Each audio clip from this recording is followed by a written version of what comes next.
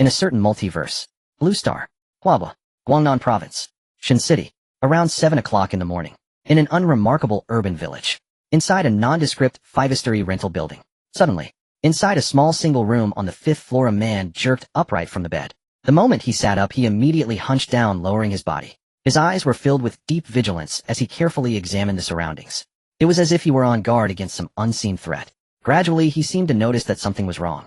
The wariness in his gaze slowly transformed into astonishment and disbelief. The light in the room was on. Qin Jin, this was the man's name. With an expression of utter incredulity, he slowly parted his lips, his eyes widening as he muttered to himself, "This place is...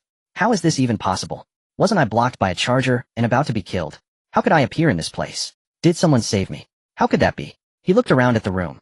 The desk and walls slightly yellowed and aged, bearing faint traces of time. Yet the environment could not be called dirty or chaotic. The light was bright, and on the desk a laptop was on its screen, already in screensaver mode. "Impossible," Qin Jin whispered hoarsely. He stared at the long-lost glow of the lamp and the powered-in computer. In the apocalypse, how many survivors could afford such luxuries, much less use such advanced appliances? Countless thoughts flashed through Qin Jin's mind in an instant, yet he could not arrive at any answer. After 5 seconds, as a veteran who had survived in the apocalypse for many years, he knew that in an unfamiliar environment the first priority was to determine whether the surroundings were safe. Otherwise, remaining oblivious in the midst of danger would be farcical. He rose lightly, trying his best not to make a sound. As he took in the increasingly familiar scene before him, the room overlapped bit by bit with a setting he had recalled countless times in his mind. The astonishment in his eyes grew ever stronger. Could this be a dream? No, that's impossible. I'm completely clear-headed right now. And my body? Where did all my injuries go? Qin Jin had already confirmed that the door was tightly closed, and there seemed to be nothing in the room that could harm him. He edged toward the window, pressing his back carefully against the wall. At the window, he used the corner of his eye to survey the situation outside. Downstairs at a breakfast stall selling rice noodle rolls, several small tables were crowded with people eating freshly steamed, piping hot food. Beside them, men and women on electric bicycles hurried past. Behind them, a woman was holding a child by the hand. Judging from the child's school uniform, she was clearly sending the kid to school. Hiding behind the wall by the window, Qin Jin's body had begun to tremble slightly. His mind felt as though a bomb had been stuffed into it, and then ignited. What on earth was happening? These survivors. How could they move about outside so relaxed and carefree? After nearly 30 seconds of numbness, Qin Jin finally seemed to recall something. It was like a man lost in the desert for many days on the verge of dying of thirst, suddenly seeing a green oasis before him with a clear lake at its heart. He feared it might be a mirage. Clinging to an infinitesimal hope, he moved his body over to the computer on the desk. With slightly rusty motions, he touched the center of the laptop's touchpad. The screensaver vanished. He looked to the tiny date in the lower right corner. 202-0410. Qin Jin's mind was once again thrown into shock. And in that instant he swiftly grasped what this meant. He rushed straight into the bathroom, he remembered. Staring at the reflection of his much younger self in the mirror, he finally confirmed it. He had been reborn, thrown back to half a year before the apocalypse. He sat down at the computer again. It took him several more minutes to fully digest this conclusion. Reborn. I don't have to stay in that hellish apocalypse anymore. Qin Jin waved his arm in excitement. But almost immediately something else seemed to occur to him. Awkwardly, he opened the laptop. Gazing at the familiar yet strangely distant interface and icons of various programs and files, he began browsing all sorts of news on the web. A few minutes later, he slumped back into the chair again, staring up at the ceiling. I haven't crossed into another world or a parallel dimension. I've only come back to the past. In another half a year, I will almost certainly have to face the apocalypse again. Fortunately, Qin Jin's mental resilience was formidable. He quickly accepted this reality. Compared to that hellish apocalypse, simply being able to return for half a year was already an enormous windfall. Moreover, he could make preparations in advance. When the apocalypse came, he could ensure a more comfortable life for himself and his family. At that thought, his expression grew urgent. He hurriedly searched the room for his phone. This electronic device he had nearly forgotten. He finally found it at the head of the bed. After unlocking it with his fingerprint, he opened the contacts. He dialed the number saved as Dad directly. The dial tone rang 3 times before the call connected. More than 10 minutes later, the conversation finally ended. Qin Jin hung up with slightly reddened eyes. That morning, Qin father and Qin mother were having breakfast at home on the other side of Shin City, wondering why their son was calling so early and thinking he must have something urgent. After a round of family chatter, they ended the call. After chatting for a while with the parents he had not seen for many years, releasing a portion of the longing in his heart, Qin Jin returned to the desk. Clumsily using a mobile app, he quickly ordered 2 portions of braised pork knuckle rice. Then he found paper and pen. Closing his eyes, he began a storm of brainstorming. At this point in time, he had just changed jobs and left his previous position. He had not yet found new work. There was no need to request leave or resign. His time was completely his own. After a long while, Qin finally began to write on the paper. Apocalypse.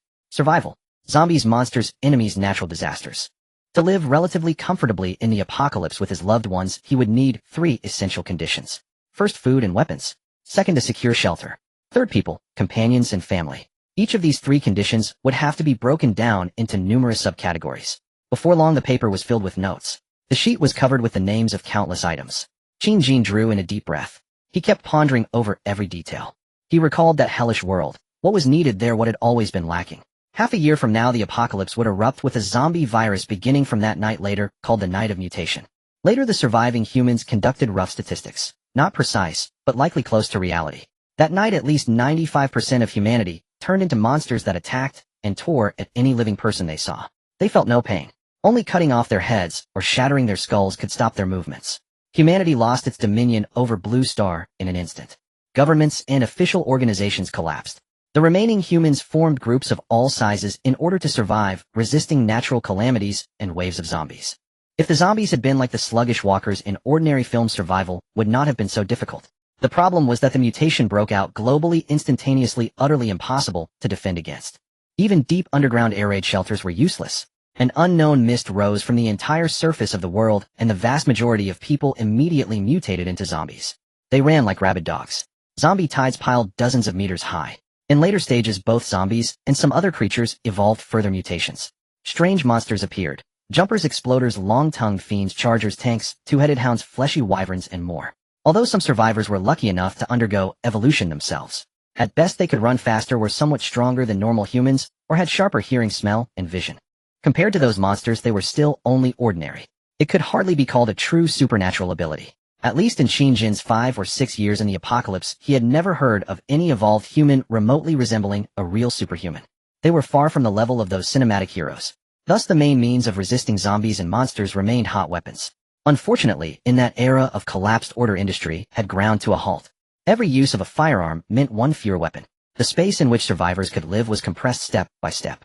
In the end, Qin's fate in the apocalypse was sealed when, during one joint scavenging mission for food, his team encountered a charger-type monster. Though they were ultimately cornered by the charger, and he was apparently killed in a corridor. And then he apparently died and somehow crossed over. By the way, Qin had not been entirely unlucky in his previous life. He was one of the rare evolved humans, 1 in 100. The part that had evolved was his legs. After years of training, he ran like the wind. By his own measurements, his fastest 100-meter time had broken 7 seconds. His stamina was also markedly better than that of ordinary people. Few could match Qin when it came to escape. It was one of the reasons he had managed to survive so long in the apocalypse. In peacetime, such results would have secured him world championships and shattered records by a wide margin. Yet in the apocalypse, it was only enough to keep him barely clinging to life. Even so, Qin counted as a relatively successful survivor. Within survivor circles, he held a modest reputation. Others often sought him out to cooperate, using his speed to secure supplies and food. Now Qin reread the contents on the sheet in front of him, and a rough framework had already formed in his mind. Half a year, neither long nor short. But it was enough time to arrange a thorough plan and strive for some ability to protect himself when the apocalypse arrived. In the end, the most important resource in the apocalypse was food. No one would willingly experience again that extreme hunger, the kind that made one want to gnaw on one's own flesh, a starvation that seeped into the very bones and soul. Since he had been reborn, hoarding food was an inevitable choice. And he would need enough strength to guard that food, that is martial force. Otherwise, however much food he stored, it would only become a backup granary for the strong. You store grain, I store guns. Your home becomes my warehouse, he mused grimly. That was not just a saying. He had witnessed countless such examples firsthand. In a world where all order had collapsed, one should never test the limits of human nature, especially not among those who had tasted real hunger. And there were a few names buried deep in his heart. If he ever had the chance, he would make sure those people paid the price. He took the 2 portions of braised pork knuckle rice that had just been delivered to his door. Though it was still early in the morning, this classic takeout dish of a harmonious society was always readily available from countless vendors. The long-lost aroma drifted up, the hot, fluffy rice, the rich, yet not overly greasy pork knuckle, the bright green stalks of vegetables. This simple boxed meal, often joked about as something working people were forever eating, had been Qin's unattainable dream for many years. Almost reverently, he ate the 2 entire portions, bite by bite. He did not waste a single grain of rice. Even the vegetable juices and oil were licked clean, to an extent that would have made the vendor blush, before he reluctantly set the containers aside. Qin rubbed his rounded stomach. He let out a satisfied burp. A scene he had fantasized about countless times in his previous life had finally become in his boredom back. Then he had lost count of how many times he imagined returning to the pre-apocalypse era and indulgently eating 2 greasy portions of braised pork knuckle rice. Only those who have truly starved understand that at the height of hunger, most people do not crave exotic delicacies. They simply need the most ordinary, everyday food. Most of the time in the apocalypse was emptiness and tedium. The most economical way to survive was to keep the body still and maintain only the bare minimum of thought. No one wished to waste the scant energy converted from their meager food. Shinjin had more than once recalled some absurd scenes he had read in stories, also about apocalypse survivors reborn. Some of them threw piping hot takeout straight into the trash or deliberately ruined bowls of food pouring out one after another. Calling themselves seasoned veterans of the apocalypse and yet behaving like that. If they shared the same timeline, Shinjin would want to beat such people until they literally lost control. Unfortunately, his rebirth seemed to come with no cheat-like blessings. After repeatedly checking, he confirmed that his body had not awakened any extraordinary powers. No infinite storage space, no mystic rings of holding, nothing of the sort. It would have made things much more manageable. He pushed this small regret into a corner of his heart.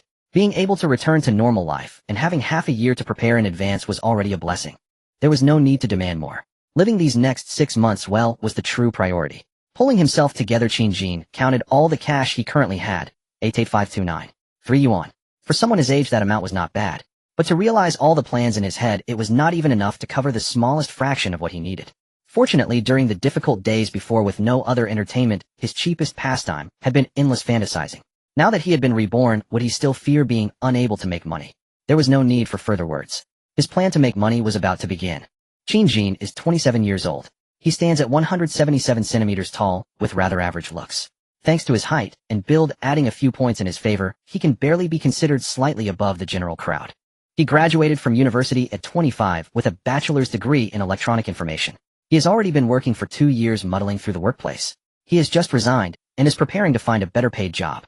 The reason he graduated at that age is that after the college entrance examination, he served in the army for 2 years and only went to university after being discharged. In those 2 years, he managed to save nearly 100,000 yuan, an achievement that was outstanding among his peers. Yet that achievement only stands out when compared with ordinary people. There is no way to compete with true second-generation heirs. Shinjin is content with what he has. He originally thought his life would continue to move forward steadily, and that he would someday meet someone he liked, marry, and have children.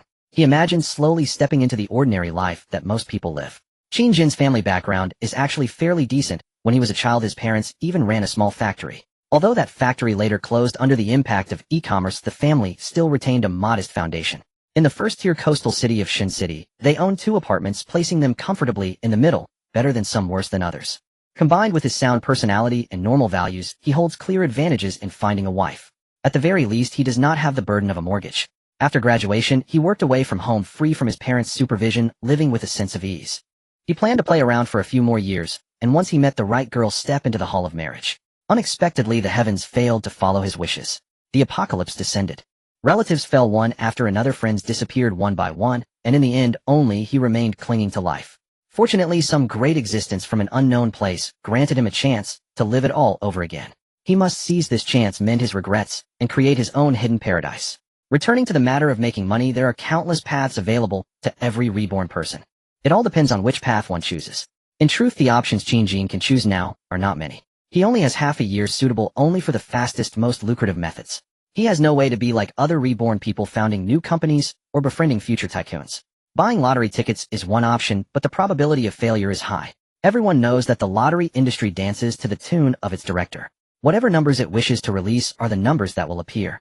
Even if you remember the winning numbers for a certain drawing and buy countless bets, once the big data system notices that so many people have picked that number, and the prize pool would be emptied. It would be like putting the director's life on the line, and the system would quickly avoid that outcome. Therefore, Shinjin has never tried to memorize specific draws. It is useless. As a reborn person, his most direct advantage is knowing about certain major events and their approximate dates. For example, Shinjin knows that at the end of April this year, 2 countries in the Middle East will go to war. As an office worker with a decent memory, he clearly recalls how during a moment of slacking off he saw news in the last week of April shocking countless people. That day the stock market plunged wildly. The Myanmar market paid the price, and the great domestic market declared that it would shoulder responsibility for the incident. Naturally, Shinjin does not intend to invest in stocks at that moment. The time horizon is too long. Although he still remembers several stocks that will soar later driven by future events, he currently has an even better choice: the futures market. Crude oil contracts have been consolidating between $35 and $45 for quite a long period. Driven by the war, and perhaps with the shadow of a certain beautiful country behind it, the price surged from that range to 70 or 80 in less than half a month. It may not look like much, not even a full doubling, but one must remember that the futures market is built on high leverage. Back then, Qin could only lament how exhilarating it would have been if he had thrown all his assets into leveraged long positions. Now the opportunity lies right before him. What he lacks is capital. The larger his principal, the larger a piece of meat he can carve out of this wave. He quickly downloads all the loan apps he remembers from his previous life. He keeps searching online for any he might have missed, and only stops after installing nearly 30 apps on his phone. Benefiting from this era of prosperity, the economy is still relatively robust. The beautiful country is printing new money in abundance, flooding everything like a golden tide, and the hot money is constantly seeking outlets. Qin does not care whether the interest rates of each app are perfectly reasonable, as long as the company is not a scam and the disbursement time does not exceed 3 days he submits the application. The incident will erupt at the end of April. It is already mid-April with less than half a month left to raise funds, so he must move quickly. He works at it until 3 o'clock in the afternoon. Only then does he finish handling all the loan apps. Aside from 10 whose funds will be released over the next 3 days, nearly 20 have already paid out today. His account balance has swelled to $1.3 million. A few banks and 2 major mobile payment companies are still in negotiations. Given Qin's bachelor's degree and the normal monthly income reflected in his previous statements, securing loans of $10,000 to $30,000 from each institution is no issue. If he had houses or cars to pledge as collateral, the amount could be even higher. Although the family owns 2 apartments, directly telling his parents he plans to sell one to invest is simply impossible. Even though Qin has always been a clever and obedient child, his parents are not open-minded to that extent. He intends to try his best regardless. Without overthinking, he dials his father's number again. He directly explains that he plans to start a business intending to build a factory that will integrate the planting, breeding, and processing of agricultural products. After clarifying the situation, his father asks him to come home the next day. The following day, Qin returns home and carefully lays out his plans. Strictly speaking, he is not deceiving his parents. He genuinely intends to build this factory and later transform it into a refuge when the apocalypse arrives. Communication proves far less difficult than he had imagined. Father Qin Guosheng asks a series of questions, offers some admonitions, and then hands one apartment's property certificate to Qin. He says, Jin, you're not young anymore. It is a good thing to have ideas and want to do something. I won't stop you, but there is one condition in the early stage of the factory. I must help you watch over it. I've run a factory myself and can be of some help. Qin could not ask for more. When the apocalypse comes, having his loved ones together is best, and it saves him the trouble of finding excuses later to gather everyone. Mother Qin Zhongli adds, your father and I will keep an eye on things. Whenever you have questions, you must discuss them with us. Go ahead and try boldly. If you lose money, you can always go back to working, and we still have another apartment. You don't need to worry about not being able to marry. Qin is left speechless. It is even easier than he imagined to obtain the title deed to one family apartment, the one that has borne his name since childhood. That very day, he heads straight to a nearby bank. At this point, putting the property on the market for sale is already too late. By the time a buyer takes interest, the agents show the apartment, and all the procedures are completed, the opportunity will have long grown cold. Only directly mortgaging the property will be fast enough. This is the quickest approach. Qin's apartment is located in a mid-range district of Shen City, and the price matches that level, roughly 60 to 70,000 per square meter. At 100 square meters, its market value is around 6 to 7 million. The bank uses the current highest ratio of 80% for financing. He can obtain 5.6 million with the disbursement scheduled for 2 days later. Back at his rented place, Qin lies down on his bed. He closes his eyes and thinks through what he might have missed along with the details of the future's investment. By nature, he must ensure that this wave allows him to secure a solid amount of initial capital. Otherwise, he will be even more passive later. Only by taking the first step ahead can he stay ahead at every step thereafter. 2 more days pass. Everything remains calm. Nothing special happens. Aside from occasional incoming payment alerts, Qin continues refining his list of supplies, the design drawings for the factory refuge, and other plans for future development. A fairly complete framework has already formed in his mind. All that remains is for him to realize it step by step. His phone chimes. Qin picks it up. He stares at the incoming record of 560000 and knows that the harvest of his recent efforts has finally arrived. His original savings of nearly 90,000 plus 1.67 million from small loan apps, 1.7 million in regular bank loans, 50,000 from 2 payment companies, consumer credit, and 5.6 million from the mortgage together form a colossal total of 9.56 million. He is just a step away from becoming a multimillionaire. He jokes to himself. This amount is essentially all the money he can gather without venturing into the shadowy world of high-interest black market loans. He cannot bring himself to borrow further from relatives and friends, and finds it troublesome. It would also hinder the unfolding of certain plans later. Time has already reached April 20th. If history does not change, that major event will occur in about a week. This interval is just enough for him to open his futures account, set up large amount channels, and finalize leverage and margin ratios. There is plenty to do. Next, with the funds in place, Qin goes straight to his securities opening platform, seeks out a professional manager, and secures the maximum leverage of 20 times. Each type of futures product has different margin requirements and leverage ratios. Commodity futures generally offer 6 to 12 times leverage. Government bonds can reach 50 times, and crude oil futures can reach 20 times, which is a margin rate of 5%. Once the account is open, he directly deposits $9.5 million. The platform automatically converts between domestic currency and the beautiful country's currency according to the real-time exchange rate. He gradually builds a position using $9 million. Recently, crude oil has been oscillating between 38 and 40 without significant fluctuations. He reserves 50,000 as emergency funds. The highest leverage of 20 times is not to be used recklessly. The risk is too great, as a 5% drop would instantly liquidate his position. Therefore, before the major event occurs, Qin plans to hold the position at 5 times leverage. In the scale of global markets, 9 million in domestic currency is like a drop of water. It is hardly enough to stir even a ripple.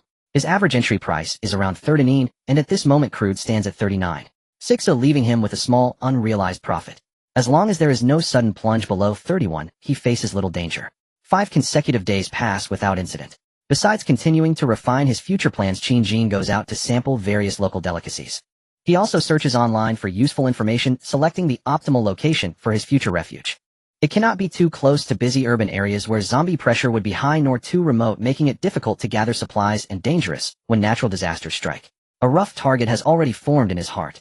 He joins a post-apocalypse chat group composed of enthusiasts in doomsday survival, where they discuss how they would respond and how they could live better than others if the end truly came. Reading their conversations, Qin cannot help but exclaim inwardly that they are professionals, filling in every detail he had overlooked. The veterans in the group find that the newcomer, using the screen name Qin, often asks questions that strike directly at the core. It is as if he has truly experienced the apocalypse. All his questions closely adhere to the central themes, and their discussions frequently grow heated. On April 26th, Qin spends an entire day staring at news pages from various sources. At this point, crude has risen to 41, already 2 units above his cost. The price continues its firm gradual climb. The timing is almost ripe. He directly increases his leverage to 10 times without pushing it to 20. After all, he did not participate back then. Many years have passed, and he remembers only rough price ranges. He is not certain whether there were extreme fluctuations at key points. If prices were to suddenly plunge below his cost, it would be troublesome. Being able to earn what lies within his realm of understanding is enough to complete his plan. As evening approaches, events unfold just as expected. Before any news appears, crude has already soared to 45. Moments later, an explosive headline erupts across major media. 2 Middle Eastern oil nations have gone to war. One stone stirs up 1,000 waves. Office workers who have not yet gone home run about spreading the news. Chat groups everywhere erupt into discussion, though they each earn only a few thousand a month. Office workers still pride themselves on knowing astronomy above and geography below, conversant with ancient and modern times, and supposedly grasping global affairs. Stock investors, having just taken a breath after the market's post-close slump, think they can finally lick their wounds in silence and grow back like patient blades of grass. They do not expect another deepwater bomb to detonate. Many foresee another sleepless night, convinced that tomorrow the domestic market will pay the bill. By nightfall, crude has soared to 58, nearing the previous year's high. Only then does Qin fully exhale. Although the succession of digits in his account fills him with fierce excitement, he resists the urge to sell immediately. He knows that the price has not yet reached the stage peak. There is still room to rise, so he continues to hold. Over the next 2 days, crude experiences occasional minor corrections, but remains in a long-term uptrend. Soon it breaks through the 65 mark, and hesitating yet firm edges towards 70. At last, on April 29th, it stands atop the 70 level. Having stared at the screen at high intensity for days, Qin decisively begins to liquidate his position. He gradually sells off, unloading all his contracts in the range of 70 to 72. After transaction fees are deducted, the final figure in his account reaches an unprecedented 89.23 million, ignoring the trivial change. His starting capital is in hand. The final 2 days of April, Qin hired professionals outright to handle all formalities for establishing his company. Once wealth was secured, everything became markedly simpler. Specialized teams existed precisely for such services.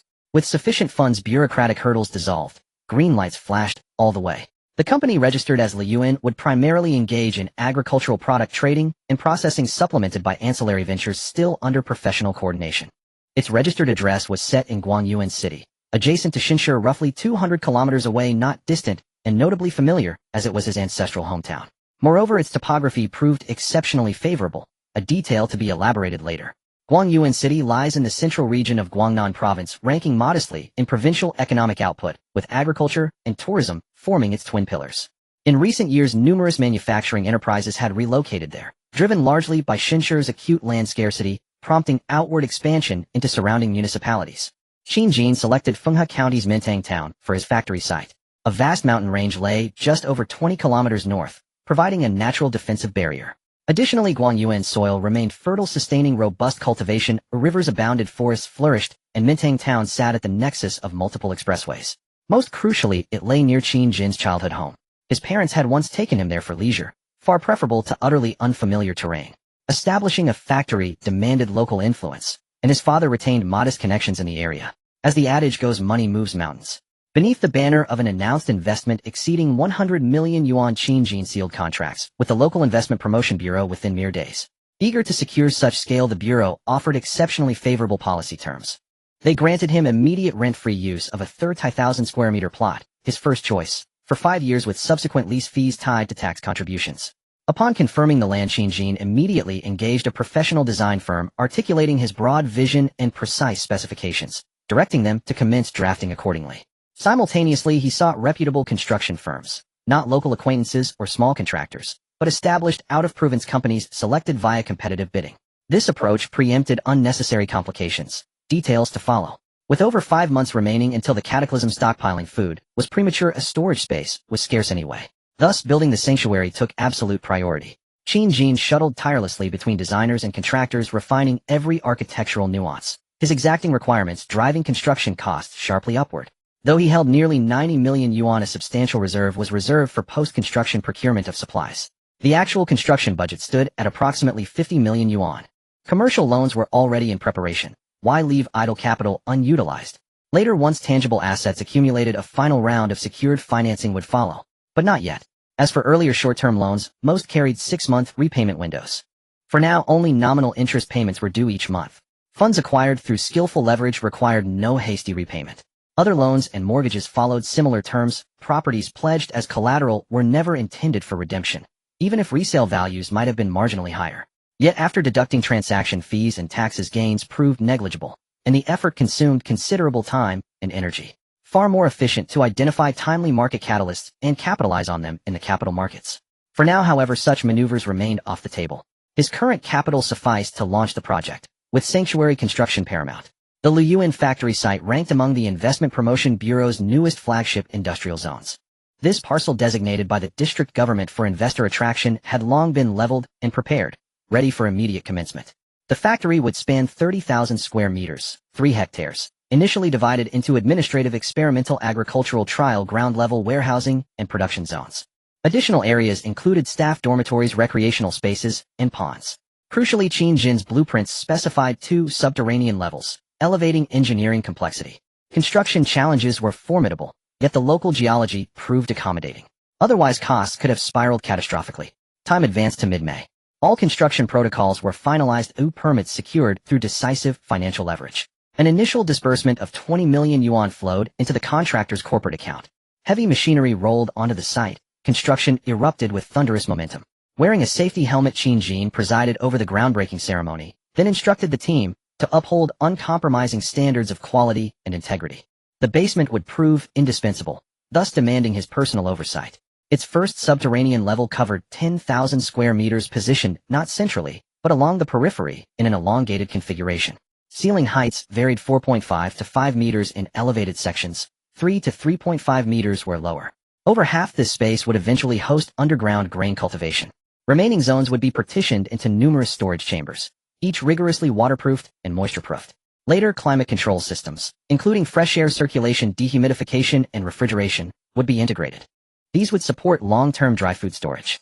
To clarify, under ambient conditions, ordinary rice remains viable for 1 to 3 years, its shelf life heavily dependent on regional temperature and humidity. without magical artifacts like spatial rings accumulating ever larger grain stocks offered diminishing returns. Remember, the apocalypse brings water and power shortages, so do not dream of constructing a 100,000 cubic meter cold storage facility unless you intend to build your own power station. Hence paddy rice, unhulled and specially dehydrated, would become the primary acquisition. Under moderate climatic conditions, such rice can remain viable for over a decade. A typical adult consumes roughly half a kilogram of raw rice daily, approximately 1 kilogram of cooked rice, translating to roughly 100 kilograms annually, up to 150 or 200 kilograms for larger appetites. Thus, 10 people consume approximately 1 ton of rice yearly, excluding side dishes. The first basement level served dual purposes: cultivation and strategic storage.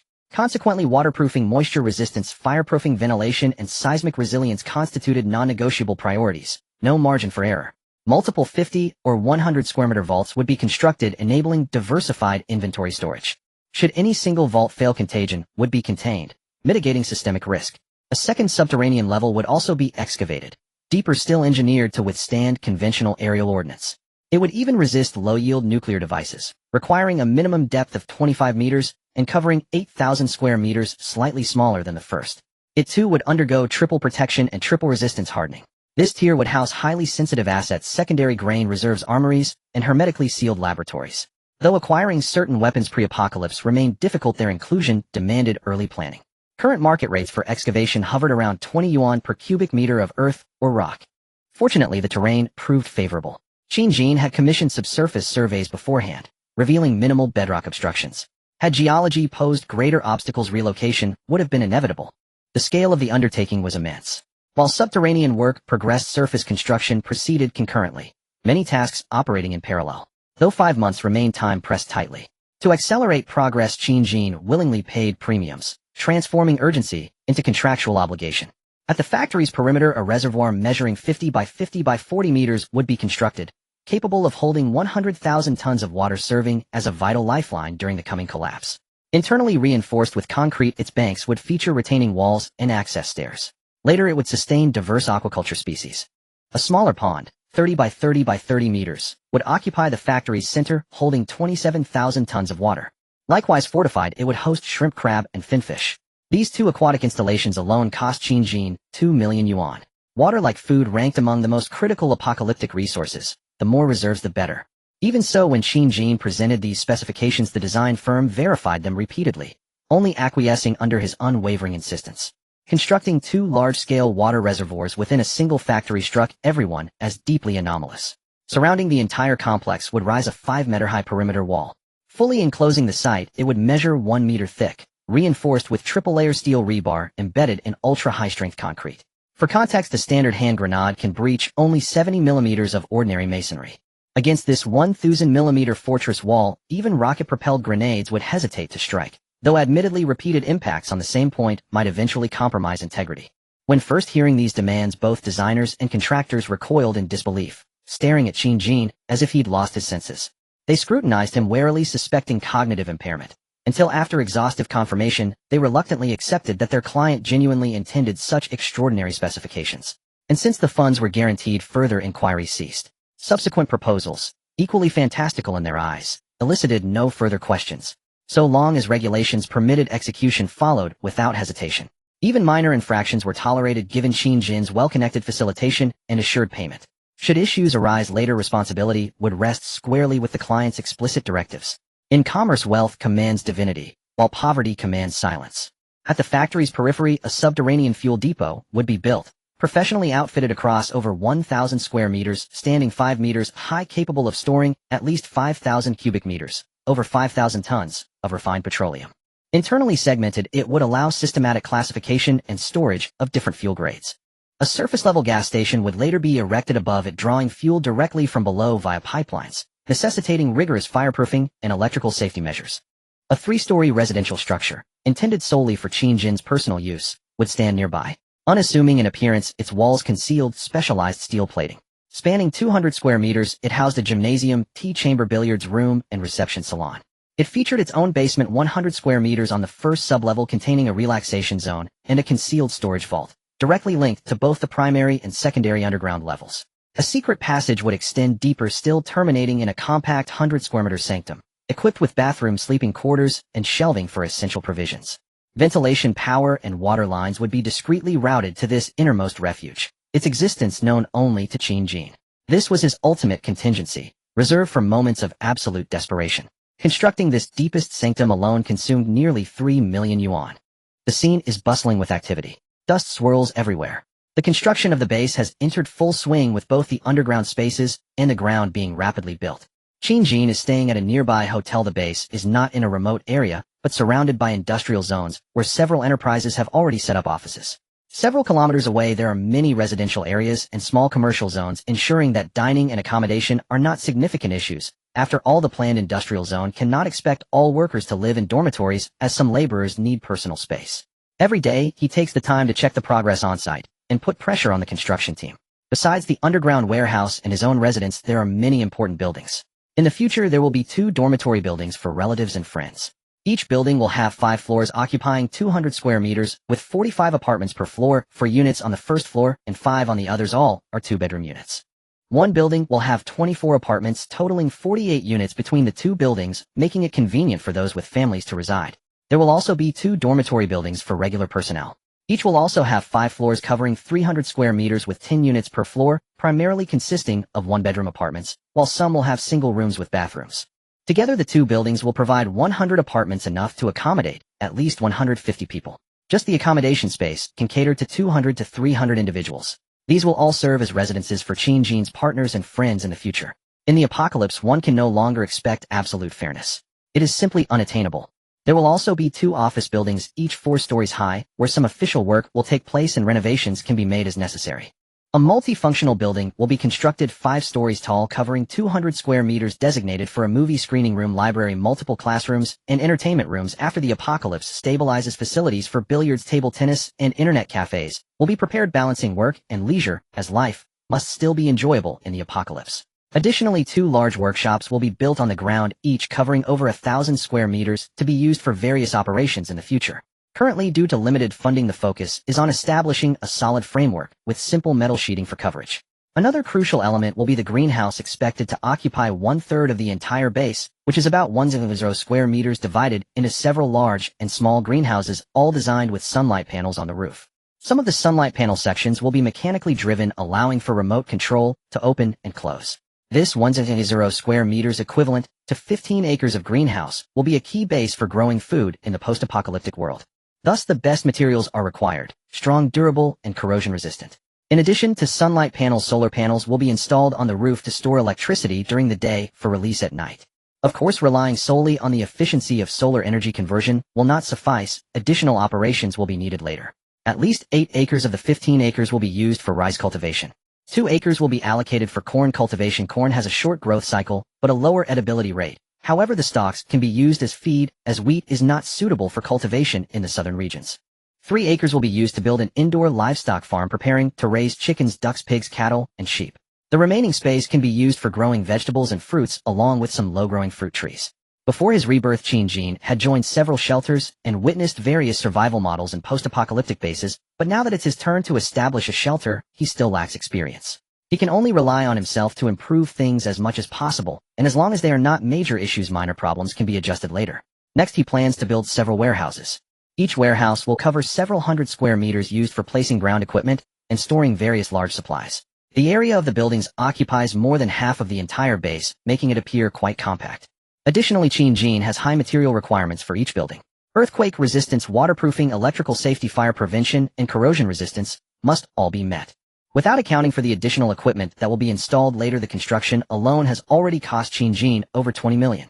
After just 1 month of work, he had to add another 10 million in funds before the construction team could continue. Otherwise, there were concerns that this unusual boss might run away without settling the bill. Time has now reached late June. Construction has been ongoing for nearly 2 months. The 2-story underground basement has been preliminarily completed. Except for the electrical and water connections, everything else is basically finished. The water has been specially reserved to connect with 2 external reservoirs, allowing direct access to pond water by simply turning on the switch. Qin Jin, accompanied by a professional testing company he hired, is conducting quality inspections on the basement. Nearby, the head of the construction team, Zhang Xinlin, smiled wryly and said, "Mr. Qin, you've been supervising every day since the start of construction. How could my people dare to slack off?" "There's definitely no problem," Qin Jin replied nonchalantly. "I trust your team, Director Zhang." I'm just here to conduct some checks. If there are issues, we'll fix them. If not, it's good for everyone, as I'm the one paying for the inspection. Zhang Xianlin smiled, but said nothing further. He had never seen a client like Qin Jin before whose odd design demands were not to mention, he almost supervised the entire construction process. His workers could hardly cut corners under such scrutiny. Thus they truly did not skimp on the work. The inspection results came back. The underground structure and strength of the 2 floors showed no significant issues. Only some minor flaws need to be repaired which Director Zhang can arrange. Most of the buildings on the ground have also completed their frameworks and concrete pouring continues with internal renovations allowing for simple office use or habitation. It is estimated that 2 more months will be needed to complete the construction. That means he has 2 months left to prepare. There is still ample time. In the 2 months before preparing the supplies, he cannot be idle. He has already identified a professional manager named Wang Yang, a middle-aged man with years of management experience. Just over 40 years old and in a career gap after his interview, he has essentially joined the Green Source Food Factory and is starting to arrange for the hiring of security personnel, planting experts, and electricians. Qin Jin emphasized that the people he hires must have good character and temperament. It's best if they have families and age can be a bit flexible. He then hurriedly contacted various equipment companies to customize the equipment that will be crucial for the base. And during the construction of the basement, various interface locations were reserved, and now is the time for the installation of professional ventilation, refrigeration, insulation, moisture control, and fire prevention equipment. He had people install a state-of-the-art indoor environment system for both floors of the basement. Simpler systems have been implemented in the other ground buildings. This will alleviate concerns during high temperatures or cold weather. Next, the power system of the base is very important. He is looking for a power equipment company. He wants them to design a complete self-circulating power energy system. Each building's roof will be fitted with corrosion-resistant retractable state-of-the-art solar panels. Space has also been specially allocated in the base for commercial power generation equipment, procuring thousands of batteries and storage devices that can store 8.0 kilowatt-hours. Generally, non-high energy consuming factories consume between 1.0 to 2 to 3 kilowatts of electricity per day. If used normally, the electricity stored at the Green Source base could last over a month and with careful use even longer. The base will eventually be filled with surveillance cameras, and such equipment will certainly work long-term. Along with some electrical appliances all day lighting the basement's ventilation and insulation systems, and the ground greenhouse ventilation systems, etc. Some devices can run all day, while others can operate intermittently, estimating that the base will consume between 400,700 kilowatt-hours daily. The actual situation will only be known during the apocalypse. For now, it can only be imagined, and it won't be accurate. Solar power generation and photovoltaic energy conversion are efficient methods of light-electricity conversion, but they only work when there is sunlight. The main power source for the base will depend on this. Hydropower is not an option, and wind power is unsuitable as the southern conditions do not meet the requirements. Additionally, the cost of wind power equipment is high, so it is better to purchase more batteries and solar panels. With 8 hours of sunlight per day, 1 kW, 8 equals 8 kilowatt-hours. After passing through batteries and inverter circuits, efficiency is only 80. This means that a day can generate 4 kilowatt-hours.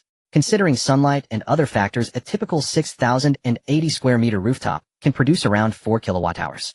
All rooftops at the base will be equipped with solar panels aiming to cover an area of over 1.0 square meters.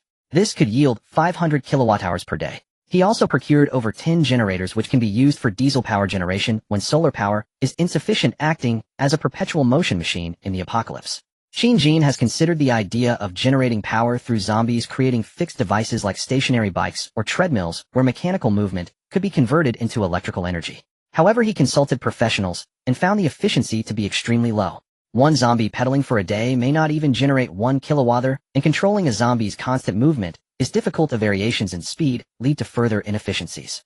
If hypothetically one zombie could generate 1 kilowatt per day, achieving 1,000 kilowatt-hours would require over 1,000 zombies to operate continuously. Placing 20 of these power-generating bikes in a 100 square meter room would require more than 50 such rooms and several buildings needing many people to manage. Moreover, zombies have the potential for mutation and evolution, which could easily lead to disasters. This idea is not feasible at the moment. It may be considered once the base has developed and expanded. Once the base is on the right track, daily electricity consumption may reach tens of thousands of kilowatt-hours. This method can only serve as a backup supplementary plan. Regarding security at the base, Qin Jin plans to install surveillance cameras inside and outside each building. The surrounding walls are essential with cameras set up at intervals. Positions have been reserved at the 4 corners of the walls for building watchtowers after the apocalypse. Constructing them during peaceful times would be too conspicuous and unreasonable. Before the night of mutations arrives, society remains harmonious and many things still need to adhere to rules. Directly building watchtowers over 10 meters tall and surrounding walls.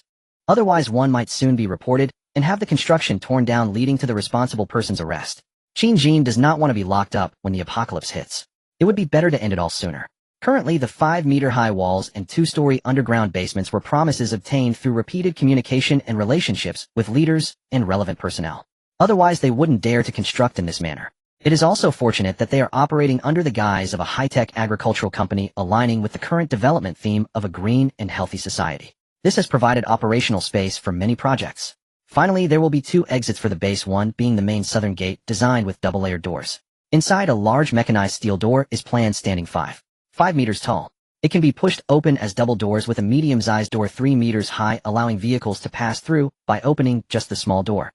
For transporting large equipment, the big door can be opened, and it can be manually operated or activated with hydraulic pumps, ensuring that no human or monster can prevent it from opening. There will also be a hollow iron gate outside, providing an additional layer of defense after opening the internal gate. In front of the gates, there will be a collision prevention device that, when activated, raises a steel barrier, making it necessary for even a fully loaded dump truck to stop and bow its head. There will also be a small exit to the north, similarly consisting of 3 layers of doors, only 5 meters high, equipped with hydraulic pump-controlled high-strength steel doors, flanked by 2 hollow stainless steel doors. While the base may not be an impregnable fortress, it is quite robust. However, due to financial constraints, space, and management factors, it can only be initially constructed this way. In the apocalypse, having more people is not necessarily better. Food consumption must also be considered, and one must never test human nature. End of chapter. Time flies. Since Qin Jin began his bold venture into factory establishment, the news of his wealth could no longer be concealed. Qin's parents have already mentioned it to some relatives, and they all know he has somehow earned his first pot of gold. Now he is expanding his business and becoming a boss. It is hard to say if there is jealousy. Since childhood, Qin Jin was regarded as a relatively well-behaved child among relatives and friends, attending university, serving in the army for 2 years, and then working for a few years, always adhering to the norm. It is not entirely incomprehensible that he has suddenly risen to fame. Such occurrences occasionally surface in social circles, but now it is Qin Jin in the spotlight. In this age of information explosion, opportunities may be hidden in some corner. Encountering that pig can lead to soaring success. It is July. The foundation is largely completed with the main framework in place. What remains are some finishing touches and the installation of various equipment. Qin Jin can finally take some time to handle other matters. Wang Yang has already selected a team of security personnel for him, handpicked from a security company, passing tests and evaluations, about 8 individuals in total. There are also 2 chefs, 3 cafeteria workers, 2 electricians, and 2 accountants. Additionally, several teachers from an agricultural university will bring students for internships. These individuals will be called in once the base is ready. For now, they are on paid standby. Qin Jin can still afford their salaries for these 2 months. For other production roles, he did not ask Wang Yang to recruit anyone, leaving Wang Yang puzzled and unsure of what business this boss intends to pursue. Even if the factory is built in a peculiar manner, not a single machine has been seen. If it weren't for the consistent salary payments and his discreet inquiries revealing the boss' background to be relatively clean, he might have suspected he had joined some illegal organization. On this day, Qin Jin made a call to invite his closest childhood friend, Zhong Yu, also known as Ayu. They grew up together in a small community in Shenzhen, sharing a close bond. After graduating from high school, they each went their separate ways for education and work, seeing each other less often than before, though they occasionally kept in touch via phone or WeChat. Qin Jin knew that after university he stayed in Yinqing near Shenzhen for work, and they had met for meals a few times together. In the apocalypse before his rebirth, he had not encountered Ayu since the night of the mutations. It seems that Ayu must have either mutated or been killed by zombies early in the outbreak. In that hellish environment, it was impossible to search for a friend. He could not even find his parents, let alone anyone else. He could only recall such people during occasional memories of the past. In this rebirth, Qin Jin plans to help Ayu. At the very least, when the night of mutations arrives, he aims to ensure the safety of his family and eventually assist him. There are few people he can trust. Ayu grew up with him, sharing familiar qualities and family situations, making him a somewhat trustworthy person. That afternoon, Qin Jin personally drove to Yinqing, only about 200 kilometers and a couple of hours from the base, and met Ayu at a cafe. After some reminiscing, he learned that Ayu is currently working at a small company, earning 800 a month, leading a regular life. Qin Jin straightforwardly stated, "Ayu, come help me. I have started a factory and need people right now. They'll pay you a monthly salary of 1200 and offer bonuses at year's end, depending on the situation. You don't need to understand much. I will gradually arrange things. Just help me sincerely." Zhongyu was taken aback. He never expected his childhood friend would come to recruit him. He knew his own situation and did not feel he possessed any extraordinary talent that would attract Qin Jin. From their earlier conversation, he had a rough idea that Qin Jin had become successful and was preparing to start a company. He felt that this invitation, with a direct raise of 50, was mostly based on their relationship. Though he was both happy and moved inside, he said, Ajin, I appreciate your kindness, but I really can't help you with anything. I'm afraid of dragging down your development. Perhaps you should find someone more suitable. Even though he wanted to agree, he could not let his emotions dictate his decision and thus declined. Shinjin leaned back in his chair, took a sip of coffee, and slowly replied, I don't need you to handle everything. I just need someone I can trust. Don't worry, we've known each other for so many years, don't you understand me? If it really doesn't work out, you can stay for half a year. If you feel uncomfortable by then, you can leave. Finding another job shouldn't be hard for you. I sincerely invite you, not just because of our relationship. You possess qualities that you may not even see, and that's what I need. At that moment, Zhong Yu looked at his childhood friend, who seemed to exude an indescribable aura, his gaze sharp, a blend of authority and sincerity. Understanding that Shinjin was not joking, he chuckled bitterly and responded, since it has come to this, I won't refuse. I'll go back to the company tomorrow to handle the paperwork. From now on, I'll be relying on you. Shinjin smiled as well. He extended his palm suspended before Ayu. Ayu also smiled as he reached out his hand, and the two shook hands firmly. Having sorted out yes matter, Shinjin set his sights on his teammates from his 2 years of military service. Most joined the army due to family connections, as his father was also a veteran. Growing up with such influence, he had a certain yearning for military life, and with family support, he enlisted for 2 years. Even with just 2 years of military life, he learned a great deal. Without those experiences, perhaps his previous self would have perished in some corner. Years have passed, and he still has contact information for several of his former comrades. They also have a WeChat group where they occasionally engage in banter and casual conversation. As far as he knows. At that time, their squad had 10 members. 2 were doing relatively well, while the rest lived ordinary lives, including himself, who wouldn't say he was successful. One returned home to manage the family business, while the other started a business with some success. Thus his target is the other 7. He plainly stated his entrepreneurial endeavors, explaining that due to the research-oriented nature of his high-tech agricultural direction, he would often require special results that need protection. Thus the company needs a large security team, with a monthly salary set at 10,000.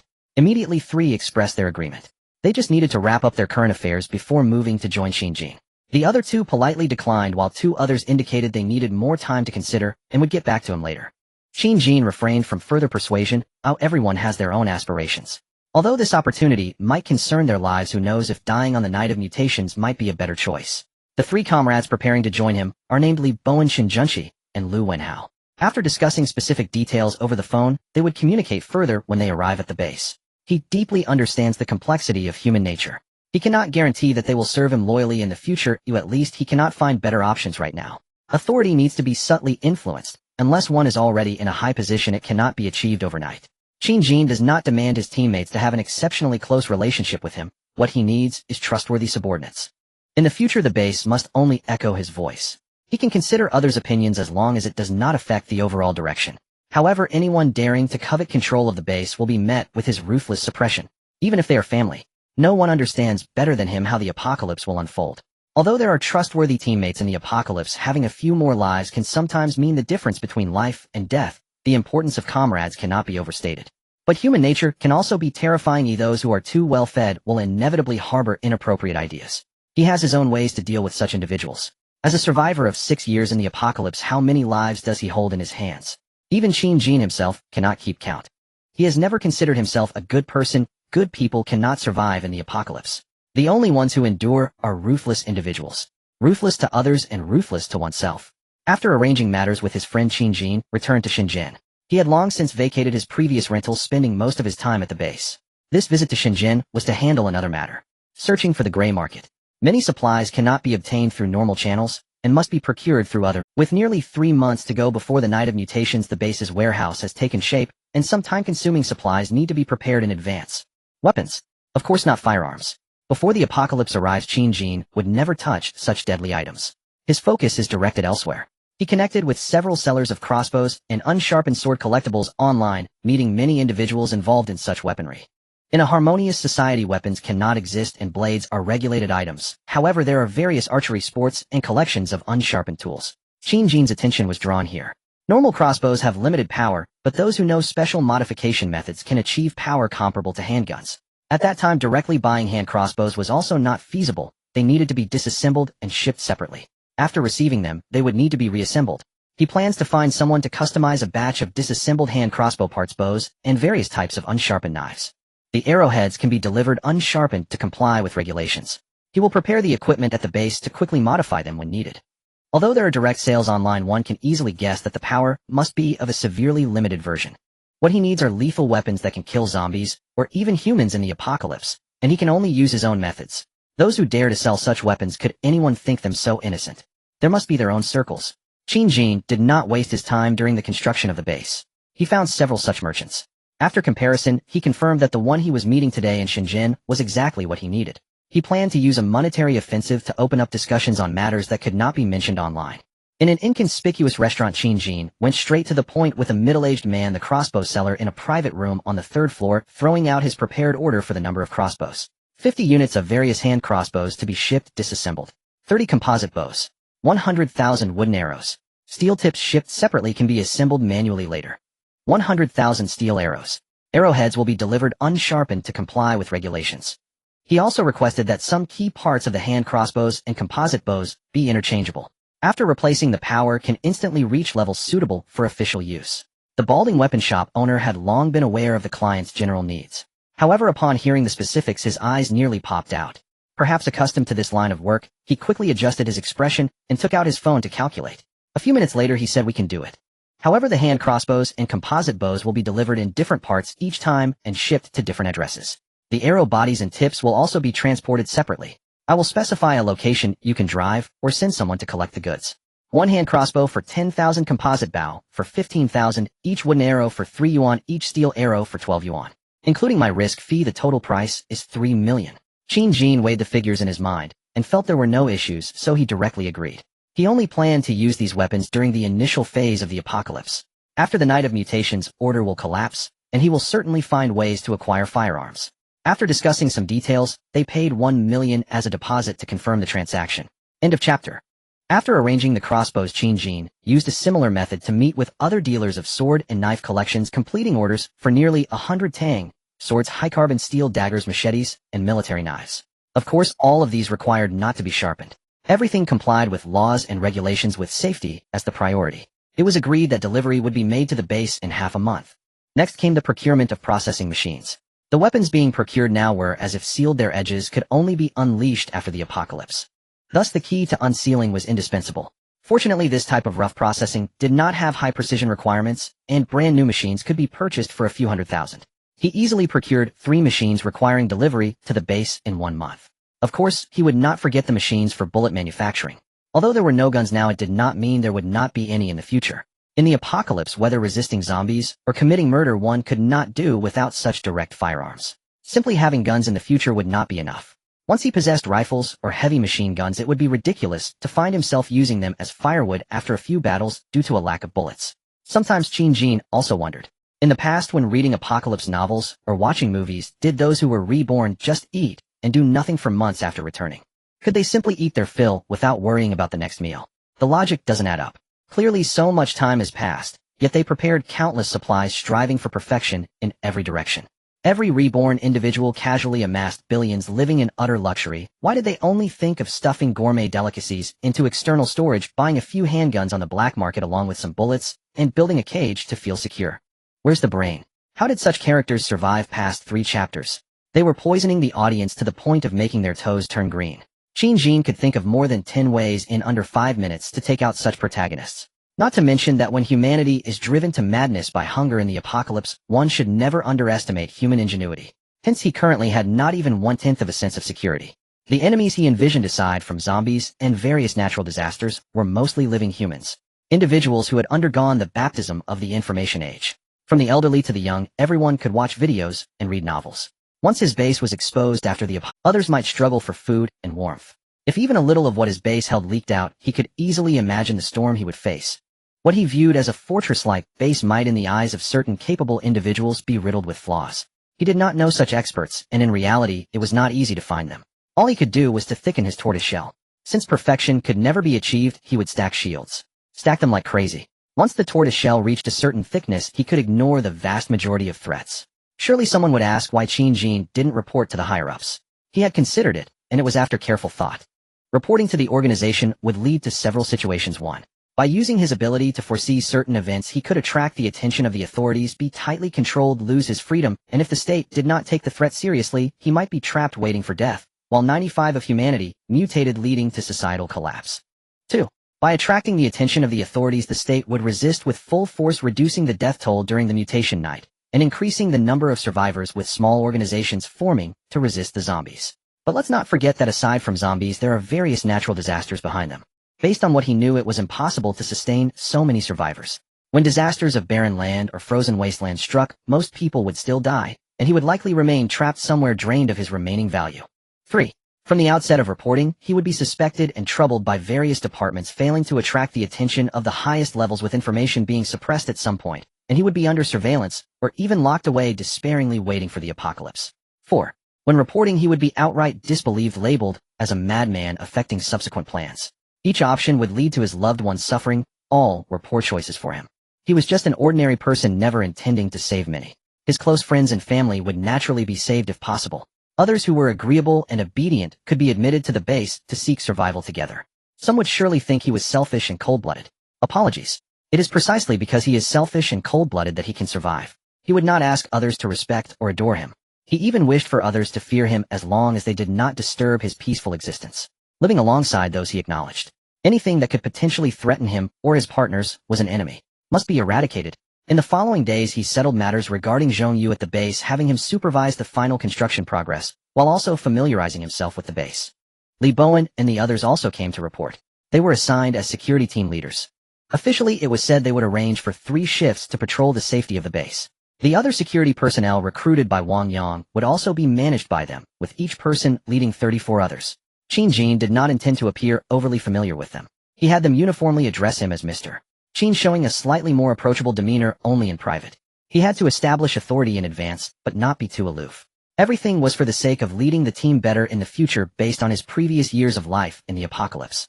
He had also joined other teams, or led others in forming small groups for survival. In the end, he was left alone for various reasons. Different paths do not conspire together. Before boarding the ship, one had to either trust his leadership or go their separate ways. He was not forcing anyone. What he wanted was a team he could fully control. After arranging his subordinates, he continued to prepare other matters. Through online channels, he spent money to find companies dealing in gray businesses documenting all the surface mineral resource points in Huagua. He pre-purchased over 10 tablets and multiple hard drives, copying all the free and paid maps available for download on Blue Star. These surface materials directly contained information about various coal mines, oil resources, iron mines, and more. Personal collection would not violate the law as long as it was not done recklessly. He gathered countless resource points within 1,000 kilometers around the Green Source base, including energy points, hospitals, various enterprises, talent pools, road information, and more. These would serve as the foundation for the base's development once it got on track. He would not touch the sensitive parts for now. Currently, he was only collecting parts that the public could understand. These were not easily known to relevant departments before the apocalypse, or else one could easily be treated as a spy. Qin Jin preferred to spend a little more money to hire professionals to handle it. He needed detailed information, and besides electronic files, physical documents had to be prepared as well. There was also information about more secretive military bases. He was not ready to touch such red lines that could get one in serious trouble. Only a few hours before the mutation night, or even during the mutation night itself, would he acquire this last hidden information. Of course, such information trading couldn't purely be online. It would normally go through countless complex processes to complete, and the author didn't understand it either. Gaining it is my fortune, losing it is my doom. Everything must be based on caution. According to the information currently collected, it would take him countless time to digest. Moreover, do not forget that he had also been in a team for 2 years, understanding a little bit of secrecy. In the future, he might try to explore those directions. Perhaps there would be surprises. Besides what was mentioned above, there were also other worthwhile pieces of information to collect. For example, which high-profile tycoons in the province had bought helicopters or private jets. They would leave traces online. After finding their companies and addresses, these could become excellent opportunities to pick up. With a casual search, it was likely due to Guang province's economic prosperity and its proximity to Shenzhen and Yangsheng that he quickly found several helicopter sightseeing and transport points within 500 kilometers around Guangyuan City. 7 wealthy individuals publicly known to own private helicopters. 3 television stations known to have helicopters. Additionally, there was a helicopter training base a few hundred kilometers away. As long as luck was on his side after the apocalypse, with helicopters remaining in their places and not being damaged, Qin Jin would have the chance to acquire them.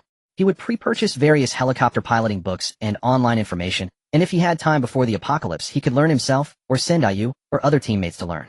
He had also dealt with tanks before, so his teammates would not be too unfamiliar with them. These pieces of information might yield astonishing rewards at special moments. A classic case of low cost and high return. As a reborn individual returning from the apocalypse, not taking action would feel like a disservice to this rebirth. He would not forget the countless times he had to charge at monsters and struggle for survival with cold iron rods in both hands, or the countless times he had to evade zombies. Even with some evolution, he was almost caught and had to run for his life. He no longer wanted to relive that. Thinking of this, Qin couldn't help but confirm his entire body once again, feeling the vibrant life energy and the inexhaustible strength within him, finding nothing unusual. He shouted various common phrases to awaken the system, but did not trigger any external help. It seemed he really only had his soul travel with some physical compensation. There was an MMP that he didn't know who to say to. Why do protagonists in novels always have various external aids? When it came to him, it was out of stock. If he had a storage treasure or spatial abilities, then the apocalypse would be a paradise for him. He would have 100 ways to live comfortably without needing to be so cautious now. By the way, he forgot to mention that Qin had also built a fully enclosed large venue equipped with air filtration devices. When the global virus mist rises on the night of mutation, hiding in this space could effectively reduce the mutation probability. Additionally, with his other plans for that night, it should ensure that most people in the base could safely get through. At the very least, most would not turn into zombies during the mutation night. Time flew by. Soon it was early August. Qin stood alone atop the newly constructed office building. This was the highest point of the entire base, allowing him to overlook the entire compound. With both hands resting on the railing, he slowly exhaled. After 4 months, the base was finally nearing completion. Buildings towered before him, with 2 layers of underground warehouses invisible to others. The surrounding walls stood over 5 meters high and 1 meter thick.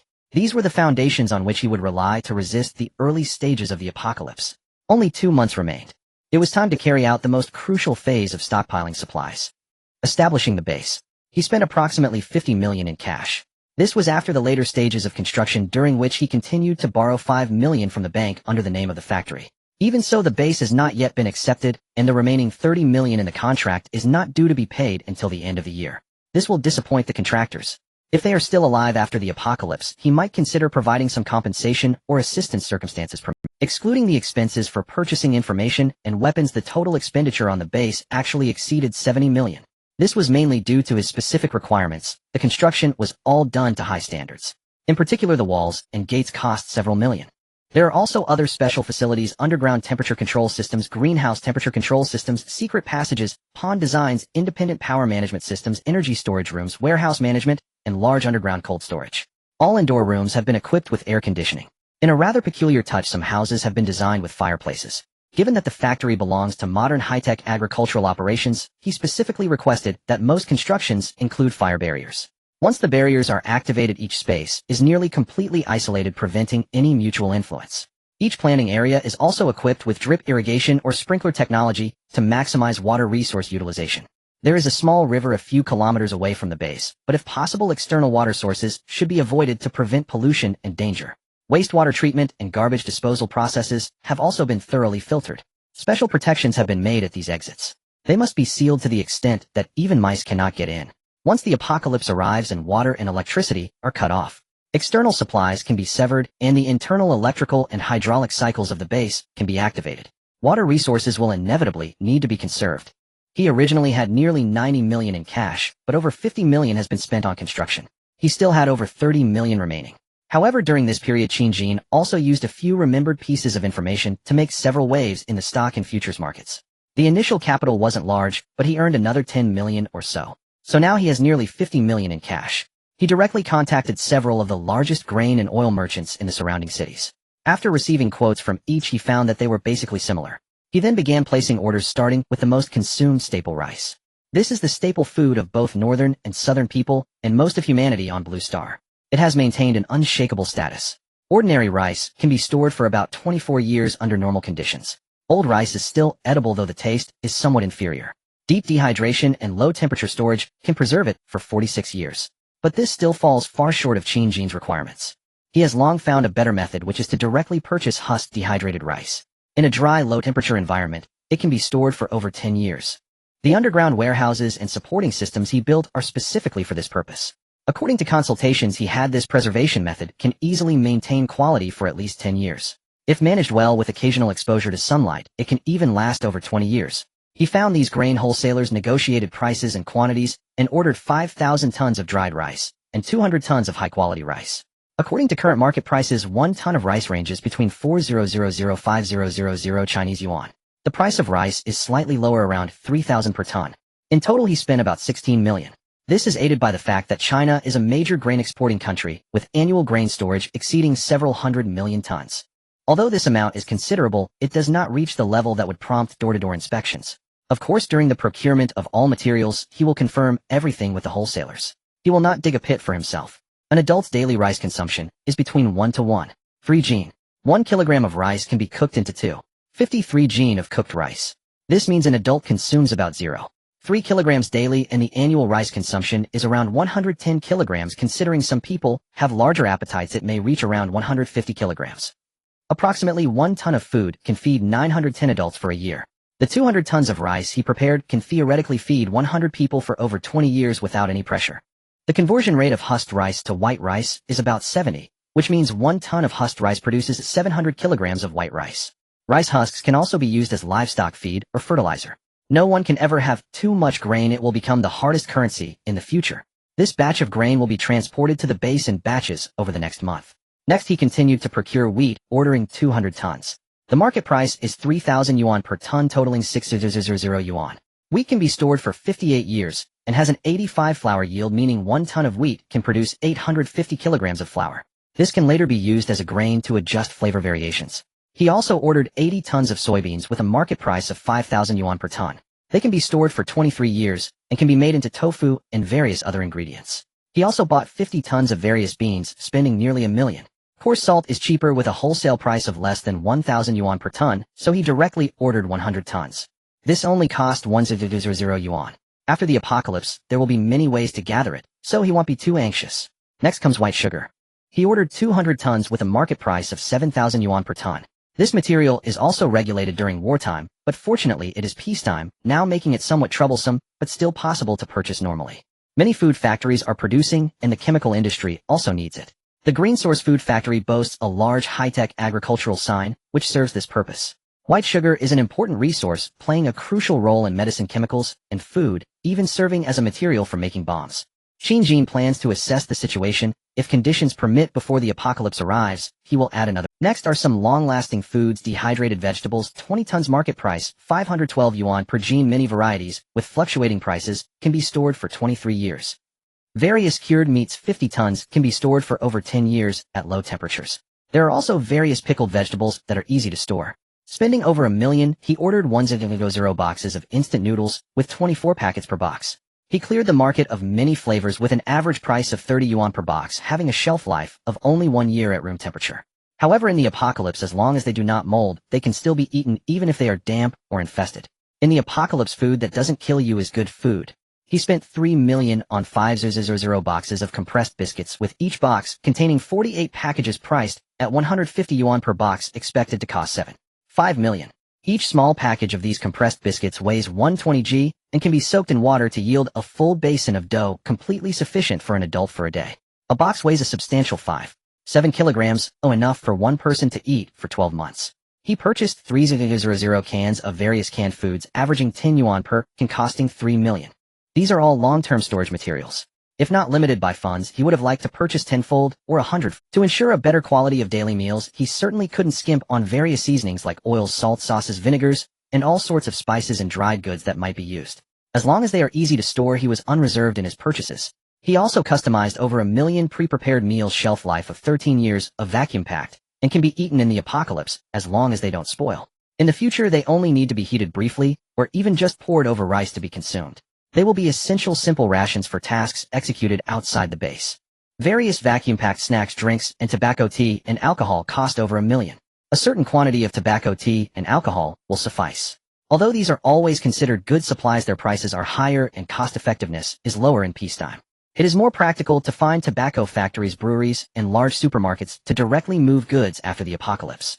Next is the drinking water aspect. The base has customized high-quality filters. He also purchased several backup filter systems. Clean drinking water is always in demand. He ordered 5,000 boxes of purified water and mineral water, along with 2,000 large barrels of drinking water. The base's warehouse has prepared 10 5,000-liter water tanks, which will be filled with clean drinking water later. There will also be no shortage of filtering devices. In total, around 2 million was spent on drinking water.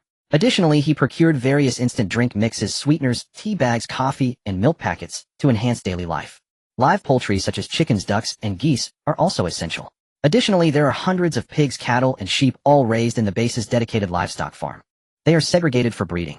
Mutated nocturnal mammals might also be affected by airborne viruses leading to mutations. Although the probability is lower than for humans, it remains uncertain how many of these animals will survive. He hopes to breed more in the future. Various plant seeds cannot be overlooked either. All commonly consumed vegetable seeds are easily available on the market, and the base will definitely grow vegetables, making these the foundation for starting. As for the other various odds and ends, he essentially gathered everything related to food that is easy to store. However, these expenditures are substantial, especially on food and drink. In total, Qin spent nearly 30 million. If the base's population remains at a low level, Qin himself will never have to worry about food and drink for his entire life. Although it can't compare to the hundreds of billions worth of resources that the protagonists in novels possess, his tens of millions of resources still provide him with a certain degree of happiness. End of chapter. He had secured provisions for sustenance. Next, he needed other essential survival supplies. Medicine. Such items always held critical importance. Qin procured a large quantity of medical supplies both online and offline. A small portion consisted of freshly dated medications, while the vast majority were cheaper near-expiry drugs. Medications were generally vacuum-sealed. A year or a few months past their expiry date was negligible compared to the bleak future of the apocalypse. This way, he could save a significant amount of money to purchase a wider variety and quantity. He contacted the pharmaceutical wholesalers he had communicated with in advance.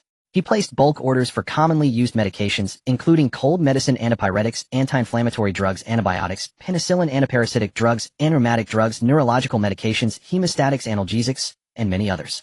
Additionally, he acquired prescription medications, targeted therapies, and chemotherapy drugs that are typically inaccessible to most people. Due to their near-expiry or expired status, they were sold off by unscrupulous sellers, and he gathered them. Of course, he also ensured to procure a range of medical supplies, such as syringes, 4 bags, surgical knives, and near-expiry medications, which originally cost 20 yuan per box, could be acquired for only 25 yuan when liquidated, a significant price difference. In total, Qin spent nearly 2 million on this. In fact, there was no need to stockpile excessively before the apocalypse. After the order had collapsed in the early stages, supplies could be found everywhere. The items he procured were merely a precaution to enhance his sense of security. The effective shelf life of Western medicine is quite short. Many are deemed unusable once expired, a measure to reduce the risks associated with medication. In peacetime, medications within their shelf life can be easily found, so there's no need to resort to expired drugs lest responsibility fall on the pharmaceutical companies or the prescribing hospitals. However, the situation was different in the post-apocalyptic world. Most expired medications retained their efficacy, often maintaining over 80% of their potency. Many drugs remained effective even 3 to 5 years past their expiry, though their effectiveness diminished. In the apocalypse, any slight efficacy was ample. As long as they weren't lethal, they would suffice. Some desperate individuals would even resort to violence to obtain them. Without the ability to halt the flow of time, he could only stockpile what he could. In the future, most of the medications scavenged would inevitably be expired, barring certain products with exceptionally long shelf lives. Unless the base developed the capability to manufacture its own medications.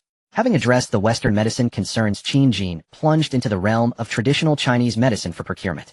Compared to the short shelf life of Western medicines, traditional Chinese medicine was far less delicate. Properly air-dried herbal materials, aside from some herbal ingredients with a shelf life of 4 to 5 years, could generally be simmered and consumed as long as they were free from mold, moisture, and pests. Other woody and mineral herbal materials had even longer shelf lives. With proper storage conditions, they could last over 10 years without issue. Qin directly ordered bulk quantities of various common and less common herbal materials, such as ephedra, cinnamon twig, perilla leaf, schizonepida, windbreaker, angelica, dahurica, ginger, magnolia flower, cocklebur, mint, cicada, sloe, burdock seed, chrysanthemum, mulberry leaf, kudzu root, bupleurum, and many others. These encompassed the vast majority of ailments. All were required to be vacuum sealed upon delivery. Naturally, various compendiums of traditional medicine were also essential.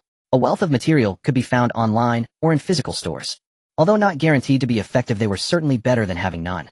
The base would inevitably need to integrate talents from both Western and traditional Chinese medicine. As for how to proceed, he already had a plan in mind. With the procurement of medicines completed, he would move on to various supplies to enhance the base's safety. Previously, Qin had commissioned hand crossbows and compound bow accessories, as well as various unsharpened knives and swords. Now he needed to continue procuring items like riot shield, steel forks, specially made lightweight steel plates, and wire gloves. In the future, there would undoubtedly be times when he needed to leave the base to search for supplies. When facing the ever-present threat of zombies, reliable protection was a must. Zombies primarily attack humans by biting, spreading bodily fluids. As long as there are no open wounds on the body, wearing proper protective gear to shield against a zombie's mouth would be relatively safe. But if luck ran out and there were exposed wounds, Even without direct contact with zombie bodily fluids, merely brushing against zombie skin or nails could pose a risk of infection and mutation. The virus concentration on a zombie's skin is not low. Moreover, most have struggled before death, leaving residual blood from themselves or others. Each zombie is a virus conglomerate possessing an astonishing concentration of the virus within their bodies. Unlike zombie survivors who have lived through mutation and fog invasion carry only trace amounts of the virus. But the concentration is incomparable. Once in contact with the terrifying concentration of the virus on a zombie's body, infection is likely. Thus it is best to avoid direct contact with zombies. Qin Jin firmly remembered the iron rule in the apocalypse: keep your distance from the dead, for everyone who dies will eventually mutate into a zombie, whether quickly or slowly. All humans carry trace amounts of the virus. Once the immune system fails after death, the virus proliferates wildly, ultimately leading to mutation. Therefore, it is crucial to dispose of the deceased immediately. The simplest method is to destroy their brains or spinal cord, rendering them immobile. If one hesitates, they will simply be taken away. In the early stages of the apocalypse, before zombies have evolved into mutated types, employing riot shields combined with knives or bayonets can effectively deal with small groups of zombies. Wire gloves can offer a certain level of protection while not overly hindering weapon use. As long as the hands are well protected, even if bitten, there is a good chance of avoiding infection as long as there is no contact with bodily fluids. What if faced with a horde of zombies? There would be no other choice. He would have to flee for his life. If he could hide in a safe place with firearms, he could continue to fight, otherwise he must keep escaping.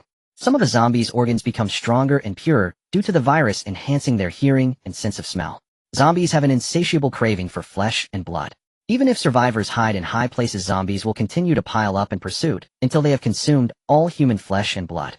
Qin Jin had heard some speculations in a powerful base he joined in his past life.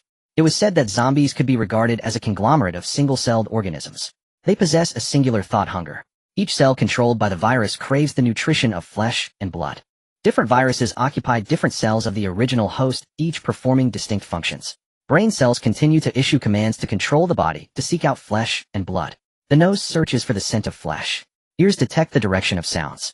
Hands, feet, and mouths tear apart prey. Only the eyes seem to have deteriorated into severe cataracts, capable of seeing only nearby objects and detecting light.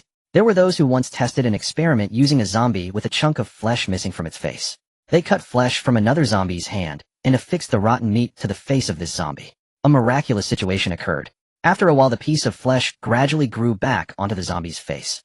Flesh from different individual zombies could recombine. Though not every zombie could do so, and it seemed to require certain conditions, it was still astonishing. This experiment might hint at some terrifying answer. When Qin Jin sought to learn more secrets to pass the time, others indicated they were unaware of any further developments. It was unclear whether they truly didn't know or simply didn't want to share. Before his rebirth, he had no fixed residence and often went hungry. He didn't have time to delve deeply into such questions.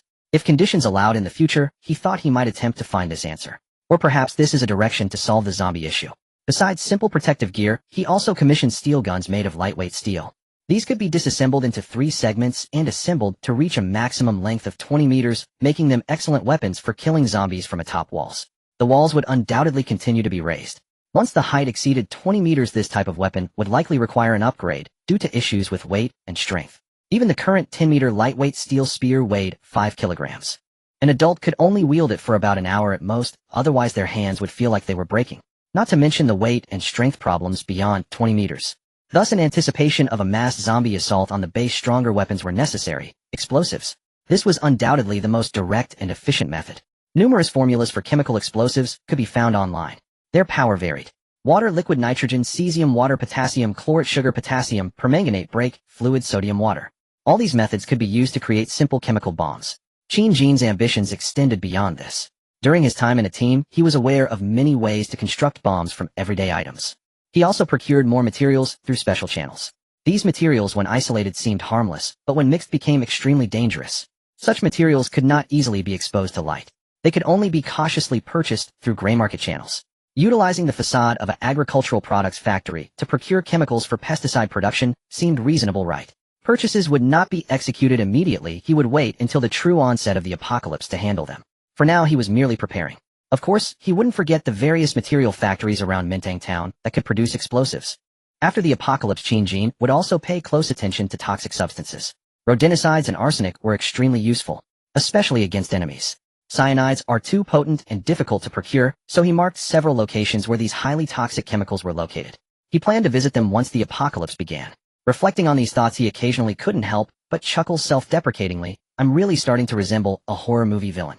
Yet recalling the wounds on his back and arms from his previous life, left by others, he felt a renewed resolve. Certain things must be done for oneself and for loved ones and friends. If it can be avoided, that's best, but if provoked, he would retaliate with thunderous force. The most terrifying aspect of the apocalypse is always humanity. End of this chapter. Prepare the chemical substances. So now only 2 ordinary off-road vehicles, 2 large trucks, and 2 medium-sized trucks are ready, all bought secondhand. Then I found an electric bicycle vendor and ordered 20 customized electric bicycles. Once the speed is liberated, it can reach 60 kilometers per hour. With the special modification methods and parts, batteries, motors, tires, etc. I can modify them again myself at any time. The speed can exceed 100 kilometers per hour. Some delivery drivers do just that. The advantage of electric bicycles lies in their portability and silence, which will be useful in many situations. By sacrificing some space to carry more batteries, the range can easily reach 150 kilometers. A regular electric bike charges around 1 kilowatt. I ordered 50 snowmobiles. This mode of transportation is virtually non-existent in the South, but Xinjiang clearly remembers how useful it was during the apocalypse in the icy and snowy conditions. This type of vehicle only costs 4,000 to 7,000 yuan each in the market, and the price is quite reasonable. Packaging costs only several $100,000. After some modifications, it will be an excellent tool for snowy days. A total of 1,000 drones of various models. This product has a wide price range, with cheap ones costing hundreds and expensive ones thousands or even tens of thousands. Xinjiang plans to use the cheaper ones for some one-time tasks. The expensive ones with better performance can be reused. Whether it's to attract zombies or perform aerial tasks, drones are indispensable. Even if I could find them after the apocalypse, it wouldn't give me the same peace of mind as preparing in advance. Moreover, some plans need to be implemented immediately after the apocalypse arrives. I have spent over $1 million on drones. Xinjiang also found some companies to customize various devices, such they can remotely emit sounds from 300 to 500 meters away with a sturdy shell and holes, and the built-in battery can sustain sound for 3 to 5 hours, with adjustable volume, directly ordering 500 units. There are also many other special devices costing over $1 million altogether. These will all be life-saving trump cards in the future.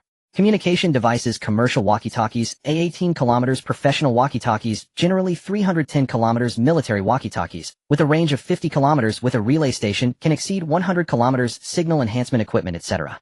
I spent a lot of money to buy military-grade ones from vendors. They might be old models or stripped versions from teams, but they are still quite good. I directly purchased 300 ordinary models, 200 professional models, and 30 military models. Special supplies, protective clothing, raincoats, snowmobiles, anti-skid chains, inflatable boats, corrosion-resistant umbrellas, special ropes, grappling guns, lubricants, oil extraction equipment, sunglasses, diving equipment, gas masks, night vision goggles, high-low speakers, searchlights, infrared equipment, thermal imaging devices, metal detectors, small life detectors, various sensors, etc. I bought several of each. Then for daily living, various mobile phones, tablets, laptops, desktop computers, projectors, headphones, speakers, and game consoles. I downloaded and purchased countless free-paid movies, music, and blockbuster games in advance. These will be great for relaxation during my leisure time. For entertainment electronics, a little preparation is sufficient, as it will be easy to find them outside in the early days of the apocalypse. On the contrary, online resources need to be prepared now. After all, once the internet is cut off, everything will be gone. Flashlights, small fans, hand-crank generators, hand-crank fans, several grain dehuskers, various battery models, water heaters, etc. Office supplies, printers, paper, dehumidifiers, dryers, water filters, disinfectors, exhaust fans were also books covering almost all fields: electronic, medical, survival management, technical, daily life, cooking, etc. I purchased several and placed them in the basis library. In daily necessities, there are tissues, tableware, diapers, milk powder, sanitary napkins, towels, bed sheets, and quilt sets, shoes, toothbrushes, toothpaste, blankets, water bottles, flashlights, etc. I procured several items that can be found in supermarkets. For clothing, I customized a lot of special cold-resistant garments, both male and female, along with rain boots, snow boots, and hats. For cooking fuel, I stocked up on gas, kerosene, solid alcohol, coal, honeycomb coal, and smokeless coal, as well as some raw materials for starting fires and firewood in the base warehouse. Civilian heating coal costs 1 yuan per ton, so I directly stocked 100 tons, spending just over 10,000. Then comes the very important fuel supplies. Many devices will require fuel. Therefore, a fuel depot was specially constructed during the initial setup of the base. Ordinary people cannot directly purchase large amounts of gasoline or diesel from gas stations, except for some specialized operations or corporate production needs. You can only ask the gas station to bring oil over with certain permissions. Xinjiang approached it from 2 angles. On one hand, he collaborated with some daring vendors using pre-purchased oil barrels to buy fuel at high prices. But the quantity couldn't be too large, and the progress was average. The other method was to refuel vehicles and extract the oil into containers. He instructed Li Bowen and a few others to drive heavy trucks daily, to fill up with fuel returning to the base, to extract the oil, and store it in the depot. The small car's fuel tank holds 65 liters, the truck's tank holds 140 liters, and the heavy truck's tank can hold 400 liters. 1 liter of oil weighs about 1.4 gene, which is around 0.73 kilograms, so 1,400 liters of oil weighs about 1 ton. He demands that Li Bowen and Chen Junshi take the base's heavy trucks back and forth every day. They can collect 10 tons of fuel a day. With the oil they purchase directly, of course, the more they stock up in the last 2 months the better. This energy is indispensable for both transportation and electricity production. By the late apocalypse, the oil at gas stations will have basically been consumed by survivors. These 2 months, the focus is on buying, and buying. It can be said that during these 2 months before the apocalypse, Qin Jin worked hard and enjoyed himself.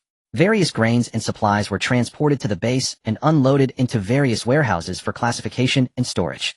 Almost every day during most of the time you can see transport vehicles coming in and out of the base gate. He hasn't yet informed his parents and relatives about these supplies. Only he is handling it with Zhongyu and Li Bowen. On the surface, Li Bowen and the others can only see some relatively ordinary supplies. It doesn't matter if others know about these. Although they might find it a bit strange to hoard so many supplies after a few months of adaptation, everyone has already accepted some of Qin Jin's peculiar behaviors. Suddenly emerging as an entrepreneur who says one can't have a few quirks. Important grains and weapons as well as certain compounds are things that only he can know. He slowly transported everything using a forklift to the underground warehouse for storage. Each key warehouse is equipped with a temperature and humidity control system to minimize the erosion of time on the supplies. In his residence, the basement of the base's independent 3-story building. It even has a secret room sealed with various important information. These are the foundations that may be used in the future. In the last 2 months he hasn't had time to enjoy the last. Perhaps there are countless beauties and delicacies waiting for him in the world, but they are all fleeting. What he needs is lasting happiness. And to survive, hoarding food and supplies is also very beautiful for him. Every day watching the warehouse fill up more and more, a sense of security and happiness arises. Someone once said that happiness comes from comparison. Indeed, when others are starving during the apocalypse, he and his friends can be full. That is happiness. He doesn't feel selfish about this. This apocalypse might be a new round of biological extinction. It's still spontaneously caused by the blue planet.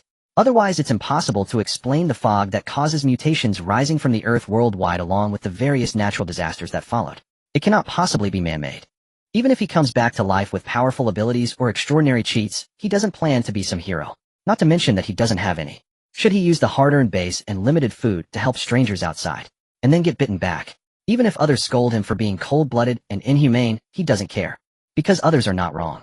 After the apocalypse, he is going to be that kind of person. He fully agrees, and even sends a bullet to this outspoken person, sending him away from hell, wishing him joy in heaven, if it exists. In short, focus on living well first, then consider other things.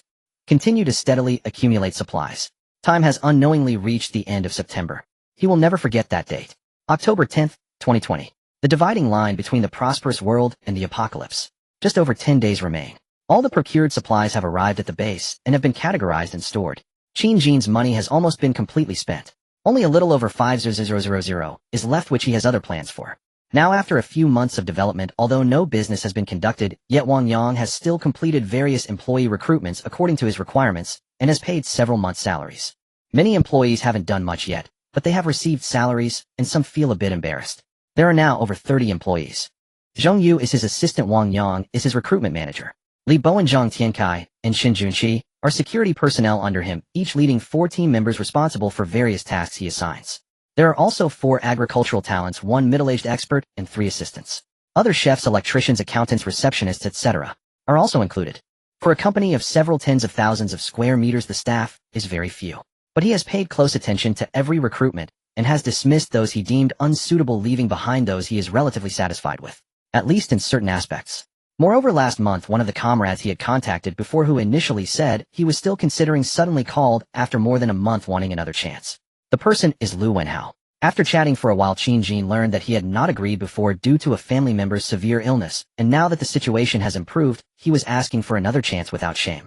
After confirming that he was not lying, Qin Jin gave him a chance. He let him work under Li Bowen and the others, first considering promoting him later based on the situation. September 29th. On this day, Qin Jin announced that he wanted Zhongyu to convey a message requiring everyone to gather in the large conference room of the office building. He had something to announce. It wasn't long before, except for the gatekeeper, all the employees arrived one after another. Qin Jin finally entered the conference room and went straight to the main seat. He scanned all the attendees, imprinting their faces in his mind. These people might become his comrades, partners, or subordinates in the future. Everyone also looked at him curiously. Some had interacted with him during this time, and even helped move various supplies.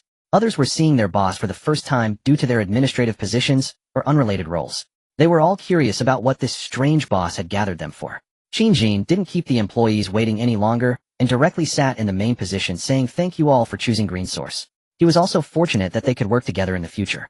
The purpose of gathering everyone today was not only to let them get to know each other, but also to announce that our company will start the Golden Week holiday early from tomorrow afternoon. And I announced that after the Golden Week holiday in Huawei, our company will hold a grand opening celebration. The date is set for the evening of October 10th, and I hope everyone can bring their relatives to celebrate in advance. The company will cover the round-trip travel expenses and accommodation for all employees, family, and friends. Wow. The employees erupted in surprise, their eyes wide as they looked at each other, questioning if they had misheard. What kind of boss and company is this? Is it really this generous? Jin had expected this. He raised his hands to calm them down. Once the room quieted down, he continued, I haven't finished speaking yet. In addition to covering the travel and accommodation expenses for family members, there will also be various lottery draws at the opening ceremony that night, with numerous prizes worth 10,000 yuan. Ordinary employees can bring one family member, while supervisors and managers can bring 2 family members, and everyone can participate in the lottery. I welcome everyone to come and support us. Thank you all, and I hope you can create greater value for the company in the future. After saying this, he left the conference room without paying attention to the excited crowd.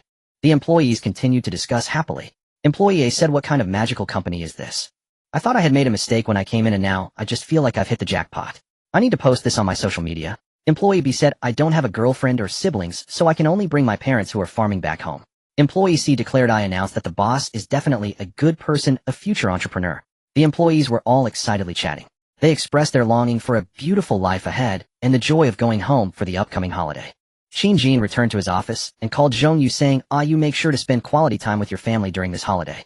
After the holiday, come back to work and remember to bring your entire family to the opening celebration. I permit you to bring all of your family members, and Zhang Bowen and several others can bring 3 people, including Lu Wenhao. Go inform them and encourage them to bring family to celebrate. Just tell them it's my order. I haven't had dinner with your parents in a long time. The last time I visited your home was during high school. This time, make sure to bring your parents and younger brother. Be sure to remember. Although Zhong Yu was a bit surprised by Jin's arrangements and this grand gesture after several months of adaptation, he understood that he should not defy or speculate on his boss' intentions. Even though this person was once a good friend, he quickly adapted to his role and replied obediently, understood, President Qin. Watching Yu leave the office to handle matters, Jin silently closed his eyes. He contemplated many things in his mind. His childhood friend was no longer just someone to chat and boast with. Although he had gained quite a bit, he had also lost some things. But he would not regret it. It was all for the sake of survival. His arrangement was intended to bind this group of people to his chariot as much as possible. When the apocalypse comes, a lone wolf without attachments will find it hard to have a sense of belonging to the base. He used to be that kind of person. Only by firmly holding on to someone's concerns can one develop a sense of identity and belonging to this place. In the future, they will unknowingly protect this place. He calculated the number of family members and estimated that there would be a maximum of over 40 people attending. Some might not come for various reasons, but he didn't mind as long as the overall direction was correct. As for his own close friends and relatives, due to few siblings among his parents' generation, he expected only about 10 relatives to attend. So the estimated attendees would be his uncle's family, aunt's family, and maternal uncle's family. These relatives must be brought along. As for other relatives, Jin couldn't manage that much. After 3 generations, they become strangers, especially in today's society. Calculating like this, the total estimated population at the base would reach around 80 to 90 people. He silently pondered if there were any omissions in his plan. Suddenly Jin thought of something. He took out his phone and with anticipation dialed a number. Once the other side answered, he asked, Mr. Zhang, do you have any news about Li Kai that I entrusted you to find?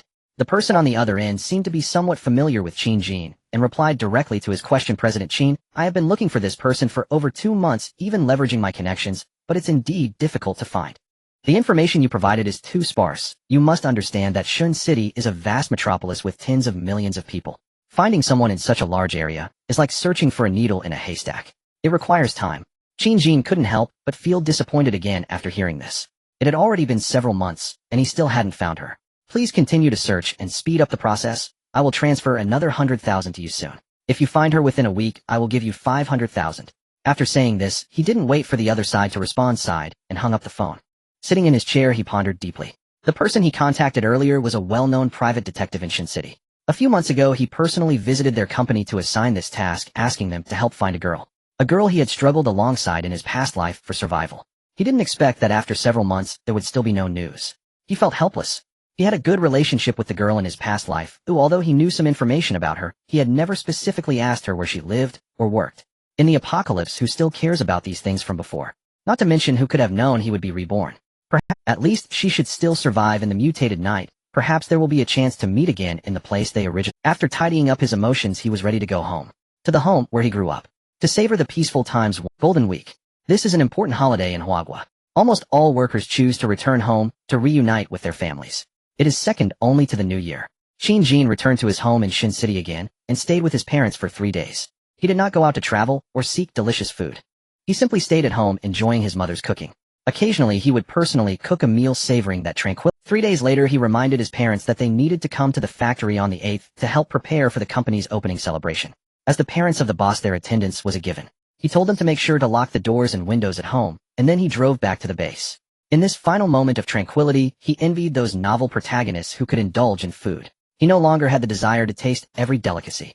All he felt was a sense of oppression and weight along with the helplessness of facing the overwhelming waves.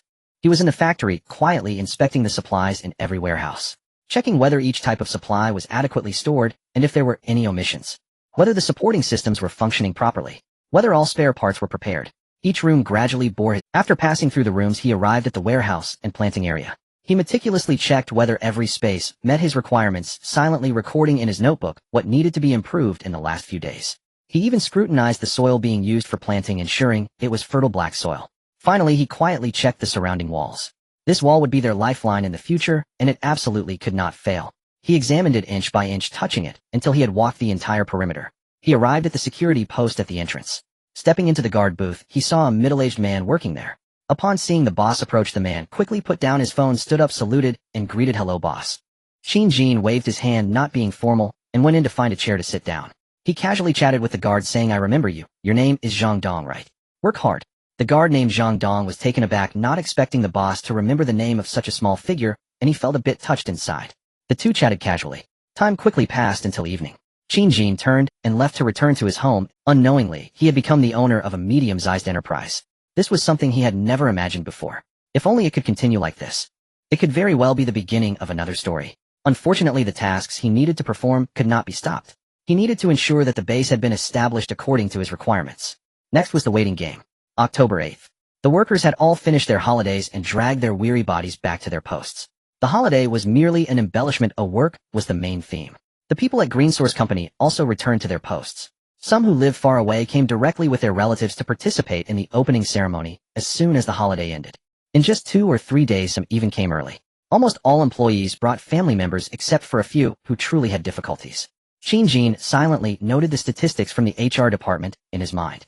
It was roughly as expected. Next, preparations for the celebration needed to begin. Ordering food, arranging the venue, preparing speeches, and other tasks were numerous, and there were still several final matters to prepare before the apocalypse. End of this chapter. October 10th. The grand opening ceremony of the Green Source base has finally arrived. The location is of course set within the factory. It's called a celebration. In truth, it is merely a banquet organized by the company itself. A large room has been converted into a dining hall, which is not very big and can only accommodate about 10 tables. With the number of attendees being quite low, even 100 people are insufficient. In reality, 10 tables are not enough. Regular office hours were maintained in the morning, and by 4 p.m., the employees left work early. Employees were instructed to return home to prepare, bringing their relatives for the evening's entrance. Qin Jin stood by the window of his office, gazing at the sun setting on the horizon. The afterglow illuminated the factory, casting a golden sheen on the buildings. His eyes reflected a myriad of complex emotions: fear, anxiety, uncertainty, and perhaps excitement. His family members had already confirmed their arrival at the base. They were currently resting and chatting in the designated conference room. He called Wang Yang and Zhong Yu along with the HR director Zhao Ling to confirm the attendance of the leader's relatives and subordinates. He issued an order that after 6 p.m., all security personnel and gatekeepers must enter the banquet. None could be left out. The dishes were prepared in advance and kept warm, allowing everyone to take their seats directly. There was no need for the chefs to prepare in the back kitchen. The factory's main gate was closed to further guests. Everyone had grown accustomed to Qin Jin's unconventional style. No objections were raised, they simply complied. As the clock struck 6, Qin Jin, still in his office, walked to the window again and opened it to look outside. The sun had completely set. Only a faint glow remained stubbornly holding on, as if slowly drawing the curtain on the arrival of the night. What many had not yet noticed was that a faint mist was rising from the ground. It was very subtle. One would hardly notice it unless observed closely, but upon closer inspection, it seemed to shimmer with a hint of purple. Hidden in the twilight between the sunlight and the encroaching night, Qin stood by the window fixated on this scene, abandoning the last glimmer of hope. His previously tense body gradually relaxed as he turned and walked towards the banquet venue. Just before entering, Qin made 2 final phone calls. One was to reconfirm Li Kai's situation with the detective agency. Unfortunately, they still had not found her in this time. All he could do was wish that she would manage to survive the mutation night and the early apocalypse as she had in her past life. The second call was made to a special number. Once connected, he directly said, "I've decided to go through with what I wanted. Give me a card number, and I will transfer the money immediately, then send the information to my designated email." The other party replied, "Boss, you're generous. The items can be sent at any time as long as the payment is received. After this transaction, I will also lay low for a while. This number will not be used again." Both parties understood each other well. Qin received a message without a number containing a string of digits, and without giving it much thought transferred the last 500,000. In less than 5 minutes his phone alerted him that he had received an email. Without even glancing at it, he stepped into the banquet hall, where the sound of chatter filled the air. He found Zhongyu and Wang Yang, and confirmed that everyone had arrived. Silently, he pressed the remote control in his pocket. Unbeknownst to anyone, the room had been completely locked down with all doors and windows shut. Only the specially designed air filtration system prepared in advance during the construction of the base continued to operate, ensuring that the temperature and humidity remained comfortable. Qin took his place at the head of the banquet table. Grasping the microphone, he delivered a brief speech to encourage everyone, then allowed all to begin their meal. The rest was left to the company staff, acting as MCs to liven up the atmosphere. They didn't engage in too many frivolous activities. The main focus was simply to let everyone enjoy their meal first. Everyone ate and drank as they pleased. The dishes on the table had been pre-ordered from a grand restaurant earlier in the day, then brought to the factory for final preparation, and they tasted quite delightful. Earlier in the day, Qin personally went to the kitchen to replace the drinks for the banquet with those he had specially prepared in advance, adding some ingredients to them. Antibiotics. Oral form. Mixed into tea, juice, alcohol, and other beverages, the effectiveness might be somewhat compromised, but it would not be entirely ineffective. These actions were based on experiences summarized by survivors from his past life. Humans who survived to a greater or lesser extent often had some chatterbox-type individuals among them. After all, having distanced themselves from the modern world devoid of any electronic entertainment, they had to minimize activities every night to conserve energy. Qin had heard more than once that those who managed to survive the mutation night shared several common traits. They either had a robust immune system and rarely fell ill from a young age, or they survived while sick and on medication. Some even included long-term patients on 4 drips who had managed to survive. Thus his strategy was to create a relatively clean space here. Based on later developments, as long as one could withstand the first 4 to 6 hours of the mutation night, the density of the pervasive viral mist would decrease to a level that would not cause human mutations. After contact with humans, although they would still carry the virus, the concentration would be extremely low. It was only after death, when the immune system collapsed, that the minuscule viruses would replicate and breed, turning them into zombies. What Qin needed to do now was to patiently wait for the external viral concentration to drop before allowing these individuals to go outside to face the reality that the world had already descended into an apocalypse. At this moment, sitting at the same table, Qin's father seemed to notice that he appeared somewhat unsettled and asked his son, Qin, what's wrong?" Qin snapped back to reality for a moment, temporarily casting aside his tumultuous thoughts, and responded to his father, "It's nothing, just suddenly remembered something. I'm fine now. Let me propose a toast to everyone, and thank you all for coming to support the factory today." Having said that, he stood up and walked to the center of the banquet hall, raising his glass and addressing everyone present. "I'm thrilled to see you all here. I toast to everyone." No one would dare to slight the boss toast. Employees raised their glasses in return. Even the relatives joined. Qin scanned the room and saw that everyone in the factory had taken a drink. He then returned to his seat, allowing the banquet to continue while waiting for the right moment. Seeing him act this way, Qin's father remarked, "We understand that you must be under significant pressure. Honestly, we were quite surprised when you suddenly started this business. But it's okay. If you ever need anything, feel free to talk to me or uncle. We can help you out. Although we are old, we still have some connections." Qin smiled and acknowledged his father's encouragement with gratitude. After a while, he stood up again. He found Zhongyu at a nearby table, toasted with him, chatted a bit with Zhong's father, whom he hadn't seen in a long time, then went to toast each of the other tables in turn. During this process, he also casually observed how everyone was eating and drinking, watching for their physical reaction. The result was that for now, everyone seemed fine. The meal progressed quickly. By 8 p.m., Qin arranged for the employees to start a game segment with prizes for winning teams or individuals. This way everyone was happy to participate, as no one disliked money. After all, he wouldn't let anyone leave until before. Various activities were planned afterward with dozens, or even hundreds of lucky draw events set up that could at least stretch on for an hour or two. In the end, he could also use his authority as the boss to command them not to leave. Moreover, it might not even take that long. The employees joyfully joined the activities, filling the venue with laughter and cheer. They had no idea that the outside world was undergoing tremendous changes. Starting from around 6, mist began to rise slowly, enveloping the entire surface of Blue Star in a faint purple haze. No one knew why this was happening, nor did they understand the dangers lurking within. In just a few minutes, while discussions about the mist began to emerge in the media, the mutations had already commenced. Shortly after 7 o'clock, the sky had completely darkened. Deep City. In a residential building in a city village, it was already after working hours. Workers who left work early were dragging their fatigued bodies home to enjoy their own private time. Huang Ting, an ordinary office worker in Deep City, had spent the day running errands for clients. Due to quality issues with his company's products, he personally went to the client's company for repairs. He had endured quite a bit of scolding from the client, but after a lot of effort managed to appease them. He was already exhausted. He knew his own company's product quality was indeed mediocre. His job was essentially to put out fires in such situations. Although he felt uncomfortable, he continued to endure it for the relatively decent salary. What worker isn't like this? Today was his son's birthday, so he hurriedly wrapped things up with clients in order to leave work. On the way, he even bought a cake to celebrate his son's birthday. A sense of ceremony is still important, even if his wife often complained about wasting money. But thinking of his son's joyful smile, he couldn't help but smile slightly himself. It was one of the few bits of happiness in life. He lived on the 5th floor of a building in the city village. The landlord hadn't installed an elevator, so he had to climb 5 flights of stairs each time. When he was out of breath, he would complain about the landlord's stinginess. However, if an elevator were added, the rent would go up, and he would likely have to find a cheaper place without an elevator. Sometimes his body and mouth were at odds. Today, climbing to the 5th floor felt particularly easy. He took 2 steps at a time and quickly reached his front door.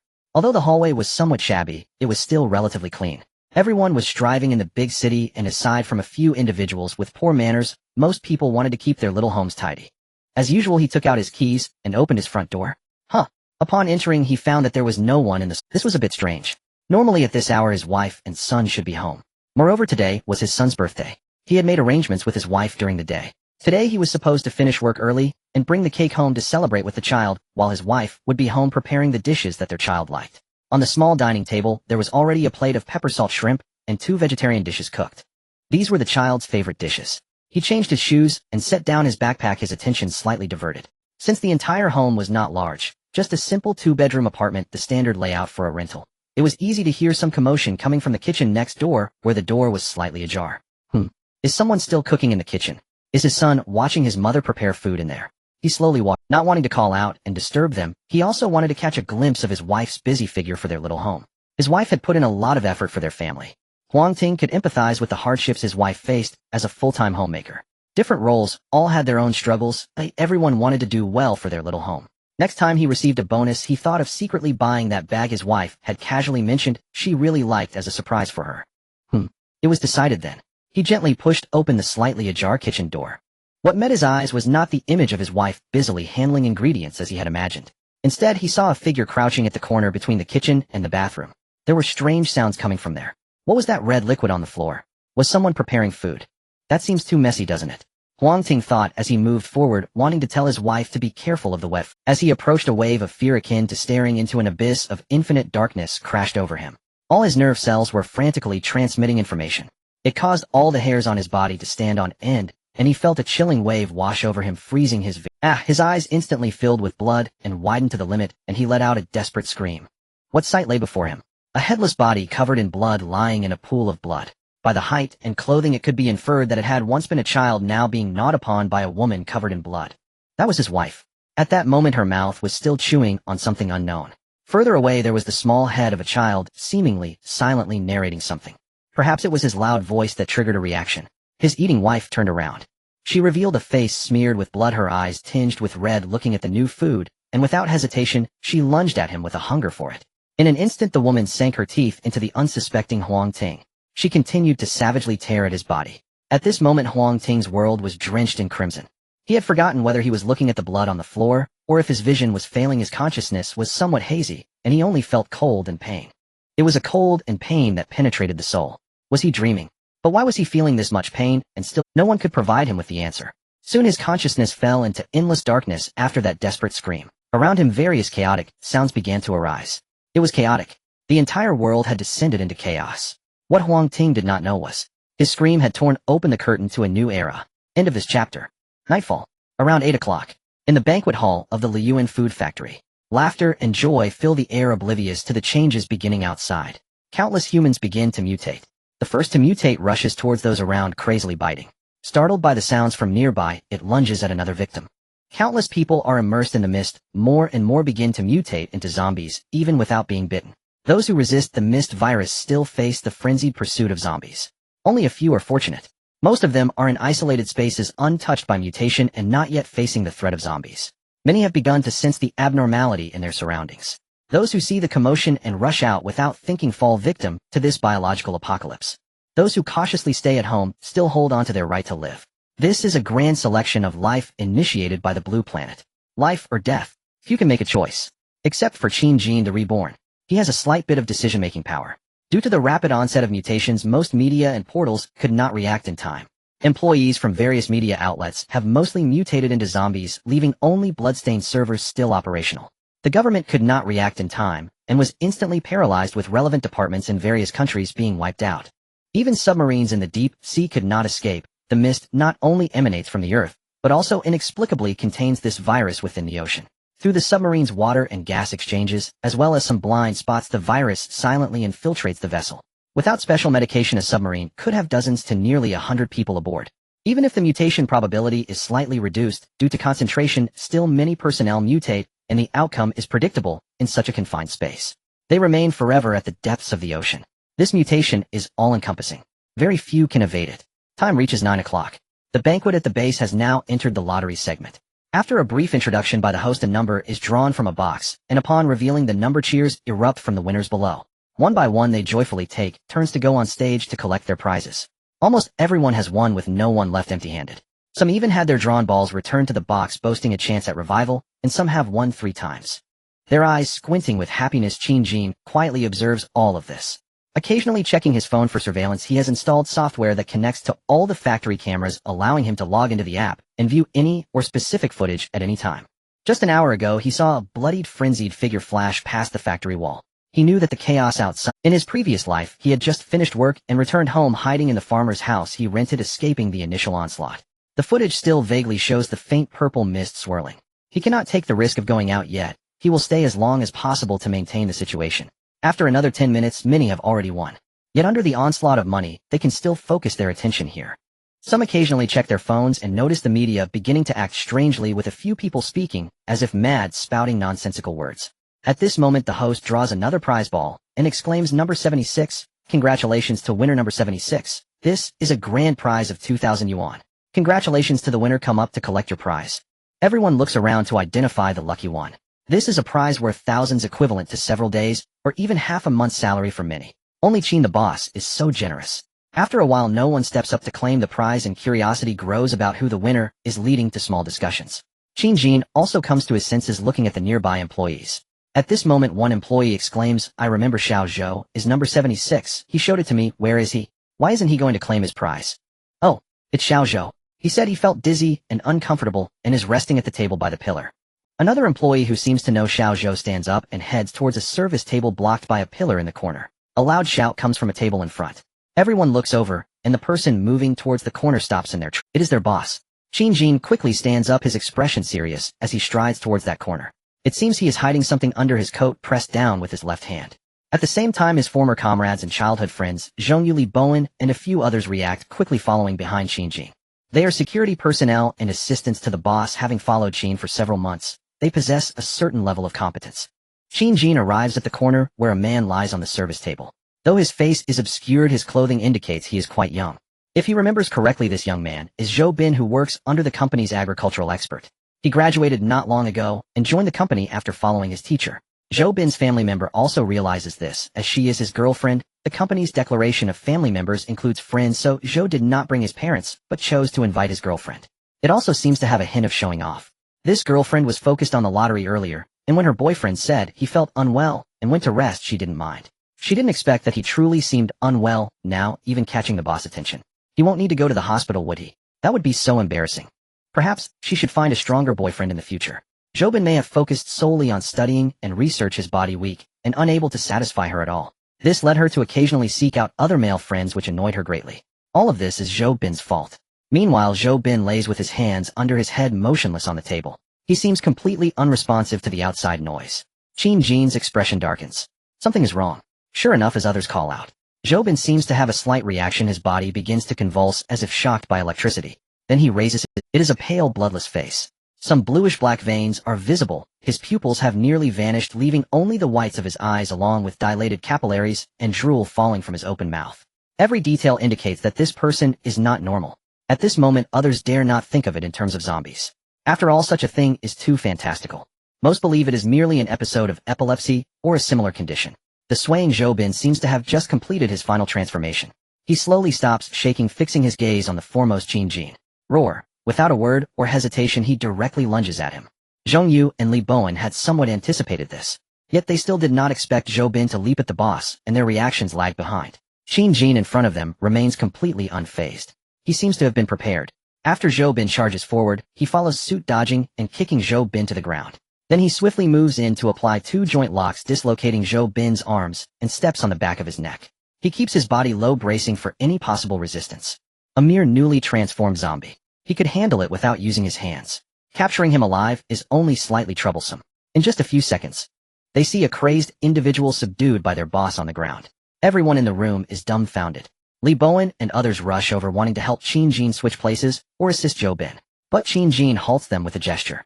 He doesn't care what others think at this moment, and continues instructing, find someone to bring a thicker rope here. Li Bowen personally runs to fetch the rope, and soon sees Qin Jin skillfully flip Zhou Bin over, avoiding his mouth entirely, and binds him to a load-bearing pillar at the edge of the venue. Everyone is left gaping in disbelief. This is too intense. Even if Zhou Bin attacks others in a fit, he doesn't deserve this treatment. Directly tied to a pillar, how ferocious. At this moment, Zhou Bin is still baring his teeth and growling. It seems the dislocated arms are of no concern to him, still hissing at the people in front. At this point, some have reacted. They tremble all over. Faces pale, sweating profusely, wide-eyed with fear as they stare at their former colleague. A zombie. In this era, inundated with countless portrayals in media, except for a few elderly people, most know what this thing resembles. Zombie. Zombie. No, this is impossible. How could something like this from a movie really appear? Absolutely impossible. Some have already buried their heads in their hands, unable to accept this reality, mumbling, Xiaozhou, stop joking. You must be pretending to be a zombie, right? I know you must be right. Please stop, this is too embarrassing, don't play like this. Zhou Bin's girlfriend Li Yin steps a little closer, but doesn't dare to approach, asking with hope. She mainly doesn't want her boyfriend to perform such a crude trick. Although it has certainly attracted attention, she feels it is too ostentatious for such an occasion. On the other hand, if her boyfriend has truly turned into a zombie, as the only person he brought, she would be the one questioned by the police later. What a hassle. She has other dates tomorrow. If she had known such things would happen tonight, she wouldn't have agreed to attend this launch celebration just for the so-called prize and feast. Though she forgets how happy she was to win twice earlier. The response to her is nothing but a low growl. Most people have begun to slowly retreat. Some even attempt to open the door to leave the venue. Unfortunately, they find the door has been locked.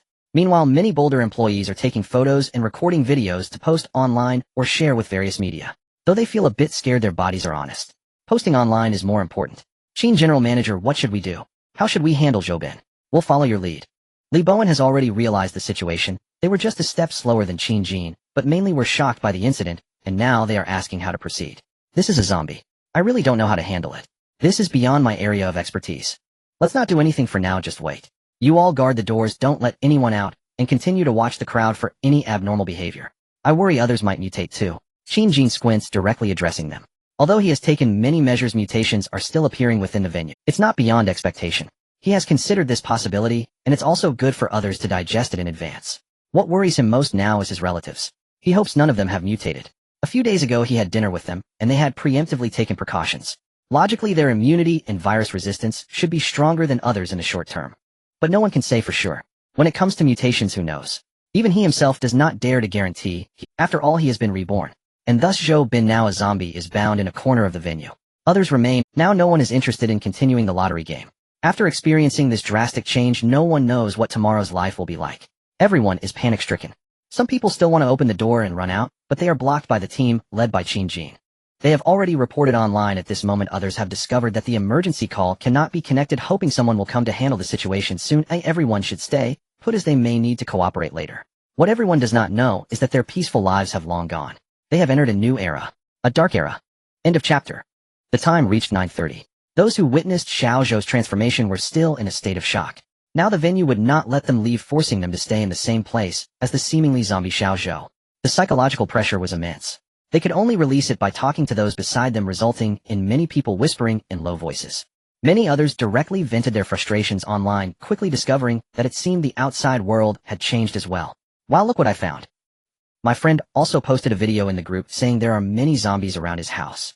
Someone glanced at their phone and couldn't help but share the news with those nearby. Me too. I've seen many people posting videos and messages about zombies online. What's happening? Has a biochemical crisis broken out? Others began discussing in a flurry. Don't be afraid. I believe the official organization will definitely suppress it. The zombies in movies aren't that strong. That's just for the sake of the plot. In reality, once the official organization's firearms are deployed, they can eliminate anything. An individual knowledgeable about films pointed out. Exactly. Zombies are just paper tigers. Sooner or later someone will come to rescue us. We just need to stay calm and not run around. But I suddenly feel like the doors here are not sturdy enough. Should we reinforce them? Someone who seemed a bit clever chimed in. Weren't you the one wanting to be the first to run out? Another person exposed him. I'm really worried about my parents and younger brother at home. I only brought my husband here. I don't know if the others have found a place to hide. Some women couldn't help but begin to sob. The crowd inside the venue started to become restless. A wave of despair was spreading. Qin Jin observed he had already formed a plan in his mind. Perhaps as a relative of the boss, his parents and other relatives remained relatively calm. Zhong Yu and Li Bowen's close subordinates were also doing well in calming others, likely because their families were safe. Earlier he had distributed some police batons, explosive shields, and other weapons that had been stored in the venue to Zhong Yu, Li Bowen, Zhang Tiankai, and Qin Junqi. He instructed their teams to quickly take action to maintain order in the venue. He himself had hidden a small crossbow behind him, which he had already modified. The steel arrows fired could easily penetrate a person's skull. At this moment, he was just waiting for these people to slowly accept the fact that the apocalypse had begun. Compared to the order still maintained within the green source base venue, the outside was already in complete chaos. What no one knew was that more and more humans were beginning to mutate into zombies. Since around 7 o'clock until now, over 90% of humans had already mutated. Then they began to hunt down the nearby survivors. In just a few hours, under 300 million of the billions of humans on Blue Star remained alive. And that number continued to decrease. The temporarily surviving individuals were mostly those lucky enough not to mutate, and who found hiding spots either in isolated spaces or while evading the mutated zombies. However, there would be no rescue. This was a carnival belonging to the zombies. The time reached 9:40. Inside the green source base venue, everyone was on guard against the zombie that Xiao Zhou had become, worrying it might break free. They were also concerned that the door was not secure enough, and that a sudden rush of zombies could tear them apart. The unease continued to spread. Just then an employee suddenly noticed that their family member seemed unwell and anxiously asked, "Mom, are you feeling unwell? Why is your face so pale, and you're sweating so much? Should I ask someone for some medicine?" He had brought his mother, and at this moment, she was trembling with her arms crossed, her pale face unrecognizable for reasons of fear or illness. Others slowly began to notice her abnormality and quietly distanced themselves from this mother and son. Everyone was not foolish. Knowing that if a danger resembling a zombie truly appeared, they should distance themselves from those who seemed off. The crowd quickly dispersed, and the security team surrounded them, watching the two warily. Li Bowen stepped forward and said, "I advise you to stay away from your mom. If she doesn't mutate, there might still be a chance to treat her. But if she does, you will be in danger." "Impossible. My mom can't turn into a zombie. She's just sick. It has to be that way." This person seemed unwilling to give up on his mother and became hysterical. He blocked the security personnel from approaching, protecting his mother behind him. "Xiao Zhang, you should listen to the advice and come over. If your mom hasn't mutated, there will always be a way to help her." Others were also trying to dissuade the man, but unfortunately, he was not receptive. The situation was momentarily at a stalemate. Just then, the mother, shielded by Xiao Zhang, seemed to have completed some kind of transformation. She suddenly leaped and pounced on Xiao Zhang's back. Her mouth pushed to its limit, bit down on Xiao Zhang's neck without hesitation.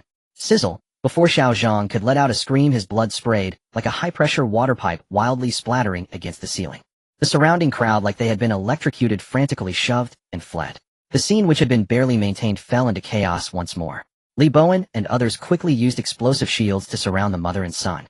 Facing such a situation, they were unsure whether to rush in to handle it or continue observing the unfolding events. Qin Jin silently stepped forward once again. He took out the crossbow he had been hiding and skillfully loaded a bolt. With a calm expression, he spoke to those beside him. "Are you Bowen, Tian Kai, and Junqi? Remember, we are already in the apocalypse. The way to deal with zombies is the same as in the movies, or just blow their heads off." Then he aimed at the zombie and pulled the trigger. Whoosh! The arrow shot into the eye socket of the newly mutated zombie at an imperceptible speed. One could even see the arrowhead protruding from the back of its skull. The entire arrow lodged in its head, causing it to collapse instantly and fall to the ground.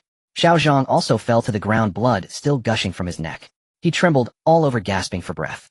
His time was running out. Qin Jin calmly addressed the stunned security team. Once the zombies are dealt with, logically the bitten individuals will also be infected. Look at Xiao Zhang's wound. The blood vessels have already turned black, and the virus has likely spread rapidly through the arteries. At this point we should do this. As he spoke, he walked over to Zhang Tiankai, casually grabbing a hefty explosive baton and approaching Xiao Zhang, without hesitation, directly smashing it down onto his head. Pulu, a strange muffled sound. Xiao Zhang's head instantly caved in. The splattering blood hit the nearby tables and chairs, quickly expanding the area stained red. Pulu, Pulu. Qin Jin smashed down several more times, reducing Xiao Zhang's head to a nearly shapeless puddle of red and white. Only then did he stop. He turned to the astonished security team and said, "Remember, when dealing with zombies you must completely destroy their heads. Don't hold out hope. If conditions allow, it's best to smash them to pieces just like this. Of course, be careful of the angle of blood spray, and when swinging down ensure to hit with the back of the baton. Avoid the 5 holes on the head that easily spray blood towards yourself. In case you get splattered, don't panic. As long as it doesn't hit your eyes or wounds, you shouldn't mutate. I learned this online. This is the apocalypse. Everyone should quickly adapt. If there's no rescue, we have to save her." He handed the bloody baton back to Zhang Tiankai. The latter took it in a panic, staring at his boss as if this is too damn fierce. Without waiting for the team to process it, Qin Jin walked back towards his relatives. He found a cup of tea and a cloth to clean his hands. He had noticed something strange earlier. It seemed his strength had increased a bit. In his past life, he was also an evolver, but only his legs had evolved, allowing him to run a bit faster. His arm strength had always been about the same. After the few strikes he had just delivered, he noticed Xiao Zhang's head caved in rather quickly. He thought Xiao Zhang's skull was too fragile. However, after he continued striking, something fell off. It seemed his strength had indeed increased. Otherwise, based on his years of survival experience in his past life, he shouldn't have gotten blood on himself from smashing a head. It felt a bit uncontrollable. It seemed like he had gained a slight evolution during the mutation night. In his past life, his legs had strengthened after 2 months of the apocalypse. He couldn't help but feel hungry going out to find food, and when chased by zombies he discovered he could run incredibly fast. That was quite good. If his legs continued to evolve as before and now his arms could evolve too, he would become quite capable. At least dealing with a few small zombies wouldn't be a big deal. Well, when there are many zombies, the priority is still to escape. Noticing Qin Jin was cleaning up, Qin's mother came to her senses from her shock and couldn't help but approach him, saying, "Ah, Jin, why are you so impulsive? What you did was murder, right? What will happen when we go out? Will you be arrested?" Qin Jin looked at his panicked mother in silence, while his father remained relatively calm.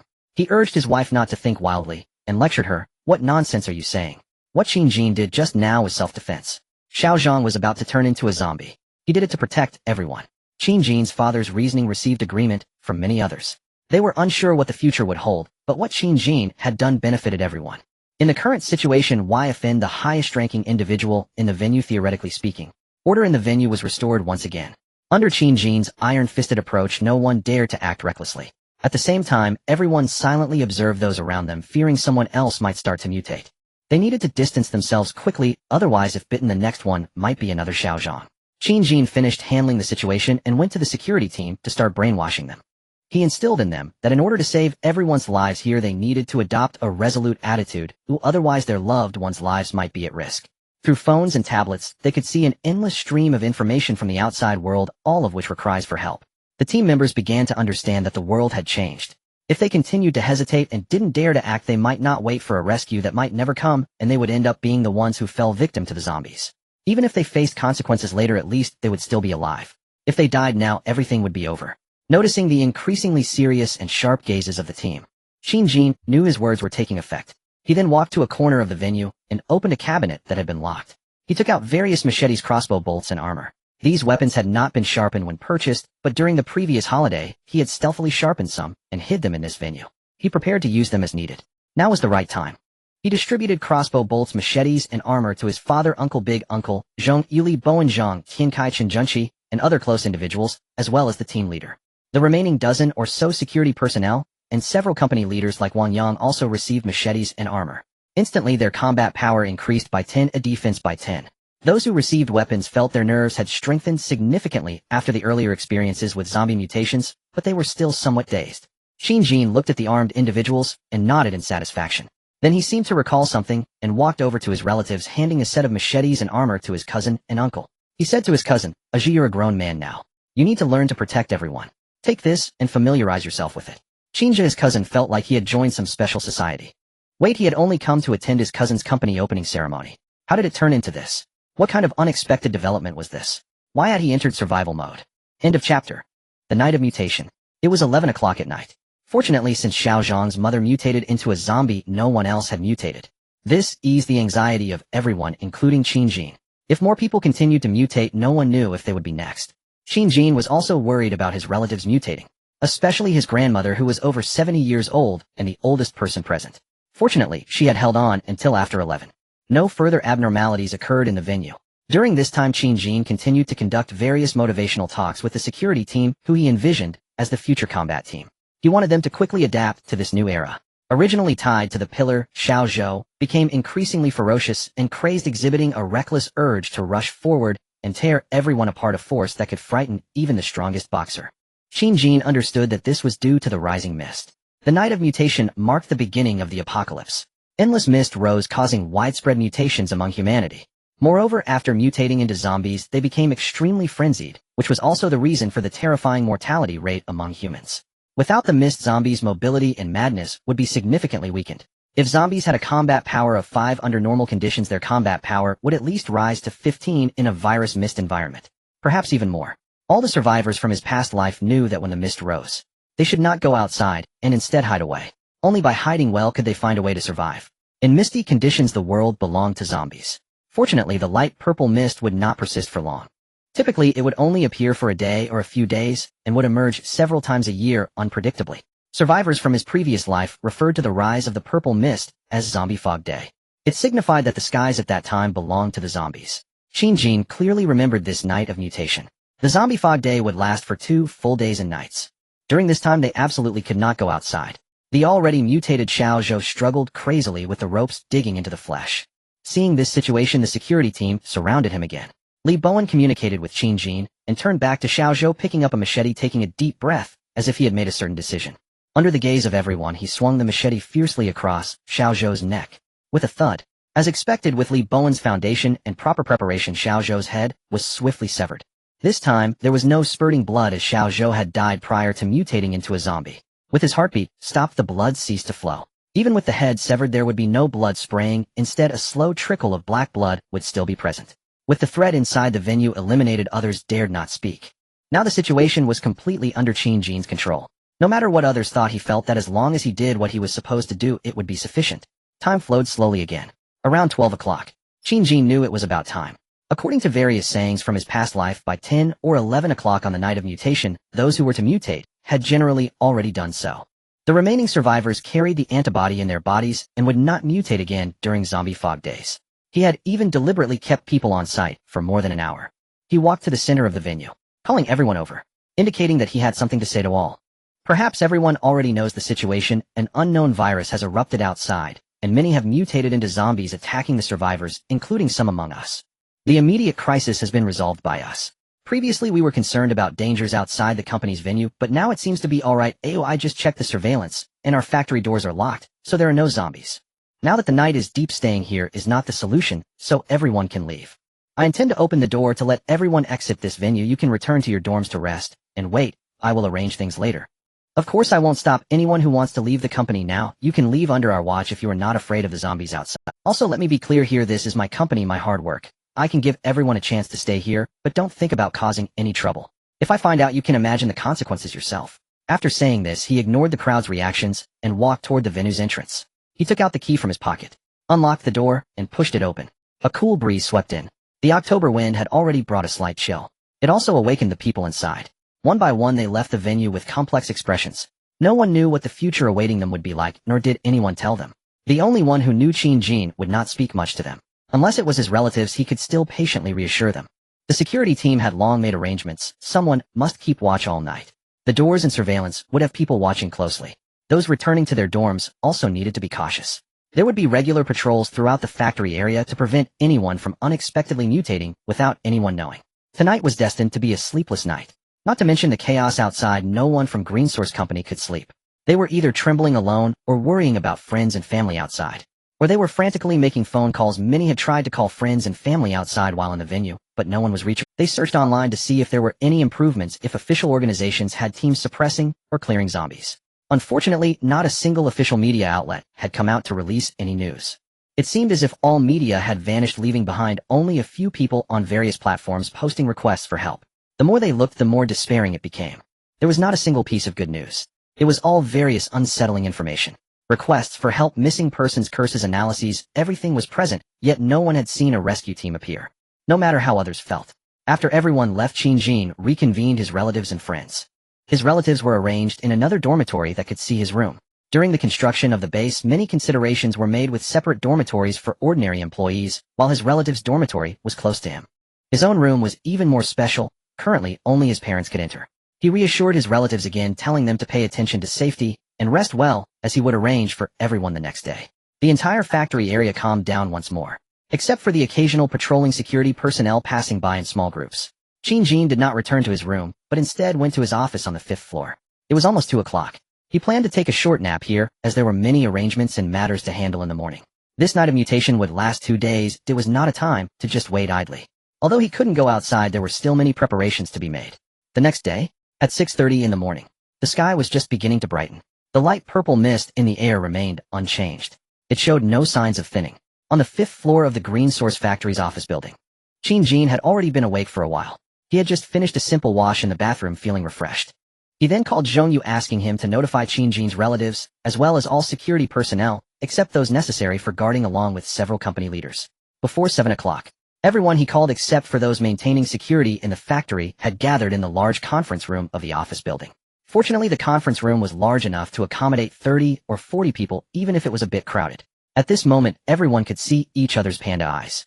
Obviously, no one could sleep soundly after such a terrifying and disruptive event. Qin got straight to the point, addressing the tired crowd. I called everyone here today to assign tasks. Everyone here except my relatives and friends are people I have personally interviewed and am familiar with, or teammates I have fought alongside, so you are all people I trust. Everyone knows the current situation. Compared to the zombies everywhere outside, having this factory as a safe environment is already quite difficult, and I hope everyone can maintain it well. Although I have arranged the security team for 3 shifts of patrols, relying solely on them is insufficient. I hope others can contribute as well. He glanced at his relatives and said, Dad, Uncle, Big Uncle, Aunt Asia, I need all of you to join the security team and help supervise and maintain safety within the factory. Mom, Little Aunt Qin, Lu, Sister Dan, Cousin Luo, Dan, Si Ling, Younger Cousin Qin, Si Ling, you will temporarily be in charge of maintaining order in the company cafeteria. There is still some food in the factory, enough for us for a while, but there will always be a day when it runs out, so we need to establish rules. A fixed amount of food must be consumed daily, and everyone must adhere to the rules, otherwise we all will face consequences, and for those who cause our downfall, we can only send him outside. Everyone knows that going outside now is tantamount to seeking death. Qin continued, the factory's main entrance can only be opened with my consent. Even if someone outside calls for help or claims a rescue is coming, the door cannot be opened. Not to mention whether that person is infected. It is also possible that someone with bad intentions is impersonating rescuers. Just the act of opening the mouth can mean more mouths to feed, and we all share the same rations. So without my consent, absolutely no one is allowed to open the door. This was to establish authority and declare the base's decision-making power, something any sane person could understand. Qin continued with arrangements. Lastly, we need to strengthen the internal forces, enhance our defensive capabilities, eliminate all unstable factors, and create a place where we can survive. I hope everyone can work together. Next, he provided everyone with more detailed arrangements. Everyone thought these plans were something he had contemplated overnight, but no one guessed that these arrangements had been drafted months in advance. As long as he held onto the food and weapons, others would not dare to act recklessly. Most of those who did not come were also relatives of the security team members, and aside from a small number of employees, the majority could be considered his own people. Everyone had a fair amount of trust in Qin, mainly because he was already the highest-ranking person here, and his performance in the venue last night left no room for dissent. Soon everyone dispersed and got busy, especially the few managers who needed to arrange for their original subordinates to understand the current situation of the base. The entire base quickly sprang into action, arranged for relatives to meet with the base manager. Security team members and Zhongyu were retained. Now Zhongyu essentially belongs to the security team. Apart from the 5-member team on duty, led by Zhang Tiankai, the rest of the groups are present. He has other arrangements for these people. No need for further discussion. Qin directly led them to a garage within the factory, where vehicles are parked. The garage is quite large, currently holding several SUVs and heavy trucks. Jean glanced at the vehicles and turned to Li Bowen and the others saying go get the gas welding equipment, and there are some steel plates and wire mesh in the warehouse, bring those over, as well we need to modify these vehicles. Relying solely on the food available in the factory is definitely insufficient, and we don't have enough weapons either. This fog will eventually dissipate, and later we must go out to search for supplies. You will be the first group to go out with me. So please be prepared. I'll reinforce the vehicles. The sturdier we are, the safer we will be. I hope everyone will take this seriously. Bowen, you will be the combat personnel in the factory from now on, but the current scale is not enough. I require you to select additional people from the remaining personnel to supplement the team. I want at least 20 combat team members. In the future, leave some people at the base with my father to maintain security, while the others will go with us to search for supplies. You can say it's my order. Those willing to join are welcome, and those unwilling can stay at the base for construction work. After explaining to the combat team, and seeing that everyone had no objections, they started to work. Li Bowen also went to find the original company leaders to request personnel. Jean's family has about 10 people. With the combat team and family members, there are more than 20 people. After excluding Zhong Ye's family and a few company leaders, including Wang Yang and their families, there are still about 30 to 40 remaining employees and their families. After excluding some older and younger family members, he needed to select some from these 50 to 60 people to supplement the combat team. After giving the instructions, Jean took the lead in modifying the vehicles. There are still many tasks to complete in the next 2 days before the fog dissipates, so he must act quickly. At the time of recruiting, he specifically sought out people with mechanical repair skills for the security team, and now they could be put to use. Moreover, since Jean had already studied and understood the field, those knowledgeable worked quickly. By noon, they had covered the windows of 2 SUVs and 2 heavy trucks with wire mesh. The front windshields were also fitted with removable steel nets, and the front and rear were welded with heavy bumpers and guardrails designed by good people in advance, while the outer edges of the tires were reinforced. The vehicles at first glance exuded a fierce cyberpunk vibe. Some combat team members looked on with bright eyes. Who hasn't seen movies in peacetime? This is the romance belonging to men. They managed to complete more than half of the work in the morning and expected to finish the remaining interior defenses in the afternoon. After testing and checking, they would be ready to venture out. At the same time, they needed to deal with some mutated livestock. The mutation rate in animals is much lower than in humans, with less than half being affected. However, the mutated ones had bitten and infected some of the nearby animals, so now only a small number remained. Fortunately, they had divided them into many separate areas for management, or else none would be left. The surviving poultry and livestock need to be properly raised. Once they breed more, they can serve as a food source. At least it's easier to obtain feed for livestock than food for humans. During lunchtime, all personnel at the base gathered in the company cafeteria. Everyone had already been informed that from now on meals would be uniformly arranged to be eaten here. The original meeting venue had already arranged for the disposal of bodies last night, and the venue had been cleaned. However, it still felt uneasy, so it was more appropriate to eat in the cafeteria. The meal was quite simple. Everyone received a standard serving of 1 meat, 2 vegetables, and 1 soup, with ample rice for everyone, including Jean, who did not make any special arrangements. At least not for now. The apocalypse has just begun, and there's no need to starve everyone all at once. That would backfire. Xiao is of this opinion. Most people found the meal tasteless. They had enjoyed a feast the night before, and in just one night the world had changed, creating a stark contrast. People were aware that the Green Source base had issued some rules in the morning, and had heard that they were organizing personnel to go out to search for supplies. Many felt a shiver at the thought of the many crazed zombies outside. Staying in the base seemed much safer. In the end, only 6 were willing to join the combat team. Those unwilling to go were genuinely scared by the outside world, and many harbored a sense of luck, hoping the authorities had not collapsed yet, and that a well-organized rescue team would soon appear. It's too dangerous to go out now. It's better to wait it out in the base. After all, the boss doesn't seem to plan on doing anything to them. Surely they won't just be thrown out to feed the zombies. Among the 6 who joined the combat team, there was even a woman, which surprised some. This was not what Jean had expected. Joining the combat team does not necessarily mean they will be assigned to leave the base. They may also be assigned to work on defense within the base. But he would not say that now, as this is just the first round of selection.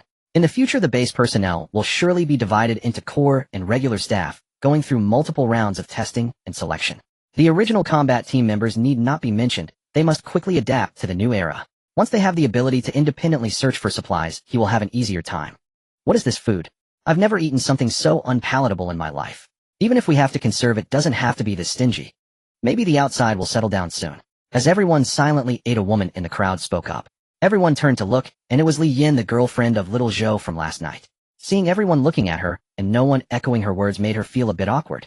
For a moment, she couldn't say anything more, and lowered her head, muttering to her food in a voice no one could hear. Li Yin does have a decent appearance, in her 20s with a height of about 160 centimeters, a curvy figure, and fashionable attire. Her face was originally a 5-point score, but with makeup and styling it reached 7 points. No wonder she captivated many men, including little Zhou. She had never suffered since entering society, having been immersed in the sweet words of sycophants for so long that she had long regarded herself as a goddess. Qin Jin cast a cold glance at her, then continued eating without saying anything. He doesn't have the time to deal with these people right now. If they dare to act out in the future, he will remind them whose territory. Lunch concluded in silence. Qin Jin stood up and addressed everyone. You should all know that we've added some new rules this morning. These are established to help us survive. If anyone has differing opinions or better suggestions, I welcome you to bring them up so we can correct them together, as our ultimate goal is to create a safe environment. Our food is not infinite, and our weapons may not withstand the zombies' attacks, so we need to find opportunities to replenish food and strengthen our defenses. We are not going out immediately. We will consider it when it is relatively safe. Therefore, I hope more people will join us to contribute to the factory. Those who have considered it further are still welcome to join. After saying this, he looked around and then placed his tray in the designated spot before leaving. In the afternoon, they continued the fervent vehicle modifications. They also included modifications for weapons, extending machetes or binding some handier sheaths. They also made adjustments to shields to improve both defensive power and flexibility. Each person's protective gear also had specific instructions. It can be said that as long as they encounter only a small number of zombies, as long as they don't act recklessly, Qin Jin is confident in leading them back unharmed. During this time, he saw that the modification work was nearly complete, so he took out several drones and attached specially made sound balls previously ordered, teaching the combat team how to use them in tactical arrangements. Zhang Tiankai and the others were astonished. The boss looked so professional. Qin Jin casually brushed it off, stating that he had always enjoyed playing with drones and was a fan of survival in apocalyptic scenarios, so having some unique toys was quite normal. It was hard to refute. The day passed quickly. During the day, they could occasionally see crazed zombies wandering outside through the surveillance cameras. The area was an industrial zone with some other factories around, perhaps with some survivors, but unfortunately no one could help anyone. The 5-meter-high walls of the green source base are still reliable for now. The mutations have just begun, unlike later when survivors dwindle and zombies concentrate, forming various scales of zombie tides. The day passed in such a thrilling yet safe manner. After eating a communal meal at night, everyone returned to their respective quarters to rest. Tonight Qin Jin returned to his room. Although he had napped the previous night, he felt reasonably good. However, after a busy day of handling and arranging various matters, he also felt a bit tired. The base has now established a new initial order. The next step is to continue consolidating and strengthening their forces. In the evening, he took the time to pull out his phone to browse the internet. This product of the age of information civilization is something that will soon disappear in a few days. If conditions allow, they could build a local area network in the base later. He thought to himself. The internet still displayed a suffocating scene. More and more media outlets have started to lose connection, perhaps due to damaged servers or simply collapsing without. The platforms for survivors to cry out for help are dwindling. The remaining platforms are filled with despair, mostly filled with pleas for help and spreading negative energy. The more one looks, the more hopeless it feels. Qin Jin flipped through some remaining media platforms and sighed helplessly. Although he is a reborn individual, he is not a savior. Besides saving himself, he has no extra strength. He has thought about spreading information on resisting mutations over the internet, but how many would believe him? The reasoning always circles back to seeking help from the authorities. It treats the symptoms without addressing the root cause.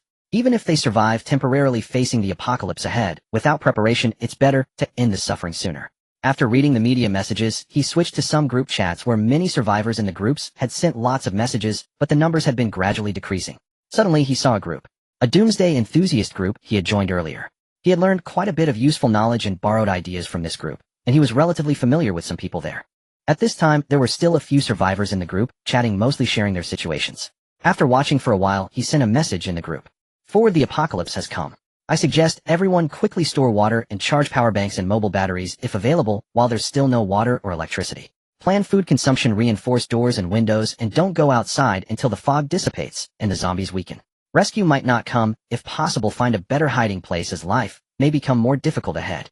Once the zombies have eaten all the outside, survivors staying in the city will be even more dangerous. Forward is Qin Jin's online name, which he has used for quite a long time. Many platforms also recognize this alias. Soon a survivor in the group replied, Skywalker Forward is right. Everyone should quickly store water and power. If the situation worsens and rescue does not come in time, being trapped at home without food can last many days, but without water one can die of thirst in 2 to 3 days. But what basis is there for Forward's claims that the fog will disappear and the zombies will weaken, as well as the issue of changing hiding places? Could you elaborate? Qin Jin remembered that this Skywalker was the group's owner. He didn't expect he was still here. He pondered for a moment and continued to speak in the group. Forward, this is also my guess. After watching so many zombie movies, mutation patterns can be observed. Unless it's a man-made biological virus, it could be an alien virus or an anomaly from Blue Planet. According to the internet, it seems that the fog is happening worldwide. I think we can rule out the possibility of it being man-made.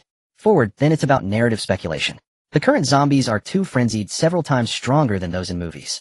Given their level of movement, their body cells must be consuming a lot, which isn't very reasonable. So I think zombies will have periods of strength and periods of weakness. If this continues, once the outside people are consumed and no one is left to draw fire to attract zombies, won't the zombies start searching for hidden survivors? I'm just deducing everyone can reference this. Skywalker, I think what you say makes some sense. Me too, agree. Tank, awesome. After reading Forward's speech, my family has already started storing water and electricity. Woodman, great. Does Forward have any more valuable information? I need to take notes and learn quickly.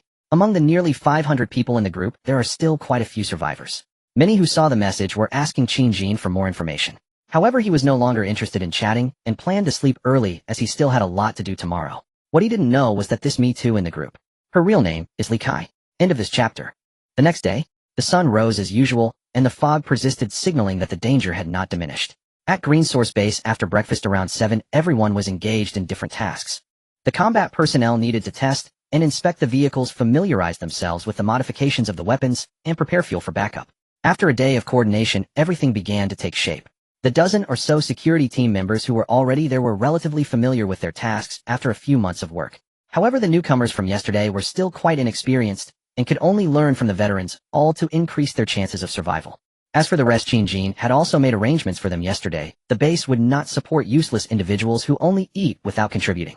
Apart from those cooking and maintaining the base's security, the vast majority were assigned to repair the walls, led by Wang Yangtang, Jin Ming, the former sales manager, and Zhao Ling, the former HR manager, the three original company managers. Even if some had objections due to the boss' reputation and the recent brutal actions, they could only swallow their anger. Thus, the once glamorous office workers had turned into brick-moving laborers in just 2 days, a tremendous. When recruiting, Qin had specifically requested a few individuals who had worked on construction projects before to join the company, and now they could guide the others. Additionally, since the construction of the base had left behind a lot of building materials and supplies, they could temporarily meet the needs for repairing the walls. His goal was to quickly raise the original 5-meter high and 1-meter thick wall to over 10 meters and increase its thickness to 1.5 or even 2 meters. Initially, the work might be slow due to the workers' unfamiliarity and the lack of materials, but the population of the base would surely continue to grow and the repairs would eventually be completed. His goals did not stop there. Ultimately, the wall needed to be at least 25 meters high and 3 meters thick. That would be close to the height of a 10-story building, providing a sense of safety. Step by step, the apocalypse had just begun, and many people were still struggling to adapt. Only after experiencing danger would they understand what truly provided a sense of security and would sincerely work towards it. By afternoon, the fog was visibly thinner. Qin knew the fog was about to dissipate. It had lasted about 2 days in his past life, and this time was no different, indicating that his foresight still held an advantage. Over these 2 days, he confirmed that his strength had indeed increased. Previously, his single-arm strength was around 50 kilograms, typical for an average adult male. Since the discovery of abnormalities during the mutated night, he had tested his arm strength yesterday, and it had reached 70 kilograms. Today, upon testing again, it reached 80 kilograms. In just 2 days, he had increased by 60%. Although the growth rate seemed to have slowed down, it appeared to still be increasing, and he looked forward to seeing how far it could reach. To note, the world record for a single-arm lift is about 120 kilograms, while the two-handed lift is 500 kilograms. In his past life, those with mutated strength reportedly had single-arm capabilities around 280 kilograms and could lift around 1,200 kilograms with both arms. He planned to place some fitness equipment both at home and in the office, as the more one trains, the stronger one becomes. In his previous life, he could run 100 meters in 7 to 8 seconds despite inadequate nutrition. This time, if he eats well and trains, he might swiftly surpass his past achievements. Even if the mutations of survivors would never reach the level of splitting mountains or rivers as depicted in novels, and were far from those evolved zombies in the later stages, as long as he could run faster and be stronger, it would be beneficial and increase his chances of survival. By 5 or 6 in the afternoon, the fog had dissipated by 90%. It was clear that in a short while it would completely vanish, and the zombies occasionally wandering outside seemed to exhibit a noticeable lethargy. The originally swift and frantic demeanor had faded, replaced by a slow jog. Qin knew that the fog was passing, and it was time to begin his plan. After dinner that evening, he gathered all the squad leaders of the combat team, the management of the base, and close ones like his parents and Zhongyu in the office. He indicated that they would be going out to search for supplies the next day, and all present would be split into two teams. One team of about 20 combat personnel would accompany him, while another team of around 10 defense personnel would remain at the base under the management of Chin's father, uncle, and others. Along with other employees who were informed of the arrangements, the number of personnel remaining at the base exceeded 20. Chin's father, uncle, and aunt all had crossbows prepared, and they should be able to handle any major situations. If anyone dared to cause chaos while they were out, they would not hold back. Regarding his son going out compared to Chin's mother's worries, Chin's father was much more open-minded. In the past 2 days he had adapted quickly, knowing that to keep this large group alive longer, going out was inevitable. Qin Jin called out the personnel who would remain, leaving only the team members who would go out with him tomorrow. Among the squad leaders of the combat team, aside from a few who stayed to assist his father at the base, Li Bowen, Qin Junshi, Lu Wenhao, and others would all be going with him. Lu Wenhao was promoted to temporary squad leader, and if he performed well, he would have the chance to be formally appointed. Zhong Yu would also be going. His parents already knew Qin's father and mother, so he quickly integrated into Qin Jin's circle of relatives, becoming part of his close faction. Notably, Zhong Ye's younger brother Zhong Ming also requested to join the combat team. As a child he enjoyed playing with Qin Jin, and as he grew up he occasionally joined his brother in visiting Qin Jin, so he was not unfamiliar with him. Having witnessed Qin Jin's decisive and ruthless methods in the past few days, he developed a sense of admiration for the strong, and promptly asked to join the combat team, wanting to contribute. Qin Jin did not refuse, or in fact he welcomed it. In a world like this, there was no room for the useless. Everyone had to contribute and strive for survival. Those who laid down could just wait to die. That night, they reviewed their tactics multiple times, discussing how to handle emergencies, rescue procedures, escape plans, and other details, striving to ensure a safe departure and return. They worked busily until nearly 10 o'clock, and only then did everyone disperse to rest. Qin Jin remained in his office, pulling out a tablet to check the locations they planned to sweep the next day. After confirming that the offline maps and routes were correct, and planning out the path, he finally settled down on the large sofa in the office to prepare for sleep around 11. The battle tomorrow was crucial, an essential step for the rapid development of the base in the future, so he could only succeed and not fail. October 13th. At 6:30 in the morning. The sky was slowly brightening, and all things were waking from the slumber of night. At Green Source Base, the combat team members had gathered at the vehicle warehouse by 6. They double-checked all the items they would be taking out, confirming that everything was in order. Each person had their armor and weapons equipped, standing in line before the base owner, awaiting further instructions. Standing before the combat team members, Qin Jin was already prepared. He scanned the team he had assembled. They would be an important force for the rise of the base. With a serious expression, he spoke directly. We are about to face a new era outside, which may bring many difficulties, including man-eating zombies and various unknown challenges. But will we be afraid? We will not be afraid. Because there are others here waiting for us to protect them in return. If zombies dare to block our way, we will crush their skulls. If enemies dare to harm us, we will sever their limbs. Remember, we are not heroes, we are a group of demons fighting to survive. Demons who tear apart everything just to live longer. The combat team's members felt a surge of bloodlust. Until now, they had merely followed orders without considering what the future held, mostly thinking of just getting through each day. Now, hearing their boss' motivational speech, they suddenly began to understand. Yes. Previously, they worked just to survive for their families and themselves, and now, in a different way, they were also fighting for their loved ones and themselves, but it was more direct and brutal. Human beings have evolved from primitive beings by stepping over the corpses of other creatures. After becoming the rulers of Blue Star, they concealed their wildness, not abandoning it, but once triggered, it would surge forth. The aggressive factors hidden in the team members' blood seemed to be activated, and they felt a significant reduction in the fear they had previously struggled with when facing the outside world, eager to swing a knife and take down a zombie right now. Seeing that everyone was in good spirits, Qin Jin nodded in satisfaction and shouted loudly, "Get in the vehicles." The team members quickly boarded their designated vehicles, totaling 5 modified cars, 2 SUVs, 2 heavy trucks, and 1 cargo truck, which had been modified the previous day. Qin Jin sat in the passenger seat of the lead SUV and used the intercom to confirm with the squad leaders in each vehicle that everything was in order before slowly driving to the gate. He again used the intercom to request the guarding personnel at the gate to confirm that it was safe outside before opening the door. The guards confirmed that there were no zombies outside, and the gate, which had been closed for several days, slowly opened once more. Without hesitation, the lead vehicle drove out, followed quickly by the other vehicles. The convoy soon disappeared from the sight of the personnel left behind. At that moment, a ray of sunshine shone down, unobstructed by fog, illuminating the slowly opening gate. It was a clear day. End of this chapter. Morning. Sunlight spilled across the earth, casting a golden hue upon the ground, while the plants that had not seen the sun for 2 days unfurled their bodies, greedily absorbing the energy bestowed by the great star. In stark contrast to the oblivious plants, other forms of life had suffered unimaginable disasters over the past 2 days. The roads were strewn with haphazardly parked cars, and many buildings bore the scars of destruction. Patches of dark red blood occasionally marked the roadside, proclaiming that terrible events had transpired here. At this moment, a convoy of vehicles drove along the road. The wind they stirred up, lifting plastic bags and papers, sending them drifting through the air. At the front of the convoy were two modified off-road vehicles, followed by two heavy trucks and a cargo truck, all adorned with fierce armor. This was the team led by Qin Jin, having just departed from Green Source Base.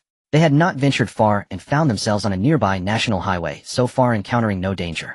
Qin Jin's goal for today was clear: to reach all the police stations closest to the base. He needed to obtain firearms at the onset of the apocalypse to maintain control over the base and have the capital to expand. The evolution of humanity in the future was quite limited. One could not rely on individual strength to command others' submission. Everything still required the power of firearms. Otherwise, everything was just an illusion. As they drove along the road, everyone remained highly alert, prepared for any danger that might arise. The nearest police station Qin Jin aimed for was only a dozen kilometers from the base, which would typically take no more than half an hour in peaceful times. However, the current situation was difficult to predict. The convoy was not moving quickly, maintaining a speed of only 50 to 70 kilometers per hour. Occasionally, debris and abandoned vehicles obstructed the main road, requiring the vehicles to detour or slow down to push through with their bumpers. The team members occasionally caught sight of bleached white bones along the roadside, each ghastly scene subtly shifting. Qin Jin was rather accustomed to this. In his past life, he had seen far too much. Suddenly, the driver of the lead vehicle said to Qin Jin, "Boss Qin, there's a zombie ahead." Qin Jin shifted his attention to the front of the vehicle and indeed saw a figure standing in the distance on the road. The person was ragged, smeared with blood, and a closer look revealed that their left arm was missing at the elbow, standing silently in the middle of the road, clearly a zombie. It seemed that the sound of the vehicles had attracted it as it began to stagger towards the convoy. After merely 2 seconds of thought, Qin Jin commanded the driver beside him step on the gas and crash into it. "Got it, boss." The lead off-road vehicle roared ahead, breaking away from the following cars and charging towards the bang. The lone zombie was sent flying like a toppled block, its remains scattering as it was hurled forward, limbs flying in arcs, landing dozens of meters away. Qin Jin's vehicle also came to a stop. Someone got out to inspect the reinforced bumper at the front. There was slight deformation, but it was still usable. The modification seemed effective. The vehicle continued to move forward. Blood splattered onto the windshield, and the driver pressed the washer button. The wipers struggled several times before clearing a small area, restoring visibility. The front of the vehicle was now soaked in blood, rendering it increasingly menacing. The journey continued in silence. Where navigation indicated a 24-minute arrival time, they had taken almost 40 minutes to reach, dodging the occasional zombie along the way, attempting to avoid them. When unavoidable, they simply rammed through. Upon arriving at their destination, Qin Jin instructed the convoy to stop via the intercom. The lead vehicle was drenched in blood, with the bumper severely deformed, indicating they had encountered numerous zombies on the road. This was the aftermath of the fog of death just clearing. The zombies still retained a degree of madness. Their destination was a police station in a county town, with Menteng Town also under its jurisdiction. Now the main door stood wide open, with several police cars haphazardly parked nearby, some clearly having been burned, leaving only charred skeletons emitting thick black smoke. Several dismembered zombies crawled slowly, possibly former humans who had not mutated during the Night of Chaos, and were later bitten and transformed by other zombies. Now, due to their impaired mobility, they had yet to find a shaded place to rest. Many zombies in the apocalypse were missing limbs or covered in wounds, often those who hadn't mutated at first and were later caught and killed by others. Those with intact bodies were usually the first batch of mutants. Some unfortunate individuals, after being knocked down by zombies, suffered neck or brain injuries, losing their chance to mutate. Others were devoured before they could mutate, turning into mere skeletons. Zombies preferred the shade, and when the sun emerged during the day, would seek nearby shadows to hide. They would only emerge in response to stimuli, unlike at night, when they could roam freely. Thus, human survivors often chose to act during the day, avoiding the night as much as possible. The convoy did not drive directly to the police station, but opted to stop at a street corner several dozen meters away. A direct confrontation was impossible. Only cunning could minimize losses. Qin Jin observed the surroundings for a while. It was quiet, with no moving zombies in sight. The area was surrounded by low buildings, providing a relatively open view. Theoretically, any hidden zombies would be among these structures. He then activated the drone he carried, sending it soaring towards the police station, hovering about 3 meters in front of the entrance.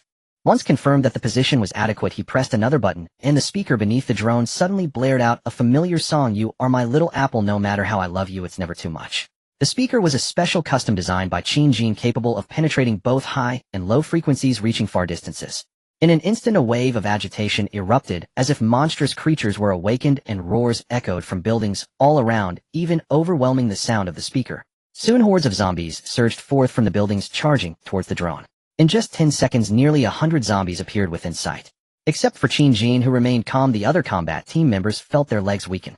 This was their first encounter, so close to so many zombies, with some even running past their vehicle. Less than a meter apart, the number of zombies accumulating beneath the drone kept rising. Qin Jin smoothly raised the drone's altitude to 5 meters, focusing on the police station, where zombies continued to pour out. The zombies persistently reached toward the drone, and within just a few minutes they stacked up to 3 meters high. Zombies running from behind used their fellow zombies as stepping stones to climb higher, only to be trampled down again by those behind them, creating a tower that grew like an ant ball. At this moment, the combat team members finally understood why their boss was dissatisfied with the 5-meter-high walls of the base. Zombies could genuinely scale such heights. This world does not feature bizarre zombie apocalypse films or games like World War Z or Left 4 Dead. Most are akin to conventional Resident Evil scenarios. While others were shocked, Qin Jin was unperturbed. He had witnessed such situations countless times while fending off zombies in his past life. He continued to maneuver the drone, occasionally moving it left and right, causing the zombie tower to shift direction. Unstable individual zombies were shaken off, preventing the tower from growing too high and hindering his ability to lure out zombies from inside the police station. The drone continued flying for nearly 10 minutes, and the number of zombies emerging from the police station dwindled. By 2 minutes ago, none had emerged, which indicated that it was almost time. He then handed the drone to another team member, Zhongyu, who was capable of operating it, instructing him to lead the zombie. He had demonstrated this to Zhongyu yesterday at the base. Operating it wasn't difficult, he just needed to maintain the drone's speed to ensure the zombie group didn't fall behind.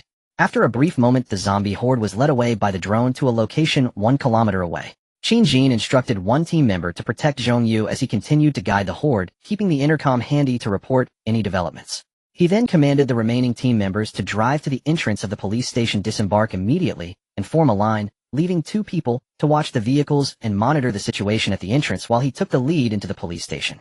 As he stepped through the door, a strong smell of rust filled his nostrils, and he recognized it as the scent of blood. He thought to himself that a fierce battle must have taken place here. Bullet holes were still visible on the walls. The office hall was in disarray, with various papers and chairs scattered about, and the reception window's glass lay shattered all over the floor, with still wet bloodstains visible on the remnants. No zombies or bodies were in sight. It appeared that they had all been drawn away. He breathed a small sigh of relief and quietly instructed the following team members: "We will split into 3 teams here, searching different areas. Firearms are generally stored in the weapon storage room, which should be on the 3rd floor. I will lead the way there, and the other 2 teams will search elsewhere, bringing back any weapons or supplies they find. The zombies should have been drawn away, but I'm not sure if any are left behind. Everyone must be extra cautious if you want to return safely." He quickly finished speaking to the team members, and without further ado pressed forward with his right hand, saying action. He swiftly crouched down, drawing his crossbow, and aiming forward, seemingly calculating each step as he silently made his way to the staircase. The team members following him mimicked his actions, advancing with shields and knives in hand. Gao Chong, 36 years old, with dark skin, a square face, thin lips, and a height of about 1.7 meters, was as ordinary in appearance as could be. He was originally a fishmonger at the Mintang Town Agricultural Market. On the morning of October 10th, after a quarrel with the market management staff, a fight broke out, resulting in him injuring one of them, leading to his detention by the arriving police. After being interrogated, he was thrown into a detention center. While he was filled with regret over his actions and uncertain how much he would have to pay to resolve the matter, disaster struck that night. Fortunately, he was alone in a temporary cell, allowing him to witness the other detainees in the adjacent room gradually mutating into zombies, frenziedly tearing and devouring those around them, including the police officers who watched over them, who also mutated and chased after the remaining unmutated officers. Everyone died, nearly everyone was dead. He felt he had gone insane because he could not believe this was real. As time passed, he realized it was not him who was insane, but rather everyone else had lost their minds and perished. Many of those bitten gradually transformed into new zombies, and one detainee whose neck was bitten off was devoured in the cell, just a few meters away from him. The splattered blood even got on him. He was used to killing fish for a living, but having grown accustomed to being a butcher, he was still startled by this scene, his scalp tingling and his body going cold. He wondered if he had killed too many in the past, and now he was suffering this punishment in hell. After the roommate beside him was consumed, the zombies did not disperse, continuing to surround his cell, reaching out and roaring incessantly, clearly still wanting to eat him. The iron bars, which he had once despised for obstructing his freedom before the apocalypse, he now wished to strengthen, to reinforce again. Strong enough that the zombies could not break through. He had never imagined what despair felt like, and now he was fortunate to experience it. Surrounded by blood-soaked grotesque figures, some missing hands and feet, he felt as if he were encircled by a horde of demons. He wished he could dig through the concrete floor to hide, as that would be better than being watched by these monsters. What about his younger sister and brother outside? He wondered how had the zombies broken out there too. Had they found a safe place to hide? The more he thought, the more his spirit plummeted into hell. Perhaps his desire for survival had begun to manifest, as the iron bars managed to hold off the zombies, keeping them several meters away from Gaochang. It was not until 2 days later that the fog dissipated and the zombies ceased their madness, their aggression significantly reduced. Many zombies, having lost their keen sense of smell or being distracted by other noises, were no longer surrounding him, leaving only a few stubborn ones. His mind finally relaxed from the heightened tension. He felt as if he had worked 10 shifts in one night. Coupled with 2 days and nights without food or water, he was on the verge of collapse. In this daze, Gaochang was unaware of how much time had passed, when suddenly a classic song jolted him awake. The few remaining zombies that had surrounded him were drawn away by the music, leaving the entire space empty except for him. He jolted awake.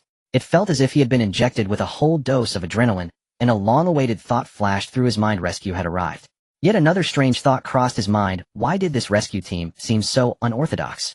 The perspective shifts back to Qin Jin's side. On the 3rd floor of the police station, Qin Jin and his team cautiously made their way over, fortunate enough not to encounter any danger. After 2 consecutive days of fog, it was evident that there were no survivors left.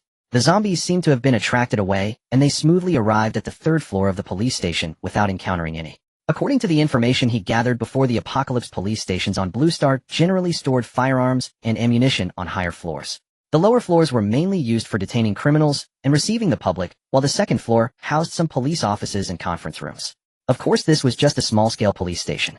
Larger stations would have shooting ranges, small jails, training grounds, and so on. The first target they visited today was also planned by him, as he had scouted the place before the apocalypse. He thought it was quite normal, right? After being reborn, how could he not plan even for such small matters? Knowing that he needed to find guns in the apocalypse, isn't it simple to identify a place to go beforehand?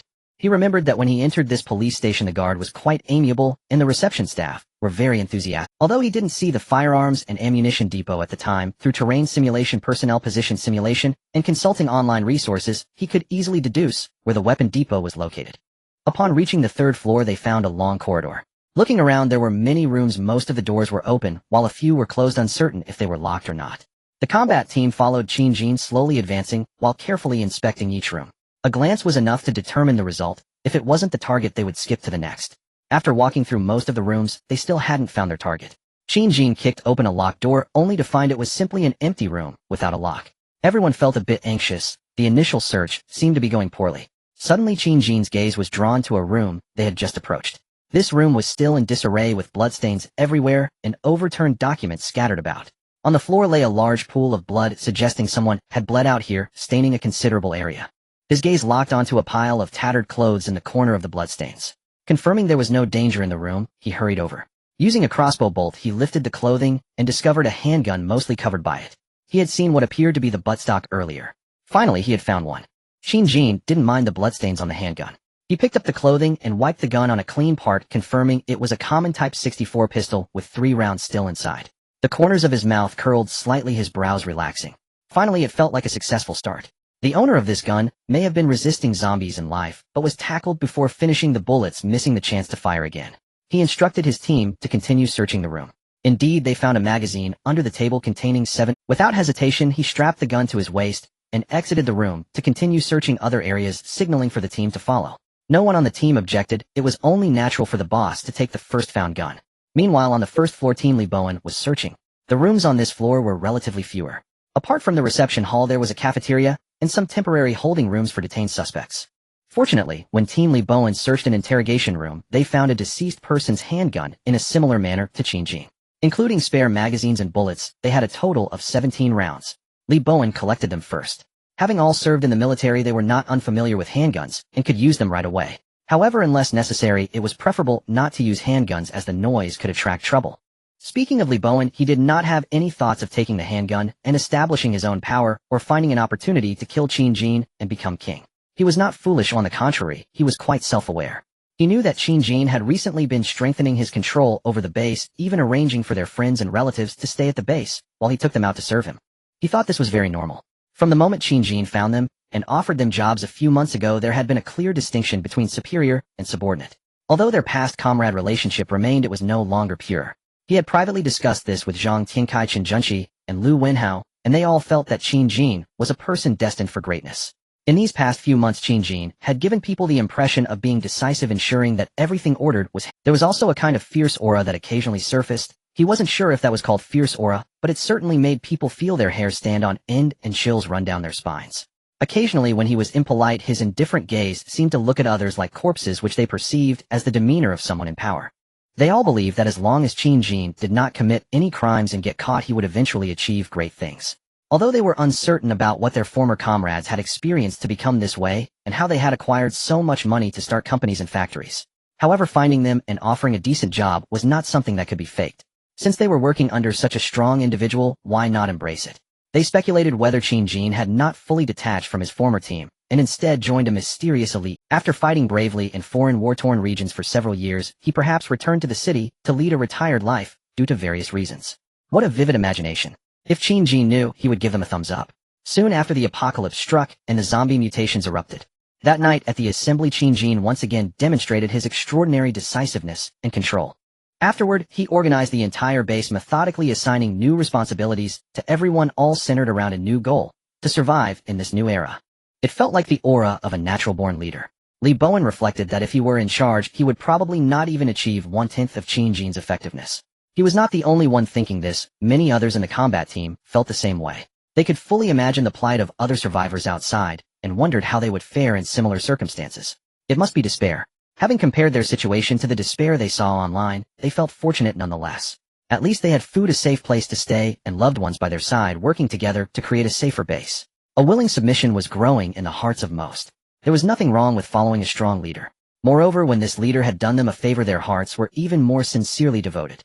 If someone were to threaten Qin or do anything detrimental to the base now, they would step up to eliminate the problem, because they had already genuinely considered themselves part of the base. Anyone who harmed the base was harming them. It wasn't just the 3 days of the apocalypse that transformed them, it was the gradual influence over the months. At least the majority of those repairing the walls of the base were not.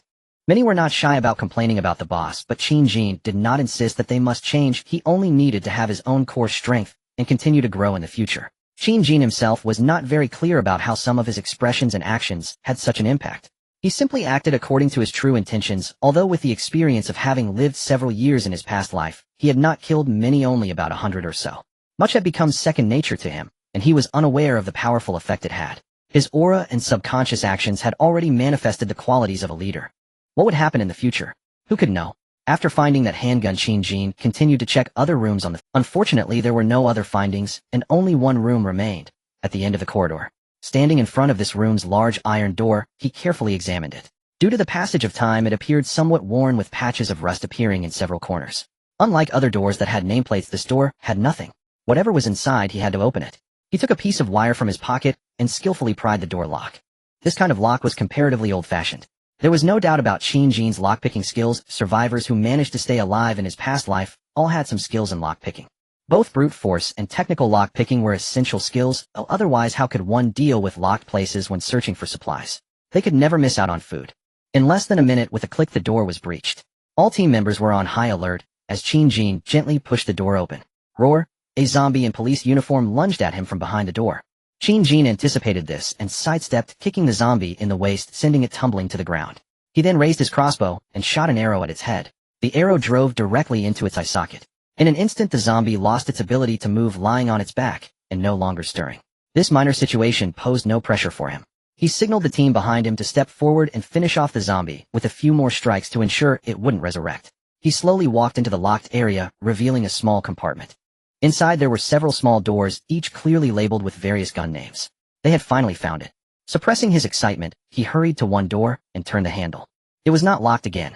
At a glance, the space inside was small, but the walls were lined with exactly what he had planned for: handguns and machine guns. The team members quickly opened other small doors, each containing different weapons. Everyone became excited. These were the kinds of toys that every man yearned for, and no one could remain indifferent. Qin instructed everyone to quickly gather the weapons. There was no time to waste. Nearly 20 minutes had passed since entering the police station, and who knew what might happen next?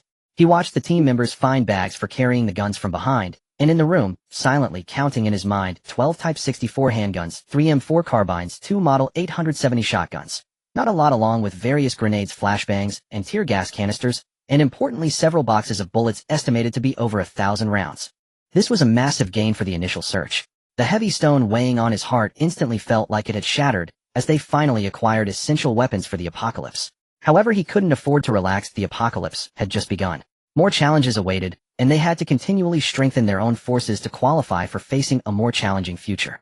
On the third floor, the Qin team finally found the target firearms and various weapons. They quickly packed them up.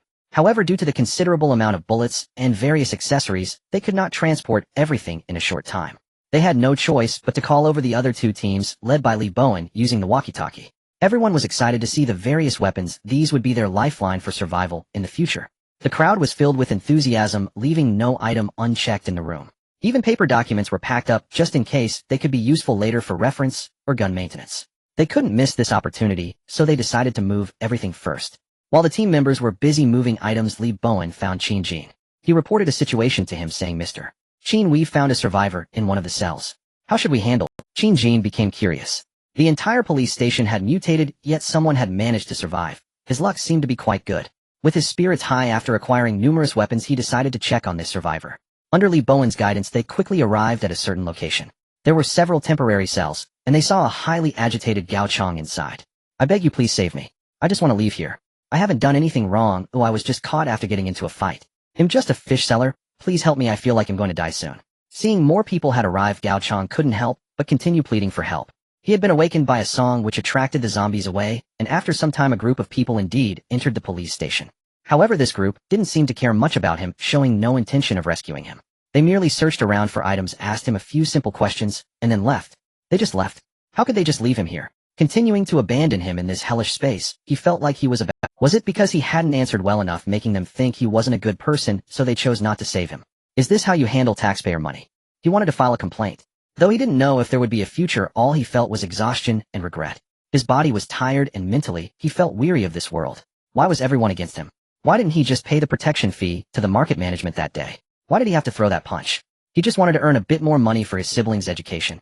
Damn it. As he regretted his life and lost consciousness, he surprisingly heard footsteps again. They were back. This time he would put in his best effort to show himself well for a chance at rescue. He was truly thirsty, hungry, and desperate, deeply worried about the safety of his siblings outside. He continued to sob, saying, "I'm Gao Chong from stall number 4 at the Mintang Town Agricultural Market. I grew up here. I'm really just a law-abiding fish seller. Please save me. I'm not a bad person." "Oh, you're also from Mintang Town." Qin's interest was piqued upon hearing this. He asked Gao Chong, "Why are you here? Have no other people come in these past few days?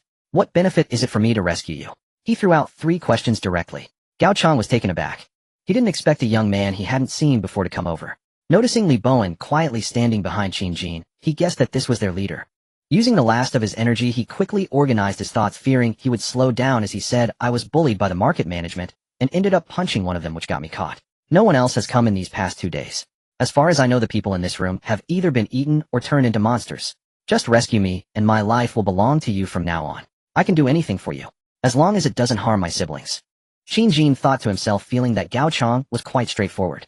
He didn't know whether to call him foolish or smart. He had directly exposed his weakness. He quickly considered that in the future they could raise fish in the base's pond, and perhaps they could find someone to manage it. Seeing Gao Chong had fallen silent, seemingly lost, and thought his heart tightened. He knew that if he missed this opportunity, he might not survive to see the next rescue, which might not even come. He hadn't had water or food for 3 days, and he couldn't even urinate anymore. His body was nearing its limit.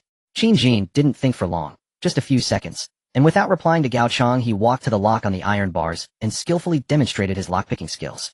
Seeing that he was taking too long to respond, Gao Chong was nearly despairing when he saw the young man approach, fiddling. With a click, the iron bars, which had made him feel both love and hate, finally opened the door.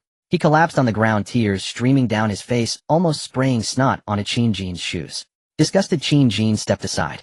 Seeing that Gao Chong seemed incapable of walking, he instructed Lee Bowen to help him up and head back towards the vehicle convoy. The transport was nearing its end. A dozen people had busily made 2 trips to move all the weapons and potentially useful items down to the heavy truck parked at the main entrance. During this process, Qin first distributed handguns to Lee Bowen and several team leaders. He addressed his teammates, saying the initial operation went smoothly. "We've acquired quite a number of weapons, but they can only be used by you team leaders for now, as you were originally soldiers and know how to handle guns. It's not advisable for those who don't know how to use them. This requires certain skills, and those who don't know could easily harm themselves or their teammates. Don't worry, once we return to the base, we'll arrange training on how to use firearms. Everyone will definitely learn how to use them in the future." The teammates who hadn't received guns all understood it's normal for anyone handling a gun for the first time to feel not knowing how to use them is truly dangerous. Missing the target is one thing, but injuring oneself or a teammate is comical. The team leaders after receiving their guns began to examine and feel them with great interest. These things are forever the beloved toys of men who no one will complain about having too many. Previously they had only had the occasional chance to handle firearms in the military, not as something they could possess long-term. Their previous crossbows had been downgraded to be used by the lower-ranked personnel with Qin-Jin's permission. Crossbows are comparatively easier to use than firearms, as long as one pays attention to a few key points. Even first-time users can handle them. The only drawback is that accuracy is hard to grasp, requiring practice to improve one's feel. For a moment the combat team's strength at the Green Source base significantly increased. Qin-Jin himself strapped on a brand new handgun at his waist with a submachine gun hanging on his chest. He had been fortunate enough to have one in his past life as well.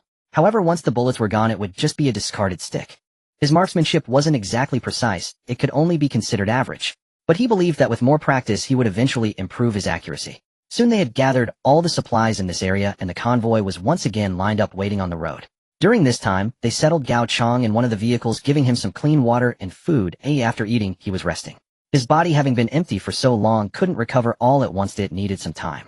Qin-Jin communicated with Zhong Yu, informing them that they were grazing 2 kilometers away. He instructed them to find a suitable location, turn off the sound ball, and drive back here to regroup with the drone. Once the zombies lost their sound target, most would stop and slowly wander off to seek shade nearby. He didn't know how they discerned locations, but they once again lay in wait at different spots, anticipating the next batch of fortunate souls to stimulate them, or waiting for nightfall to forage for food. Zhong Yu and the others quickly returned with the drone, pleased to have achieved their objective. The convoy departed from the base at 6:30. It took over 40 minutes to reach the police station, and after spending more than half an hour searching for and transporting supplies, it was still early, just past 8. It still belonged to the morning.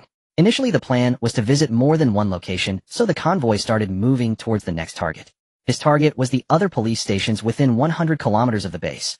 They might not finish visiting them all today, but they would first scour the ones that were closer. At the very least, in the early days of the apocalypse, before other survivors had reacted, and before firearms had been damaged or picked up, it was best to gather as much as possible. After all, once industrial civilization was destroyed, these would be non-renewable resources. Of course, he had no intention of staying out overnight. The dangers outside were too high, and a slight mistake could lead to casualties or even annihilation. Thus they established a daily plan for time to go out and return on the same day. Every afternoon, they would assess the distance from the base, planning to start heading back by 3 or 4 p.m., ensuring they could return before dark. Now it was just past 8, and they were definitely heading towards the next target. No one would complain about having too many firearms and ammunition. The convoy, led by Qin-Jin's lead vehicle, continued towards another location approximately 40 kilometers away, which was another city police station in Guanyuan. Located in the outskirts of Guanyuan City, he thought it was worth the risk to go here. If it were in the city center, he certainly wouldn't dare to go. That would be like walking to his death. As long as he was cautious, he felt confident about probing this police station. If it didn't work out, he could always change targets. After all, it was still early. In China, the police force is divided into many levels, with the lowest level being the precinct, which might have some firearms, but both the quantity and amount of ammunition would definitely be much lower than that of the county level. The combat team had just visited a county-level police station and had collected quite a bit. The next level up would be the city bureau, which would undoubtedly have more and stronger weapons. For example, the Guanyuan City Bureau. But that also meant that there would likely be a considerable number of zombies around, posing a certain level of danger. He would temporarily not consider the highest-level police department. That would be a provincial-level unit inevitably situated in the city with the largest population. To describe it as a dragon's den or a tiger's lair would not be an exaggeration. As for searching for supplies there, he wouldn't even think about approaching such a large city. He would have to face millions of zombies, and many tactics would lose their effectiveness against such numbers. Another system of military forces would certainly have more resources. However, they are often established in relatively secretive locations, and he didn't dare to set his sights on those places just yet. One reason is the long distance, and the other is the potential resistance from official organizations. As the battle team continued on to their next target, the personnel within the Green Source base had already risen. There was no opportunity for anyone to sleep, and the base had made it clear that everyone was required to contribute unless they were genuinely unwell. The older individuals could take on lighter tasks, while the younger ones were expected to do more, which correspondingly meant they would receive more food. Several managers had worked through the night 2 days prior to devise a detailed division of labor and work schedule for the construction of the base's walls, which was approved by Qin before execution. In just a few days since the apocalypse, the Green Source base had implemented an entirely new system. Breakfast consisted of simple rice porridge accompanied by some side dishes, and after breakfast most people went to repair the walls. The working hours were roughly from 8 a.m. to 1130 a.m., with breaks of 510 minutes every hour and a 2-hour lunch break from noon, resuming from 1:30 p.m. to 5:30 p.m. The work hours were not much different from those of the previous office workers, only the nature of the work had changed. Many who were used to sitting in offices found themselves exhausted after a day of moving bricks and mixing cement. Many young men and women who came today were still sore and uncomfortable. In contrast, some family members of the battle team, who had either farmed in rural areas or worked on construction sites, adapted very well. Or perhaps those who were originally wealthy and valued their lives were less likely to directly join the battle team and risk their lives. There would be some, but certainly in fewer numbers. There were nearly 20 personnel responsible for guarding the base, managed by a circle of close friends led by Qin's father after Qin Jin went out. The four corners of the base had quickly built 4 simple observation towers, using scaffolding directly employing the framework that Qin Jin had prepared before the apocalypse. Filling it with cement and building 2 stories in a day was not an issue. This served to guard against external dangers, while also allowing observation of the situation within the base. Taking advantage of the fact that electricity and water had not yet been cut off, many devices could still be used, and the base was rushing to accelerate construction. 2 days prior, 2 ponds had been completely filled with clean water, and the water tanks in the warehouse were also filled, ensuring that the base would have a reliable water supply for the short term. As for food, Qin Jin had informed everyone that they could conserve and manage for a few months without issue. He would later lead a team to search for supplies, so the overall food situation was not too tense, and they could ensure everyone would have enough. He had not disclosed specific numbers to anyone yet, planning to hand over the management of warehouse supplies to someone trustworthy once the base stabilized. He did not trust others. Even letting his parents know would only add to their pressure or potentially cause unnecessary. If someone accidentally leaked the information, it could lead to disaster in the future. He had seen too many such examples before. Humans driven to the brink of hunger would stop at nothing to obtain what they desired. This was why he continuously strengthened his own power. Those who had eaten breakfast began working early. Under the walls they set up numerous scaffolds, with some mixing cement and others transporting bricks, while those with skills climbed up to build the walls. They aimed to raise the wall height to 10 meters as quickly as possible. At this moment, a few younger individuals among them could not help but complain. A young man with a stylish haircut complained to another beside him, "I can't believe it. Oh, we always say we're moving bricks, and now we're really moving bricks.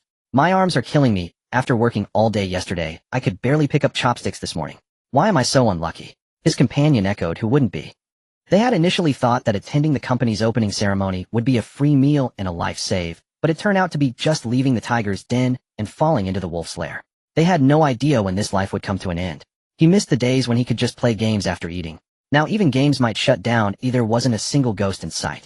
The young man who had complained earlier gestured towards the managers maintaining order and observing the construction, along with the battle personnel armed with crossbows in the observation tower, and said discontentedly, "Look at those leaders. They have it so easy, just moving a finger to get the work done. Once the repairs are finished, they'll surely claim all the credit. Why should they be the only ones in management? I could do it too." Several others around him nodded in agreement, expressing that if they were in charge they would certainly make things easier for everyone and not require so much work. Come on, the wall was originally 5 meters high. Oh, what zombies could jump that high to get in? They just want to exploit us. Most did not believe that such a high wall was still insufficient for safety against the terrifying zombies. Although they knew a zombie virus had broken out outside, most of the information online consisted of written laments, with only a few hurriedly taken pictures and videos. But the clarity of those images was so poor that it was difficult for the remaining survivors, who still held phones, to have an intuitive understanding of the horror of the zombies. Those survivors who managed to capture good footage of zombies were mostly dead. Many survivors thought that zombies only moved like mindless corpses. In reality, after mutation, a zombie's body functions ceased to operate under human control, governed instead by the virus, completely unlocking the limitations of the human body. Normal human brains control the threshold of strength to avoid exceeding certain limits, otherwise injuries like strains would occur. However, once mutated into a zombie, the constraints were removed, theoretically allowing a body to exert all its strength. But due to bodily impairments and quality, most zombies, while not as strong as adult men, still posed a terrifying threat. Imagine a zombie capable of pushing away objects weighing nearly 100 pounds. Their joints may become stiff, but they can still run at a speed comparable to a jogging adult. With their keen sense of smell and hearing, it would be extremely difficult for an untrained person without weapons to defeat a zombie alone. Fog-filled days were even more terrifying. Zombies are enhanced in all aspects, and the only way to defend against them is by relying on terrain. Direct confrontation is nearly impossible. They had seen their boss easily dispatch zombies as if slicing through melons, believing zombies were nothing to fear.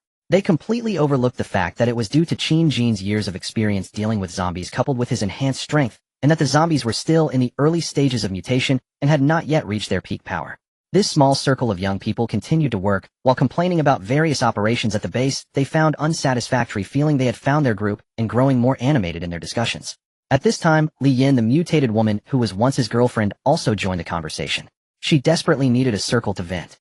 In recent days, she had seen many horrific scenes online from outside. Initially feeling a bit uneasy and experiencing slight sadness from losing contact with her family, those feelings had long been overshadowed. She realized that others were faring even worse than she was.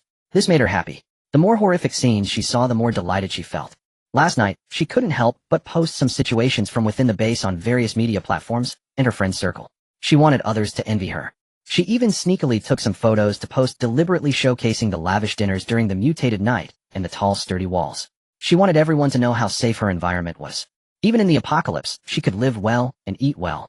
She was the kind of goddess that others could only dream. Even a friend she originally disliked. Women are like this. Even if they don't like each other, they can still refer to each other as friends and engage in various comparisons. Was someone from a wealthier family more beautiful and with a better figure?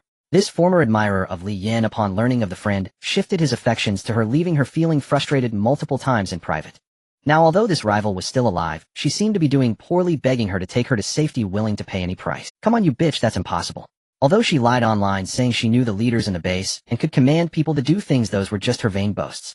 She could only pretend to express that she would try to persuade the boss to rescue her friend, which also earned her compliments and flattery from her rival that she had never experienced before. She felt immensely satisfied, completely forgetting the blisters that had formed from working all day. Seeing other media platforms filled with envy and requests for help directed at her made her feel as though her heart was overflowing with excitement. She loved it here. Unfortunately, by the daytime, the fondness she had begun to develop yesterday had quickly faded. The food was not great, and there was exhausting work to be done. After a day of labor, even if she spent most of the time slacking off, she had never endured this kind of hardship. Her heels and hands were covered in blisters. Today would continue, as she had spent so much on maintaining her hands. And the sun came out today. She had spent a fortune on cosmetic surgery and maintenance for her face. Would it really be exposed to the sun all day? How could she endure that? How could she fish if she got tanned? She had to find a way. Coincidentally, seeing that group of young people complaining made her feel like she had found her comrade. With her somewhat attractive appearance and her natural ability to chat easily, along with her skills in soothing those who adored her, she quickly became familiar with several young men and started critiquing the unfairness of the green source base. A small crowd was murmuring, which caught the attention of Wang Yang and Tang Jiming, who were present today to supervise the work and understand the construction progress. However, they did not think much of it. The world had just changed, and it was understandable for employees and others to shift from white-collar workers to manual laborers. Normally, after some time, once they became accustomed to the changes, they would eventually accept it, so they didn't push them too hard. Tang Jiming approached to remind them to talk less and work more, but this only made the group more dissatisfied. Why should they be the only ones who didn't have to work and just supervise? And surely the management and the boss had their own perks, right? They must be secretly enjoying better meals than these. If they thought about it from their perspective, they would do the same. Currently, there seemed to be not many personnel at the base, and every survivor was valuable. The boss surely would not treat them poorly. After all, they would need to defend against zombies and engage in various constructions in the future. If they did not resist, wouldn't they be stuck in the same situation as now? Would they continue moving bricks, eating those tasteless meals, and not have heard of the saying that the law does not punish the masses? With so many people causing a ruckus together, even if they failed, they shouldn't face any repercussions. This group spent the entire morning gossiping while working. They knew that the boss had taken those so-called battle personnel out to search for supplies today. In the morning, someone had seen them lined up and driving out. Although they did not know where they were headed, it seemed they wouldn't be back anytime soon. Wasn't this a great opportunity? Quickly, a plan formed among their murmurs. They had no idea what kind of returns this plan would bring them. End of this green source base. It was lunchtime. After a busy morning, the workers repairing the walls finally took a break to eat. Those who were used to manual labor found the current workload manageable, and even the working hours were quite friendly. In the past, who didn't start farming at 5 a.m. and only got to eat at noon? Construction workers usually started work around 6 a.m. However, others who were not accustomed to heavy labor found it a bit overwhelming. The first day yesterday was tolerable, and most gritted their teeth to persevere. But after a night of lactic acid fermentation, they were suffering today, each of them complaining about their sore bodies. Lunchtime arrived. Everyone gathered in the cafeteria, lining up for their meals. The young group that formed in the morning sat together, and Li Yin was naturally among them. Li Yin turned to the man who had voiced his dissatisfaction earlier and said in a playful tone, "Brother Wang, look. The lunch today is still so little and unappetizing. How can this be fair to us after all our hard work this morning? This is simply exploitation. My hands have blisters and my face is tanned. How will I face people later? I originally thought I had a bit of charm and dared to muster the courage to ask you to be my boyfriend, but now I'm too embarrassed to even mention it. She pretended to cry, leaning closer to the man beside her. "Don't cry, Yin Yin. I'll take care of it for you later," replied the man, named Wang, whose full name was Wang Minglong. He had an average appearance, but was close to 1.8 meters tall. He had previously worked in sales at another company, had good communication skills, and achieved some success. However, he had left his previous job due to conflicts with superiors and had recently switched to Green Source.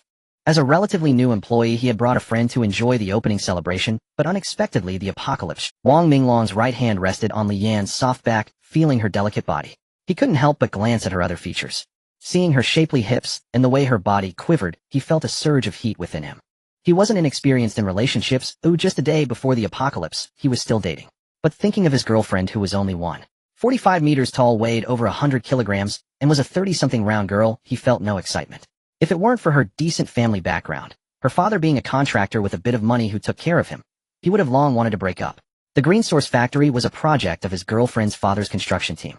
He had gotten in here through some connections. He had long wanted to get rid of his girlfriend.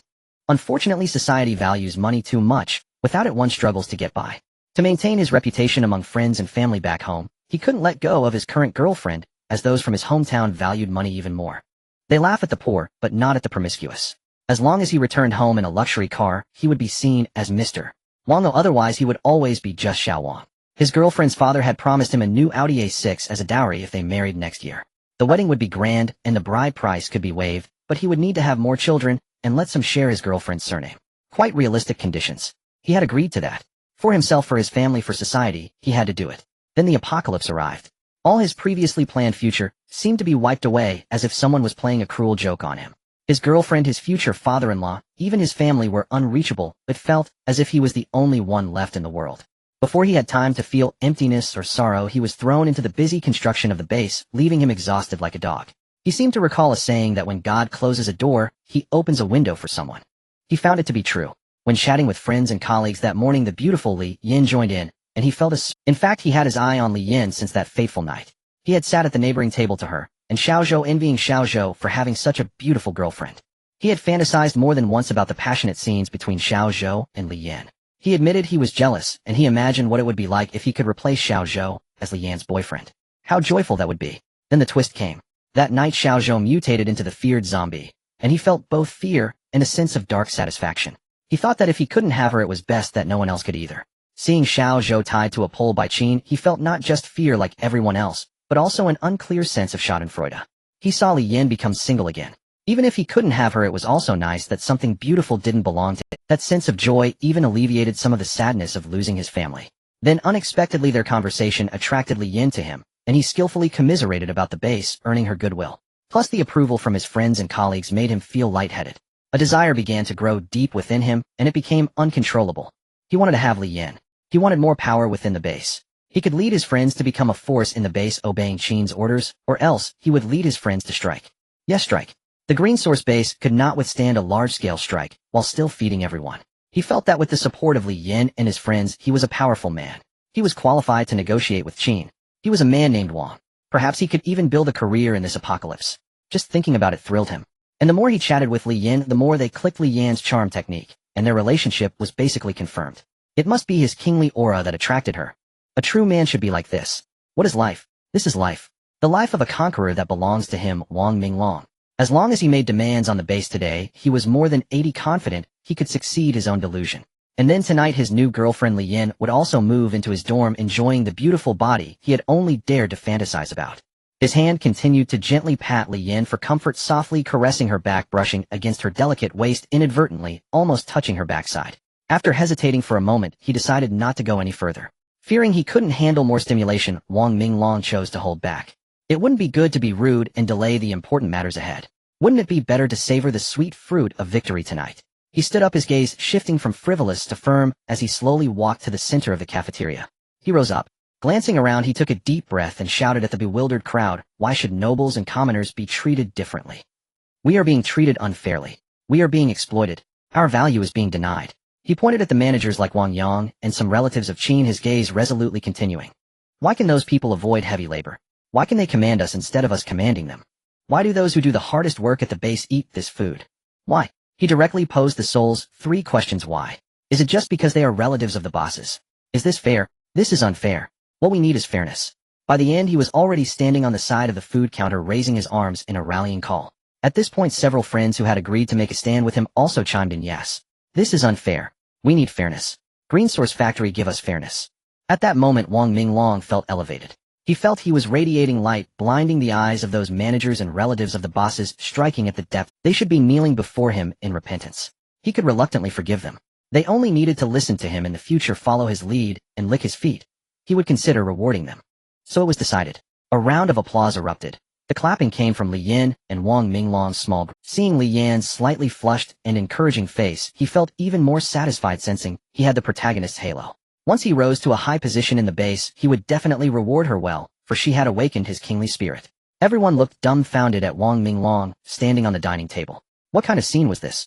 It was Tang Jinming, originally Wang Minglong's leader, who quickly reacted and rushed to Wang Minglong's side, his face dark, as he shouted, Wang Minglong, get down.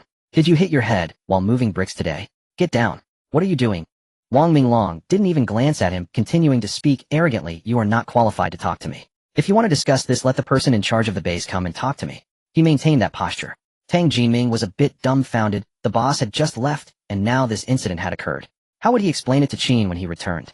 After a while, it was Qin's father who reacted first and walked over. He knew that after his son left, he was probably the only one in the whole base who could speak. At this moment, he couldn't avoid it. Before stepping forward, he exchanged glances with Mr. Zhong and several security team members. Soon Qin's father stood 3 meters away from Wang Minglong, gazing up at this ambitious young man. He slowly said, young man, if you want fairness, you can tell me. My son is not here today, or as his father I can give him a heads up. Wang Minglong tilted his head slightly, glancing at Qin's father and pondering.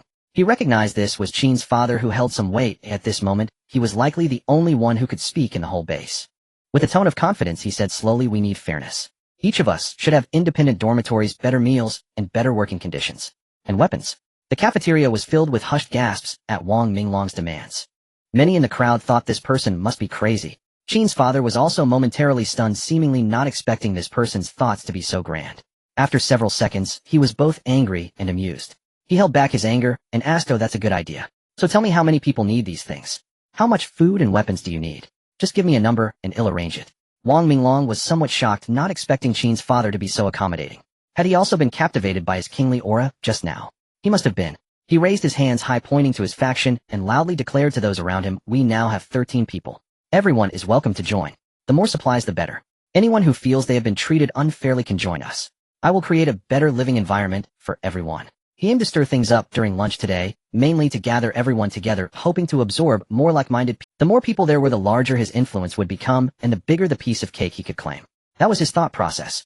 Unfortunately, in the cafeteria, besides the 20 people Qin had taken out, there were only about 60 left. His group of 10 or so had not gained any new members, all staring at him with bewildered expressions. He felt a bit displeased. These people truly did not recognize a good thing when they saw it. He vowed to make them pay for it when the opportunity arose. Qin's father looked over, and it seemed that all the dissenters were those in the corner with Wang Minglong.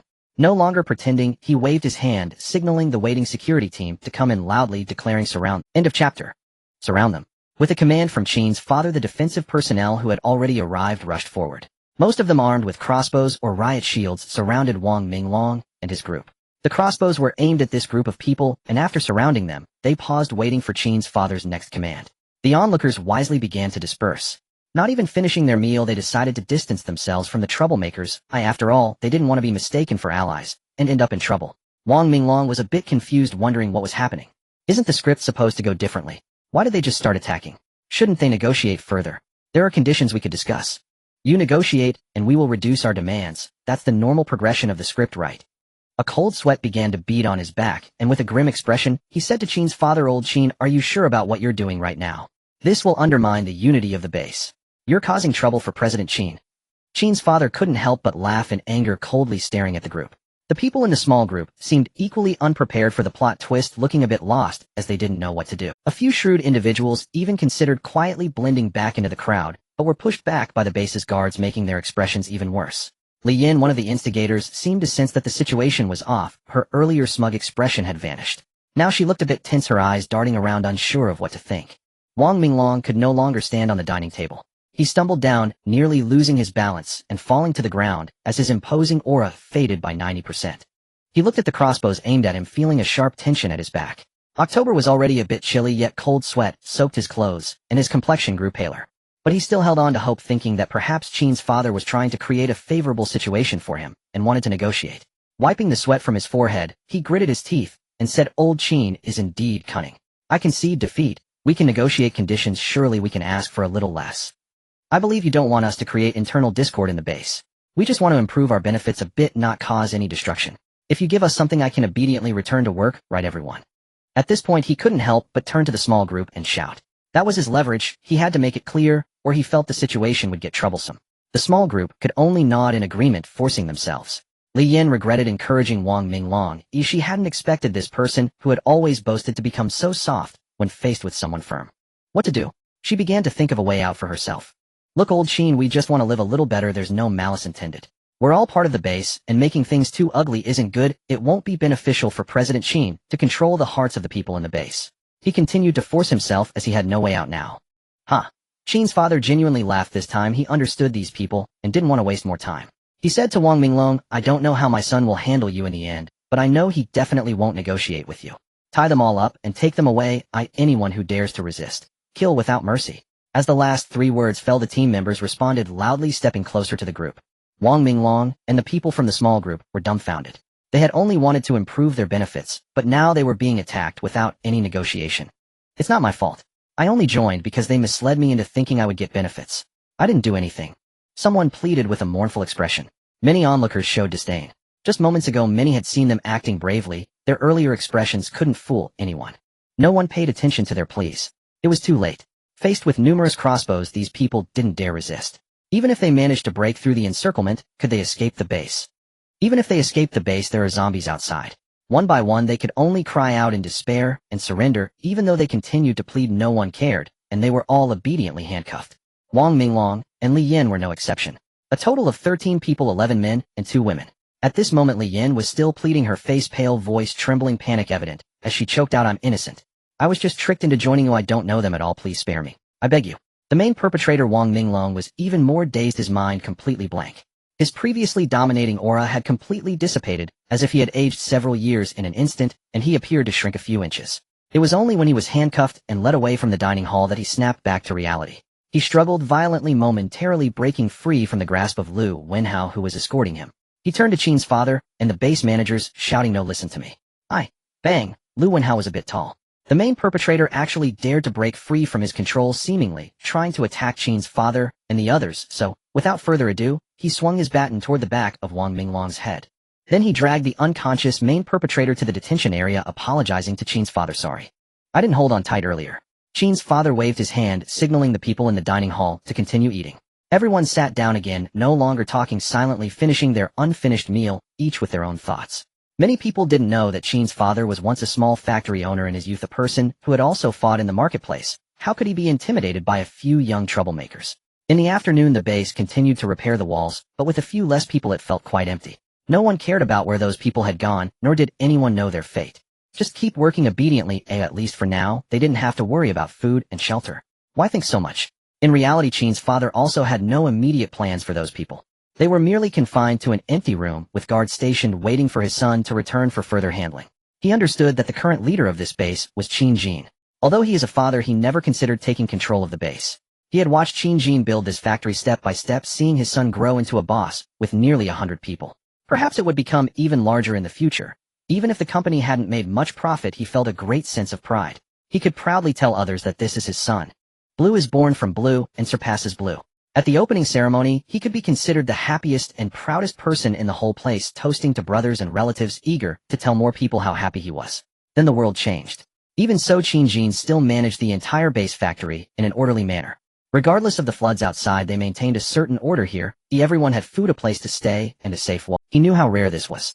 His pride still remained, even more so.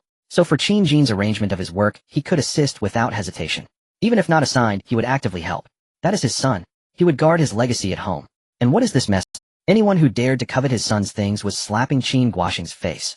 His son was risking everything outside. He knew what kind of world it was out there. He was also a person who surfed the internet. He talked daily with the relatives about the situation outside.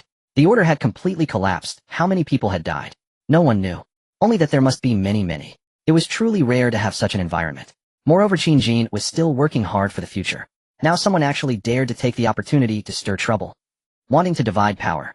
wanting benefits, even asking for weapons. Who dares? Seeking death. Now he wouldn't personally punish those troublemakers. He believed Qin Jin, as the leader of the base, would handle things well. He only needed to continue guarding the base well. For this, the security level was raised in the afternoon to prevent any further incidents. He had actually overthought it. Many who hadn't participated were also startled, not expecting that old Qin, who usually seemed amiable, could be so fierce when angry. Even those who originally had some small thoughts had reined them in, or at least now, they didn't dare touch the tiger's whiskers. Thus they worked steadily until evening. A sense of urgency had already risen within the base. Many relatives of those repairing the walls had joined the combat team, so worrying was inevitable. The worry didn't last long. The people at the watchtower had already seen vehicles returning from a distance, and shouted to the base, they're back, prepare to open the door, wait for confirmation. If there's no problem, open the door. Under everyone's anticipation, a convoy of more than 10 vehicles slowly approached the base gate. Leading them was a dusty armored police vehicle, the saber-toothed tiger. End of this chapter. The time returned to the morning. At the Qinjin combat team, the first target of the morning was successfully completed, and their convoy quickly headed to the next destination. The next target was in the suburbs of Guangyuan City, about 40 kilometers away. It took them nearly 2 hours to arrive. They encountered many abandoned vehicles on the way, some of which were blocking the road completely. They had no choice but to send team members to get out of the vehicle and use tools to drag or push the cars aside to continue driving, stopping and going all the way. Occasionally they encountered zombies blocking the road and simply knocked them away. The off-road vehicle that Qin Jin originally rode had its front steel beam completely deformed, so they had to switch to another vehicle to clear the way. On the road, when they encountered good off-road vehicles and trucks, he would send team members to check them, and they would take those with minimal damage. After all, combat team members were all capable drivers. As they rushed to their destination, the number of vehicles in the convoy increased, especially some box trucks or large trucks, which were valuable items in the apocalypse. Relying solely on cars or off-road vehicles for resource searching was not enough, as the carrying capacity was vastly different. Trucks and large vehicles were the primary means of transporting goods. With a powerful engine and the ability to withstand modifications, they were essential in the apocalypse. Of course, it's not to say that cars are useless, it depends on the situation. For simple travel, cars are definitely better. After the apocalypse, speed was rarely pursued. Being able to drive at 60-80 km/h on the road was already considered fortunate.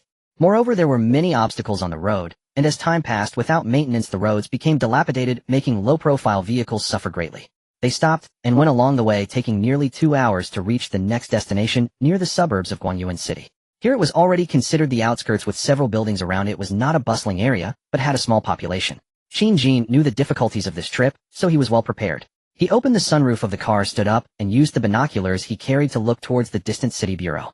He estimated the distance to be nearly 300 meters.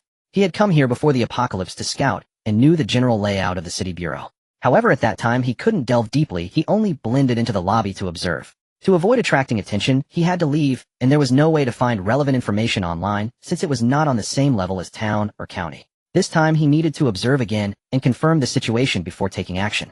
At this moment, the voice of Li Bowen came through the walkie-talkie. President Qin, zombies have appeared outside, possibly attracted by the noise from our vehicles earlier. Qin Jin scanned the surroundings and indeed saw some zombies emerging from the distant buildings. Everyone remained silent and concealed. We will deal with the zombies using crossbows. The command was quickly issued, and the convoy soon settled down, with team members holding their breath and focusing, watching vigilantly outside. Perhaps it was because the noise was not loud, or they concealed themselves quickly. Many zombies emerged without noticing them, slowly returning to the shadows. It was around 10 o'clock with the sun blazing, and only a few zombies were wandering on the road, seemingly attracted by something. Just mutated zombies had a sense of smell and hearing more acute than humans, but they hadn't yet reached their peak. According to what was said in the past life, mutated zombies would reach their peak sense of smell and hearing nearly a month after mutation. In favorable winds, they could smell human scents from 100 meters away and hear sounds from 100 meters away in quiet environments, making them a nightmare. Nighttime was stronger than daytime. Foggy days were even more terrifying.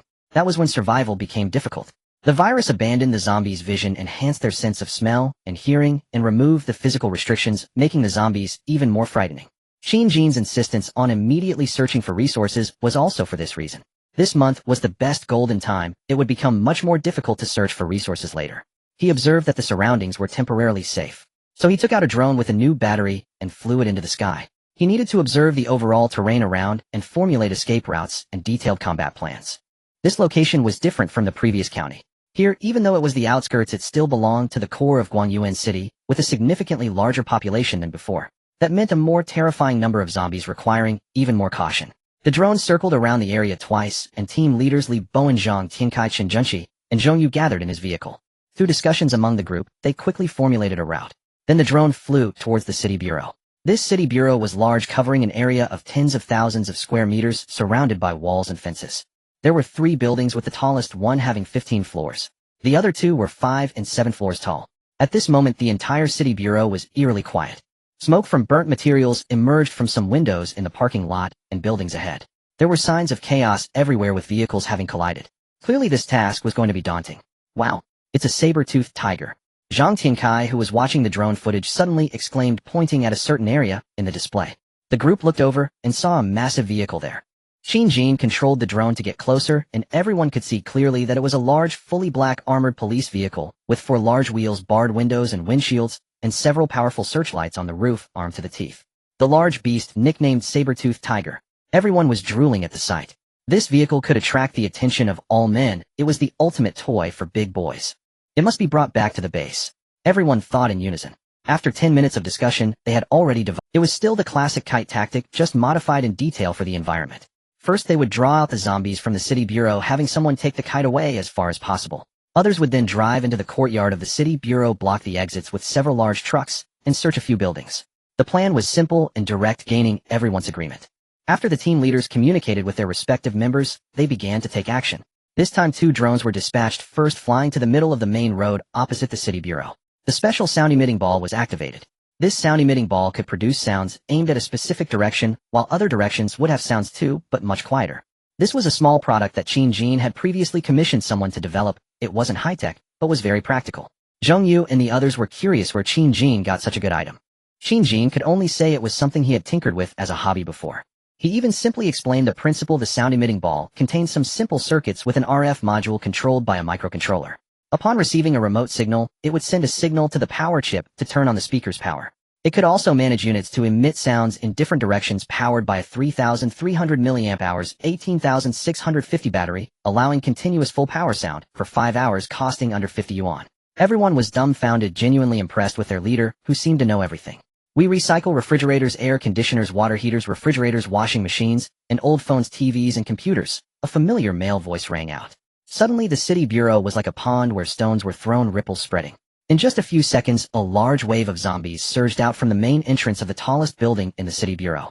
They quickly ran towards the direction of the drone, and other buildings also had some zombies emerging one after another. In just a few minutes, hundreds of zombies had gathered around the drone. Some were even drawn from other places, leaving the combat team members astonished. It was estimated that they would soon. After confirming that no new zombies had appeared in the buildings of the city bureau, Qin Jin knew it was about time. Completely attracting them all out was unrealistic. Some zombies that had not come out for various reasons would inevitably require these people to handle them. He instructed the 2 team members controlling the drone to manage the zombie crowd, carefully leading them away from here, then regrouping or finding a place to keep watch for their return. After about 10 minutes, seeing that the drone had attracted all the surrounding zombies away, the remaining people quickly started their vehicles and drove into the city bureau. Upon entering, they used 2 large trucks to block the entrance while the others got out to organize their equipment and wait for action. Wow, this vehicle is really fierce and handsome. President Qin, I just checked inside and found no issues. It can still start, and the fuel tank is full. We can drive it away together when we leave. Zhang Tiankai, who got out of the car, couldn't help but run over to see this saber-toothed tiger. This beast was too attractive. Others also marveled at this vehicle, which was 6.7 meters long too, 36 meters wide, and 3 meters tall. Qin Jin had no objections to this. Without wasting any more time, the team leaders gathered their members, and everyone began to choose the largest building here to start searching. This time the team leaders were equipped with handguns and submachine guns, while the members had crossbows, and almost everyone had a machete. Overall strength had greatly increased compared to before. However, the area they had to search this time was also larger, and no one dared to be careless. They still formed 3 small teams. Qin Jin led one team, with Lu Haowen, Li Bowen, and Zhong Yu formed another team, and Chen Junqi took one team alone. Upon entering the lobby, the scene was similarly chaotic. After confirming there were no zombies, they did not linger, and quickly dispersed according to their previous plan. Qin Jin led the team to quickly find the staircase. He planned to start searching from the 3rd floor. This time he didn't know where the weapons cache was, so he decided on a carpet search. After all, it was daytime, and there were walls and fences outside. They assigned one team member to stay behind and watch the surroundings. Under normal circumstances, as long as they eliminated all the zombies in the bureau, they could gradually unveil the secrets here. Once they assumed a combat posture, everyone fell silent and moved swiftly. The mutation night occurred during the night, and the Guangyuan City Bureau had already closed down by then, so there were not many people left, mainly overtime and night shift workers. There were also some citizens who remained for various reasons. When the mutation night broke out, the place could not hold. It was destroyed by the ever-increasing number of zombies. At this moment the building was eerily quiet. The emergency lights in the corridors were still on, some doors were open, and various documents and supplies were scattered on the floor. Occasionally they noticed bloodstains on the ground and walls as if a riot had occurred here, giving a sense of entering a horror film. Reality was indeed like a horror film. The combat team members cautiously searched each room, paying attention to the wording on the door plates. Most of the rooms were for office use, and since the events unfolded at night, they found that many rooms were still relatively tidy and had not experienced chaos. They also did not find anything they needed. 10 minutes later, Qin Jin's team had searched to the 9th floor. Upon reaching the floor, the team members quickly split up to check the rooms, finding that this way was more efficient. Just as Qin Jin stepped into a room without the lights on, he heard a roar coming from the corridor behind him. He swiftly turned back and saw that a team member had been knocked to the ground by a zombie wearing a police uniform. Without saying a word, he flew over and kicked the zombie's arm. He kicked the zombie, which was still trying to bite the team member, against the wall, causing it to roll down. Before the zombie could hit the ground, he rushed forward, drew his machete, and with a strong horizontal slash, he severed the neck of the zombie lying on the ground. The entire process took no more than 5 seconds. Once he confirmed the danger was dealt with, he turned around to ask the downed team member, "Are you okay?" "I am," the team member replied, clearly shaken. He had been quite startled. As soon as he opened the door, the zombie had pounced on it. Fortunately, he had reacted in time to block with the shield. "Check if you're injured, if you speak up. If not, Qin Jin did not give him a chance to waste words. Seeing that he appeared unharmed, he reminded the other team members who had gathered around to keep an eye on this startled member and continued searching. In the early days of the apocalypse, it was okay to lack experience. As long as they could survive, they would eventually master their own survival skills. He would help whenever he could, hoping these people could stand on their own in the future. After nearly half an hour, the 3 small teams hastily searched this building, finding no weapons, not even a single handgun, let alone an armory. It seemed that some people had taken their handguns and mutated into zombies, taking them away. This building had no armory. The group left the building and regrouped in an open area on the 1st floor. They communicated with the personnel left outside and those operating the drone and found no abnormalities. Then they prepared to continue searching another 5-story building. They still operated in 3 team modes, searching by area. Qin Jin's team went straight to the 3rd floor. While they hadn't found their target, yet a voice came through the walkie-talkie from Chun Junshi. The walkie-talkie could be set to on-off. "All units, please note I have found something. I have found something. Please hurry to the southwest corner of the 1st floor. Repeat, hurry to the southwest corner." Upon hearing this information, Qin Jin's team did not hesitate to abandon the search on this floor and rush down the stairs to the 1st floor. Upon arriving on the 1st floor, they saw Li Bowen's team had just arrived as well. They had gone to the 2nd floor earlier, and they immediately followed Chun Junshi to the southwest direction. After several turns, they finally spotted Chun Junshi and his team standing in front of an iron door with the words "Weapon Equipment" written in large letters above the door. Suppressing his excitement, Qin Jin knocked on the iron door, listened carefully for a moment, and then took out his trusty tool to fiddle with the door lock. Perhaps this lock was indeed of high quality and had excellent anti-theft capabilities. It took Qin Jin several minutes to hear a click as it unlocked. Cautiously pushing open the iron door revealed the target of their visit: weapons. For a moment, seeing the scene inside, everyone's heart skipped a beat. A vast space behind the door was filled with all kinds of weapons. Various firearms: Type 54 pistols, Type 64 pistols, Type 77 pistols, Type 92 pistols, Type 05 revolvers, Type 06 submachine guns, Type 79 submachine guns, and Type 95 automatic rifles.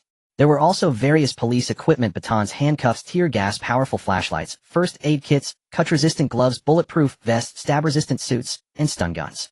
A dazzling array. No wonder it was the headquarters of the city's police force. They even saw several sniper rifles. They struck gold. Without any need for words, the 3 words surrounded everyone's minds at this moment. Qin Jin never expected to truly find so many complete weapons. He had previously held some expectations, but he was still shocked by the treasure before him. However, they hadn't moved it home yet, so they couldn't let their guard down. He quickly composed himself. He ordered everyone, "All right, everyone, stop dawdling. Bowen Junshi, and you hurry and count the number of weapons here. The rest start packing. We need to handle this quickly." "Yes." Everyone quickly sprang into action, directly searching for containers to pack the supplies in the warehouse. If there weren't enough, they would go outside to find more. There was so much, and it would take a lot of effort to pack it all, so they couldn't waste too much time. They arrived at this place around 10 o'clock, spent some time scouting and planning, lured the zombies away, and searched a building, and now it was already noon. Everyone had no time for lunch. Moving weapons was the priority. Damn it, this job was even more enjoyable than eating. The team members packed up, while occasionally feeling like they could kiss the weapons. It was clear how much they loved these items. Jin was helping out as well, taking the opportunity to communicate with the team operating the drone to keep an eye on battery consumption and distance, and to return when they were done. It was simply too exhilarating. They were moving their own girlfriends. Jin had already declared that once they returned and everyone became familiar with handling firearms, they would all be armed. If someone wanted to use a machine gun, they could use a machine gun. Oh, if they wanted to shoot a pistol, they could shoot a pistol. In the future, the combat team would upgrade from bird guns to big cannons. The joyful work time passed quickly. They worked tirelessly until 1:30, finally packing all the weapons and loading them onto the vehicles. They filled up 5 trucks. Fortunately, they had gathered more vehicles on the way out, otherwise they wouldn't have enough space, with just the few vehicles that came from the base. At this point, Zhongyu walked over to report the haul to Jin, holding a notebook and counting to him. President Qin, this time, we collected 72 various handguns, 31 submachine guns, 11 shotguns, 7 sniper rifles, 800 grenades, over 30,000 rounds of ammunition, various combat supplies as well. They really struck gold. These weapons would last the base for some time.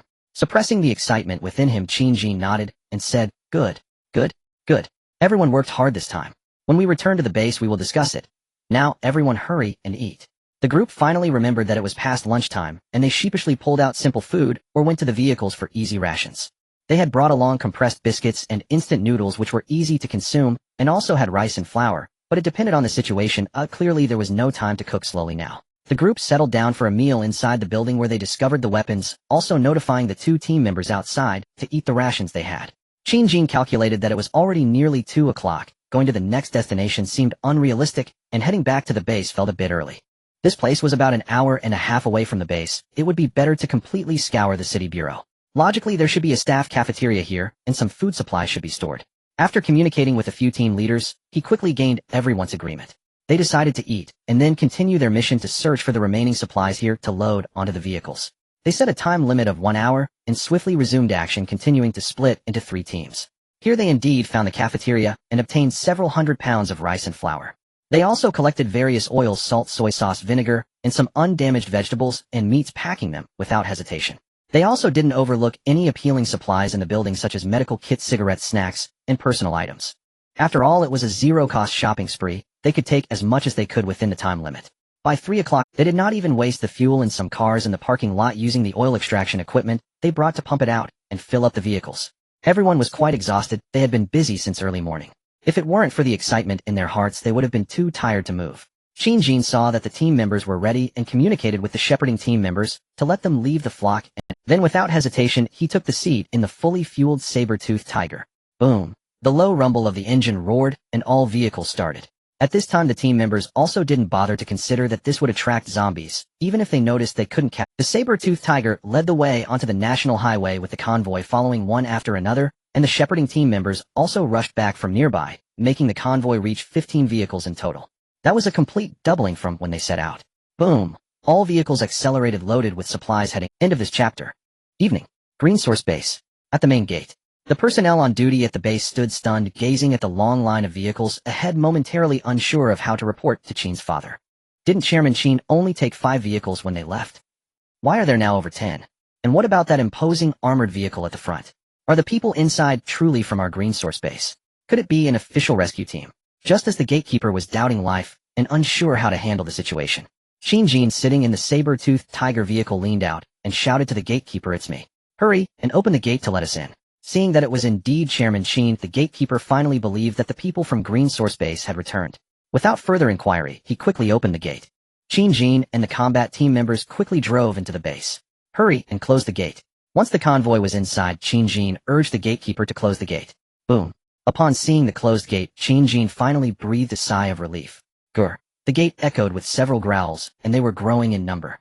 At this moment, the gatekeeper realized that quite a few zombies had followed the convoy. Fortunately, the convoy had entered, and the zombies were blocked outside. After loading supplies from the city bureau, they began their return around 3 o'clock. However, to their surprise, they encountered multiple roadblocks on the way back. They could only move slowly, detouring or clearing obstacles, which consumed a lot of time.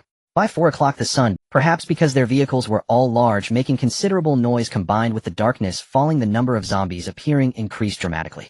Many actually began to chase after them. At first, they could use their speed to create some distance from the zombies. But due to obstacles on the road and the need to stop the zombies, closed in. In a game of chase, the horde behind them grew increasingly larger, and there were actually hundreds near the base. It was utterly terrifying. Fortunately, they had returned to the base. Otherwise, even if they could deal with these zombies, it would still pose a significant problem. Qin Jin gazed at the tightly shut gate, contemplating that the base should establish a moat or quarantine zone soon. In the future, even if zombies were to chase them, entering the quarantine zone would allow them to close the gate behind them, gradually dealing with any incoming enemies. Unlike now, where they were chased so closely that they dared not open the gate carelessly. Otherwise, if zombies rushed into the base, it would be a huge trouble. Before the apocalypse, there was no way to build a moat. The approval process wouldn't pass. What he wanted was not a small one, but a large moat of several hundred square meters. Otherwise, how would the convoy park upon returning? The convoy would surely grow larger. All being large vehicles, there wouldn't be enough space to park too many. He silently calculated these matters in his heart, while also beginning to instruct the base personnel to come out. They should first drive these vehicles into the surface warehouse of the base, and later he would arrange for others to slowly inventory them. Weapons, being such an important item, would need to be stored in the underground warehouse that had long been prepared. The combat team members were also exhausted from today. They had returned unscathed from this expedition and brought back so many strategic supplies. It exceeded his expectations, and tonight there would be a grand celebration. The cafeteria must prepare extra meals for these combat team members. Also, the ever-comatose Gao Chang, who had been unconscious in the back row of the vehicle, gradually regained consciousness as they returned to the base. However, he was still very weak. Qin Jin arranged for someone to assist him in finding a dormitory to rest. If necessary, he would find a doctor to check on him, and he would make arrangements later in the evening. In a good mood, he called for several managers from the base and Qin's father. He planned to inquire about the situation at the base while they were out, the progress of the wall construction, and to instruct them to prepare for receiving the supplies. At this moment, several managers at the base along with Qin's father had just arrived at the entrance. Seeing that they had returned safely and seemed to have brought back quite a few supplies, they were all quite happy. The stronger the base became, the safer everyone would feel. There was no shortage of mutual greetings among the crowd. Qin Jin instructed the combat team members to return, shower, and rest, promising a good meal in the cafeteria later. He himself approached Qin's father, briefly explaining the situation of their outing today. He intended to prepare to inform his parents about part of the base's supply reserves to prepare them psychologically. In the future, as the supplies increased, he would undoubtedly be unable to manage alone, as someone would need to help. After simply introducing his outing today, he then inquired about the situation at the base, saying, "Dad, how is the construction progress of the base's wall today?" Qin's father replied, "I was just about to tell you. The construction progress of the wall is going well. We just started yesterday, but most people are unfamiliar, so they aren't quick. Today, aside from a few issues, others have become quicker after getting the hang of it. It is expected that in a few more days it can be finished and raised to 10 meters. Several watchtowers have already been set up ahead of time, and today they were completely filled with concrete. In a couple of days, once it dries, they can be used normally." Qin Jin's expression sharpened as he continued to inquire about what had happened. Qin's father did not hide anything and directly told his son everything about Wang Minglong's incident today, explaining it plainly without embellishing, letting him know the whole story. After finishing, he exclaimed, "What audacity!" Qin Jin's previously good mood was instantly shattered. Hearing that his team had just gone out for the first day, someone dared to stand up and make demands. They even wanted to lead a strike. His expression turned grim, even somewhat ferocious. He understood the complexity of human nature and knew that with development, as the population grew, disparities in treatment would become more pronounced, leading to some feeling unbalanced. This was an inevitability. But he never expected that among the people sheltered by the base, someone would emerge to cause trouble so quickly. It had only been a few days since the apocalypse. Fortunately, they had not yet gained momentum, otherwise would his hard-earned efforts be in vain. He suppressed the anger within him, remaining silent. Even so, those around him could feel a palpable oppressive aura and dared not make eye contact. Especially Tang Jinming. Wang Minglong was once his subordinate, so this incident implicated him the most. At the very least, he would be marked with a fault of ineffective supervision, and he was prepared to face punishment. Qin Jin adjusted his mood. He had just heard his father say that this group had already been controlled and could be dealt with at any time, so there was no need to rush. Today was a day worth celebrating. At least he wanted to let the brothers who had gone out for combat eat their fill first. After dismissing everyone, he returned home to shower. He had been running around all day. Even though his strength was still evolving, he felt a tinge of fatigue. Perhaps it was mental exhaustion. Soon it was 6:30. At the base cafeteria, the lights were bright. Qin's mother specially had the cafeteria prepare extra dishes, including chicken stew with mushrooms, scrambled eggs with tomatoes, boiled beef, and mapo tofu. Dishes that were once commonplace before the apocalypse, but are now quite rare. Fortunately, when constructing the base, an underground cold storage was built, storing many fresh foods. Both the personnel repairing the wall and the combat team members were quite exhausted. Everyone expressed their satisfaction with today's lavish meal. They all knew that the base had achieved good results today, and everyone benefited. Except for some who couldn't eat. The dinner ended amidst the sounds of satisfaction from everyone. In the cafeteria, seeing that everyone had eaten their fill, Jean addressed everyone saying, "As you all have seen or heard today, while our combat team members were out risking their lives, a group of people wanted to create trouble in the base. I have thought for a long time, is it that I haven't given everyone enough? Am I exploiting you all? I ask myself and I haven't. All of this is for everyone in the base to live longer. You can ask the combat team members who went out today what the situation outside is like. Since some find it unsatisfactory, I will give them a chance." With that, he led everyone to the makeshift prison door converted from the warehouse, where Wang Minglong and others were detained. He pushed open the door and turned on the light. A group of people had their hands bound behind their backs with zip ties. Upon seeing the outside personnel entering, they all begged loudly for mercy. They had been detained here since noon for more than half a day. The position was very uncomfortable, and having not drunk water or eaten anything, many were now regretting why they had followed Wang Minglong in creating this situation. As the main culprit, Wang Minglong realized and understood the foolishness of his previous actions. He couldn't imagine what punishment awaited him next. He had been warmly greeted by friends and colleagues all afternoon. Now he found himself at a loss for words. Especially Li Yin, who had been enthusiastic towards him in the morning. Now, she looked at him like an enemy, cursing him from all directions. Faced with the actual controller of Green Source Base walking in, he stared blankly.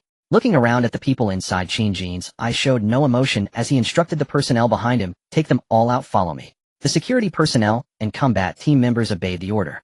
Ignoring the struggles and pleas of the dozen people inside, they dragged them out to follow Jin. They arrived at the open space in front of the internal gate of the base. In front of all the onlookers within the base, the troublemakers were pushed to face the crowd. The expressions of the crowd varied. Some curious, some hostile, some sympathetic, and some indifferent. No one spoke up for them. Jin stared at the group, still begging for mercy, his eyes devoid of any ripples.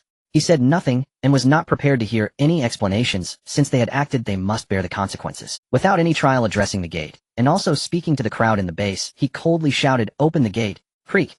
Whether it was the base crowd, or those troublemakers, they all erupted into loud commotion. Many wondered if they had heard wrong. "Throw them out." Jin had already informed the guarding personnel in advance to be alert for zombies outside the gate. If there were no zombies, then open the gate.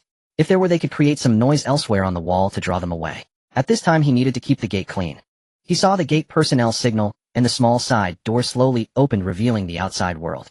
In the distance, some streetlights were still faintly lit, exuding an eerie aura like a mouth ready to devour. "We just mentioned our slight dissatisfaction. You can't just throw us out to die, right? Boss Chin, spare me. I really didn't mean it. I was tricked by that one. I'm willing to eat less. I'll repair the wall every day. I'll work for you. I really will. Boss, spare me. I beg you." Many people were on the verge of breaking down. They had calculated every scenario, but they never expected that upon Chairman Chin's return, their punishment would be like this. This was a death sentence. "Chairman Chin, I have nothing to do with them. I don't know them. I really am innocent. I'm willing to become your person. You can do whatever you want with me. Please spare me." Li Yin also broke down, crying out heartbreakingly. This time she truly shed tears, but they were tears of fear. At this moment her hair was disheveled, struggling wildly. She even attempted to trade her beauty for a chance at clemency. Unfortunately, Jin felt nothing towards her. Not to mention that he had no recognition of her so-called goddess-like appearance, let alone that she was someone who had plotted against his base. The combat team members, after a day of trials, had their mindset altered, and were now fully obedient to their boss orders, pushing these people step by step towards the exit. "Hurry, lest their voices attract zombies." Jin's expression remained unchanged as he even urged. It didn't take long for all 13 of them to be thrown outside the base gate. Clang. The originally open side alloy door closed. Ignoring the cries of those outside banging their heads against the door, he scanned all those inside the base, his expression unchanging, as if what had just happened had nothing to do with him. He clapped his hands and said to everyone, "Disperse. Those with tasks go do your work. Those with nothing to do go rest." He then led the way out, disregarding the dazed crowd. Hiss. After he left, some finally reacted, gasping in horror, exchanging glances, unsure of what to do. They just executed them. Chairman Chin is so ruthless. Back in his office, Jin sat in his boss chair, staring out the window, coldly contemplating the future development of the base. It seemed he had already forgotten about the more than 10 lives that were about to end because of his orders. At this moment, he did not consider what those below thought of him. Gathering this group was merely a convenience. Starting a company always requires manpower, and the development of the post-apocalyptic world also needs a certain workforce, so he had brought so many people to survive the night of mutation. But he never expected that this was just the beginning, and someone would emerge to disgust him. Then he shouldn't blame him for clearing. In the apocalypse, lives were cheap. The survivors could be found anywhere outside. In the future, as long as there was food and a safe place, they would be willing to join the Green Source Base, even if it meant breaking their heads. In Jin's mind, aside from his parents, everyone else in the entire base could be sacrificed. With his ever-growing strength and years of experience from his past life, even if he discarded all the prepared supplies he believed, he could survive anywhere with his parents. It just wouldn't be as comfortable as it was now. He hoped that the people in the base would not be so unappreciative. End of nighttime. Outside the entrance of the Green Source base, a group of people desperately slams their heads against the gate. Their mouths utter all kinds of phrases, pleading, cursing, regretting, fully embodying the essence of regret and despair. Soon their frantic performance finally attracted audience. A horde of zombies jogged over from a distance. The ones who discovered the zombies were so frightened that their souls nearly left their bodies, turning to flee in various directions to escape the danger, including Li Yan. However, their hands were tied behind their backs, rendering them unable to move freely, their speed limited. A few remained standing in place, seemingly paralyzed by fear, or perhaps truly resigned to give up resistance. In an instant, blood stained the ground in front of the base gate. Meanwhile, Qin Jin, who had been in the office, took the opportunity to call his parents and informed them about the storage of some supplies at the base, handing over the spare keys to them. In the future, they would need to manage the food and weapons, ensuring that every time they entered or exited the storage, they would account for the firearms and ammunition. Moreover, they needed to keep meticulous records. They could arrange for trusted individuals to assist, but the critical areas must remain firmly controlled by themselves. Additionally, the security level of the base needed to be raised accordingly. Starting tomorrow, armed personnel would be on duty. Of course, only trusted individuals would be equipped, while others would continue using crossbows or batons. Qin's parents were quite shocked, not expecting their son to have prepared so much food. There were also plenty of various supplies, enough for the people in the base to survive for quite some time. They understood that these matters could not be disclosed to anyone. The fewer who knew this secret, the better. Their son trusted them, and they were determined to keep these secrets for their child. After sending his parents back to arrange matters, he went to the warehouse to inquire about the quantity of various supplies. At that moment, more than a dozen vehicles had unloaded their supplies. Zhong Yu and Wang Yang were together, counting and tallying. Upon seeing Qin Jin approach, they quickly paused their work to ask him what brought him there. Qin Jin waved his hand and said to them, "I just came to ask if everything has been counted. If not, continue without worrying about me." Wang Yang replied, "President Qin, everything is almost sorted out. The quantity has just been counted, and we are currently verifying with Zhong Yu. Your timing is perfect. Let me give you a brief report.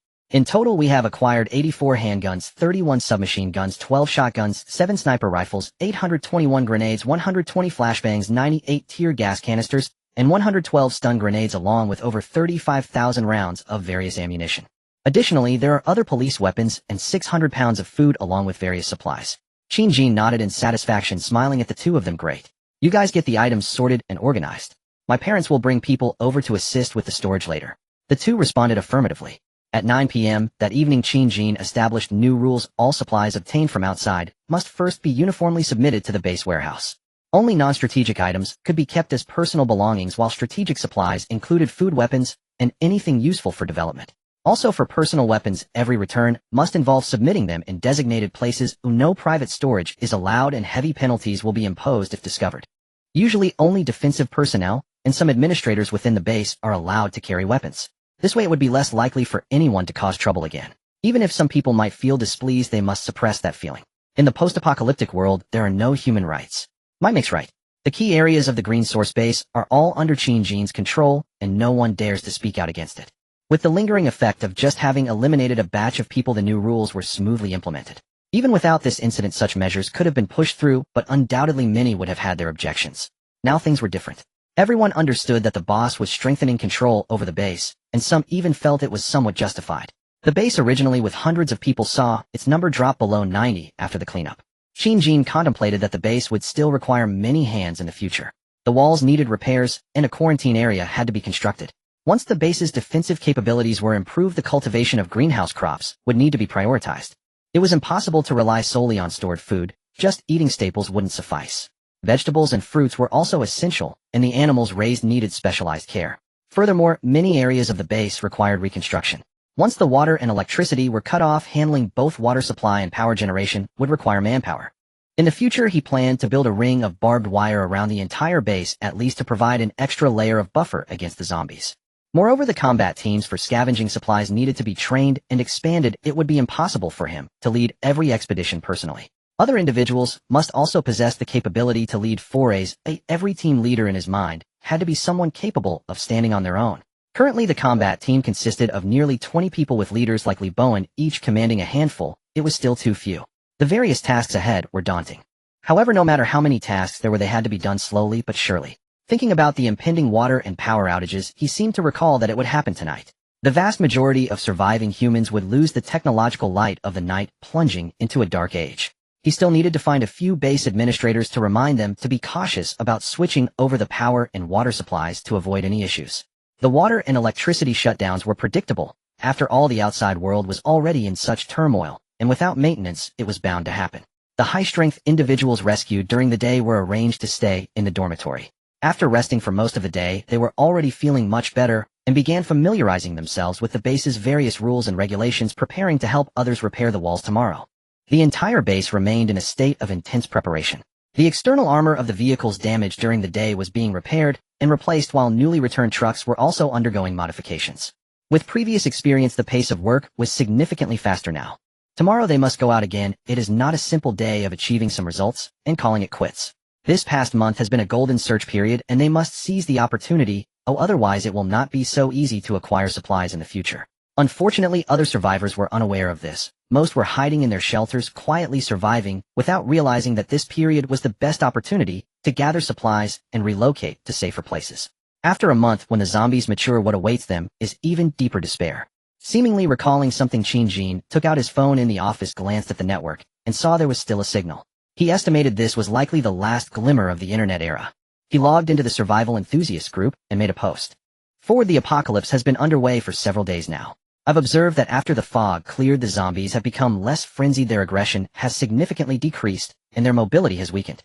Those remaining in the city can try to take the opportunity to relocate. As soon as Qin sent the message, someone replied immediately.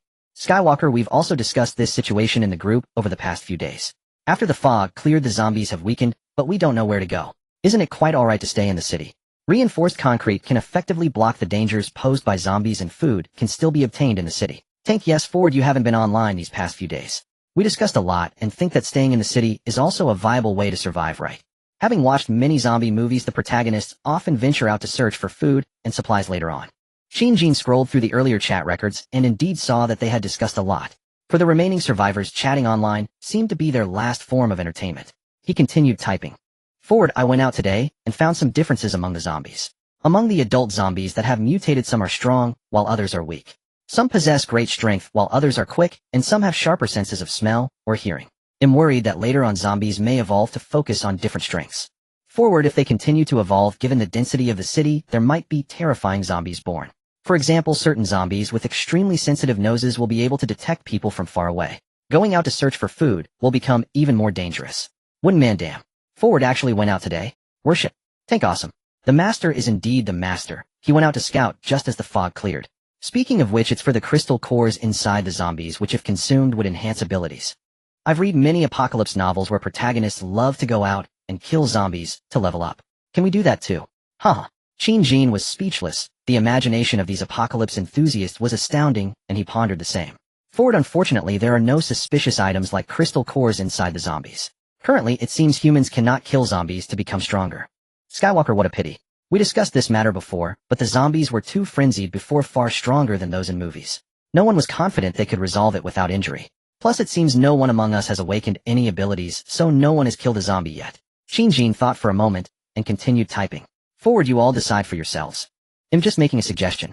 I'm in Guangyuan City, Guangnan Province. If anyone is nearby, consider coming over. The environment here is quite good, and for now the issues of food and safety have been resolved. In 10 days I will pass by this address. Those who arrive first can wait for me here. He sent an address of a gas station to the group, which was over 60 kilometers from the base. According to his plan, he would pass by there later. He had some thoughts about the apocalypse survival enthusiasts in the group. These individuals had wild imaginations and often shared some fantastical ideas in the group, which had inspired him a lot before the apocalypse. So he extended an olive branch. If anyone truly wanted to come, he would be happy to welcome them to the base, as it was currently lacking in talent. Many in the group were eager but hesitated at the thought of the zombies lurking outside, making it hard for them to decide. Some were also in different provinces, making the journey too far. No one clearly stated they would go. After all, they didn't truly know each other, and there was always a degree of suspicion unless they reached a dead end. After discussing this, Qin said no more, exited the group chat, and browsed other media platforms briefly. Many of the apps he frequently logged into were already inaccessible, and those that worked were filled with despair. After experiencing the internet era one last time, he closed it down. From now on, his phone would only serve as a flashlight, camera, or gaming device, with no more opportunities for calls or internet access. Tonight was destined to be an unsettled night. The base remained brightly lit with car modifications, supplies sorting, and preparations for tomorrow's expedition ongoing. The defensive procedures for the remaining personnel were strengthened, and the combat team members conducted reviews and gun training during the day. Everything was in progress. The Green Source base was gradually adapting to this new era according to Qin Jin's arrangements. No one could predict what would happen next, but at least the people in the base were not entirely in despair. They still possessed the drive and courage to survive, even if it might be very difficult. As the clock struck 11, various tasks were nearly prepared. Some were chatting, some were washing up, and others were hiding under blankets playing on their phones. Many had yet to prepare for sleep. Suddenly, bam! The entire base plunged into darkness. End of chapter. Darkness enveloped. The Green Source base was plunged into a shadowy abyss with only a few safety indicator lights casting a faint green glow. A murmur of noise began to rise within the base. Many people stepped out of their dormitories asking what was happening and why there was no power. Was something wrong? Everyone, please remain calm. Return to your rooms. The power outage is due to external factors. Nothing has happened to the base. Repairs are already underway. Our base has its own internal power supply. Please do not panic or create a ruckus. Attracting the zombies outside would be disastrous. It was Wang Yang, Zhao Ling, and Tang Jinming, the base administrators, calming the crowd. They had received advance notice from Qin about preparing for the power and water outage, and were thus somewhat ready for the situation. Upon hearing this, everyone fell silent. Indeed, making too much noise could disturb the zombies outside. The combat team members who returned during the day had already informed everyone that zombies are drawn to sound, and it was said that a horde could reach heights of several meters. They were all astonished. They hadn't realized how terrifying the zombies outside were, and suddenly felt that reinforcing the walls was a necessary task, with some even wishing the next day would come quickly so they could start working. What they were repairing was not just a wall. It was clearly a shield for their survival. The administrators quickly settled everyone down, and before long the lights in the base indeed flickered back to life. In Qin Jin's office, several administrators had arrived, and were reporting the situation to him one by one. Qin, the base has switched to internal power. All unnecessary power consumption has been shut down except for essential areas, such as the cold storage, temperature control systems, surveillance systems, and lighting. As for the water supply, it hasn't been cut off yet, but it likely won't last long. I know the water plant in Guangyuan City, and it should soon cease operations after the power outage, continuing with water storage and switching work until the water is cut off. Qin Jin nodded in agreement, and said, good. Aside from essential areas, let's conserve electricity. Starting tomorrow after 11 at night, lights will be turned off except in necessary places. In dormitory rooms, portable lamps or solar-powered lights can be used and should be charged during the day. Also, starting tomorrow, we will tally the daily power consumption and solar charging output. I need accurate numbers to determine if we can be self-sufficient. Understood. Wang Yang, Zhao Ling, and Tang Jinming replied. Qin's father and Zhong Yu were also present, and they briefly established management protocols for the base after the power outage. That night, Tang Jinming took the initiative to reflect on his mistakes to Qin Jin, who was initially ready to dismiss him, but decided to give him another chance. He warned that if he made another mistake, he would have to repair the walls, which barely allowed him to retain his position as one of the base's administrators. He then sent everyone back to rest. Qin Jin continued to rest on the sofa in his office that night. He had been very busy lately with many plans needing refinement, and staying in the office allowed him to handle work efficiently. He was grateful that his office had been built larger and more comfortably, allowing him to both work and rest. He also planned to later have some simple gym equipment placed here for exercise at any time. This way his strength and agility could evolve faster, he thought. Today he had occasionally felt a tingle in his feet, that light sensation growing stronger, confirming to him that the abilities of his past life had not been lost and were resurfacing even more rapidly. It seemed his rebirth was not a mere transition, at the very least his physical fitness was stronger than that of ordinary people. He eagerly anticipated how strong he would become in the future. Time was slipping away, and soon the base began to settle into rest. Outside in the provincial capital of Guangnan Province, Yangqing, in a wealthy district in a villa, a young man was using his phone for light, moving towards the window, gazing at the darkened city outside, sighing softly. Has the power finally gone out? Sigh. He turned and fell onto the 3-meter-long bed behind him. The soft mattress caught his body as he rested his hands behind his head, letting his mind wander. His name was Li Su. At 29 years old, he considered himself unemployed, though in reality, he was a wealthy second-generation individual. His parents were in business and rarely home, living in a wealthy district in Yangqing. His family owned a standalone villa, and after the outbreak of the mutation night, he had not mutated while hiding in his room and had not been bitten by zombies, thus escaping a calamity. He enjoyed playing apocalyptic survival games and outdoor survival, often spending money on gadgets, and had previously been a content creator for outdoor survival. Unfortunately, he never gained traction and stopped playing. However, he did create several survival and outdoor survival groups online going by the username Skywalker. Yes, he was the group leader of the survival group that Qin Jin was part of, Skywalker. 3 days had passed since the mutation night, and and relying on some snacks and bottled water he had stored in his room, he had managed to hold on quite smoothly until now. This room even had an en-suite bathroom, unlike many survivors who were trapped in small rooms with no place to relieve themselves. He recalled the words from Forward in the group chat earlier. Indeed, the zombies outside had weakened today, as even the mutated nanny in his villa no longer knocked on his. Yes, he was both lucky and unlucky to be hiding in his home, with a zombie blocking the door, otherwise he could have roamed freely throughout the entire villa. He had already devised a plan to deal with the nanny outside reclaiming his territory, and relying on food from other villas, he should be able to hold out for quite some time. However, remembering Forward's words, zombies were becoming stronger and mutating. Living in a villa near the bustling district of Yanqing didn't seem too safe either. What if the zombies really did become stronger? Would he not become a fish in a barrel? But going all the way to Guanyuan City was a considerable challenge. He had seen the map, and it was over 200 kilometers away. And no one knew the actual situation with Forward. What if it was a trap? He felt conflicted. Never mind, he would take it step by step, and first complete tomorrow's objectives. After all, there were still 10 days until the deadline, so he had some time to consider. Tomorrow he needed to kill the zombies and reclaim his villa. In Shenzhen, in a quiet community. Here the buildings were mostly Western style. While not exactly villas, they were still upscale, self-built houses. In a 3-story building amidst the surrounding darkness, a room was still lit with a faint glow. The windows were completely covered with shades preventing any light from escaping, and a conversation was taking place in the light. Clearly these were 2 survivors. "Mom, don't worry too much, Dad will be fine. We'll go find him in a few days." This was the voice of a young woman. Following the voice, one could see that the woman had fair skin glowing softly even in the dim light of the room. Her skin was like creamy jade with a peach blossom face and starry eyes. At this moment she stood by the window, tall and graceful, nearly 1.70 meters, and was undeniably beautiful. Opposite her was a dignified, voluptuous woman, showing little sign of aging. The 2 shared similar expressions, and from their earlier dialogue it was easy to guess they were mother and daughter. Sigh. Now the power is out. It seems the authorities have failed to organize a rescue. What will we do about your dad, who is still at the factory in Shanshur? Previously we could still contact him by phone, but now he's trapped somewhere in the factory, and with the internet down we've completely lost contact. He's stuck in the factory office, and food won't last long. The beautiful woman was worried, having just lost contact with her husband after the power went out, and the internet cut off, as she felt lost. The beautiful girl, seemingly her daughter, comforted her, saying, "I believe Dad will find a way to save himself. Remember how he built everything from scratch to create such a large company. A person as capable as him can surely deal with mere monsters.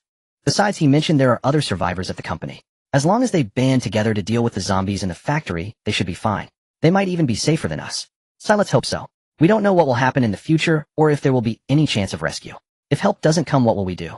Our food can only last for a month or 2. We will have to go out to find food eventually." The girl knew that her mother wasn't normally like this, as she had just been momentarily thrown off balance by the loss of contact with her father. She continued to reassure her, saying, "It's okay, or I can go out to find food too. Don't forget I'm an athletic person." Indeed, this girl was not only beautiful, but also strong.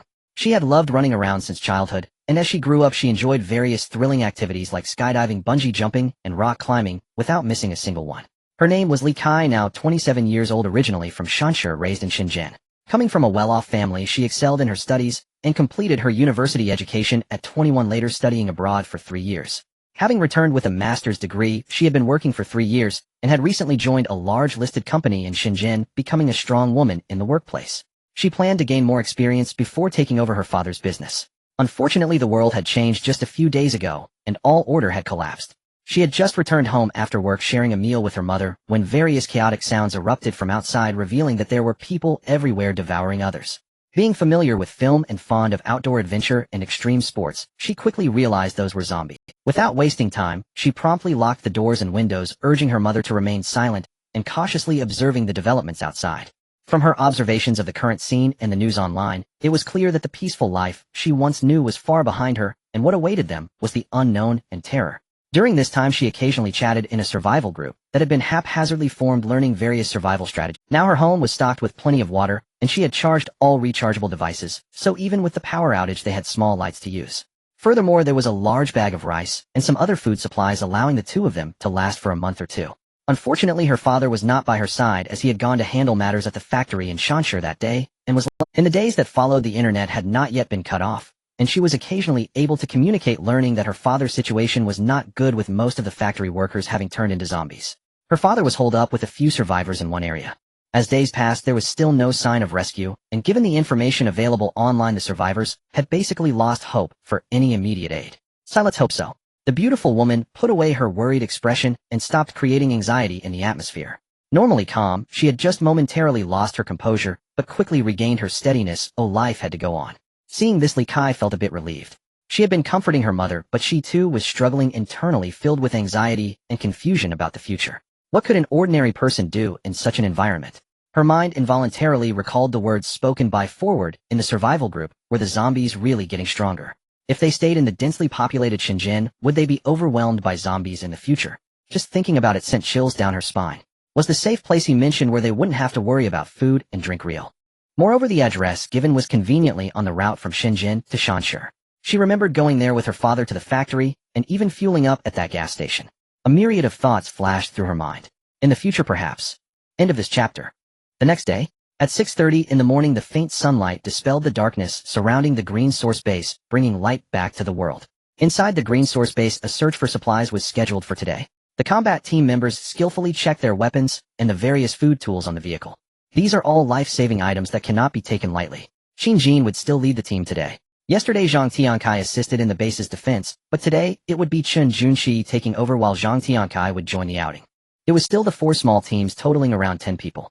Except for a few first-time combat members who were a bit nervous, the others were much calmer. After all, Commander Qin was present and many of them had switched to firearms. They had exchanged their machetes for guns. The captain issued orders that handguns could only be used with their command in emergencies, and most of the time, they would rely on machetes and crossbows to deal with zombies and other dangers. The main concern was that the gunfire would attract more zombies. They needed to use them only when absolutely necessary. They carried handguns, and even if they didn't use them, it was still satisfying. Such things should not be underestimated, even if not used, they serve as a deterrent. Out in the field they might encounter not only zombies, but also other people. In the face of those with malicious intent, this was the best weapon. Soon everyone finished their checks. 7 modified vehicles parked in front of the gate, 2 more than the previous day. It goes without saying that modified vehicles provide a greater sense of security. Though there were many cars outside, they had not been modified, and the journey relied on the crash barriers of these vehicles. Of course, if they encountered suitable vehicles, they would continue to pick them up. The leading vehicle was undoubtedly the saber-toothed tiger that had made everyone drool yesterday. After being violently modified again yesterday, it was equipped with a steel wire mesh surrounding the entire vehicle, and there were crash beams added to the front and back. Most importantly, a massive steel spike was attached to the front. Zombies would be crushed like tofu before it. This was definitely a road-opening artifact. Watching the imposing convoy, Qin Jin waved for everyone to get in the vehicles. The gatekeepers used the prepared sound devices to lure the zombies away from the gate. The gate slowly opened, and the convoy drove out, closing behind them. Boom! The vehicle accelerated, and the saber-toothed tiger's engine let out a heavy roar as it slowly drove away from the base. Commander Qin, look. Just after they hadn't gone far, the driver on the saber-toothed tiger Zhong Yu pointed ahead at some zombies attracted by the Among them were some troublemakers thrown out last night. Qin Jin focused his gaze, and sure enough some familiar faces appeared.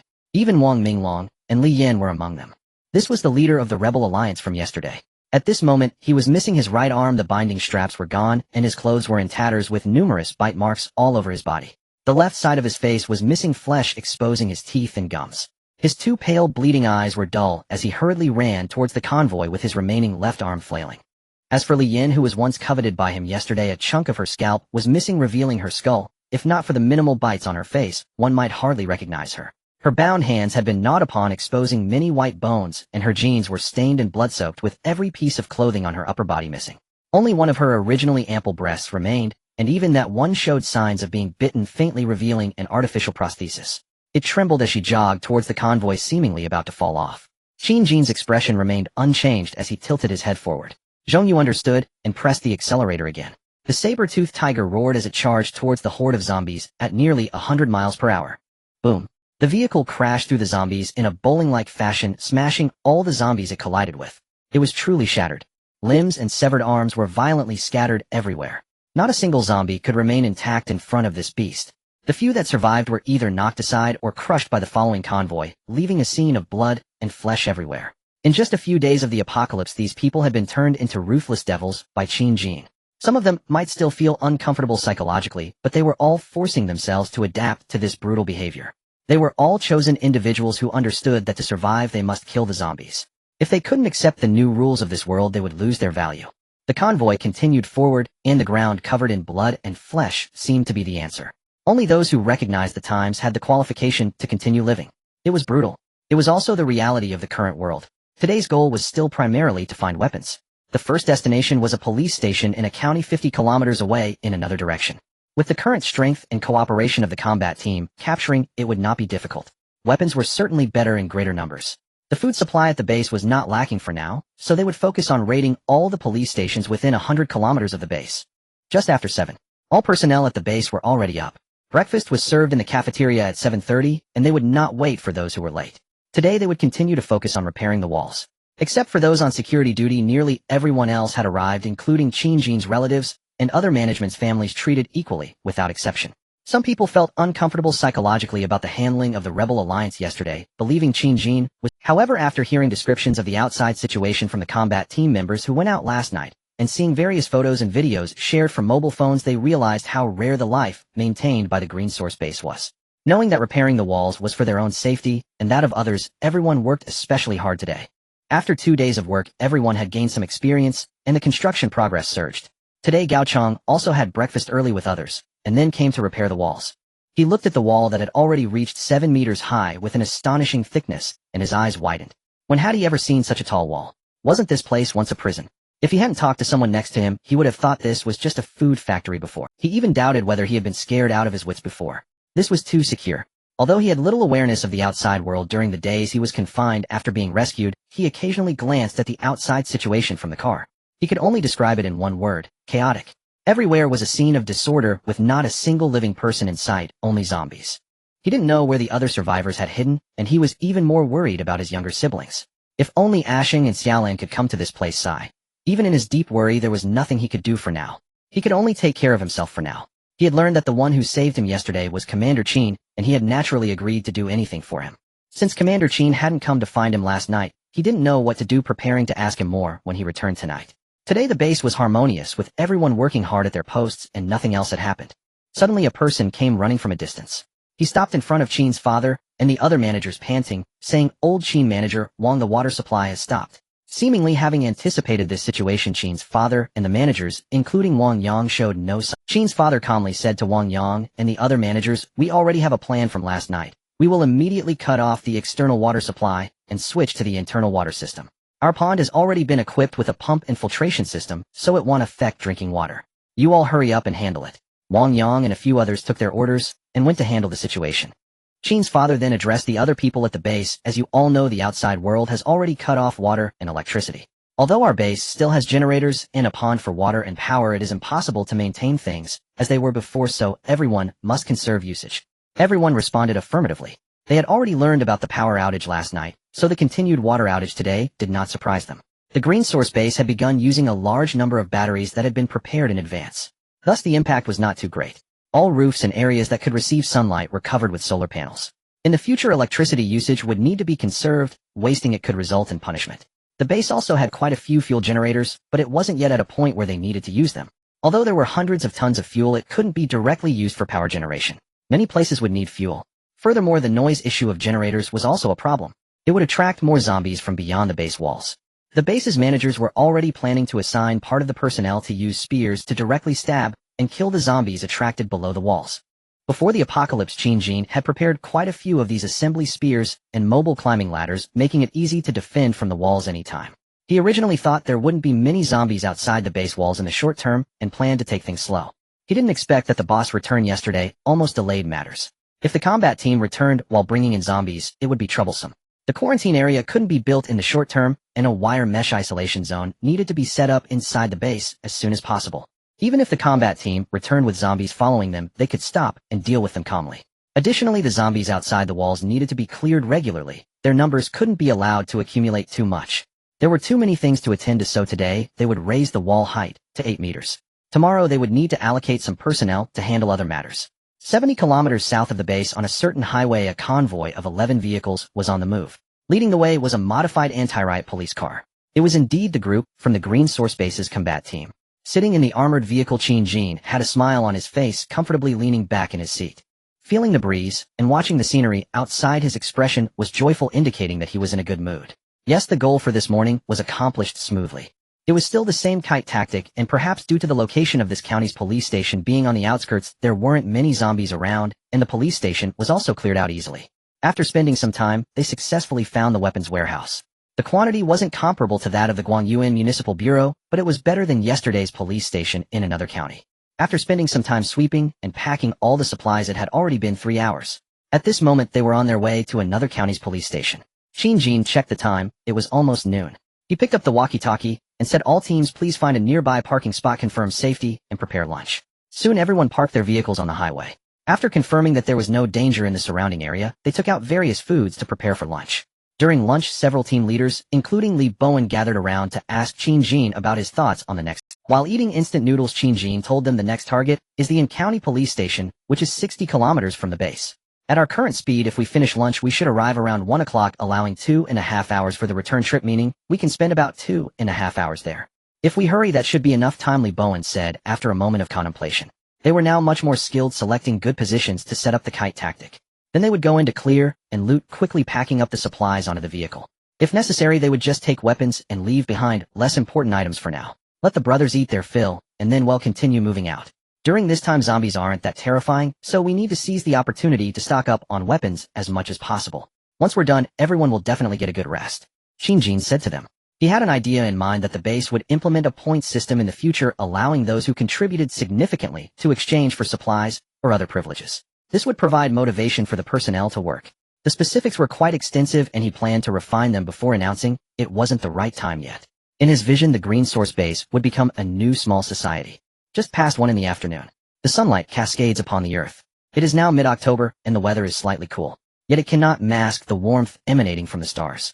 After the combat team finished their meal, they continued on their journey, arriving near the in-county police station. Perhaps due to the splendid sunshine, there was not a single zombie in sight around the police station. Perhaps they had all hidden away in some shadowy corner. Upon reaching their destination, the convoy lingered near the police station to observe. Qin used a drone to scan the area and discovered an anomaly. Zhongyu, who was watching the scene, also seemed to notice. He said to Qin, "Hey, Mr. Qin, something seems off. All the main doors of this police station are closed. This will make it difficult to attract the zombies later."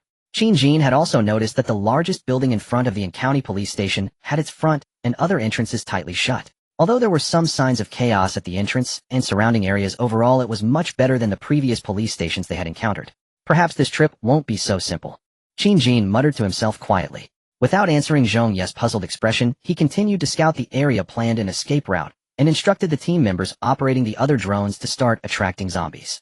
"Try to lure all the zombies around here away, and then we'll go take a look." The team members, already accustomed to the task of kite flying, quickly elevated the drone to the optimal position. Then, after activating the sound ball, in just a few minutes hundreds of zombies emerged from various directions and surrounded the drone. It wasn't until more than 10 minutes later, when no new zombies joined, that the horde was led away into the distance. "Boss, not a single zombie has come out of the police station." Li Bowen also noticed the anomaly and reported to Qin. The drone hovered in front of the police station, but there were no signs of zombies attempting to rush out. Everything seemed suspicious. Even if the doors were closed, zombies should still be banging or scratching at the doors. Yet upon closer inspection, it was eerily quiet. There seemed to be no one inside. No need to overthink it. The surrounding zombies have already been lured away, so let's go take a look. Prepare the brothers for battle at any moment. Qin said with a slightly serious tone. The team, except for the kite flyers who needed to stay outside, drove into the police station's courtyard. After securing the fence gate, everyone dismounted and prepared for combat, waiting for the boss command. Qin approached the entrance, looking at the bloodstained door. Just as he was about to pull out a wire for a technique, a voice unexpectedly came from inside. "Who are you? Was that sound outside made by you? Are you an official rescue team?" A male voice came from within. Qin quickly raised his right fist, signaling the combat team to stop, and remained silent. He stared at the door, contemplating for a few seconds.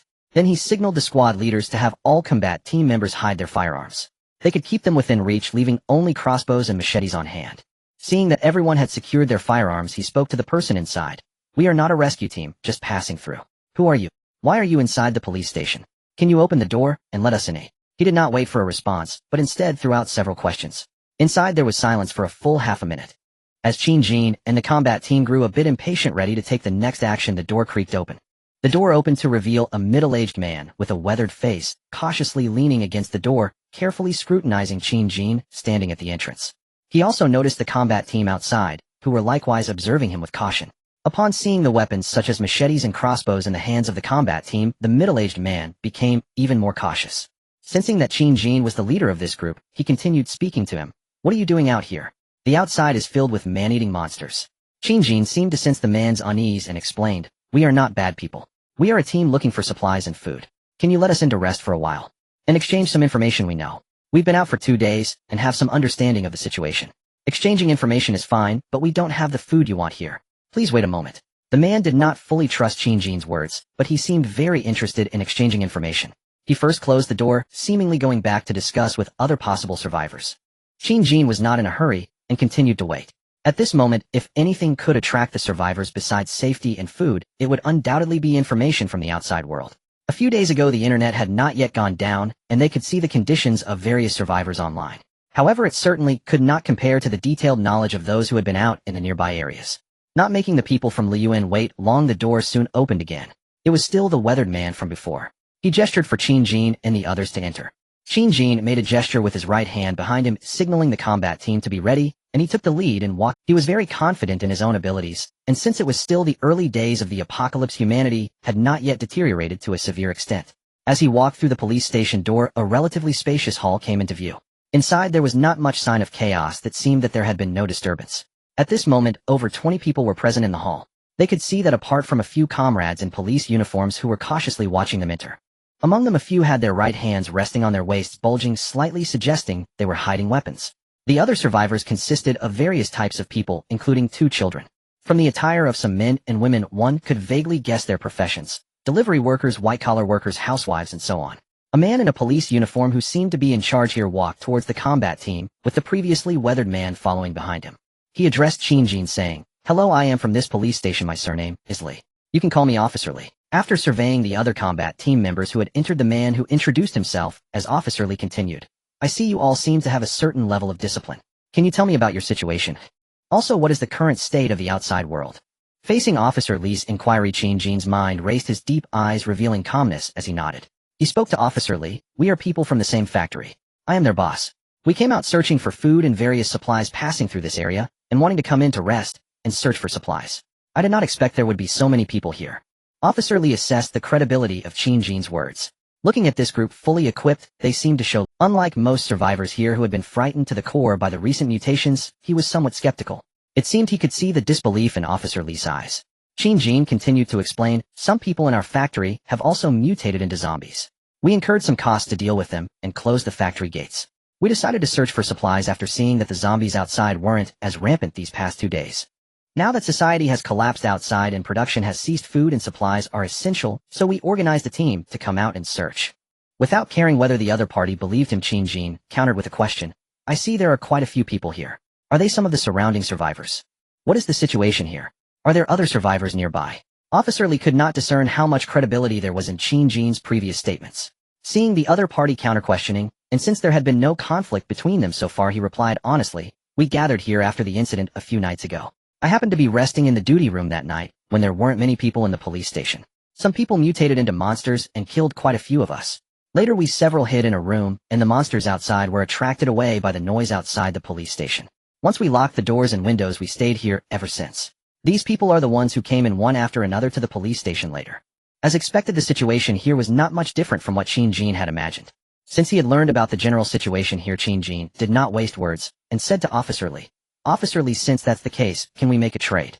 We have found some food in the past 2 days, and I would like to exchange it for some supplies from you." "Oh, what supplies do you want to exchange?" Officer Li seemed a bit tempted. These people had been trapped here for several days relying on some scraps of food, but they were still managing. However, it was certainly not a long-term solution. With zombies outside, obtaining some food was undoubtedly a good choice. "I want to exchange food for weapons from your side. Pistols, machine guns, and ammunition are all acceptable." Officer Li's expression changed dramatically as he shouted in refusal. "Firearms are official property. Apart from specific personnel, no one else can possess them. I don't care how things have changed outside, but I won't let any firearms leave my hands."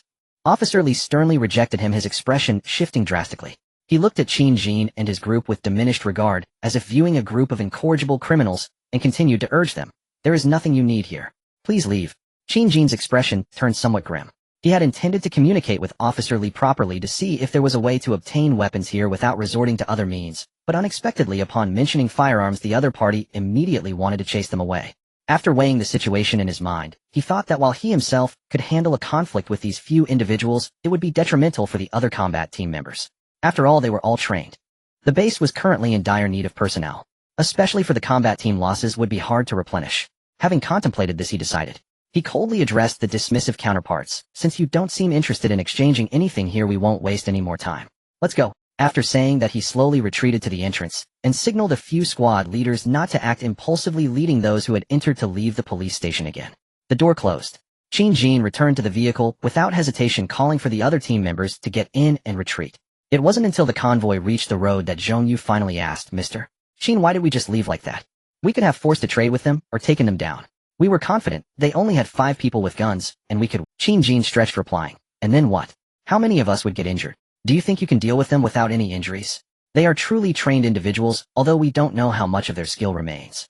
I certainly don't want to see our team members getting hurt." For a moment, Zhong Yu and several members in the car were left speechless. Indeed, in a fight, knives and guns are indiscriminate. No one can guarantee they won't get hurt. A sense of emotion began to stir within. Mr. Qin's actions last night had a significant impact on many people, and several thought of him as a cold-hearted individual. Yet today it seemed there was another side to him.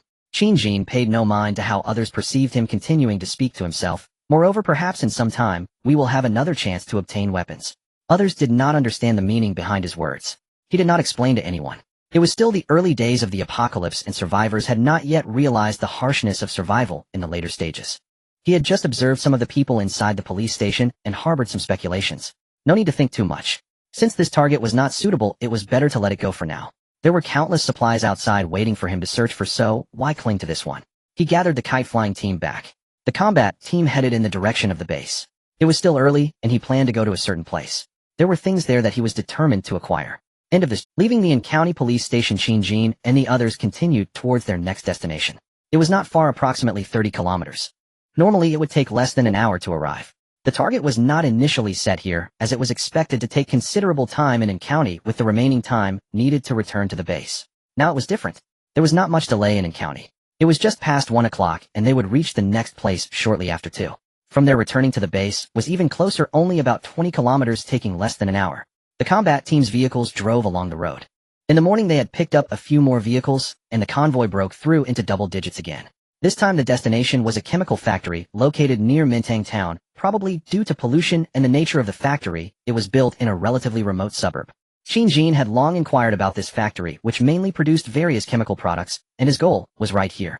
This factory produced a large amount of nitric acid, which could be used to create nitroglycerin, trinitrotoluene, nitrocellulose, and other powerful explosives. Moreover, there were also quite a few explosives. Before the apocalypse, he had spent money to gather information, and he was well aware of various chemical factories within hundreds of kilometers around the base. He had previously stockpiled some chemicals, allowing him to produce small batches of explosives. However, large-scale stockpiling was not feasible. The nature of the factory was different, i.e. being reckless could easily attract unwanted attention. This time on the way back, they just happened to pass by this place, so they decided to scout it out first. They also looked for anything convenient to transport back to the base. Bringing back some supplies would not be a bad idea. They already had firearms, and more powerful explosives were definitely essential. Even the production of ammunition required explosives. The team quickly arrived near the chemical factory. Perhaps due to its suburban location, the surroundings were quite desolate, with only a few low buildings visible from a distance. This chemical factory was also surrounded by a wall which appeared to be a little over 2 meters high. The area inside was quite large, with numerous various buildings. At this moment, without deploying drones for reconnaissance, they could already see signs of chaos within the factory area. Li Bowen found Qin Jin and asked Qin, should we deploy the drones for reconnaissance first? Qin Jin replied, yes, let's deploy the drones to take a look. If there are zombies, we can lure them away before going into search. Actions were swift as the drones flew into the factory area. Things became clearer. Inside, some vehicles and buildings showed signs of chaos. Several doors were wide open, and faint traces of dark red blood could be seen on the ground. Without a doubt, zombies had appeared here. Perhaps due to safety regulations being met, even if a zombie outbreak occurred, it seemed that no fires or similar disasters had happened. Otherwise, with so many chemicals here, it could potentially lead to a more severe disaster. After sufficient reconnaissance, the sound sphere beneath the drone began to operate. A burst of high-pitched music played, causing chaos within the factory. Many zombies in blue work uniforms came running out from various buildings. At that time, it was likely that there were many staff working overtime in this factory. After the mutation occurred, most of them met with misfortune. In just a few minutes, hundreds of zombies were attracted. Mixed in were some zombies in white work uniforms and casual clothing. They might have been management or high-level staff, now part of the zombie horde. A few minutes later, no new zombies appeared. The team member operating the drone, Xiao Lu, skillfully led the horde towards the open factory gate, preparing to lure them further away. Xiao Lu was an ordinary employee of Green Source before the disaster, and joined the combat team afterward. Having a hobby of flying drones, he was experienced and often assigned to execute kite tasks. He had multiple successful kite experiences, and in recent days, he had perfectly lured away zombies several times, earning high praise from Qin and other team members. Soon the zombie horde was led away from the factory area, walking along the main road outside. It was uncertain where they would end up, likely limited by the operating range of the drone. The combat team skillfully drove all the vehicles into the factory area and secured the only main gate. The team members then disembarked, ready and on alert. Qin glanced around. This factory area was significantly larger than Green Source. Possibly due to the previous production of hazardous materials, the workshops and warehouses were quite far apart. Aside from a few office buildings and dormitories, most were large warehouses and equipment. Looking at the surrounding 2-meter-high wall, he pondered. This place could perhaps serve as a backup base or sub-base. The chemical factory was located in Maishan town, adjacent to Minting town. It was about 20 kilometers away from the Green Source base, typically a half-hour journey. With an initial wall already built, the defense capability was decent. Various chemical products would also be vital resources for future expansion. Unfortunately, no matter how good this place was, it could only serve as a sub-base at most. It could not replace the primary position of Green Source. Because there was no way to produce food here, and the walls were too long and low, it would be difficult to raise them to a satisfactory height. The soil quality and water source were also issues. It must be known that in the later stages, it wasn't just the zombie crisis, but also various natural disasters. Food could not be directly planted. To develop this place, a significant number of people would be required, which circles back to the food issue. For now, it would serve as a resource point, and they would reassess the situation later. This time, Qin did not lead a team to deal with the zombies or search for supplies. He remained with his cousin Qin, who was left to guard the vehicles and observe the environment in the factory's open area. As the leader of Green Source, he did not need to charge into battle every time, as sometimes it was necessary to give others some room to act. The combat team members were divided into small squads, each led by their respective squad leaders, to search the office building first. There might be some records preserved here if found. They could gain a clearer understanding of the types of chemicals still present in the factory, their daily output, and staff situation. Qin stayed with Qin in the factory area, looking at the surrounding buildings, contemplating whether they contained what he did. At this moment, seeing only his cousin beside him, Qin hesitated and said, "Brother, do you think this world will return to normal in the future?" Only when no one else was around did he dare to call Qin brother, which was a mutual understanding among others. Qin came back to his senses. Looking at his cousin, he did not expect him to ask such a question. He pondered carefully for a while before responding to Qin. "I don't know if things can go back to the way they were. But it is highly unlikely. Those who have turned into zombies and those who have died cannot return. Even if all the zombies are eliminated, there may be very few humans left." Qin's eyes dimmed. Indeed, those people would not return. Classmates, friends, colleagues, even distant relatives would likely never meet again. He had thought about these things. The more he thought about them, the more terrifying they became.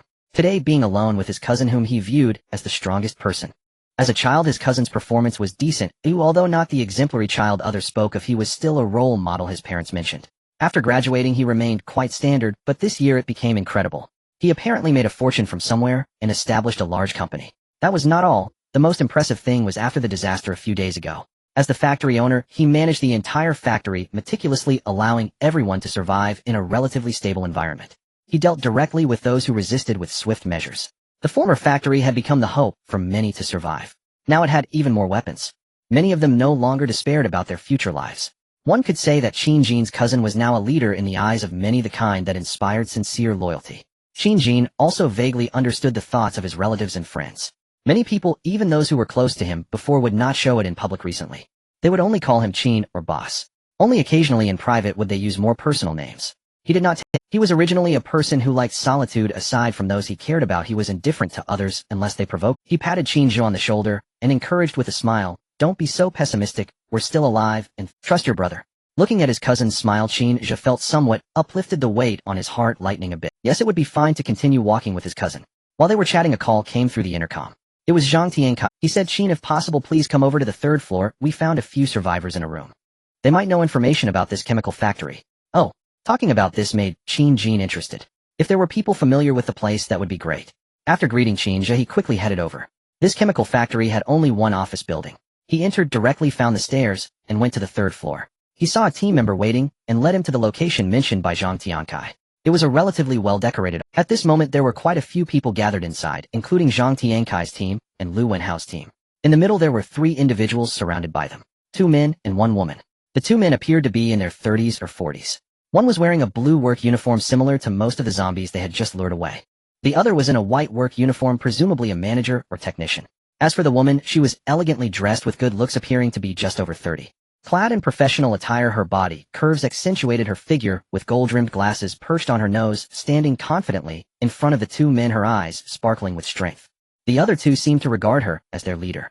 Upon seeing Qin Jin approach, the combat team members stepped aside. Qin Jin took the opportunity to stand in front of the three, carefully observing them. The woman seemed to recognize the man in front as their leader and sharply questioned Qin Jin, "Are you the leader of these people? It's been days since the incident. Oh, why did you only come to rescue us now? Do you know how we have been surviving these days? We were almost eaten by those dead monsters outside." Her questions were fired off like a rapid barrage, seemingly venting her dissatisfaction. Qin Jin's already poor mood from earlier worsened. His expression instantly turned cold as he turned to Zhang Tiankai, whose face had also slightly changed, and asked, "Who are these people?" Zhang Tiankai wished he could slap that woman. At this moment, he could only brace himself and answer, "Sorry Qin, these people are from the chemical factory. I just asked them." That woman is the general manager here, while the two men are a technical director and a production manager.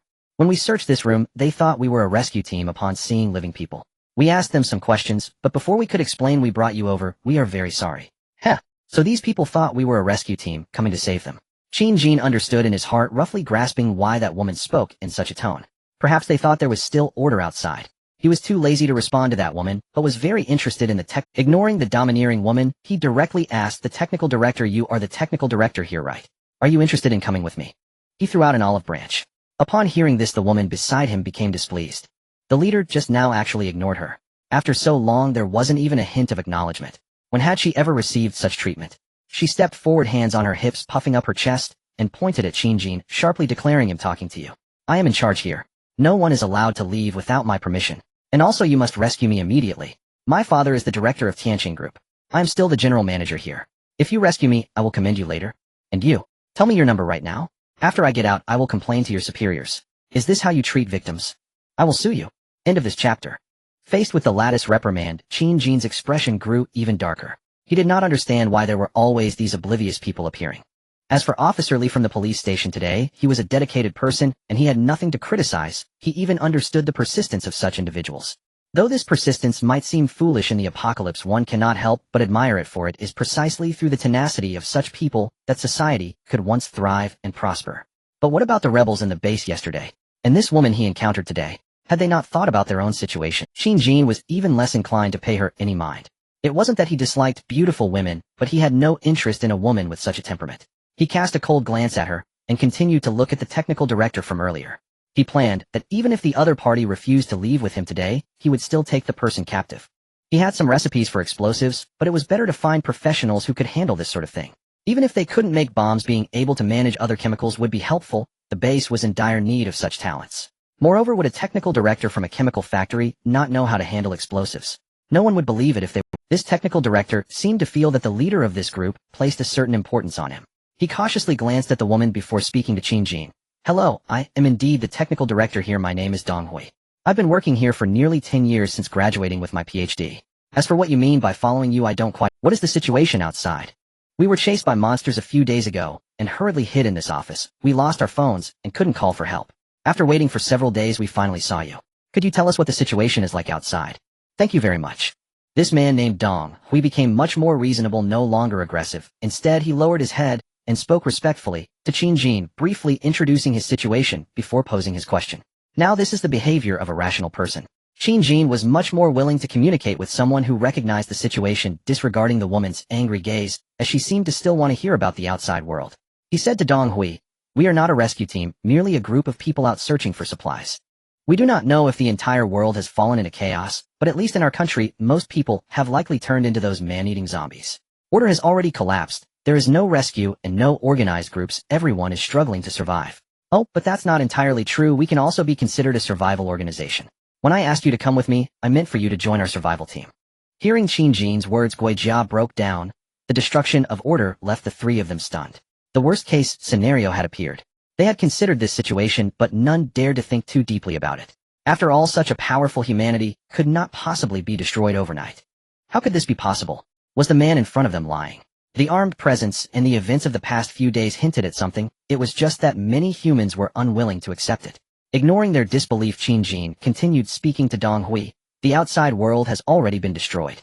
Come to our base. We have safe places, food and medicine. Everyone is working hard to survive. This technician named Dong Hui felt a whirlwind of emotions. The stable society he once knew was gone along with his family and friends. Perhaps he would never see them again. He was momentarily flustered and couldn't immediately respond to Qin Jin's invitation. However, another man, a factory manager, reacted faster than Dong Hui. Seeing that Qin Jin had not invited him, he became a bit anxious and introduced himself. Hello, leader. My name is Wang Bin, and I have worked here for over a decade. I have extensive management experience. Oh, please take me away. I can do anything. This man had just been following that woman, but when he sensed the shift in the wind, he quickly sided with the combat team, showing that he was indeed an experienced former manager adept at reading the situation. Qin Jin glanced at him without responding.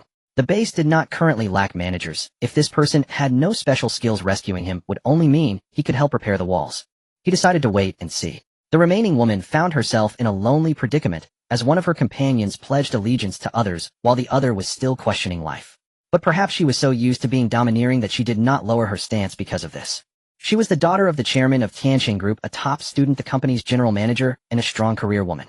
Many had pursued her in the past. When had she ever experienced this kind of neglect and disregard?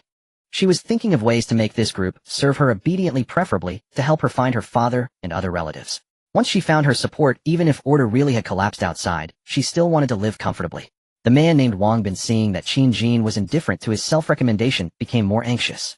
He worried that this group might indeed leave him behind. Having been trapped in this room for several days, he had sustained himself with water and snacks, but now those were gone, and if no one came to rescue them, it would be truly over. He urgently considered what leverage he could use to enhance his value. In that moment, like a detective, he realized that if this group had come here for food, that shouldn't be the case. There was only one possibility. They were eyeing something within the chemical factory. He understood. He quickly spoke to Qin Jin again. I know about all the types, quantities, daily production, storage methods, and transportation methods of the chemicals in this factory. I can help you handle these things. Qin Jin, who had originally been indifferent to him, immediately turned to look at him. Qin Jin felt pleased. This person was clever. In such a short time, he had guessed their purpose for coming here, proving that he was indeed someone who could reach the management level, possessing a keen sense for reading situations. Finding this person interesting, Qin Jin relaxed his brow. For the first time today, he felt that someone could make him happy. With him around, perhaps some chemicals could be transported back to the green source base, and he might need his help along with that technician for storage and transportation. So why not give him a position? He said to the man named Wang Bin. All right, you will tell us in detail what chemicals are here, their quantities, and the methods of transportation and storage. You will also be a part of our base from now on. A gamble well played. Wang Bin was overjoyed inside, quickly responding, and even his body honestly leaned towards the combat team, clearly already treating himself as one of them, much to the amusement of the others. At this moment, the woman was anxious. Seeing Wang Bin, who usually bowed to her and flattered her, swiftly side with the enemy, she felt as if her liver and lungs were about to explode. Moreover, what did she just hear? These people were actually eyeing the factory's resources. That was unacceptable. She immediately screamed. No one can touch anything here. This is private property. This is mine. Do you have no law left? You are robbers. And you, Wang Bin, as a member of the company's management, actually betray the company's interests. You collude with outsiders, engage in corrupt practices, and are you not afraid of being held accountable by my father and the headquarters in the future? At this moment, the woman's face twisted. She could no longer maintain her composure and scolded her former subordinate. The man named Wang Bin surprisingly did not dare to retort, lowering his head and avoiding her gaze, as if her words still held a certain power. Qin Jin understood a bit now. This woman must have had some power before the apocalypse, or had a deep background. Otherwise, how could such a somewhat charming woman stay with two strong men in a room for several days, without anything happening? He had previously found it strange, but it seemed that it was indeed her background that made people wary. Of course, how long this wariness would last was uncertain. Seeing that Wang Bin did not respond to her words, the woman, filled with anger, turned to another man and said, Dong Hui, you need to think clearly about who gave you the opportunity to work here for so long. It was my father. Without my family's help, how could a farmer like you rise to this position? And your parents, who was it that paid for their medical treatment before? Without us, they would have long since rotted away like beggars on the streets. This statement seemed to awaken Dong Hui. He abruptly looked up, his eyes fixed on the woman, grinding his teeth as he said, Guiqing, I've had enough. I know you look down on me, but you cannot insult my parents. After finishing his words to the woman named Guiqing, Dong Hui stepped forward to Qin Jin and said, I can join you, but can you help me find my parents in the future? Regardless of life or death, I only need an answer. Just give me a hope, and I will dedicate all my knowledge. Qin Jin looked into the man's eyes and saw resilience and determination within them. He could imagine that such a person could not be easily deceived, and he had no intention of deceiving him. He said, yes, as long as you work well in the future, our people will specifically pay attention to the relatives and friends of our own when they go out. If conditions allow, we will even initiate actions to find family members. Good? I will join.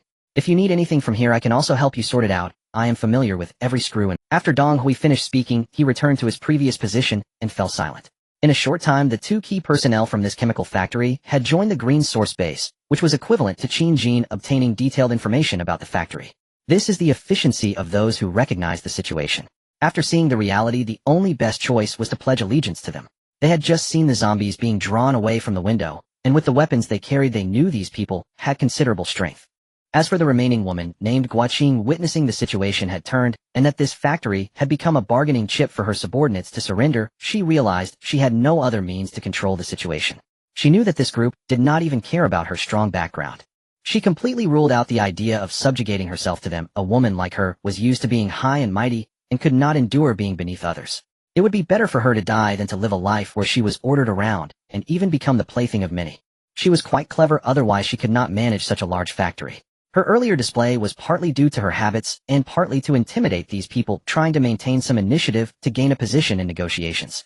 Now she saw that this group, especially the one in charge, was not swayed by her tactics at all. Her thoughts raced, and she could only choose the last route. With tears in her eyes, Guaqing said to Wang Bin and Dong Hui, I do not ask for you two to take me with you. Based on the years we have worked together, I ask you to help me with a car. I will leave on my own. End of this chapter. Give me a vehicle. I'll leave on my own. Guaqing made this request of her two former subordinates. You may take whatever you wish from this factory. Though it once belonged to my family, I ask only for the chance to depart, to go to Yansheng and find my kin. She directed these final words at Qin Jin, not with arrogance, but with quiet entreaty.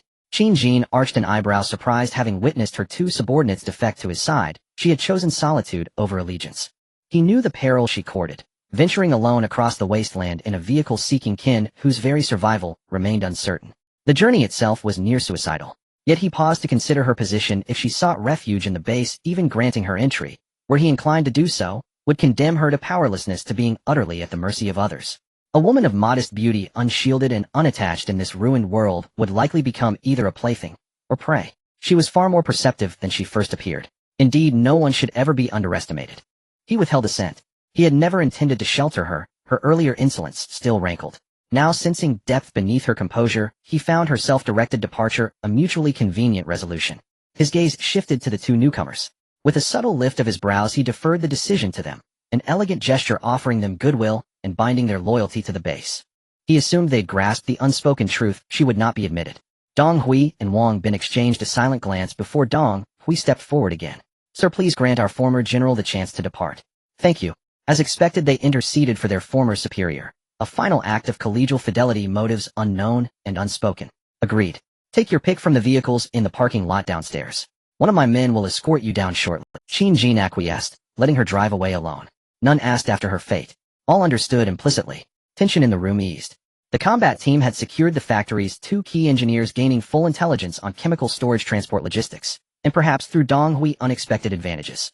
The two newcomers were now rescued, pledged to a new faction, and assured, at least for now, of continued. And Guaqing, the former senior executive, had secured precisely what she sought: an exit, however uncertain. Qin Jin checked his watch, just past 2, nearing 3. There remained time to relocate some chemicals to the base. Without delay, he dispatched 2 operatives to escort Guaqing downstairs, while ordering the rest to clear any remaining zombies. He retained Zhong Yu, Dong Hui, and Wang Bin in the office to begin extracting vital intelligence about the chemical. Power failure posed further complications.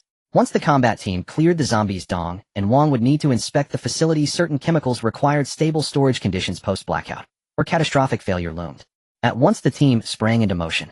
Within moments, only 4 remained in the office.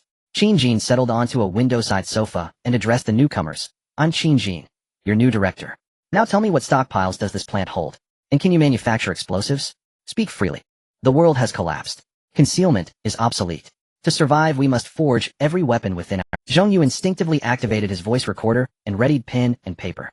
Dong Hui glanced at Wang Bin, then turned to Qin Jin, expression grave. Director Qin, there are no pre-made explosives on site. However, inventory includes nitroglycerin, sulfuric acid, toluene, potassium nitrate, sulfur, methanol, ammonia, chlorine gas, any of which can be synthesized into explosive compounds varying widely in potency. I possess formulation expertise, liquid explosives, solid charges, variable stability, all configurable to demand. Raw materials for all are currently stored here. Should you require specialized variants, I can develop them. I am confident in my ability to deliver. If relocation is planned, I know the precise locations of all materials. I also recommend transporting essential lab equipment. Re-establishing a functional laboratory at the new site will require it. Qin Jin's pulse quickened. Fortune had smiled upon him. His gaze locked onto Dong Hui as though beholding a revelation unveiled. This man's life outweighed nearly all others. From this moment Qin Jin resolved, unless absolutely necessary, Dong Hui would never again step beyond the base walls. His safety, his contribution, indispensable. Wang Bin, observing Qin Jin's fervent expression, realized the director had recognized Dong Hui's era. Fearing eclipse, he hurriedly offered his own insights. Plant layout, inventory reserves, production workflows, storage protocols, spilling details like scattered seeds. So eager was he to outpace Dong Hui that he even divulged Guo Qing's personal background, stopping only when Zhong Yu interrupted, urging focus on operational matters. Qin Jin's understanding of the facility surged. The morning's frustration, returning empty-handed from a county police station, evaporated. This chemical plant rivaled yesterday's municipal bureau raid in strategic yield. Explosives could be mass-produced here, even gunpowder. With raw materials secured, they could fabricate ammunition within the base itself. He already owned 2 compact lathes. If insufficient, he would simply retrieve superior models from elsewhere. Manufacturing schematics had long been procured, only initial proficiency remained a hurdle. Once base personnel mastered the process, scarcity of ammunition would cease to be a concern. Tactical doctrines long held in memory would now arm the entire base. Teeth sharpened, defenses hardened. A profound sense of relief washed over him. He tasked the 2 engineers with refining the relocation plan, prioritizing critical equipment, identifying immediately storable chemicals, initiating today's transfers, and scheduling reinforcements for tomorrow. Brine. Amidst the flurry of activity, a piercing alarm shattered the air. Qin Jin snapped upright, snatched his radio, and roared. Who dares risk death? Shut it off now. Zombies will converge. Dong Hui shouted, it's the fire alarm. Someone triggered it. The entire complex is sounding. Qin Jin demanded. How do we silence it? Act, immediately. Wang Bin interjected, sweating. With power down, overriding the master panel and security control is useless. Each alarm must be manually reset, individually. We're doomed. Multiple alarms exist in nearly every building. Shutting them all will take too long. Zombies are already converging. Without hesitation, Qin Jin barked orders over radio, and to those present, all personnel, accompany Dong Hui and Wang Bin to locate and silence every fire alarm. Dispatch 2 to barricade the main gate. Monitor zombie movement outside. Stand ready to engage. Understood. Every operative respond. All grasped the gravity that shrill, far-carrying alarm could summon the dead from kilometers away. Director Qin. My team escorting the woman reports trouble. She claims she needed the restroom, then vanished. Her whereabouts are unknown. Li Bowen's voice crackled over the radio. That woman. A surge of incandescent fury erupted in Qin Jin's chest, so intense his grip crushed the radio casing. Crockham. A thunderous impact shook the building. Qin Jin lunged to the window, just in time to see a rugged SUV burst through the factory gates. A toppled iron gate lay sprawled beside the exit. Proof enough. The SUV, having smashed through, accelerated toward freedom. Fuck. Even his iron discipline shattered. Snatching up the radio again, his face contorted in savage command. Lu Qing. Intercept that SUV heading your way. Capture her alive if possible. If not, eliminate her. Absolutely do not let her escape. Acknowledged. Fortunate timing. Pre-apocalypse military-grade radios boasted multi-kilometer range. Lu Qing, miles away, still received the call. He abandoned drone control, leaving it hovering overhead to broadcast warnings, then sped toward the factory in his vehicle. The factory's remoteness narrowed escape routes. This road was unavoidable. Interception seemed assured. Meanwhile, Qin Jin ordered from the office, deploy personnel to block the gate with vehicles. The perimeter wall is our first line of defense, if zombies swarm. All surged into action, silencing alarms, reinforcing the gate, arming for battle. Every hand preparing for the horde's imminent arrival. Director Qin, zombies have appeared. Lu Wenhao's voice crackled. Ready your weapons. You may need fire. Qin Jin demanded. How much longer until the alarms are silenced? Li Bowen had dispatched teams with Dong and Wang. First testing the master panel, futile, now racing to reset each alarm individually. Wang Bin reported over radio. 9 buildings house 1 or 2 alarms each. With only 6 operators, full shutdown will take at least 5 minutes. Of the 16-strong combat team, 2 operated drones remotely. 14 remained on site, including the 2 newcomers. 6 joined the alarm silencing effort. 10, including Qin Jin, defended the main gate. Dispatch 4 more to assist. Silence every alarm within 3 minutes. Yes, sir. Zhong Yu saluted, swiftly leading 4 operatives. No guidance needed. The shrieking alarm itself charted the path to its source. Dozens of zombies already gathered beyond the factory walls. Though drones had lured away many surrounding factories' residences, and commercial zones harbored stragglers. In this blacked-out world, the alarm's shriek carried over a kilometer. The earliest arrivals clawed desperately at the trucks and cargo vehicles blocking the gate. Others scrabbled at the walls and fences, fingers straining toward the living, hungry for blood, ravenous for use blades against those impeded by walls. Qin bellowed. For those out of reach, shoot to kill, aim for the head, helmets on, beware arterial spray. He charged forward, driving his long blade through the skull of a zombie clinging to the wall. Other operatives surged into the fray, steel and gunfire erupting in a storm of gore and ruin. In front of the chemical plant's main entrance, Qin led several team members, fiercely slaughtering the encroaching zombies. In less than a minute, dozens of zombies had already fallen before the gate.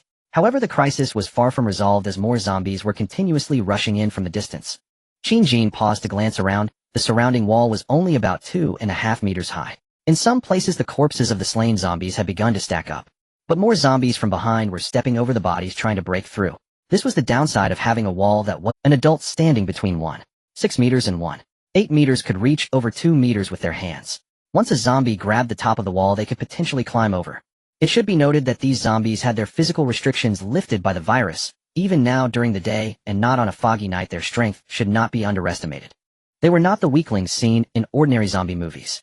Split into two and start banging on the iron bars of the wall. Create noise to distract the zombies. Oh, we can't let them group together. Be careful with the cars blocking the door. Don't let them crawl in from underneath. If one shows up, kill it. Don't save bullets at this time. Qin calmly issued orders, and then ran far away, striking the bars with his machete to create a loud clattering noise. Immediately a number of zombies were drawn toward the sound. The initially towering piles of corpses suddenly scattered. The other two team members took the cue and also ran to the distance to strike the bars, creating noise to relieve pressure, occasionally taking time to stab the approaching zombies. For a moment the pressure eased significantly. But Qin didn't relax, knowing they ultimately had to completely silence the alarm. Otherwise the increasing number of zombies would eventually breach their defenses. Dong Hui and the others had to hurry. The scene shifted back to Xiao Lu. After manipulating the drone to hover in place, he and another team member quickly drove toward the base, keeping a lookout for any suspicious vehicles. According to Qin, an off-road vehicle was coming from the chemical plant. They carefully observed while driving, and after about a kilometer they indeed spotted a vehicle approaching. Xiao Lu focused his gaze. It was indeed an off-road vehicle, and the front had signs of a collision. It was confirmed to be the target.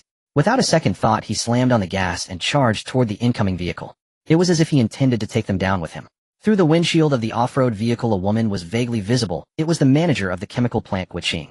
At that moment she was a bit dazed. She had just caused a bit of trouble for that group at the chemical plant, and had not gone far before encountering a vehicle that seemed to be charging at her like a madman. With no other choice, she instinctively slammed on the brakes. Screech! The harsh sound of brakes echoed. Seeing her brake, Xiao Lu also eased off the gas and pressed the brake. The two vehicles nearly collided, missing each other by mere inches. Xiao Lu wiped the cold sweat from his forehead silently, praising his own impulsiveness for successfully forcing the other vehicle to stop. He pulled out his pistol while another team member readied a crossbow, aiming at the woman in the opposing vehicle. Xiao Lu shouted, "Raise your hands. Get out of the vehicle immediately. If you move, I'll shoot you dead. Hurry," he shouted while walking toward the driver's seat. Guiqing was also frightened. Just as she stopped, two people rushed out with guns and arrows aimed at her, resembling a scene. Before she could regain her senses, one of them smashed the butt of a gun against her car window. Bang! The window shattered, glass raining down. Guiqing quickly dodged as Xiao Lu reached in to unlock the door, then forcefully pulled it open, pressing the gun against her head. "Unbuckle your seatbelt quickly. Get out." At that moment he appeared like a ruthless thug. If this were peaceful times and a director saw him, they would likely want to cast him in a film. "Please don't do anything rash. I have money at home. You can take as much as you want, just find my dad." Guiqing cried in panic, her hair disheveled, tears running down her face like a wronged little woman. She was dazed, having just escaped a wolf's den only to fall into a tiger's mouth. She didn't understand what was happening in the world. Had she been locked up for a few days and fallen behind the times? Had everything become so chaotic in just a few days? Were there people randomly rushing out on the street to rob? Xiao Lu didn't care about her complaints, seeing that his teammate had also come over, crossbow aimed at the woman to maintain control of the situation. He stepped forward to unbuckle the woman's seatbelt, then roughly grabbed her arm and yanked her out of the driver's seat. Guiqing fell onto the road, landing hard on her backside. Before she could awkwardly get back up, her professional outfit was dirted and disheveled with her skirt hiked up, when that man twisted her arm and pressed her down onto the cement pavement, swiftly binding her hands with shoelaces. The pain shot through her body. Xiao Lu showed no mercy, quickly subduing the delicate woman, leaving his teammates in shock, swallowing hard and exclaiming, "Brother Lu, where did you come from? You're really something." Xiao Lu, seeing that he had completely controlled the target, finally relaxed. Upon hearing his teammate's question, he seemed a bit shy as he replied, "No, I was just an ordinary homebody. Before I liked to occasionally work out, play video games, and watch movies. But now that it's the end of the world." You heard how angry Qin was over the intercom. I had never seen him so furious before, so I was worried the target would escape, and I got a bit rougher this time. Yeah, just a bit. The teammate looked at the woman pressed down by his knee, groaning in pain, her hands bound with multiple abrasions, her clothes disheveled and torn silently, giving Xiao Lu a thumbs up, saying once more, "Impressive. You really went hard." Xiao Lu bashfully replied, "Women only slowed down my sword-drawing speed." He took out his walkie-talkie, disregarding Guiqing, who was still pleading, and reported to the team channel, "Report, boss. We have intercepted that off-road vehicle. There's a woman inside, and she has been controlled. How should we proceed?" There was nearly 10 seconds of silence on the other end before Qin Jin's voice came through. "Well done. First, keep her restrained. Wait for my orders." It was that person. Guiqing, lying on the cement ground, her once delicate face now smeared with dirt, couldn't care less about her body pain as her mind exploded with thoughts. These two were in cahoots with the people at the chemical plant. This was troublesome. At that moment, the fear surged in her mind like a tide. Just as she had set a trap for them, she was immediately captured. Her earlier fake crying and pitying act was no longer needed. Now her tears flowed uncontrollably, but they were tears of fear. She couldn't care less about getting hurt from scraping against the road, loudly wailing for mercy, throwing out her background and money, hoping to exchange it for her freedom. Of course she was overthinking it. Xiao Lu and the others had witnessed the new era. Money and backgrounds had long since been swept into history. What mattered now was who had the bigger fists. Xiao Lu pulled her up and tossed her into the back seat of their vehicle, letting his teammates see her. He prepared to drive away. Staying here was not a solution. He didn't know when the boss would notify them, so it was better to return to the drone and check if there were any issues with the zombie crowd. They also needed to retrieve the drone later. Chemical plant. Qin Jin and the others were still vigorously resisting the zombie invasion at the main entrance. Dong Hui and Wang Bin, two team members, were working together to speed up the process of shutting off the alarm. At this moment, they had reached the last building. There were still 2 alarms ringing in this building. Li Bowen commanded, 2 people go to each direction quickly. Hurry up, the others come back to assist the boss with the defense. We don't know how long the boss can hold off the zombies down there. If they break in, we're all doomed. Everyone responded and dispersed to their respective targets. Qin Jin and the others were nearing the end of the factory's perimeter. Even so, leading most of the zombies away, they could barely hold on. The number of zombies approaching from outside was nearing 500. A few team members were continuously hacking away in defense, and in just a few minutes they were starting to feel exhausted. The defense line was on the verge of collapse. Phew. The piercing sound that had been ringing for several minutes finally stopped. Qin Jin and the others, still not fully reacting, felt a bit numb from the slaughter. In the distance, Li Bowen, leading the earlier arriving combat team, had arrived. "Boss, we're here." He rushed up to Qin Jin, panting heavily. "First, don't say anything else. Help us fend off," Qin Jin said to the recently arrived combat members. Everyone understood the situation. Without wasting words, quickly took out their weapons and joined the defense against the zombies. With reinforcements joining in, the crisis suddenly eased. Qin Jin assessed the situation and felt they could hold on for now, but prolonged efforts would still put the team at risk of exhaustion. In a rush of thoughts, he quickly dialed the walkie-talkie, shouting to Xiao Lu outside the chemical plant. "Xiao Lu, abandon the zombie crowd over there and bring the drone over to attract some of the zombies at the chemical plant's entrance." Initially, he had considered calling Xiao Lu over to use the drone to share the burden when the incident first occurred, but the blaring alarm was too loud and the sound ball couldn't exert its proper power. Even if it flew back to emit sound, it couldn't compete with the multiple fire alarms and drawing attention. Moreover, abandoning the control of nearly 1,000 zombies over there meant that if they were also attracted back by the alarm, they would soon be overwhelmed, so he had been waiting for the right moment. Now was that moment. Upon hearing, Xiao Lu immediately drove the drone toward the chemical plant. The zombie crowd lost their sound and became confused, slowly dispersing. A small portion, hearing the occasional gunfire several kilometers away, turned and ran toward that direction. Fortunately, they hadn't yet reached the fully mature zombies a month later. Otherwise, with their heightened senses, all of them would have been attracted to the battle at the chemical plant. Xiao Lu reached the vicinity of the chemical plant in just 2 minutes. Seeing the zombie crowd attacking the chemical plant, he exclaimed in shock. Not daring to delay, he quickly controlled the drone to fly over, activating the sound ball. In an instant, many zombies turned to seek trouble with the drone. The people inside the chemical plant knew they were saved. As more and more zombies were redirected, the threat of breaching the wall, Qin Jin ordered not to use firearms anymore, first to conserve ammunition, and second to avoid making too much noise that would attract more zombies. These monsters were endless. The new zombie crowd followed the drone as they moved away. At this moment, the zombies had 2 choices: either chase the drone or continue their assault on the chemical plant's walls and gates. Some of them could still smell the scent of humans at that moment, persistently seeking the delicious prey. The zombies surrounding the chemical plant were ruthlessly cut down by the combat team, their numbers dwindling until the last one fell. The black blood of the zombies stained a large area in front of the chemical plant's main gate. Except for Qin Jin, who had exceptional physical conditioning, and some remaining strength. The other combat team members were all experiencing numb arms, nearly exhausted, each finding a place to sit and rest. This was the first time the green source-based combat team faced a zombie siege. Relying on a not-so-tall wall and immature tactics, they expended nearly 1,000 rounds of ammunition and wiped out several hundred zombies. Such a record could only be considered average. As a reborn person, Qin Jin had this assessment.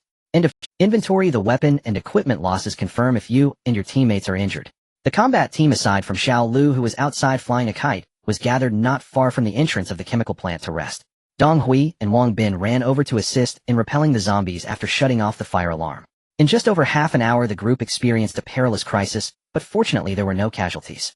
Qin Jin glanced at the time. It was already past 4 o'clock. After the recent battle, everyone was exhausted. It seemed there would be no time to handle the transportation of chemicals today, so he instructed Wang Bin, Dong Hui, please check the status of the supplies here. We won't have time to transport them today, I will come back later. Bowen and Wenhao checked the chemical plant's defenses. We can't let the zombies in after we leave. Everyone gather your things, we're departing for the base in 10 minutes. The group dispersed to carry out their tasks.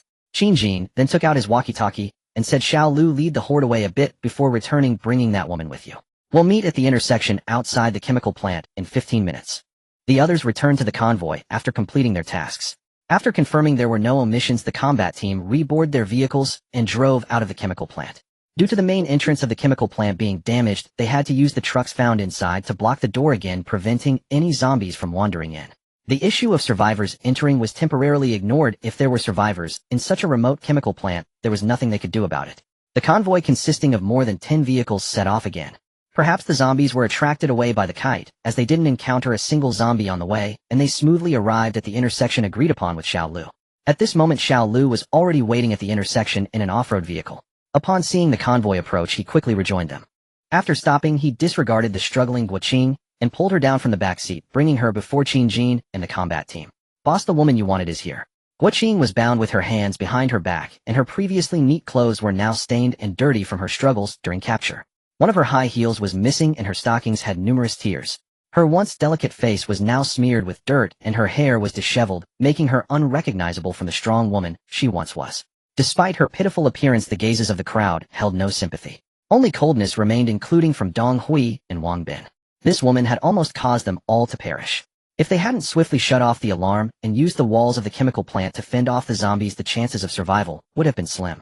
Guoqing knew the severity of her actions and could hardly imagine the punishment she would face at the hands of this group. However, she would not give up hope so easily.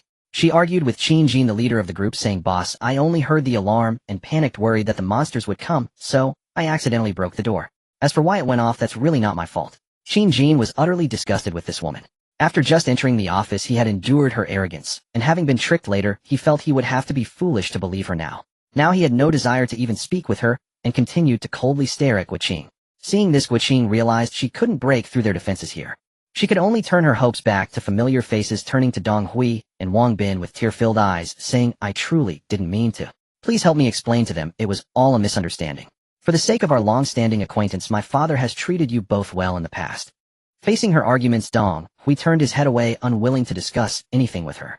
Wang Bin, being more diplomatic, hesitated, and said, Guoqing, there's nothing I can do about this, your actions were indeed quite unscrupulous. Guoqing felt furious inside. Those who had previously flattered her had turned against her in an instant. If it weren't for her current predicament, she would have made them pay. What she failed to realize was that her previous actions had indirectly led to the deaths of her former colleagues. No one was showing her any kindness.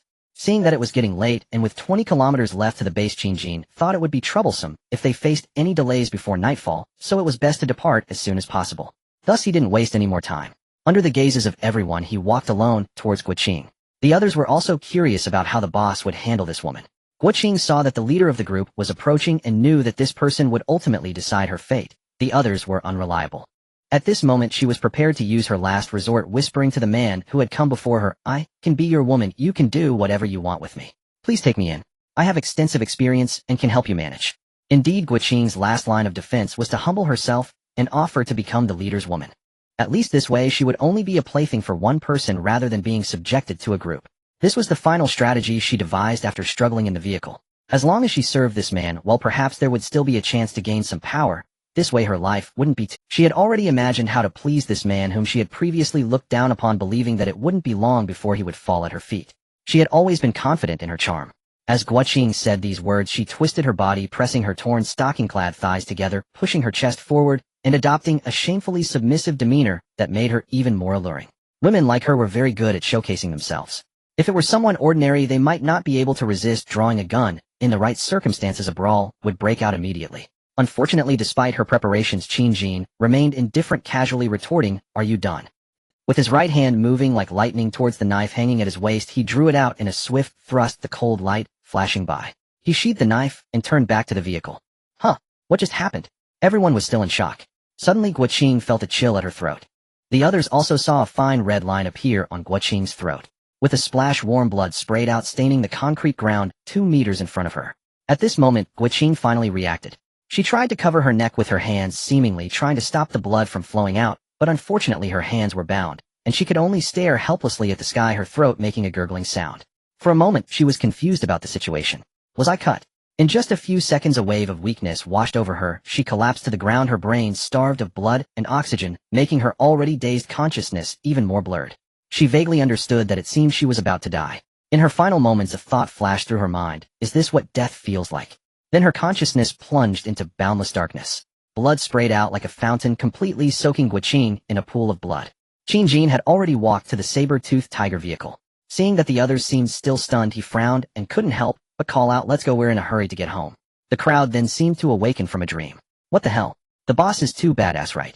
A single strike to the throat. A lightning-fast move. Almost no one present had seen the entire process. Clearly, in the blink of an eye, the boss had turned and left with grace, not even bothering to look back at the result. How confident he was. Shock filled everyone. Previously, they all knew that Qin Jin had decent skills. He had captured a freshly transformed zombie during the mutant night, but he hadn't shown much impressive performance afterward, just following the norms in these past few days. However, what had just happened revealed how terrifying the boss' abilities truly were. No wonder he was the ruler of Green Source Base. Not only was his management astonishing, but his combat prowess was also terrifying. Everyone felt even more admiration in their hearts. A true powerhouse. What they didn't know was that Qin Jin himself was also reflecting on his strike just now. It had been a prepared attack. Although his legs had evolved in his past life, his arm strength had remained ordinary. Unlike now, both his legs and arms were evolving with strength reaching levels he had never dared to imagine before. Speed could be converted into kinetic energy. Similarly, when strength reached a certain level, it could also be transformed into speed, resulting in a strike that was almost imperceptible to ordinary people. Moreover, he felt that his reflexes seemed to have improved as well. When he concentrated just now, he experienced a sensation of time slowing down, albeit very slight, but it was indeed there. Interesting, it seems that not only have my arms and legs grown stronger, but other aspects are also changing. I should take some time later to study this thoroughly. After the others had marveled at the scene, they no longer lingered and hurriedly boarded the vehicles.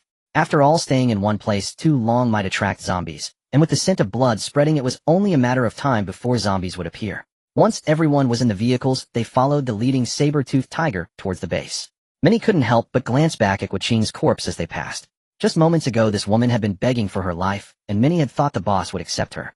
Considering their perspective, several felt she was still somewhat attractive. Bringing her home as a plaything wouldn't be unacceptable.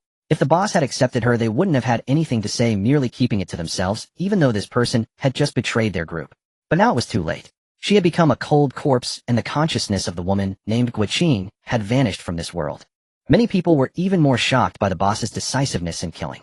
Previously, throwing Wang Minglong and the others to fend for themselves outside the base could be considered murder, but it was indirect. Today was different. It was a vibrant life that had been directly cut down, without hesitation, cleanly and swiftly, with blood spraying only a meter or two away from some. A sense of awe deepened in many hearts. They felt a growing reverence for the boss's ruthless nature. Dong Hui and Wang Bin, who had just joined, were particularly shaken. This was the first time they had witnessed a real person kill another. Previously, even the cannibalistic zombies could be categorized as monsters, but seeing one of their own commit such an act was a terror unlike any other. It was their first true recognition of their new boss. The person who had initially communicated with them in such kind words had such a terrifying side. Green Source Base. 5:30 in the afternoon. The sun is setting. The guard on duty at the gate gazes out at the road, preparing to welcome back the combat team returning from outside the base. Just a moment ago, the combat team sent a message via walkie-talkie informing that they had reached a location 2 kilometers away. They were nearing the base and requested to clear the zombies around the main gate in advance. The people inside the base are now much more adept. As soon as they heard that the boss was coming back, they arranged for someone to turn on the loudspeakers installed on the other parts of the wall. The sound attracted some zombies lingering near the gate, quickly clearing the entrance and exit point for the time being. Sure enough, a convoy of dozens of vehicles appeared around the corner at the end of the road a few minutes later. Leading the way was the boss mount, the saber-toothed tiger. The convoy drove directly through the already opened gates, which closed only after all vehicles had entered the base. Upon returning to the base, the makeshift isolation area built with barbed wire and steel bars came into use. The area is nearly 200 to 300 square meters, more than enough to accommodate a dozen vehicles.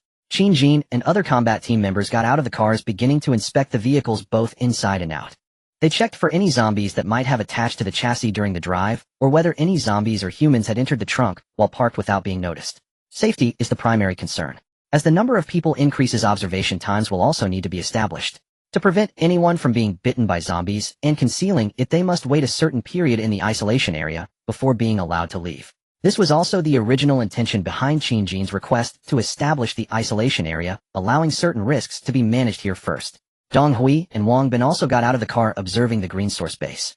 Barring any unexpected circumstances, this will likely be the place where they will live for a long time.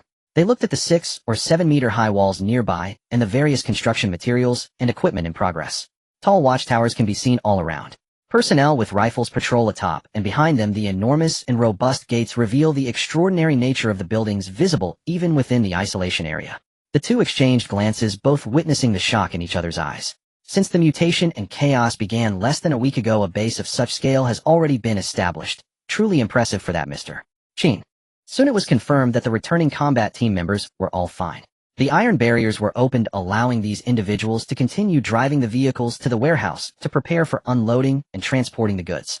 Having learned from yesterday's experience, Qin's father had prepared manpower early today, ready to take over the material vehicles as soon as the combat team returned, preparing to inventory and store them. Qin Jin instructed a few squad leaders, including Li Bowen, that after they freshened up and had dinner, there would be a review meeting in the office building's conference room regarding today's combat operations. He then dismissed the combat team members. Following that, he briefly reported the situation regarding today's material collection to Qin's father and a few other managers. The quantity was somewhat less than yesterday, and he asked them to handle the items properly. He also instructed Wang Yang to take 2 newcomers for placement while he returned home to freshen up and rest. Today was another long day from morning till night. Even with his extraordinary physical capabilities, he felt a hint of fatigue. Qin Jin's small house. In the second-floor shower room, steam filled the air. As the de facto leader of the base, he could enjoy the privilege of unlimited hot water for bathing. After washing up, the fatigue enveloping him dissipated somewhat. He looked at his strong and upright physique in the mirror, noticing the muscles in his arms and legs gradually bulging. He could feel the power within him. As he focused, it felt as if the mist around him slowed down. He confirmed that it was indeed a faster neural reflex evolution. However, it seemed that this state could not be maintained for long. He could only concentrate for a few seconds, and if he prolonged it, he would feel dizzy and need to disengage quickly. It seems this state can only be used occasionally and cannot be relied upon as the norm. He wondered if he could continue to strengthen it in the future. After washing up, it was time for the base meals. Dinner at the base is served from 6:30 to 7:00 in the communal dining hall. After night falls, aside from necessary facilities, energy-saving LED lights will maintain power at certain distances between walls and buildings. Most other areas will fall into darkness. If one needs to use lighting tools, mobile phones, flashlights, etc. are available. During the day, they can charge using solar power or at the unified charging station opened by the base. Currently, it is still not possible to supply power to every dormitory.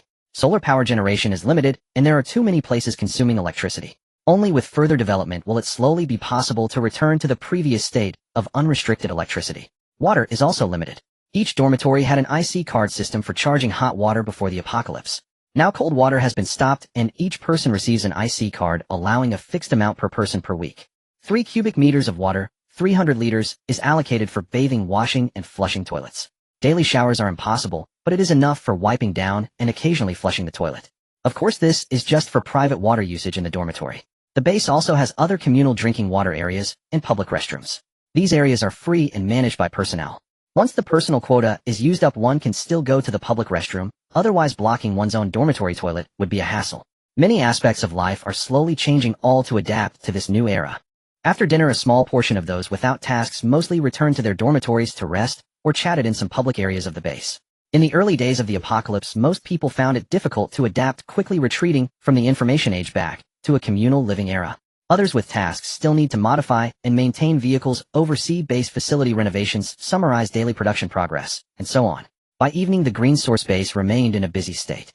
In the conference room of the office building, Qin Jin sat at the head of the table with all the combat team members present. After a round of rest, everyone's spirits had improved significantly as they waited for the boss to speak. Jin got straight to the point and said those who haven't gone out should also know that we encountered several issues today, but overall we gained some experiences both in terms of resources and combat. Here I want to clarify the areas we did not handle well today. I hope everyone can learn and grow together. First is the situation with the survivors at the county police station. Since this was our first encounter, everyone lacked experience in dealing with it. Initially our decision to enter the enemy's lair was unwise. We did not anticipate that they would also be armed. Considering the possibility of casualties from crossfire, we ultimately chose to retreat. Next time we encounter such a situation, we should first assess the internal conditions before making decisions or draw them out. Those are better options, or we cannot relinquish the initiative. Then there was the incident at the chemical plant where we failed to keep an eye on a woman harboring resentment towards us, giving her the opportunity to act alone and create trouble. Fortunately, we resolved the trouble this time, but what about next time? Some may not return. So in the future we must act decisively. Regardless of the excuses they use, we must keep them in our sights at all times, even if they need to go to the bathroom. They must do it under our watch. Life is your own, and everyone else's lives are also in your hands. The conference room fell silent, as everyone silently took his words to heart. Especially the two team members who were responsible for watching over Guiqing, who now dared not look at others feeling particularly ashamed. As for our shortcomings in resisting zombies, our combat team also has many areas to improve upon. For example, the drones were all with Lu Qing Little Lu, and after the fire alarm stopped, the people inside the chemical plant had no drones available to lure away some zombies, which was also a mistake.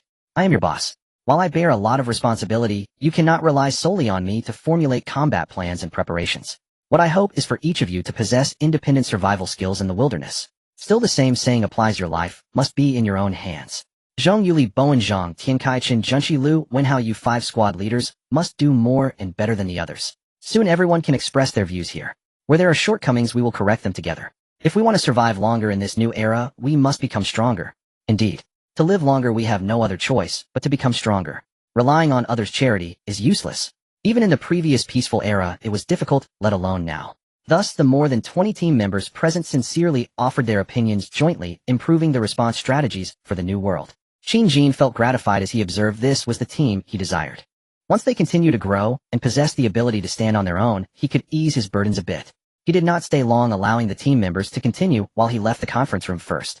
As the leader, he had many more matters to attend to. The progress of the base construction, the living conditions of the internal personnel, the inventory of supplies-based defenses, and so on. Including the shortcomings of the isolation area, he observed upon returning today, all require his personal understanding and instructions for handling. Thus, being the boss is not an easy task. It is not just about sitting there waiting for subordinates to do their jobs. That kind of approach is doomed to fail, either being sidelined or leading to a collapse sooner or later.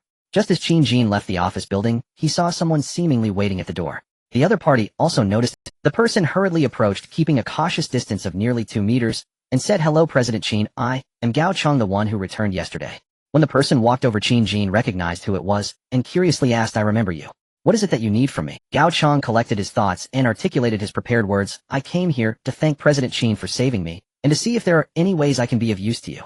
He paused and continued, "When I was rescued yesterday, I mentioned that my life is now in your hands, President Qin. I will do whatever you ask." Oh, Jin sensed that he had more to say. This person had just been saved yesterday and immediately approached, wanting to show himself. He found it hard to believe there were no ulterior motives. "I did have plans for you, but I didn't expect you to be so proactive. Then go help me take care of the fish in the 2 ponds within the base. That shouldn't be too difficult, right? Also, just say it plainly. Do you have something else to say?" Gao Chong appeared not to expect Jin to see through him. After hesitating for a moment, he finally mustered the courage to say, "Yes, President Qin, I will take care of the fish. It's not hard, I just need to check on them occasionally. Additionally, I hope to join the combat team here." "Can you tell me why?" Jin asked curiously. Gao Chong gritted his teeth and voiced his thoughts. "I want more opportunities to go out, even if it means facing zombies. My younger brother and sister are still out there, and if given the chance I want to find them." "President Qin, do you think there's still hope of finding my brother and sister?" "My brother used to run a phone shop in the suburbs of Deep City, and my sister is a doctor at a hospital in Deep City. Are they safe?" he asked hopefully. Today he had basically understood the situation outside. The more he learned, the more despair he felt. Most people here know that outside humanity has mutated into flesh-eating monsters. He had personally witnessed this, and the survivors were few and far between. Even if his brother and sister were fortunate enough to have escaped mutation, they would still face the threat of zombies. The chances of survival are extremely slim. This despair had tormented him all day. At night, he couldn't help but seek out the leader here, hoping to get more accurate information and increase his chances of contacting the outside world. As the leader of the base, Jin indeed knows more, But Gao Chang didn't dare to hold out too much hope. After all, such disasters cannot be resisted by human effort. What he didn't expect was that after asking this, President Qin gave him an unexpected answer. Your brother and sister may indeed still be alive. End of this chapter. Your brother and sister might still be alive. With an expression of disbelief, Qin Jin provided this answer. I am not just comforting you, your brother and sister indeed have a considerable chance of surviving. Of course, it's just a possibility. Given the chaos outside, no one dares to say if anyone can survive in such an environment. This is based on certain information I have gathered. You can choose to believe it or think I'm deceiving you, it's entirely up to you. I have no objection to your desire to join the combat team. You can go into the conference room of the office building. The team members are currently in a meeting, and you can greet them while learning a bit. Qin Jin continued speaking to Gao Chang, whose expression had turned joyful. Do your best. In the future you might really have the chance to encounter your brother and sister. I am not lying to you, this is my speculation from certain perspectives. He patted Gao Chang on the shoulder and continued to walk out. Despite the age difference, neither felt uncomfortable. Gao Chang was filled with intense excitement. He did not chase after Qin Jin with relentless questions, as even if he pressed for reasons, the issue of belief would still remain. If he wanted to believe, then Qin Jin's words were sufficient. If he didn't, further questioning would be futile. Perhaps the answer he most hoped for was just that. He did not wish to alter this hope. He bowed deeply toward Qin Jin's figure and turned to step into the office building. He was determined to join the combat team. Qin Jin felt something and glanced back at his retreating figure. He took out his walkie-talkie and informed Zhongyu to let Gao Chang join the combat team. What Gao Chang did not know was that Qin Jin had not deceived him earlier. From his past life experiences, he knew that many survivors had managed to survive as families or bloodlines. Many survivors had parents, siblings, or children, which initially seemed unbelievable to many. Later, someone proposed a hypothesis that gained the most recognition. That is, the mutation of the virus follows a certain pattern. The mist that emerged from the surface during the corpse fog days mutated the vast majority of humanity into zombies. Yet it left behind many survivors with relatives, likely because these survivors possessed a certain trait within their bodies. The genetics of the same bloodline would be closer. This is evidenced by the fact that many survivors had relatives. The virus was conducting a survival of the fittest among humans. In his past life, no one had researched what traits survivors possessed that allowed them to live. No one had come to a conclusion about what advantages the genes of these survivors had over those who died. However, this speculation had garnered overwhelming support. Who wouldn't hope to be the chosen one?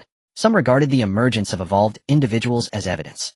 Humanity had never imagined it could become so powerful in a particular field. However, the proportion of evolved individuals was too low, making it difficult to logically reconcile the reality where the vast majority were ordinary people. In the later stages of his past life, natural disasters continued to occur. These were disasters beyond human imagination, not something that could be achieved through weather weapons. Some even claimed that the apocalypse was orchestrated by aliens. They released viruses and created disasters to exterminate all humanity. This notion had garnered agreement from many. There were various opinions. During the time of famine in his past life, the cheapest activity for the living was to chat and boast. Later, the most common claim was that the apocalypse was caused by Blue Star's self-formatting mechanism. Blue Star was purging humanity of virus that had clung to its surface. It spontaneously formed mist for human extinction and various terrifying disasters. For humans it was a disaster, but for the planet it was nothing at all. In peacetime, humans exploited and cut down resources recklessly, even engaging in wars and nuclear explosions, constructing magnificent buildings that altered the landscape. Perhaps these actions angered the planet. If Blue Star truly had consciousness, no one knows. No one can verify. As far as Qin Jin knew, he had lived 6 years in his past life, gaining a broad perspective and visiting many places. He had been to both the north and south. With his decent skills and intelligence, along with the abilities of an evolved individual, he dodged disasters and zombies wandering for food. Occasionally visiting some survivor bases, he had dealt with many people. Others knew of his evolved status and did not dare to offend him lightly. They were eager to befriend him. Thus, he possessed more information than many others. He was also a firm believer in the idea that this apocalypse was Blue Star's self-formatting. Although he could not find his parents, he had found his cousin Qinjia and his family of 3 who were still alive in his past life. The ratio was indeed astonishing. Therefore, he believed that Gao Chang's siblings might still be alive somewhere. He did not intentionally deceive Gao Chang into serving him. As for whether they had been eaten by zombies, that was uncertain. In this apocalypse, having relatives still alive might initially be a blessing. However, when unable to eat later on, it became a sorrow. What he could do was build a good green source base to maximize his people's chances of survival. As for the final outcome, no one could tell him. He was also searching for this answer. Night.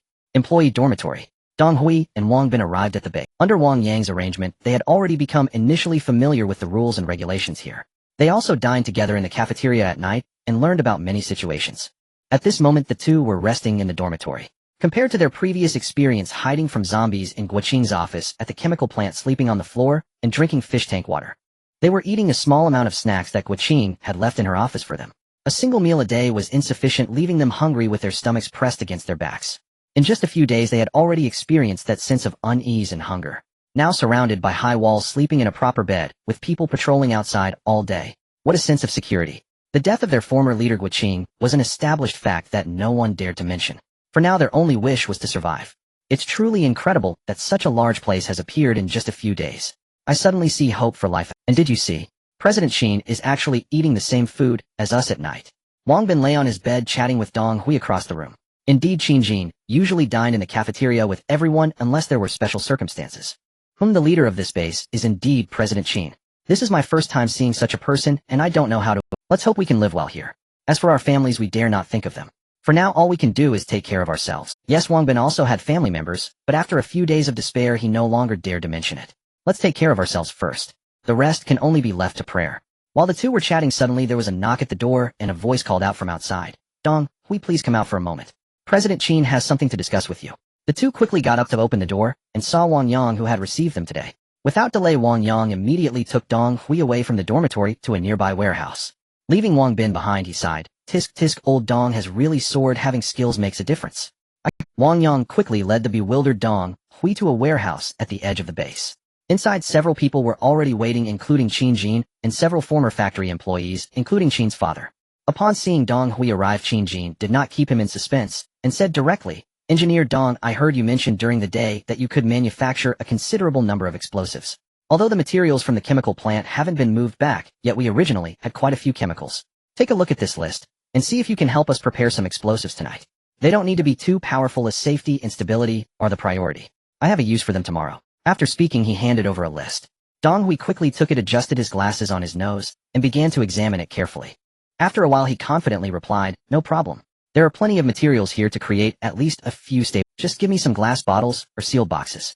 They'll also provide a list of some common materials I need, and I can. Qin Jin was overjoyed. This talent was undoubtedly the biggest gain of the day. He alone could rival a police department's arsenal. He waved his hand and arranged for the few people who had some chemistry knowledge brought by Qin's father to assist Dong Hui in starting his work.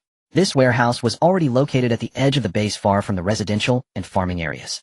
As long as they didn't cause a major incident, it would be fine. Of course, he also specifically reminded Dong Hui and the others to be careful and not blow themselves up. In the future, this place would be classified as a confidential unit of the base. Under his explanation, Qin's father also understood Dong Hui's importance. Someone would be assigned to keep an eye on this place, both to monitor and to protect it. Starting tomorrow, he wouldn't need to repair the city walls. He could focus on research here. He planned to bring back some research tools from the chemical plant or other places for Dong Hui. If used well, this person could become a formidable weapon. Of course, precautions were also essential.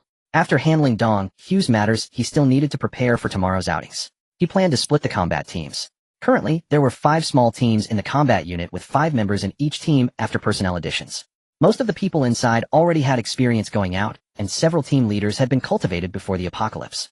After these days of trials, they had made significant progress. Each of these team leaders could be considered a small elite. Especially Zhong Yu, who was originally a childhood friend. He was once just an ordinary office worker. A few months ago, he was recruited by Qin Jin, during which he had undergone extensive training with Li Bowen and others, and had been instilled with many ideas. At this point, it wouldn't be an exaggeration to describe him as having undergone a complete transformation. No one could tell that he was once an ordinary worker. Tomorrow they needed to split up. Qin Jin would take 3 small teams to continue searching for the remaining weapons in the police station. The other 2 teams would assist other personnel from the base in transporting items from the chemical plant. The chemical plant had already been cleared once, and was not a first-time exploration.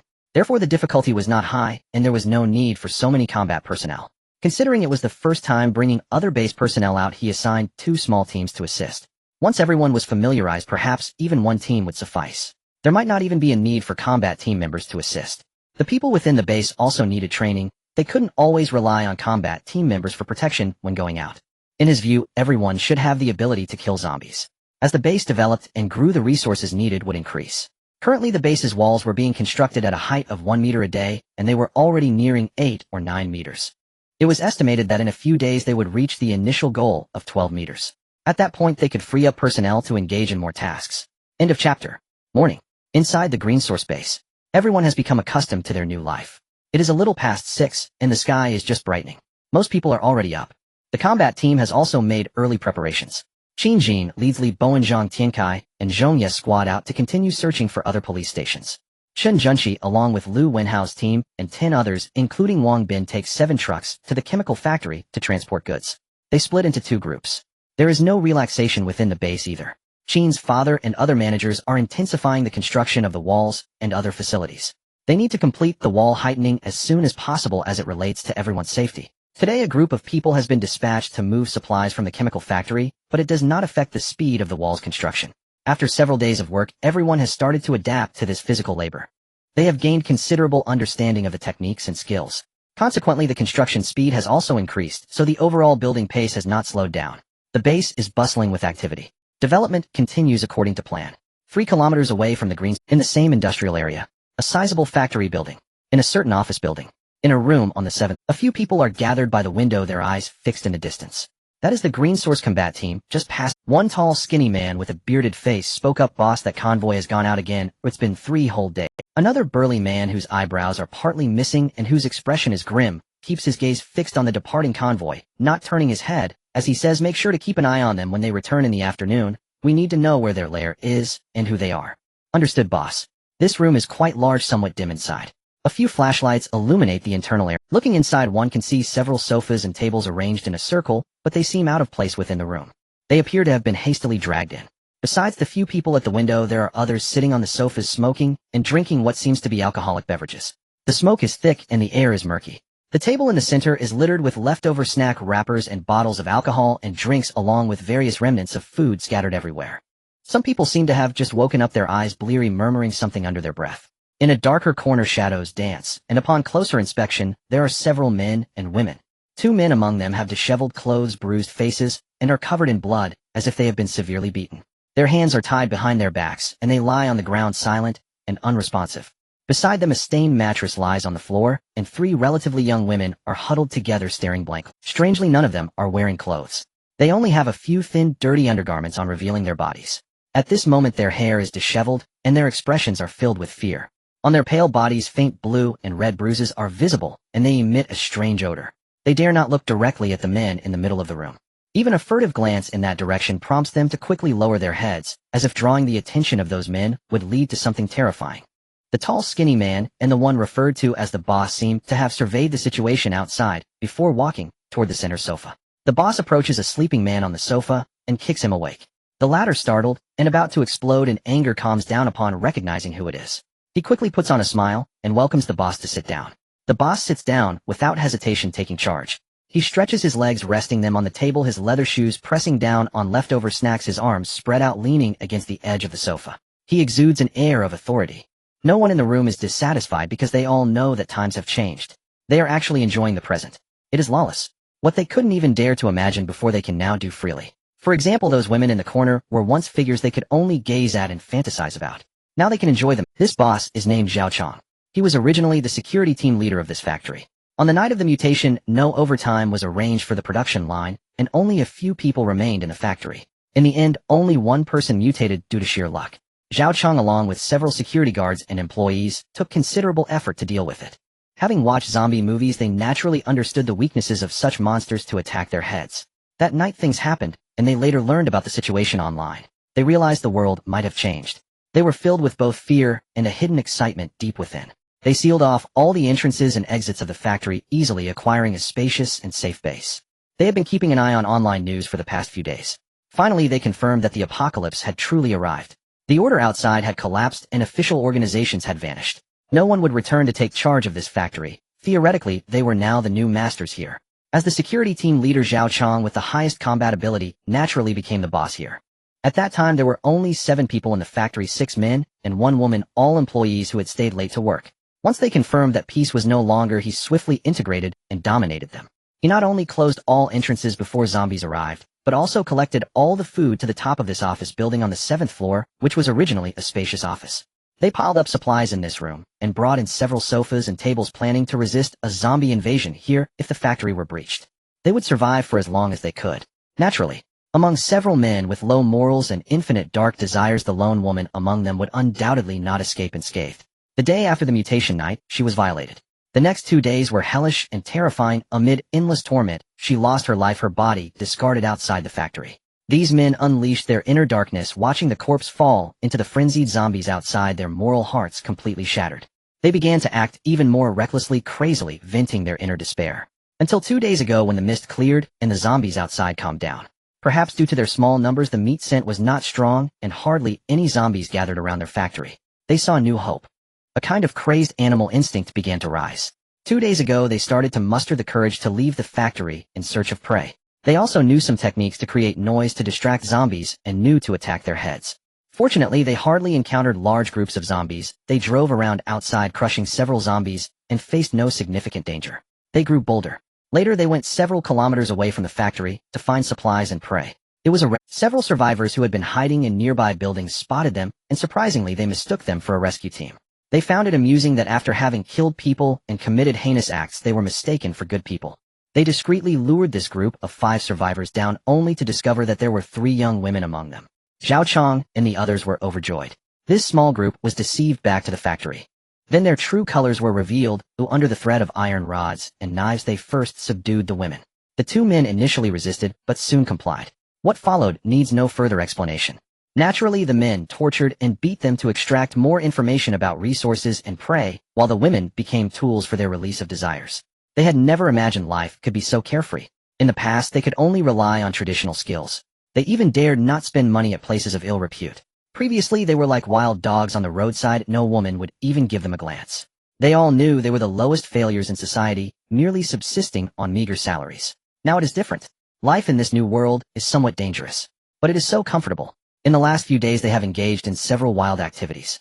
Last night, they even threw a wild party that ended just before dawn. If they hadn't had new goals, they would have planned to continue. Yes, the night before last, and yesterday morning, they discovered people entering and exiting the green source base. They found that there were other forces active outside. Several vehicles went out in the morning, and more vehicles increased in the evening, leading them to speculate that these people must be returning with full loads. They prepared to probe the depths of this force. If it is a soft persimmon, then they would simply eliminate them and seize their supplies. If it is tougher, they could also consider joining or avoiding it. They believe others would act like them. When desire can be expressed without restraint, no one can resist. Zhao Chong is not foolish. He sees that this force has more than 10 vehicles, and they must have more people. Currently, he is not a match for them. Thus, he wants to strengthen his own team. If there's an opportunity to absorb this force, then food and women will surely. Today, he will take people out to search for supplies, while also looking for like-minded individuals to join and strengthen. He has become somewhat obsessed with power. Even with just a little now, he can imagine how majestic it would be when he has a large group under him, making his heart bloom with joy. Unfortunately, the small survivor group they brought back included 2 men who refused to work with them. This made a group of people beat them up. Damn it, it's the apocalypse, and these 2 still act high and mighty. In the last 2 days, they have tortured these 2 men to the brink of death, yet they still refuse to join. They plan to toss them into a room to fend for themselves. If the opportunity arises, they might even use them as bait. He glared at his companions with a ruthless gaze, spat on the floor, and shouted, "Everyone get up, we are going out to war. All you know is eating and messing around, damn." The others around him just laughed lightly, unbothered. They have become accustomed to this rudeness. Leaving 1 person to guard the home, they retied the women, requiring just 1 person to keep watch. The others drove out to hunt. Green source base. They are unaware that someone has already set their sights on this place. Everyone is still diligently constructing the walls. Yesterday, the combat team returned, and everyone heard about the situation of resisting the zombies. The combat team was trapped in the chemical factory, using walls over 2 meters high to fend off, and killed hundreds of zombies. The process was fraught with danger, but fortunately, they managed to turn the tide later. Their own 8-meter wall is now nearing the height of 3 stories. However, no one thinks it is too high. They continue to work hard on the construction. No one dares to slack off or cut corners for fear of being scolded by those nearby. This is not taking everyone now regards the base's wall as their lifeline. At a certain section of the wall, Chen's father, wearing a hard hat, is directing some people in assembling a certain device. He is also jotting down notes on a piece of paper in hand, recording something unknown. At this moment, the device is already taking shape. At the bottom is a wheeled movable base extending a ladder resembling a fire truck's ladder, which is secured to the wall with an iron basket capable of accommodating more than 5 people at the top. It looks very much like a fire truck's extended ladder. There is also a conveyor belt for transporting supplies, which can be operated manually to lift items from below. This device is very useful. It is specifically designed for attacking zombies directly from the wall. Earlier, Qin Jin spent money to have several of these designed and constructed, and now they are officially preparing to use them. Indeed, the green source base has begun training. Today they will arrange for the staff on duty to eliminate zombies. Currently, there are only about 10 to 20 personnel defending the base. Qin Jin and several managers have discussed that this group needs to be trained first. At the very least, they should be able to wield knives and guns when facing zombies rather than run away in fear at the sight of them. Once this group gains some experience and overcomes their fear of zombies, everyone in the base will need to do this. To survive in the apocalypse, they must conquer the fear of facing zombies. At this moment, 5 of these devices have been pulled out and positioned near the nearly 9-meter-high wall. On each ladder, a person has climbed to the top of the iron basket, securing themselves with ropes around their waist with the top buckle fastened to the basket. This is to prevent them from being pulled down if they use too much force or if a long gun is grabbed by a zombie. As the leader of the base, Qin's father is the first to go up. He does not plan to stay behind and let others protect him. As one of the managers of the base, he feels he must lead by. Each person in the basket is holding a specially made retractable long gun. The gun weighs 6 kilograms and has been adjusted to a length of nearly 10 meters, fully capable of attacking below. Below the wall, several zombies have gradually appeared, attracted by the sounds of construction from within the base. Even the nearly 10-meter-high wall cannot completely block the transmission of sound. Not to mention, the more people there are, the stronger the meat scent becomes. Even if the zombie's sense of smell has not reached its peak, they can still detect something. At this moment, the 5 people in the basket are somewhat nervous. This is their first time killing zombies. Many people view zombies as being just like humans. They share the same physical appearance, and killing a zombie can feel like killing a person. Thus, in the early days of the apocalypse, many were unable to bring themselves to do it and were devoured. Now the goal is to overcome this mentality. Qin's father takes a deep breath and shouts, "They are no longer human, for ourselves, for our families." Act. Kill. End of this chapter. Attack, NMR. Qin roared, driving his steel spear downward with all his strength, plunging it straight toward the skull of a middle-aged zombie below. A wet, sickening crunch. Ni's aim was imprecise. Though the spearhead struck the zombie's head, it missed the vital spot, only tearing away a large flap of flesh from its face. The zombie's right cheek split open, raw muscle and sinew hanging in tatters, even exposing its bare gums. Yet it felt no pain. With a guttural snarl, it clawed blindly upward, straining to drag Mr. Qin down from the wall. Mr. Qin swiftly retracted the spear to prevent it from being seized, a critical point drilled into them during prior training. Withdraw the weapon immediately after every strike, regardless of outcome. The shaft did not fully clear the air. It hovered 3 to 4 meters above the zombie's head. Then, as if seizing a fleeting opening, Mr. Qin realigned his aim. Gripping the spear with both hands, he drove it down once more, this time with lethal precision, piercing directly through the zombie's eye socket. The creature instantly collapsed, its limbs slackening like a puppet with cut strings. Mr. Qin wrenched the spear free and raised it high. The first zombie fell by his hand. A quiet sigh escaped him, his palms still trembling faintly. Seeing his composure, the others steadied their nerves and launched their own assaults in turn. In moments, the zombies below were battered by coordinated strikes from the UN base. Some suffered only gashes and torn flesh, others, less fortunate, crumpled instantly, struck dead in their tracks, only to be trampled under the shuffling feet of their kin. Nearly 3 minutes elapsed before the dozen or so zombies encircling the base were finally eradicated by Mr. Qin and his team. Their pace was modest, but this was their first true engagement, intended less for efficiency than for psychological fortification. The result, therefore, was acceptable. Having completed their task, all 5 descended the ladder to rest, and were promptly replaced by another squad of 5. This time Wang Yang joined them, and even Zhao Ling, the female administrator, climbed up.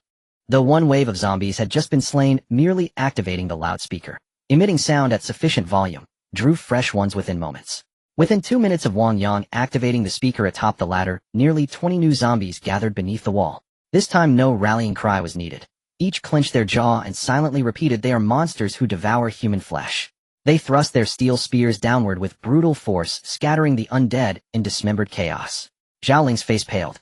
Just 1 week earlier, she had been an ordinary office worker, never imagining that in mere days she would become a woman warrior striking down humanoid abominations.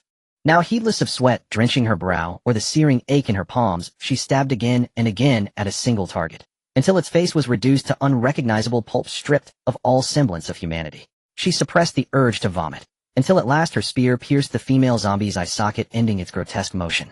Then, unable to bear it any longer, she doubled over and retched violently. Yet she quickly regained her composure, wiping tears and saliva from her lips with her sleeve, ignoring the grime beside her. Her gaze hardened anew, and she leveled her steel spear at the next foe. Those watching could not help but admire her in silence.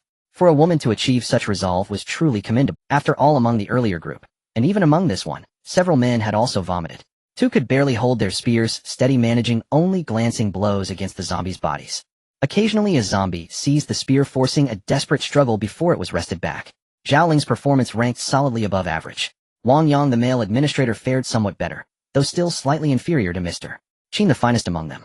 Though visibly drained, he remained silent and relentless, striking with grim determination until he had slain 2 zombies. This second squad required nearly 5 minutes to eliminate the newly summoned horde of nearly 20. Their performance lagged behind Mr. Qin's group. Upon descending the ladder, all were pale-faced, limbs trembling with exhaustion, yet no one mocked or belittled them. For they had each slain a zombie with their own hands, an achievement worthy of respect. Thus shift after shift personnel rotated onto the wall. Even Tang Jinming, Uncle Qin Jin Ant's husband and elder uncle, all relatives affiliated with base defense or management, were called to secure their first kill. By midday the operation had consumed the entire morning. Some had ascended the wall 2 or 3 times before no further zombies appeared, proving the training exercise a resounding success. Nearly 200 corpses now littered the base's perimeter, likely the sum total of all nearby zombies. For the foreseeable future, none would wander into this zone again. At lunchtime, Mr. Qin, Uncle Qin Jin, Wang Yang, and other administrators found themselves with little appetite, haunted by the visceral blood-smeared images seared into their minds after hours of slaughter. They ate hastily, consuming only what they served themselves. Waste was scrupulously avoided. A brief afternoon rest restored them considerably. In the afternoon, standing watch in the sentry post, and surveying the mound of corpses beneath the wall, Mr. Qin and fellow administrators conferred, and concluded that leaving the bodies to pile up was untenable. After all, these were rotting carcasses. Decay would inevitably follow, and with it unbearable stench and the perilous spread of pathogens. They resolved to clear the remains. A plan was swiftly devised: select a crew from the defense personnel to operate excavators and front-end loaders outside the base. The loaders dug deep pits 500 meters beyond the base perimeter, then methodically scooped the fallen zombies into the trenches. If time permitted, a thin layer of soil would be spread over the graves, ensuring that even in decomposition the corpses posed no hazard to Liyuan base. The proposal received unanimous approval. Through the morning's combat, most had significantly overcome their fear. Given a secure vantage and proper armament, dispatching zombies proved far less daunting than imagined. Before venturing out, vehicle windows were reinforced with welded wire mesh, leaving narrow apertures for attack. Excavators and loaders had long been part of the base's infrastructure. Qin Jin had never overlooked such essential assets. Retrofitting them took scarcely an hour. Armored plating was simply welded on, using readily available materials, and daily vehicle modifications had already been underway for days. Soon 2 excavators, 2 loaders, and 1 off-road rescue vehicle stood fully upgraded. Defenders skilled in operating such machinery needed no prompting. They boarded the vehicles at once. First, they entered the inner quarantine zone. Only after confirming the exterior was clear of zombies did the gatekeepers, upon Mr. Qin's authorization, swing the main gate wide. Engines roared to life. The off-road vehicle flanked the excavator as it rolled cautiously toward a barren field, while the 2 loaders advanced steadily toward the corpse-strewn ground. With a single sweep, the loader's bucket scooped up nearly 10 corpses, then lumbered toward the excavator's waiting trench. Though the pits were not yet fully dug, the bodies could be stacked temporarily, ready to be buried once excavation finished. Initially, the 2 loader operators fought nausea, their faces ashen. But after several back-and-forth trips, they gradually acclimated. Such grim labor was undeniably grueling, yet necessary. For now only they possessed the requisite skill, who soon more personnel would undergo training. Mr. Qin recorded their contributions meticulously. These deeds might one day distinguish them from others when merit was weighed. Every mission would be similarly documented by the administrators. Daily logs tracked each individual's action, who had done what, and who had refused, was all noted. Most were aware of this system, which naturally encouraged boldness and diligence. The world had changed, but human hierarchies endured. The astute adapted without hesitation. From the sentry post, Mr. Qin and the other administrators observed the orderly proceedings, and nodded in quiet approval. In just 1 week their base had begun adapting to the new reality. Clearing the surrounding zombies had enhanced the returning combat team's safety, and simultaneously tested the resolve of those stationed within. It was preparation for darker days, lest they ever be overwhelmed by a far greater horde left utterly defeated. By 4 o'clock the afternoon's work had concluded. During the operation 2 additional zombies, drawn perhaps by the machinery's din, had emerged and were swiftly eliminated. The endeavor proceeded without incident. At last, all nearly 200 corpses beneath the wall were removed. Back in the quarantine zone, the loaders, now streaked with gore, were hosed down thoroughly with water. Only after thorough inspection were the crew cleared to re-enter the base. Meanwhile, lime and sand mixtures were scattered across the wall's base, masking bloodstains and ensuring no foul odor reached the interior. Upon returning, the crew received heartfelt commendation from the administrators. Their deeds were formally logged, and tonight's rations would be increased with surplus portions freely shared among family and friends. The administrators continued refining the reward system, ensuring it would grow ever more robust and at around 5 o'clock in the afternoon a long convoy appeared on the road beyond the base perimeter. The lead vehicle unmistakably a saber-tooth armored truck. Having coordinated via radio beforehand, the combat team drove straight for the main gate. Qin Jin sat in the passenger seat of the saber-tooth, reclining comfortably, his arms folded behind his head. A faint smile curled at the corners of his mouth, betraying his good mood. Only when the base gate came into view and began to open did he sit upright. And not a single zombie in sight around the base. And he found it curious, but held his tongue, deciding to wait until inside to inquire. Already a quiet suspicion stirred in his mind. The convoy entered the quarantine zone smoothly. This unit had operated separately from the team dispatched to the chemical plant, departing with only 3 squads and 6 vehicles. Now returning, the fleet had swelled to 13 vehicles, mostly cargo trucks and heavy-duty haulers, including 2 fuel tankers. Their haul clearly had been substantial. After a brief quarantine period, during which vehicles stained with zombie gore were pressure-washed, the entire fleet passed inspection and was guided to designated unloading warehouses. Qin Jin entered the base to find his father, Uncle Qin Jin, Wang Yang, and others already awaiting him. He asked them directly, curiosity alight in his eyes. I noticed not a single zombie outside. Did you launch a proactive clearance operation today? Wang Yang glanced at Mr. Qin, who signaled for him to respond, and he did so without hesitation. Yes, Mr. Qin.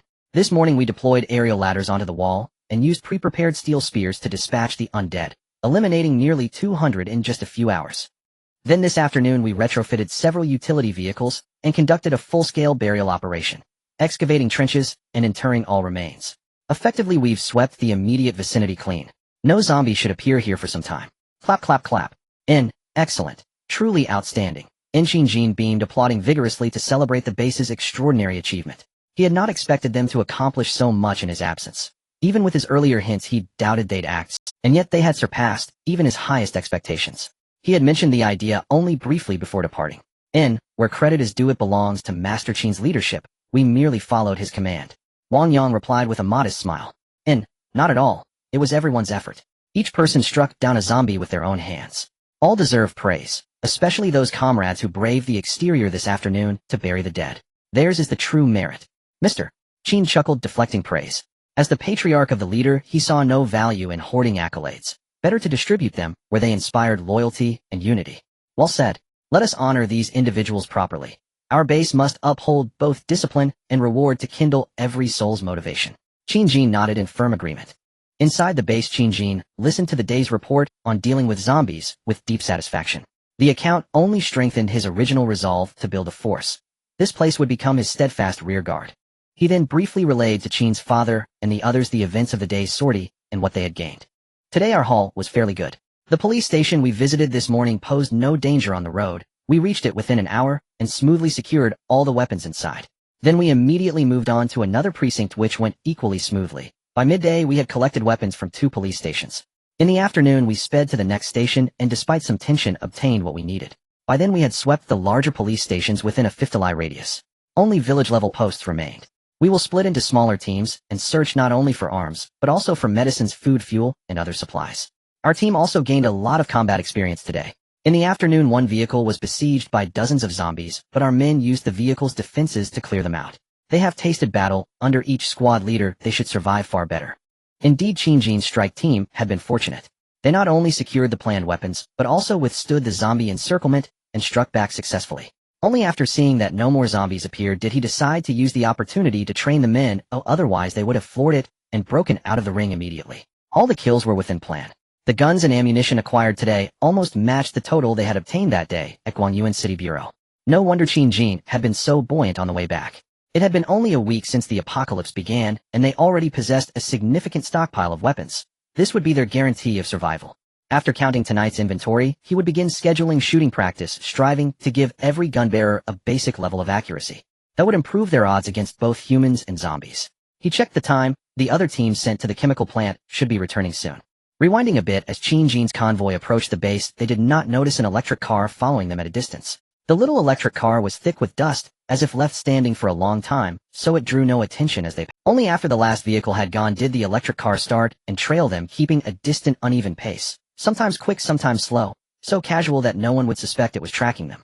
For people sat in that car, Zhao Chong and his gang who had seen them that morning. They followed the convoy at a distance, unwilling to draw near. Zhao Chong still had a beetle nut in his mouth, chewing it, as if he had found it somewhere along the way. He mumbled thickly, Damn it, these people have added a few more vehicles, who knows what good things they've found. We're survivors too. They ought to spare some for us. He cursed under his breath, but dared not pursue them. Only when Liuan's strike convoy reached the base and drove through the open gate did they see where the vehicles had gone. When the gate closed, they stood with eyes wide and mouths agape, swearing as they stared at the wall that rose higher than 3 stories.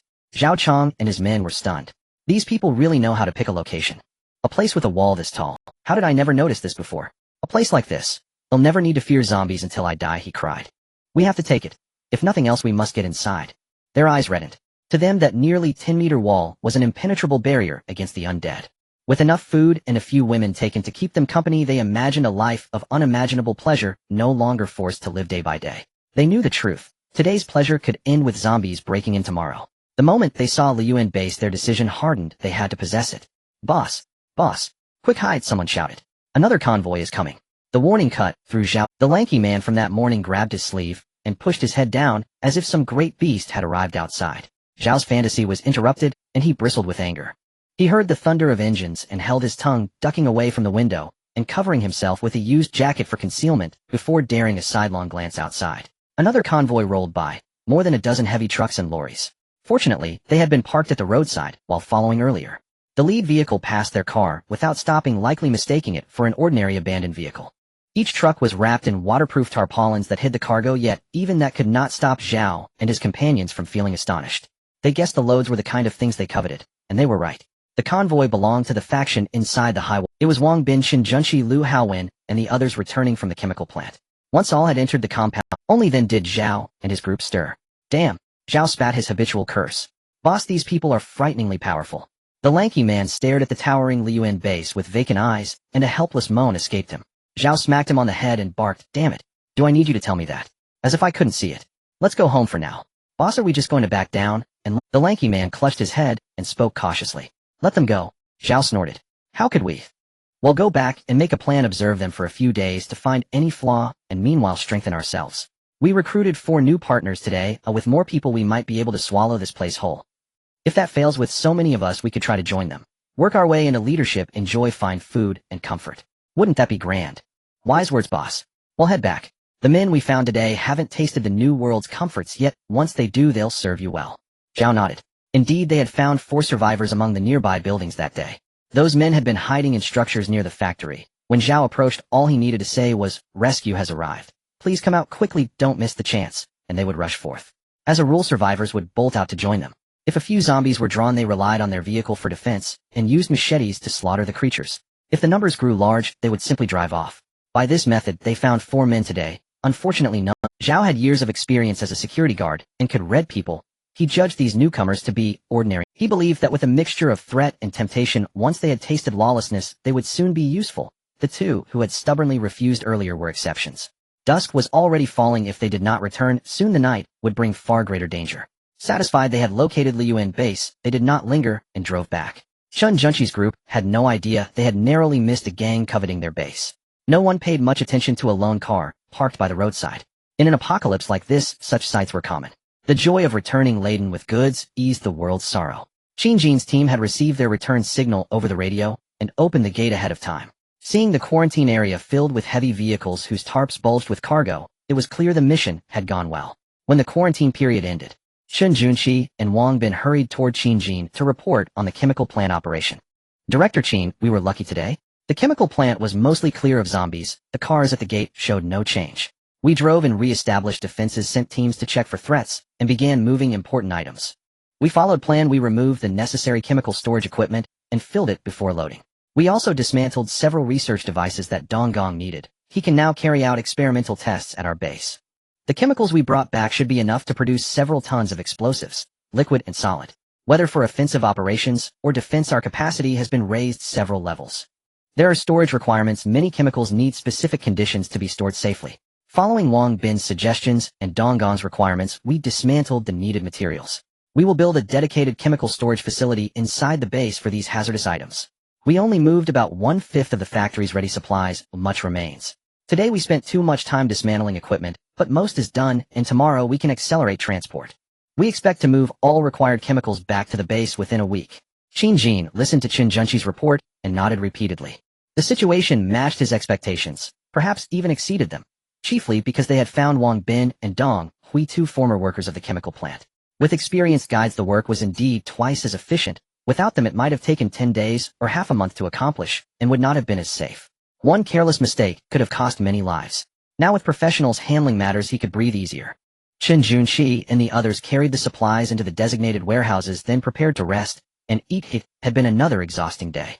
But the overall gains were large. Those inside the base gained substantial combat experience, and the raiding teams returned laden. That evening he planned to order extra dishes in the mess to properly reward everyone. Liu Yuan base was slowly growing according to his plan. Thinking of the greater disasters, yet to come, a bold surge of confidence rose within him. Let them come. Liu Yuan will overcome them all. Evening. In the Green Source canteen, everyone in the base is enjoying dinner. Today some meat dishes have been added. Everyone can finally feast after so long. Among them, several personnel who went outside the base today for a cleanup mission also received extra servings. Like the combat team members, their meal portions increased, and they had the right to choose a bottle of beverage. Of course it is only for this meal. Cola, coffee, tea, beer, everything is available. Some of these items were prepared before the apocalypse.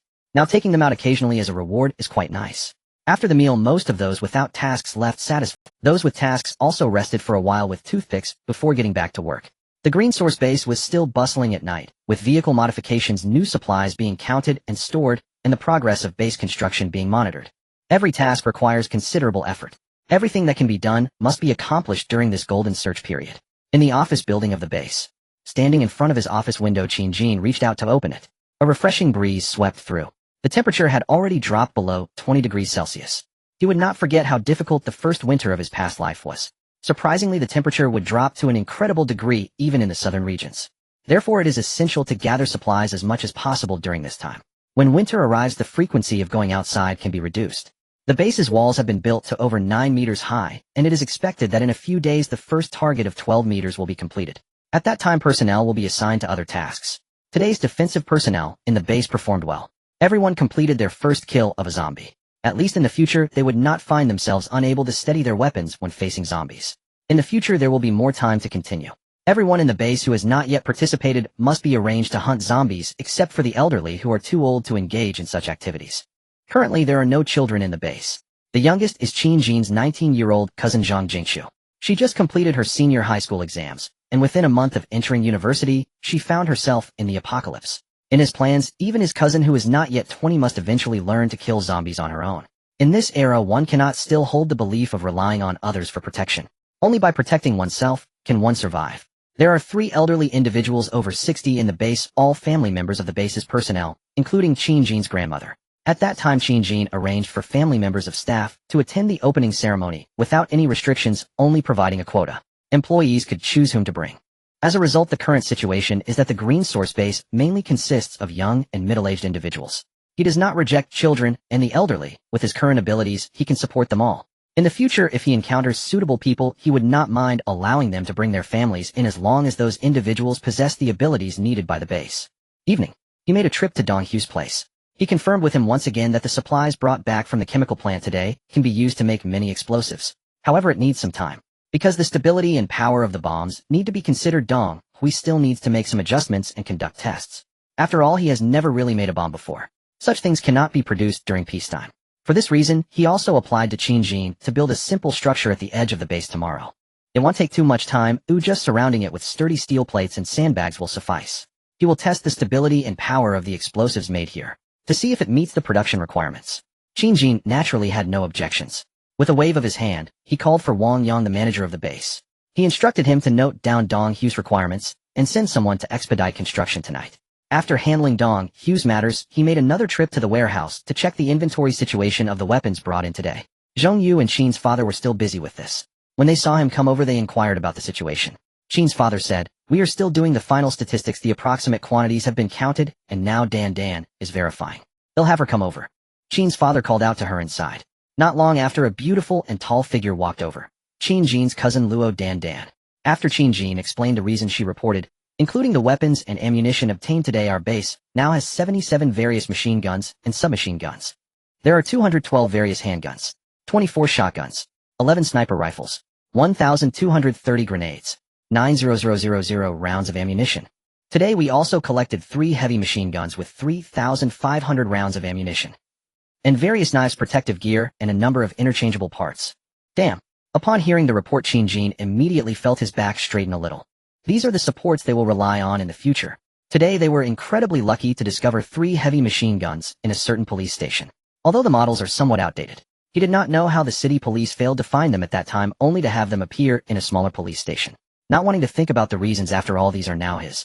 Having heavy weapons is indeed comforting. He needs to start preparing. He will have the combat team and the base's defensive personnel practice their shooting accuracy. Although they now have a lot of firearms, bullets are not infinite. It may seem like 9,000 rounds is a lot. However, after a few intense battles, they could be exhausted.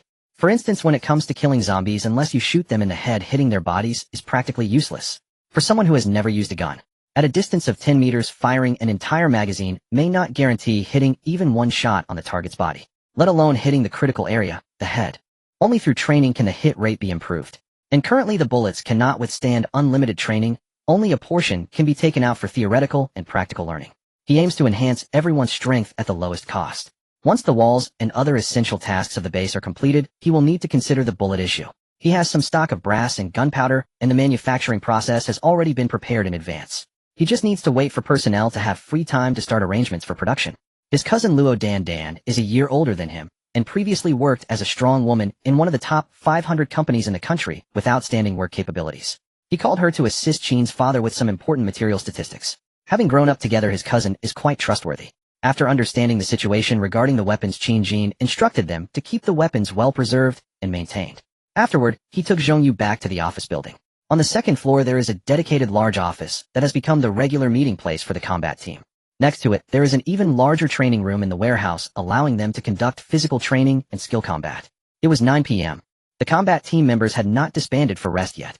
They were reviewing today's combat process from their outing, pointing out shortcomings and making corrections and optimizations. After today's and yesterday's outings, it can be said that every combat team member has already killed multiple zombies. Now, even if they encounter zombies alone, they won't be overly nervous. This has significantly increased their survival rate while searching for supplies.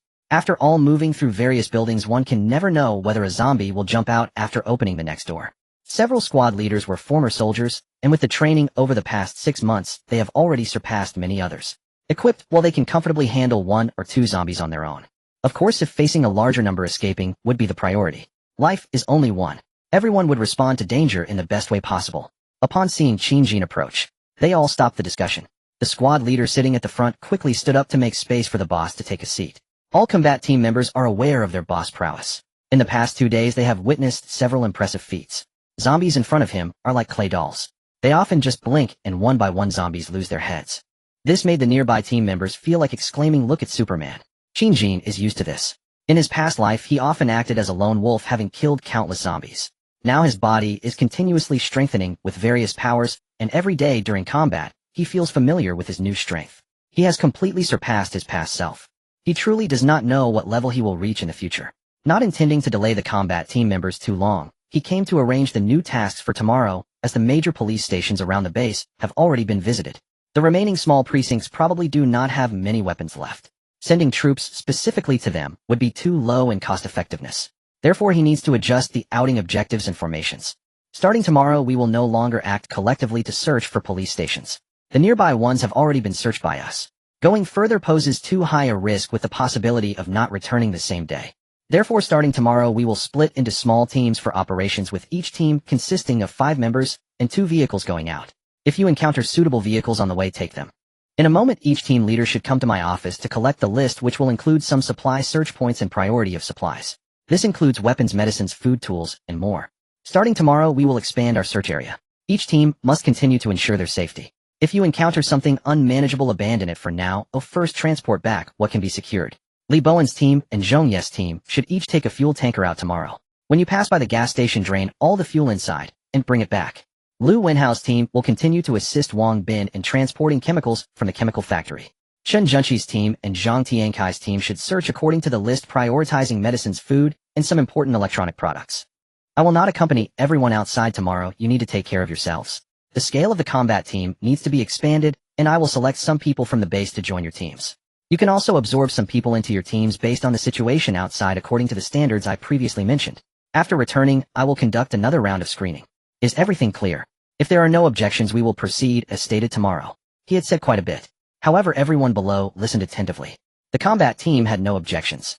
They had already heard their respective leaders mention the matter of splitting into groups for action today, so they were well prepared. In the future, with fewer partners going out, higher vigilance will be required. Several squad leaders followed Qin Jin to his office, each receiving a copy of the list. It contains the resource points that have been prepared in advance, with even the routes roughly planned. He said to the squad leaders, "You are the leaders of our base's combat operations. You have performed well these days. You are all my brothers, and I will remember your contributions to the base. In the future, I will definitely not I also hope everyone takes good care of themselves. In the future, please prioritize your lives when going out. If you die, there is nothing left." He patted a few people's shoulders in turn, and then sent them out. Once again, he was left alone in the office. Lying back in the boss chair, he comfortably stretched. Finally, he had brought out a combat team capable of working independently. Next, it is just a matter of letting them continue to grow. With the approaching winter, he has many things to do. He will not forget that after nearly a month of the zombie growth period, a disaster will soon arrive. In early to mid-November, an extraordinarily terrifying acid rain will fall. No place in the world will be spared. He heard this later in his past life. After the acid rain, there will also be evaporated acid mist. By then, most of the national grain reserves will be eroded and destroyed, exposing the food. The special acid mist will cause damage to many electronic products and spoil the food. Acid rain will harden the soil, making subsequent planting difficult. Except for a few resilient plants, most animals and plants will die before and after the arrival of winter. In the short term, survivors will only be able to search for food left in buildings to stave off hunger. As time goes on, it will become increasingly difficult to find food as it will be consumed. In the days of constant disasters ahead, it will be even harder to complete food planting.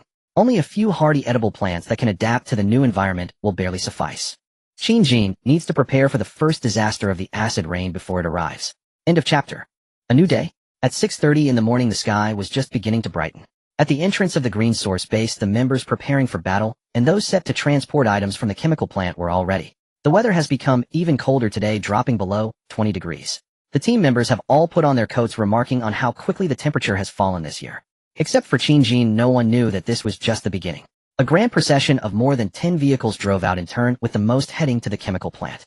Other combat team members split off in small groups, heading in different directions, quickly disappearing at various intersections, each engaging in their own missions. Qin Jin bid them farewell at the entrance before returning to his office. He called for Wang Yang, Zhao Ling, Tang Jinming, and others via intercom. With the network down, communication relied mainly on the intercom. Only necessary positions and some management personnel had access within the Green Source base. Soon, apart from Qin's father, who was supervising the wall construction, the other managers arrived at his office. Without wasting anyone's time, he stood in front of a movable whiteboard in the corner of the office and said directly, "You are the managers of the base. In the past few days, you should have collected data on our daily water and electricity usage, as well as the consumption of construction materials. Please write down the data for the areas you are responsible for, as we need to compile a consumption statistic." Everyone complied. Last night, Qin had already informed them that they would report on their recent work in his office today, so each person was prepared. One by one, they approached the whiteboard and wrote down the data from their respective fields. Before long, the whiteboard was filled with information, starting with the daily electricity usage of the factory. Every day, the underground circulation system, storage rooms, cold storage, construction and production on the ground, security monitoring, cooking and lighting consumed power, among other things. The total daily electricity consumption was around 700 kilowatt hours. This was under the condition of trying to save as much as possible. Power generation utilized solar photovoltaic panels installed on the rooftops of all buildings and some open spaces within the base. Fortunately, they had prepared in advance and purchased enough supplies ahead of time. A typical household with an 80 square meter roof receiving 8 hours of sunlight would generate about 8 kilowatt hours, but due to inefficiencies in batteries and inverter circuits, the efficiency was only 80. In good sunlight, a household could typically generate about 6.4 kilowatt hours in a day. The Green Source base, being large, had 50 square meters of solar panels, generating approximately 640 kilowatt hours on a sunny day. This was close to the consumption rate, slightly more than what they were generating. The recent surge in construction required some electricity-consuming equipment that could not be conserved. Even so, it was evident that there were issues with the base's electricity consumption, since they could not guarantee sunny days. On days of continuous rain or cloudy weather, power generation would plummet. Meanwhile, the supplies in the underground warehouse could not afford to be cut off from electricity. The managers were already aware of the underground warehouse at the base, which contained an unknown quantity of supplies.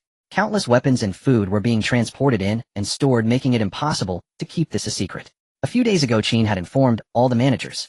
Of course, he could not disclose the exact quantities, but he mentioned that many warehouses and cold storage facilities had been built alongside the factories for food storage. In the short term, the base's food supply was secure, which also served to reassure everyone. He looked over the electricity situation, remaining silent as he continued to review the information. As for water usage, the base had been consuming about 25 tons of water daily for production and living primarily due to construction. However, it should be noted that they had not yet begun planting. Once they started, the water demand would significantly increase, and with the water supply already cut off, they were relying solely on 2 ponds on the ground. When it rained, they could collect rainwater in the ponds, but with the acid rain expected next month, they needed to be well prepared. With the 2 ponds combined holding nearly 130 tons of water, as long as it was not contaminated, they could harvest rainwater during regular rainfall and use it as an infinite water source. The underground water tank was only 300 square meters, serving as the final source of drinking water, which would not be used unless in an emergency. Next on the whiteboard were the consumption statistics for various construction materials, cement, lime, rebar, and so on. They had been consuming materials rapidly every day recently, as the walls needed to meet standards and required a considerable amount of materials in addition to various constructions and isolation zones. Shinjin looked at the data on the whiteboard and had a general idea in mind. The electricity issue would be addressed later. If necessary, they could resort to coal or fuel power generation. If the future plans went smoothly, the pressure of electricity should be greatly alleviated. As for water, protection was all that was needed. The immediate concern was the issue of construction materials. Once the walls were completed, the previously stockpiled materials would be entirely consumed. He had previously wanted to stockpile more, but several factors had prevented him, such as finances, space, fire approvals, and so on. The materials used for the recent heightening alone had already cost several million. If he wanted to stockpile more, he would have to reduce investments in other areas. His finances were not infinite. Unlike now, as long as he could find resources, they would be his. It seemed that once the supplies from the chemical plant were dealt with, he would need to start sourcing construction materials. He dismissed the managers to let them continue with their tasks. He focused on the whiteboard, planning the next steps. Some things he had considered before the apocalypse, but it certainly did not compare to reassessing the situation now. He would seize this time to improve the base further. A few kilometers away from the green source base at a certain closed factory, on the 7th floor of the office building in a large room, were Zhao Chong and his group. At this moment, sunlight poured in, revealing a tangled group of people sprawled across sofas and the floor, some still undressed. They were not dead, just most of them still asleep. Zhao Chong had already awakened, smoking a cigarette, expressionless as he observed everything in the room, especially the few newcomers. Last night, to welcome the 4 new men, they had thrown yet another wild party. 3 women, unable to endure the repeated abuse, had died, and 1 was directly discarded outside the factory. The remaining 2 were on the brink of death, lying naked and purple in a corner on a tattered mattress, with only their occasionally rising chests proving they were still alive, resembling the dead. Perhaps their souls had already died before their bodies. Their tears had dried up, their throats were hoarse from screaming, and their entire bodies ached. They did not understand what they had done wrong to deserve such hellish torment. Perhaps their sister who had left earlier was better off dead and freed from suffering. But they were unwilling. Even if they had to turn into the fiercest ghosts, they wanted to kill this group of men. Their vacant eyes were filled with profound hatred. They wished they could devour the flesh and blood of these people. The sky had brightened, and the group of men who had gone wild all night began to wake up one by one. The new men, seeing Zhao Chong smoking, greeted him with smiles, saying, "Good morning, Boss Zhao X4." Zhao Chong enjoyed this immensely. He had not expected to be called Boss Zhao. He nodded slightly to the newcomers in acknowledgement and continued smoking. Yesterday went smoothly, and after bringing back these 4 men, he merely threatened and coaxed them a bit. Afterward, they shared his women together, and he had quickly bonded with the others, calling each other brothers. Indeed, this was what normal people looked like. In this world, only those who shared his mindset were normal. Humanity's inherent gene to indulge itself could not be concealed. He just needed to find more people, and their ranks would swell infinitely, soon surpassing the neighbors behind the high walls. At that time, everything would belong to him, Boss Zhao. Just as Zhao Chong was daydreaming, suddenly the door of the room was pushed open, and a tall, thin man hurriedly entered, anxiously calling out to him. "Boss, it's bad. The 2 men locked in the 1st floor warehouse escaped last night. What should we do? Should we go out and catch them?" Zhao Chong listened and forcefully knocked the thin man's head, glaring at him, spitting as he shouted, "Damn it. Xiaoma, you useless fool, you couldn't even keep an eye on 2 people. Is that all you can do? Hurry up, everyone get up. We will set out to work, kill those 2 if we encounter them, and if not, continue searching for new companions to join. It's just a small matter, why make such a fuss? What kind of manner is this? You are with my brother Chong to do great things, so be smart in the future. Don't lose your composure, stay calm, got it? Stay calm." Everyone quickly acknowledged. The thin man, called Xiaoma, hurriedly covered his forehead in apology. The group quickly packed their things, retied the 2 women, and set off. Today they not only had to kill the 2 escapees, but also continue searching for partners and prey, as they had lost 1 last night and urgently needed a replacement. In their eyes, humans were also prey. The more chaotic the environment, the more their inner desires would be amplified. The group drove several vehicles out of the factory. They headed in the opposite direction of the green source base, perhaps subconsciously avoiding that area, thinking it was not somewhere they could currently provoke. What they did not know was that because of this they missed the 2 escapees, Sun Xiaolong and Sun Xiao. These are the names of the two men who escaped the factory. They were brothers, the kind who shared the same bloodline. Sun Xiaolong was more than a year older than Sun Xiao. On the day after the mutation night, they were completing their employment paperwork at a factory in the industrial area of Mintang Town, having just returned from the National Day holiday, and came here to work together. They planned to earn some money before the Lunar New Year to go home and celebrate. After graduating from high school, they had served in the army for a few years and had been in society for quite some time after retiring.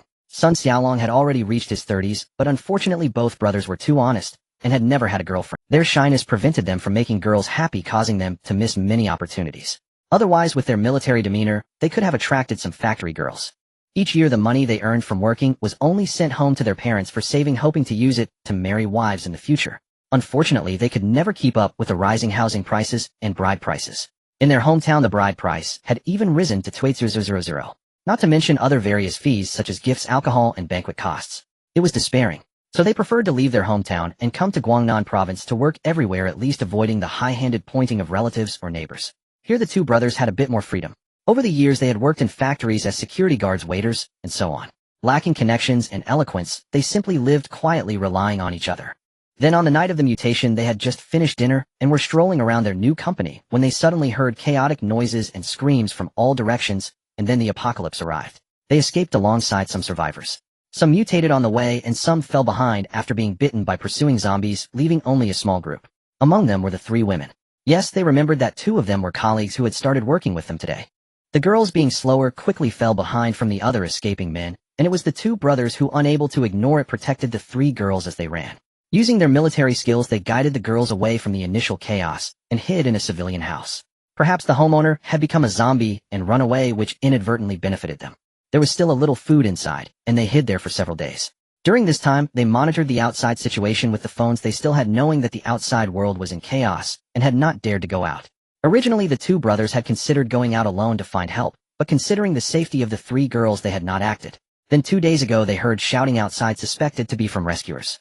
The girls, disregarding the brothers' advice, responded to the voices and planned to follow that group.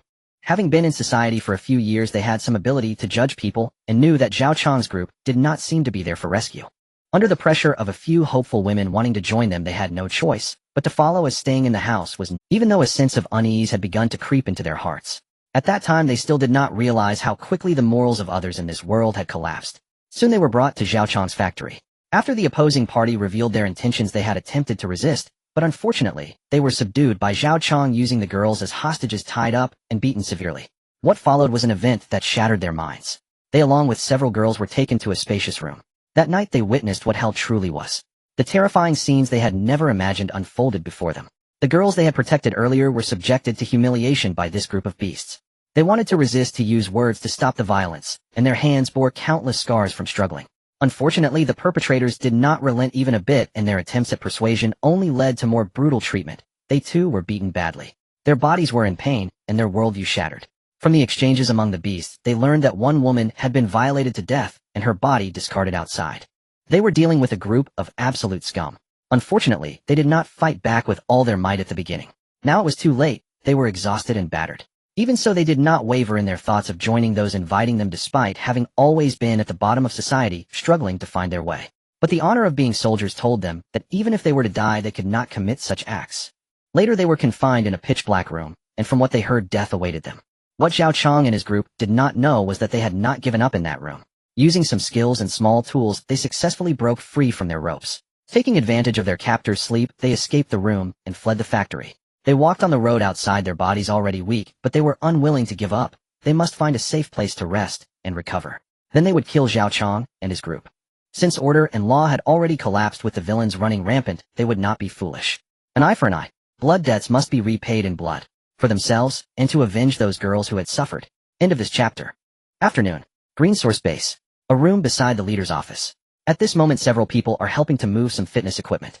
Treadmills, rowing machines, Smith machines, power racks, pull-up bars, and various barbells, all of which were previously purchased by Qin Jin for the base's training use. Now they are being moved to the room next to his office. He plans to create a private gym here.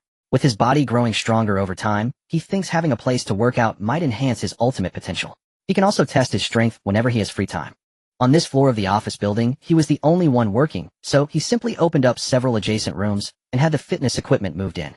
This way it will be convenient to practice at any time. The decoration isn't elaborate, he just moved out some unnecessary furniture and made simple repairs to the walls he knocked down. After handling other matters at the base in the morning, he arranged for this to be taken care of. By the afternoon, the gym had been simply set up and was ready to have things moved in. The leader's words are quite effective. When orders are given, others will do their utmost to work. In the evening, the gym was basically completed. Assembling the fitness equipment wasn't difficult. A few personnel from the base quickly set it up under his guidance. Once everything was done, he waved them off. Standing alone in the center of the room, he looked at the various equipment and nodded in satisfaction. This should satisfy his training needs for quite some time. Today he received precise updates on the base's various developments, and he will remain at the base for a while. Now it would be best to test his strength to see what level he has reached. He picked up a barbell with iron plates on both sides weighing a total of 50 kilograms with one arm. He lifted it, no pressure at all. He smiled. He increased the weight again, this time directly to 100 kilograms. That's nearly the weight of 2 adult women. To his surprise, he still lifted it easily with one arm. He hadn't reached his limit yet. He continued to increase the weight until it reached 150 kilograms, and only then did he begin to feel the strain. Ultimately, he reached his limit when lifting a 165-kilogram barbell with one arm. This surpassed the peacetime world record of 120 kilograms for one arm. He is now not far from the limit of a power evolver. It means he can lift the equivalent of 2 adult men with just one hand. Pulling force and weightlifting are 2 different matters with different angles of exertion, hence the difficulty is entirely different. Yet he truly possesses the strength to grasp someone by the throat with one hand and lift them up. Next, he tested his strength in weightlifting with both hands. Indeed, he has far surpassed the previous world record, reaching 800 kilograms. This is a standard test. In a moment of explosive power, it could be even more terrifying. Aside from speed, he managed to test various aspects. He clearly understood that his current body is capable of reaching or even breaking previous world record levels in many categories. His combat power has completely exceeded that of his past life. Ideally, he should avoid hand-to-hand combat when possible. If it can be solved with firearms, why should he do it himself? When it's truly time for him to intervene, personally, it may be during extremely dangerous moments. Firearms are far more appealing. However, he will not cease his physical enhancement. This feeling of becoming stronger is intoxicating. Who would refuse to have a good body? After spending more than half an hour, he finally concluded this round of testing. He glanced at the time. It was almost 5 o'clock. The people who went out today should be returning soon. He picked up the intercom and inquired with the gate personnel, receiving a positive response. Just then Wang Bin, who went to the chemical factory to transport materials, sent a message saying they were almost back at the base. Qin Jin took off the sweaty clothes he wore during the test. He changed into a clean shirt and headed towards the entrance, preparing to welcome the returning people. Just as he left, someone else entered the gym. It was Zhao Ling, the base manager. Today Qin Jin had arranged for Zhao Ling to handle the gym's affairs. After finishing up, he forgot to greet Zhao Ling. Now she came over to see if there were any further instructions from the leader. With the wall repairs nearly complete, she took the opportunity to see how satisfied the leader was with the gym. She just missed Qin Jin, who had already gone to the entrance. The gym door opened. She looked inside but didn't see anyone. Just as she was about to turn and leave, she caught a glimpse of a piece of clothing hanging on the fitness equipment. Her eyes lit up. She stepped forward, gracefully arrived at the clothing, and looked at the sweat stains left on it, her cheeks slightly flushed as she swallowed. Confirming that no one was around, she picked up the clothing and held it in her hands. After hesitating for a moment, she ultimately covered her face and took a deep sniff. Her legs tightened and her body felt weak. It was the intoxicating scent she imagined. The strong male pheromones surged into her nostrils. It felt as if it activated all the cells in her body, making them rejoice. For the past few days, Zhao Ling had been constantly thinking of the figure of the leader of Green Source Base. She didn't know why. When she joined a few months ago, she didn't have such feelings towards the boss. She merely found his appearance pleasing. However, after the recent apocalypse, seeing her decisive boss gave her a fluttering feeling in her heart. She was, having been in relationships before, she was no stranger to such feelings, just didn't expect it to happen for someone younger than her. The fact that he is her boss makes it even more impossible to express anything, leaving her with only some strange dreams at night. Just now, seeing the clothes the boss had changed out of in the gym, she inexplicably couldn't help but take a whiff. Suddenly realizing, she felt an overwhelming sense of shame, her face turning as red as an apple, shy and dripping with embarrassment. Honestly, she herself was quite attractive. At 167 meters tall, with a curvy figure, her face carries the unique boldness of northern women with high cheekbones and a sharp nose. She naturally exudes an aura of a strong woman. Many men pursued her in the past. However, seeing her friends troubled by love, she had not dated anyone for years. She was used to burying herself in work, diverting her attention through busyness, which allowed her to reach a management position in human resources at a young age. She believed she was superior to those like Li Yan. Now, smelling the intense masculine scent on the clothing, her heart, which had been dormant for years, began to race violently. After struggling internally for a few seconds, she made a decision. Her cheeks blushing, she folded the clothing and tucked it into her blouse, keeping it close before carefully leaving the gym. As for whether anyone would trace the clothing's whereabouts, she didn't want to bother with that. Not being able to have him is one thing, but having his personal items is also acceptable. Who isn't a bit of a pervert? Inside the quarantine area of the base entrance, vehicles were already parked everywhere. It was Wang Bin and the others returning from the chemical factory. Behind large trucks and cargo vehicles were still tightly wrapped instruments and various stored chemicals. Qin Jin called out to the people inside from across the iron fence, inquiring about today's situation. It went quite smoothly. The important equipment there, everything that could be disassembled had been basically taken apart and transported, while larger or non-removable items stayed put. Starting tomorrow, they should be able to make 23 round trips a day for purely transporting chemicals without the need for the careful disassembly of equipment like in the past few days, which would significantly speed up progress. Not bad. Just then the intercom relayed news of other combat teams approaching the base. The quarantine time for the chemical transport team had also arrived, clearing space for other incoming combat teams. Qin Jin looked at the quarantine area, feeling that the space was about to burst from everyone coming back at once. Once the wall was completed, he would need to allocate personnel to handle this and establish a larger quarantine area. At the very least, it should accommodate 30 trucks, which would probably require several hundred square meters. The returning combat teams left with 2 vehicles each and returned with 45, indicating that the harvest was also quite good. He inquired again from the team leader who had just returned, and as expected received the anticipated reply. They visited those target locations that were relatively easy to access according to the list Qin Jin provided. By first luring out the zombies, and then clearing the area to transport supplies, even the occasional lingering zombies could be easily dispatched with weapons, so everyone encountered no danger. Among them, the fuel trucks from Li Bowen's team and Zhang Tiankai's team went from being empty before departure to being filled with fuel upon return. The returning Zhong Ye's team also found another fuel truck and filled it up. A fuel truck has a capacity of 30 tons, so 3 trucks make 90 tons. Adding other barrels as well, they obtained nearly 100 tons of fuel just today. A first-level gas station in the country generally has a storage capacity of around 120,180 tons, while a second-level gas station holds about 80 tons. There are dozens or even hundreds of gas stations around the base, which will keep them busy for quite a while. Thankfully, he had prepared in advance. Before the apocalypse, he constructed a simple oil depot in the underground floor that could store 7,000 cubic meters, over 5,000 tons of fuel. With over 1,000 barrels, he had stored several hundred tons of fuel before the apocalypse. Once they clean out the nearby gas stations, they should be able to fill it up. The fuel issue can be temporarily resolved, allowing for consumption over a long period. It was now 5:40 p.m. The sun was about to set. Nightfall was approaching. Finally, the last team, led by Lu Wenhao, sent a message that they were nearing the base. A few minutes later, they finally drove the convoy into the quarantine area. Seeing Qin Jin outside the quarantine fence, Lu Wenhao quickly shouted, "Qin Jin, I have something to report. We rescued 2 people on the way back, and I was wondering if we could take them in. They seem to have some information they want to share with us. Right now they're a bit weak and resting in the vehicle. Maybe we can arrange for Dr. Zhang to take a look." Oh, it seemed Lu Wenhao's team had found survivors. Qin Jin nodded. Such occurrences were quite common. After all, with so many human, survivors could be found everywhere, and it was not surprising to encounter them occasionally. However, whether they could enter the base would need his personal approval. Dr. Zhang is Qin Jin's uncle Zhang Weiguang. He used to work as a general practitioner in the community, treating residents for minor ailments, and is currently 58 years old. He has always been in good health and was placed in the base's medical station after the apocalypse. Occasionally, he helps everyone with minor injuries and illnesses, providing additional assurance for the medical aspect of Green Source Base. When the quarantine time for Lu Wenhao's team was up, the vehicles began to enter the base. Qin Jin saw 2 men lying in one of the vehicles through the window. It was evident they were covered in wounds with bloodstains on their faces. They looked unconscious, slumped in the back of. He instructed several team members to carry the 2 men on stretchers to a nearby building, which was the base's medical room. His uncle was there, and upon seeing a group enter, he inquired about the situation and began to examine the 2. It was a busy scene. His uncle wiped the sweat from his forehead and told the waiting people these 2 are mainly weak and have suffered significant soft tissue injuries leading to their unconscious state. I've already given them glucose and anti-inflammatory medication. They should wake up soon. Before he finished speaking, one of the men began to tremble his eyelids, then opened his eyes to look at the crowd beside him, struggling to sit up weakly, saying, "I woke up just as the doctor was giving me a shot. Thank you so much for saving our lives." Lu Wenhao quickly stepped forward to help the man, telling him that Qin Jin, who was beside him, was the one in charge here. Despite the pain, the man tried to stand up. Qin Jin stepped forward and pressed down on his shoulder, preventing him from getting up.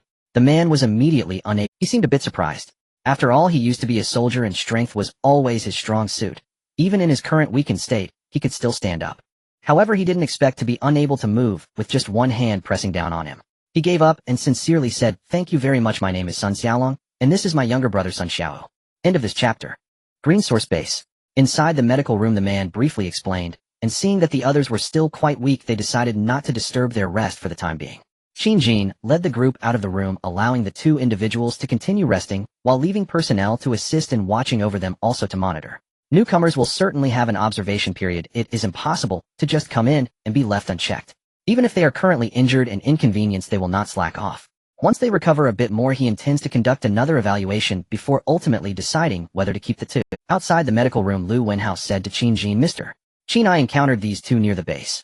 At the time they were being chased by several zombies, so I saved them. Later through questioning I learned that they had served in the military and previously worked nearby. Just as I wanted to inquire further they both fainted. Seeing their injuries all over it seemed they couldn't bear the sudden relaxation of their minds, so I brought them back to the base. You can assess whether they are suitable, if not I will send them away. Qin Jin looked up at the dark night sky, which was overcast, the moon hidden behind clouds. Hearing Lu Wenhao's words Qin Jin did not dwell on it, waved his hand, and said, You should go rest, you've been out all day today. You've done well. Next, while the zombies are not too frenzied we need to continue gathering supplies, and I will leave the matter of these two to me, I will handle it. Saying this he patted Lu Wenhao on the shoulder, letting him take the others down to rest. After washing up it would soon be dinner time. Regarding the two individuals, he would come back later to check on their situation. For now they should rest. After dinner the base remained busy. Most people had tasks. In this world, since there are no other entertainment activities at night, it is acceptable for everyone to sit down, work, and chat while enjoying some electricity. The work area besides providing lighting also has places to charge small appliances, which is certainly better than staying alone in the dormitory. During the day casual chatting is not allowed due to tight schedules. It becomes a bit more relaxed at night. Qin Jin inquired about the supplies the combat team had found outside today. As expected it was mostly food, equipment, and medicine from his list, along with a considerable amount of other electronic devices. He had primarily given the combat team a list of locations, including supermarkets, convenience stores, grain and oil stores, food factories, hardware stores, and so on. These places would have the most useful supplies. Various non-perishable snacks aside rice and flour are also quite easy to find. Other condiments like oil, salt, vinegar, cigarettes, wine, and tea are certainly indispensable. Generally speaking, everything in convenience stores is a target for scavenging, and daily necessities in supermarkets will not be overlooked either. One should know that in the later stages of the apocalypse, when even toilet paper cannot be found, one can only use other items as substitutes after finishing their business. The discomfort is better left unmentioned. Moreover, for women during visits from relatives, the lack of sanitary supplies can be immensely distressing. In reality, these seemingly insignificant items play a crucial role. It's just that in peacetime, everyone has become accustomed to their existence. When they are absent, only then will one remember their convenience. The surrounding scavenging points can be said to be abundant. This will also be the target for the combat team to venture out each day. They will bring back as much as they can. If they do not retrieve supplies as time passes, not to mention the expiration and spoilage, the acidic rain and mist that will come later will destroy most exposed supplies. Some may say that they would rather leave supplies for other survivors, which is also a way of saving lives. Are they sick? Certainly there are those with inferior morals, but Qin Jin will not allow such people to appear in the base. If anyone in the base harbors such thoughts, he will make them roll out smoothly. Their heads can roll out too. Today the combat teams from various squads performed well, returning with several trucks full of supplies. Along with the trucks brought back in the past few days, as well as various cars, the number of vehicles in the base has reached nearly 100. At this point the base is starting to feel a bit crowded. It seems that they will have to park some older or unsuitable vehicles outside. The base also needs to expand. The nearest factories to Green Source Base are several hundred meters away. When Qin Jin chose this location, he was attracted by its remoteness, which means less disturbance. So of course there are other drawbacks such as limited available buildings. In the short term it is difficult to expand the base. They will have to wait until next year when the weather improves to consider it.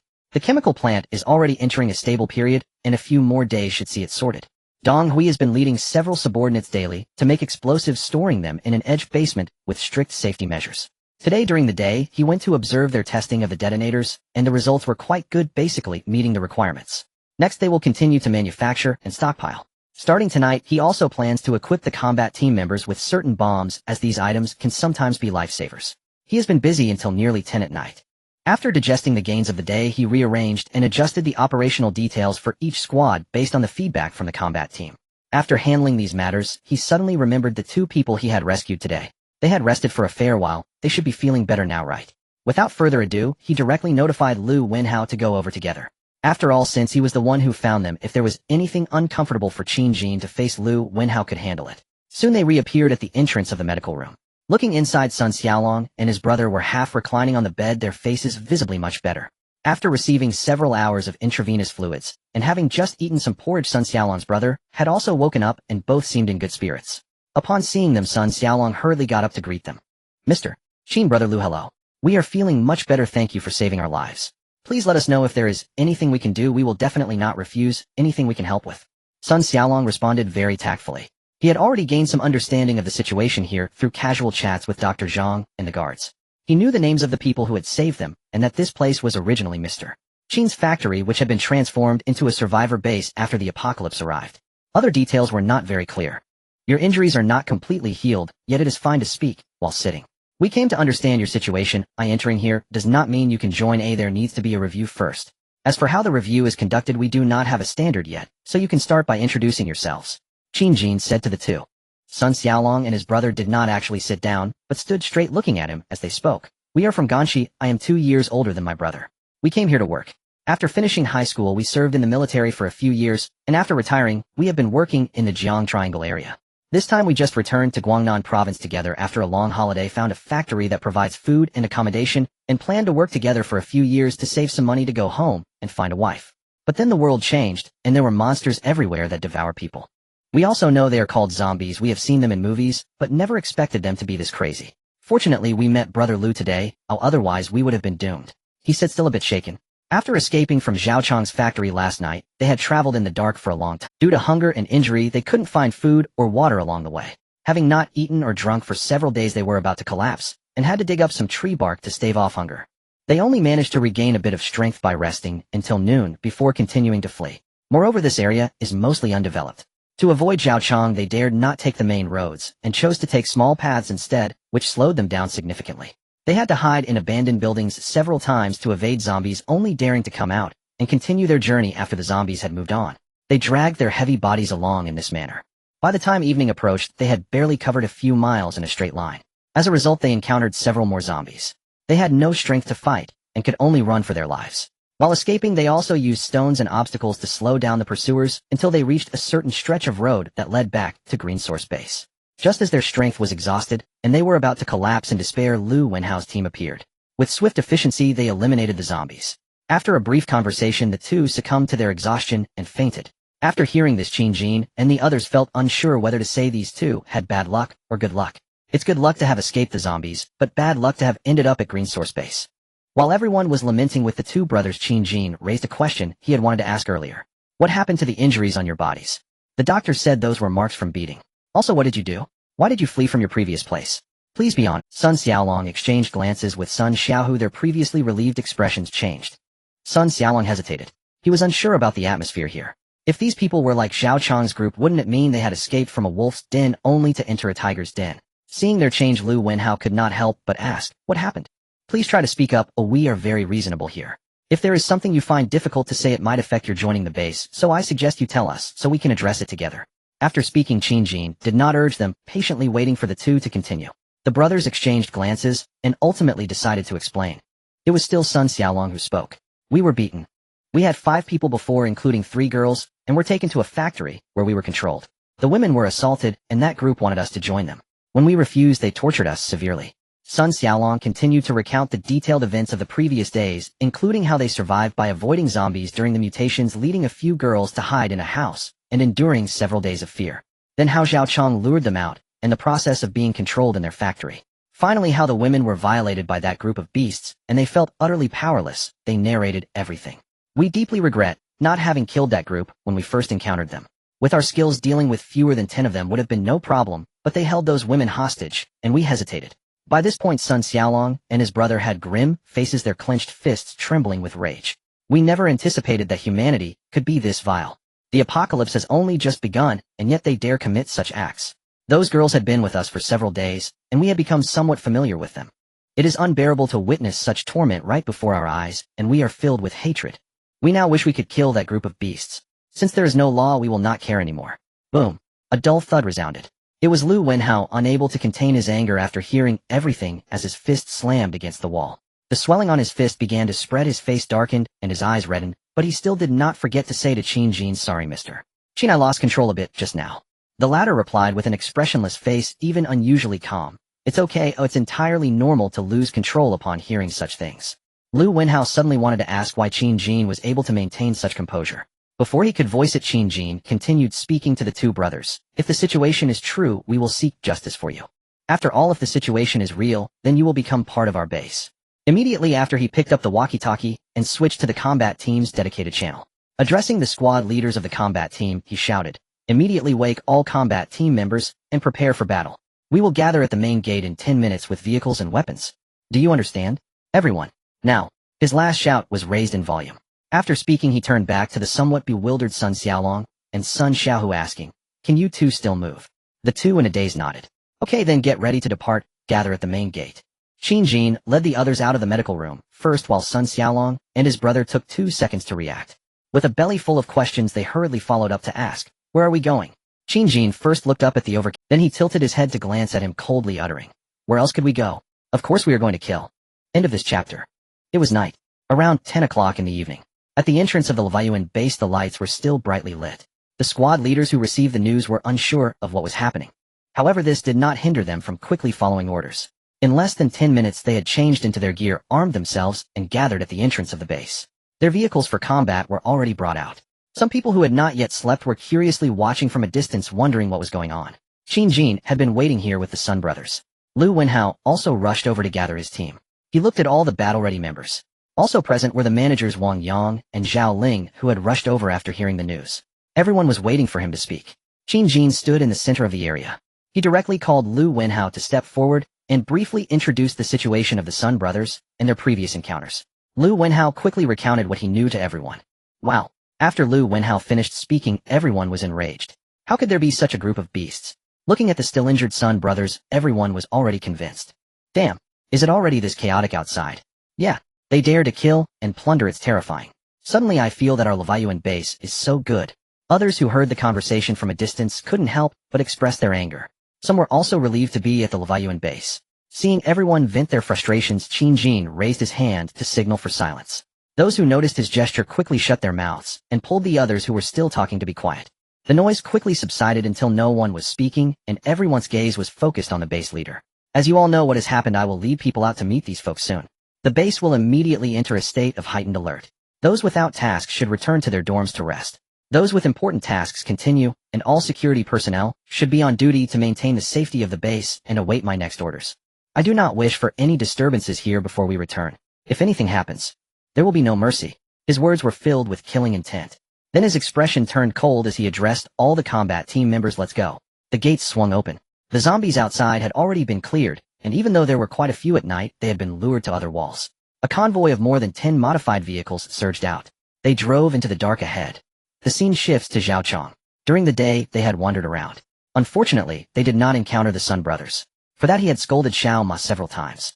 Ignoring the latter's swollen forehead from overeating the explosive dates, when they went out today, while looking for survivors, they encountered quite a few zombies, which chased them for quite a distance before they managed to escape back to the vehicle. This had frightened them greatly, and they cursed along the way, calling their luck too poor. Fortunately, in the afternoon, while passing a remote village, under the guise of rescue, they attracted 3 male survivors out. This prevented them from returning home empty-handed. Unfortunately, they still did not find any female survivors. They had no idea whether women were more likely to turn into zombies, or what. Aside from the encounter with the Sun brothers, they had not come across any new prey. They could accept survivors who were a bit older. They weren't picky. The remaining 2 back home were about to be scrapped. Reluctantly, they took the 3 newly found companions, had them bring their original supplies, and returned to their factory headquarters. It wasn't until they reached that room that the 3 newcomers realized they had entered a fierce place. However, they did not reject it. Instead, they felt a sense of kinship with Zhaochong's actions. They appeared as if they had found their organization. Zhaochong's previously gloomy mood lightened a bit. He introduced the factory to the few new brothers and informed them that nearby there was a safe place with high walls. Everyone was enthusiastic. They clamored that they could quickly gather a team and in a few days go and take that place. In the evening, they gathered in a large room on the 7th floor, drinking the alcohol and food they had taken from the newcomers today. Everyone was in high spirits. They chatted together about the wonderful life ahead. In just 2 days, they had rapidly increased from a few people to more. They had doubled. Zhaochong felt satisfied. The stronger his power, the more precious his position as Zhaochong became. Who knows? Perhaps he could dominate a region in the future. Just thinking about it was pleasing. He sometimes sighed that this damned apocalypse was a paradise for strong people like him. Drinking and eating, he was not worried about future food sources. The world is so vast, the country so strong with so many food reserves. In every city there is food everywhere. These survivors can easily find something to eat. There was no need to scrimp and save. They could enjoy themselves however they liked. The other 3 newcomers, and a few who had just arrived yesterday, occasionally glanced at the 2 naked women in the corner swallowing their saliva. Even the newcomers who had already tasted the experience last night still felt a thirst at this moment, let alone the 3 who had just arrived today. Zhao Chong noticed their ugly behavior, but chose not to expose them. He continued to drink by himself, but he comforted them saying, "Don't rush, the night is still long. Once everyone has eaten and drunk enough, we will have another exciting party tonight to help the brothers release the fatigue of these days. I believe the 2 ladies will cooperate, right?" Zhao Chong believed this was his way of managing people. First he would whet the appetite of the newcomers, then let them be satisfied. This way they would feel submissive and respectful towards him. He silently praised his own cleverness. The 2 women in the corner, originally numb, shuddered at his words. A more deadening aura seeped out. The despairing and numb eyes hidden beneath disheveled hair revealed a hint of madness.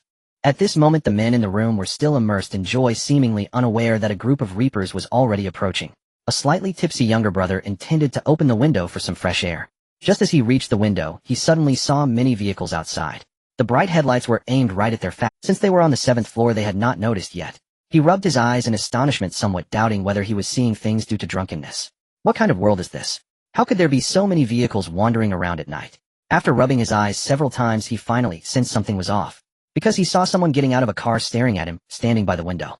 Some others seemed to be prying open the door. "Boss, not good. Someone is prying our door downstairs. Come and take a look." A group of men who had been happily feasting and chatting about the future were startled awake by the shouting man at the window. What the hell is going on? How could anyone come here? Forgetting about eating and drinking, they quickly walked towards the window. Sure enough, there were more than a dozen vehicles at the distant entrance. The gate had already been opened, and other vehicles were slowly driving into their factory. Damn! Zhao Chong couldn't help but exclaim. Their headquarters was actually being invaded by a group of strangers. Moreover, were they holding submachine guns? What the hell? Could they be an actual rescue team?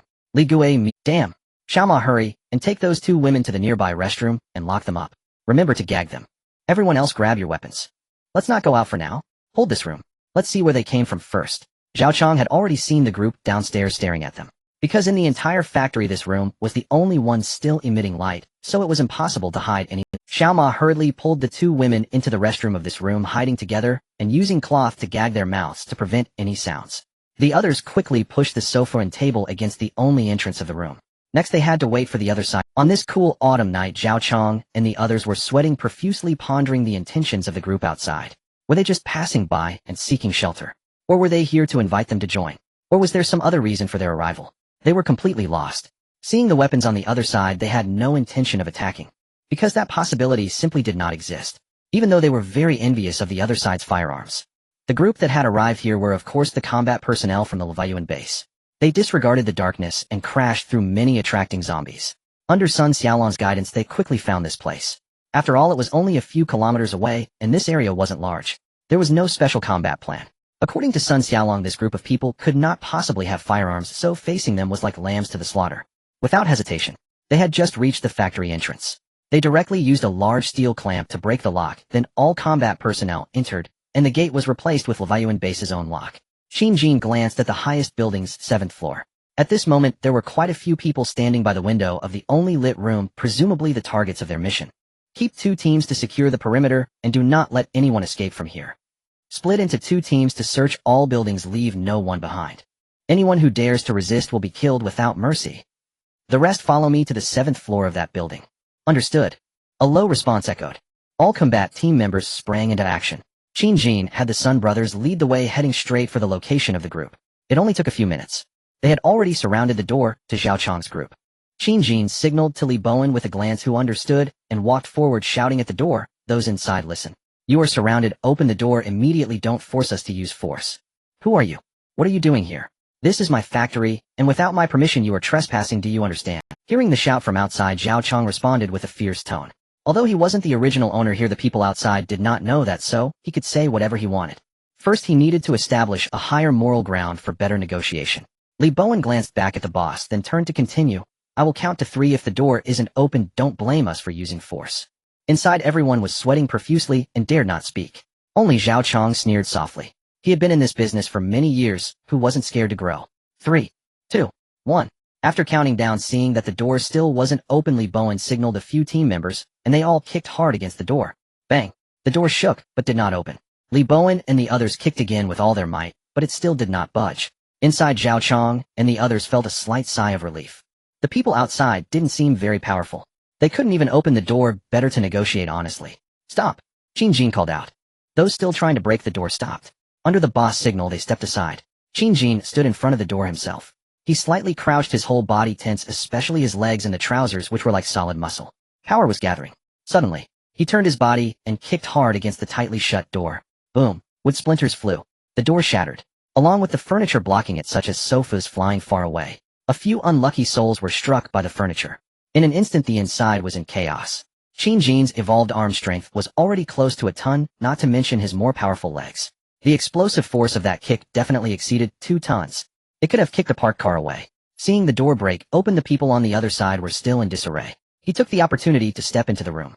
Li Bowen, who was behind, paused for a second before calling the slightly slower reacting combat team members to follow. He suppressed the scene with the weapon in his hand. Don't move. Raise your hands. Nobody move. Anyone who dares to move will have their head blown off. End of this chapter. Inside the room. Just moments ago, Zhao Chong and the others were relieved that their opponents couldn't break in, but in an instant the situation reversed. A few people who were struck by furniture were still howling on the ground, while the others were left dumbfounded. Looking at the guns in the hands of the intruders, they obediently raised their hands in surrender. The dark gun muzzles obliterated any thoughts of resistance. We surrender. It has nothing to do with us, we just arrived today. A few newcomers wanted to quickly dissociate themselves from the situation. They didn't even know how Zhao Chong had offended this group of people. Damn it, they hadn't even enjoyed the benefits together, and it seemed they were about to share the blame. They were unwilling to accept it. No one at the Green Source base paid any attention to their pleas and howls. After ensuring there was nothing dangerous in the room, they controlled everyone and waited for the boss' next command. At this moment, Zhao Chong was crouching on the ground, hands on his head. Seeing Qin Jin, who was surrounded by the group, he guessed that he was the leader of these intruders. With a tense yet ruthless gaze, he forced himself to speak. Boss, we have no grievances or grudges. What does your coming here mean? We are all survivors of the apocalypse. There's no need to escalate it like this, right? We don't know you, and we shouldn't have offended your side, so why make it such a scene? He understood that there was no room for bargaining now. The opposing group was far superior in strength. Not to mention their numbers, just looking at their combat proficiency was enough to crush them several streets over. He believed that all of them were from the military. This time Qin Jin did not hide in the back and let others handle it. He took a few steps forward, his expression calm, as if the earlier door-kicking incident had nothing to do with him, and spoke to Zhao Chong in a flat tone. You are right, you have indeed offended us. You attacked our base's people, and I was just thinking about how to deal with this. Zhao Chong was a bit stunned. He had merely said that offhandedly. He never expected them to really say that they had offended them. He swore. He had never seen this group before, right? Who would dare to offend such a group of people? That would be seeking death. Just as he was filled with confusion, Qin Jin signaled to Li Bowen beside him, who understood, and went outside. Shortly after, he brought 2 people in. Zhao Chong watched all of this. Just as he was curious about who they had brought in, his face turned pale. His mouth opened reflexively, and his eyes widened in shock as he shouted, "It's you guys." Indeed, the ones who entered were the brothers Sun Xiaolong and Sun Xiao. As the saying goes, enemies meet especially eye to eye. At this moment, the Sun brothers were also glaring at Zhao Chong and his group. It was this group. They had done such things in front of them, and wanted to kill them. If it hadn't been for their good luck today, they might have already been food for zombies.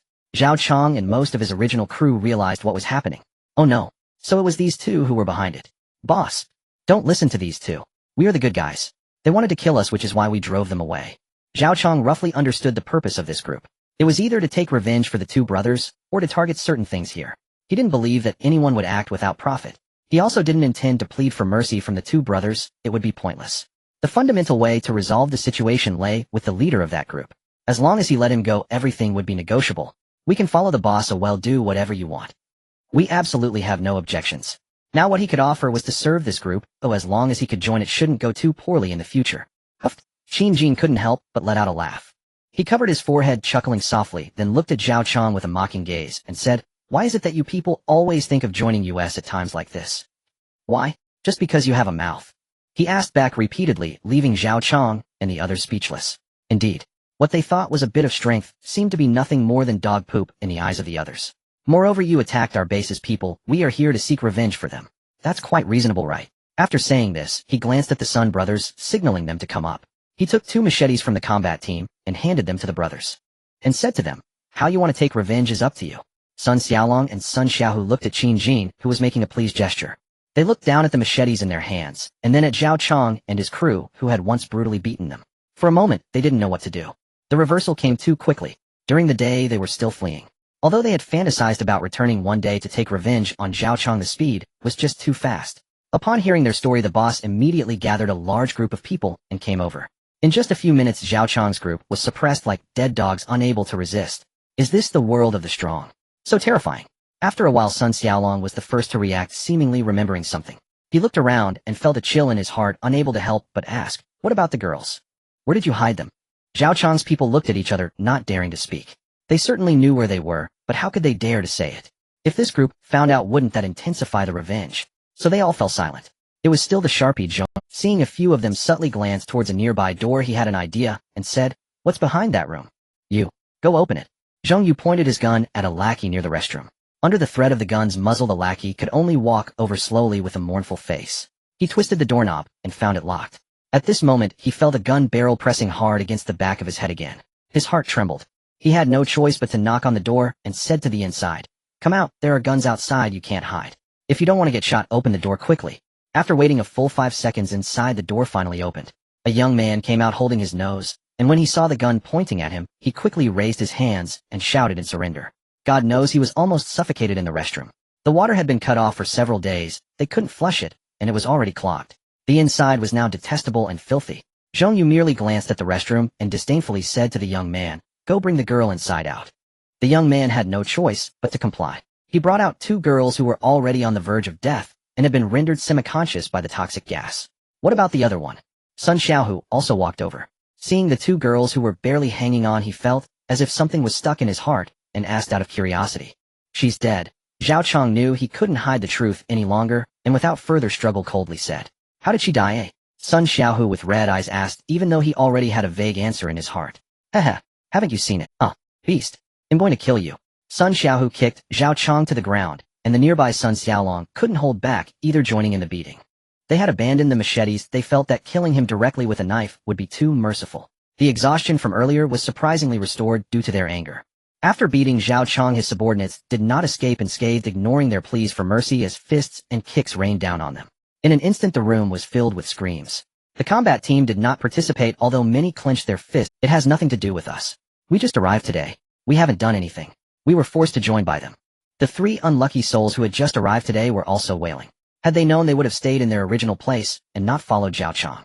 They had barely touched a woman before being questioned by another group. They felt wronged. "We were just tricked here this afternoon, and we heard we were going to deal with that high-walled power nearby. We really haven't had time to do anything. Please spare us." One of the unlucky ones was venting his grievances. He was feeling too wronged. Swipe. Many in the combat team instantly turned their gazes toward him. The unlucky man felt a chill down his spine from being stared at. Qin Jin, who had been watching the situation unfold, also stepped forward, solemnly walking over to focus on the person, and asked in a deep voice, "What high-walled power were you just talking about? Tell me everything you know." The man was intimidated by Qin Jin's aura. He felt an immense pressure for the first time when facing someone. Under the gaze of those eyes, he felt like a rooster stripped of its feathers, stammering in reply, "I'm not too clear. I just heard those people say they wanted to find more people to occupy a place with very high walls nearby, so that they could live a good life in the future. I really don't know much." Smack. Li Bowen, who had heard clearly, directly came over and slapped the man hard across the face. The latter fell to the ground, his right cheek swollen and bleeding from the corner of his mouth, groaning incessantly. The combat team was furious. While they were unaware, someone had already begun plotting against their base. Wasn't that a threat to their lives? Suddenly, many combat team members who had been watching the play also joined in beating Zhao Chang's group again. The previously quiet room was once again filled with the sounds of wailing. Minutes passed. After everyone had had their fill of beating, they finally stopped to catch their breath. Damn, they had just come out to do the right thing and ran into a group that was detrimental to their base.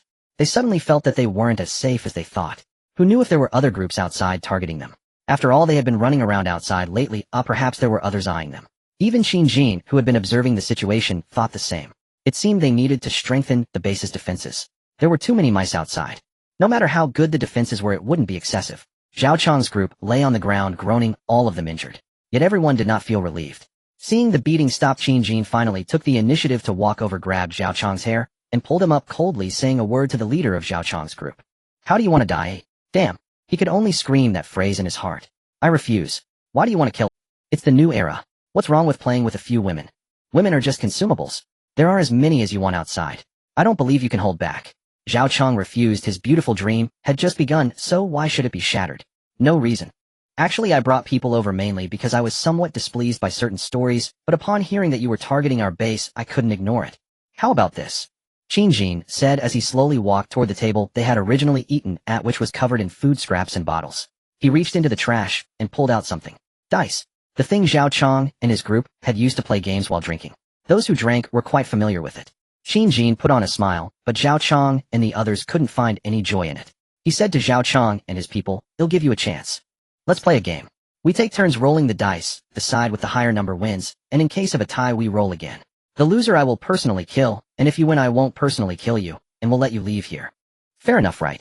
I'm not lying to you, I won't personally kill you, nor will my team members intervene. Looking at the smile on his face. What he said made Zhao Chong and the others feel like they were dealing with a demon. End of this chapter. Inside the room, gazing at the smiling man before him, those devilish words left Zhao Chong and his group feeling as if they had fallen into a scene from a movie. Their bodies felt as if they had plunged into an ice cellar. They were at a loss wondering what to do. Play a game. Could they even not play? What kind of hellish game was this? To lose meant to die? Could they refuse? They longed to ask if they could refuse, but no one dared to voice the question, fearing to imagine the consequences of refusal. A group of people, bruised and pale, exchanged worried glances. They were bewildered, unsure how the situation had suddenly escalated to this. Just half an hour ago they had been toasting and discussing their future. How could they suddenly be thrust into a life? He withdrew his smile, extended his finger, casually pointed at a nearby lackey, and said nonchalantly, "You go first, hand him the dice." The first sentence was directed at the lackey while the latter was for the combat team member beside him. The combat team member immediately complied, rushing forward to seize the player's arms and forcibly place the dice in his hands. At that moment Qin's voice rang out. "I will count to 3, you must roll the dice. The consequences of not rolling are yours to bear." 3. The lackey panicked. Why did it have to be him? He wasn't ready. He had only joined yesterday. Although he had enjoyed himself last night, and had just received a good beating that should have cleared things up right. Was it serious enough to choose life or death? Bastard. He couldn't dare to utter those words, only screaming in his mind as he clutched the dice, his heart in turmoil. Winning meant salvation. But what about losing? Would he really be killed? 2. He couldn't take the risk. The light dice felt like a bomb stuck in his hand. Throwing it could mean death, but not throwing it might lead to an explosion at any moment. 1. The countdown voice was nearing its end. He still couldn't bring himself to roll the dice. Ultimately, he couldn't do it. He was afraid of dying, hoping that perhaps they were just trying to scare them. Qin clapped his hands, as if expressing some regret. He shook his head at the man and said, "Unfortunately, this friend doesn't want to play my game. Then I have no choice." His words seemed unfinished as his body shot forward like lightning. Everyone blinked. He was already standing before the lackey. With a swift motion, he seized the lackey's neck with his right hand, lifting him effortlessly. The unnamed lackey's face turned red, his eyes bulging with blood vessels, hands grasping at Qin's to pry it away, his feet kicking wildly in a futile struggle. He wanted to scream, to say something, but his throat was crushed, silencing him. Crack! A crisp sound echoed. The unnamed lackey's head tilted. His consciousness slowly faded into darkness. Qin didn't give him a chance, directly crushing his throat and spine. In his monstrous grip, it was akin to crushing a potato chip. He casually discarded the body on the ground, as if he had performed an inconsequential act, completely contrasting with his earlier expression of regret. "Please go die." He clapped his hands again, revealing a smile, then finished saying what he had meant to say to the lackey. Whether the other could hear him was no longer his concern. "All right. Next it's someone else's turn. Is there anyone willing to volunteer to play the game?" It's allowed. Zhao Chong and the others felt that if they had previously been plunged into an ice cellar, they were now stuffed into the depths of an Antarctic glacier. WTF. If you don't play the game, you'll be killed directly? And that level of skill is human. A monster. Not only were Zhao Chong's group shocked, but the combat team members who had been repeatedly traumatized felt utterly destabilized. They felt as if they were getting a new understanding of their boss, who usually seemed easy to talk to, but occasionally serious and stern. Just a few days ago, he had shown a glimpse of his strength when dealing with Guqing, and today, he had once again refreshed their perception. It was not just a matter of being awed by his terrifying power. There was also an unpredictable, perhaps slightly deranged vibe. He must be a bit deranged, right? No one dared to voice it, simply watching as the game continued. No one knew that this was just a glimpse of Qin's true nature, a man who had survived in such a world for 6 years in his past life. You expect him to be completely normal. How could that be possible? Those without strength or a backing had mostly perished. Those who survived for so long generally bore various psychological scars. After all, it was either on the road of killing zombies or the road of killing people. In times of food shortages, killing someone for a bite to eat was quite normal. His principle was that if others did not provoke him, he would not interfere, but if they did, he would certainly retaliate. Also, he detested hearing things he disliked. He would meddle in others' affairs. Unfortunately, too many people lacked insight and always provoked him, leaving his hands stained with blood. He had been striving very hard to restrain himself, living a normal life since his rebirth for half a year. He had already suppressed his brutality significantly. But now returning to the apocalyptic world after the earlier provocation by Guqing and the encounters of the Sun brothers, it was evident that the shattered order of the world had returned. Heaven knows how many Zhao Chang types he had killed in his previous life.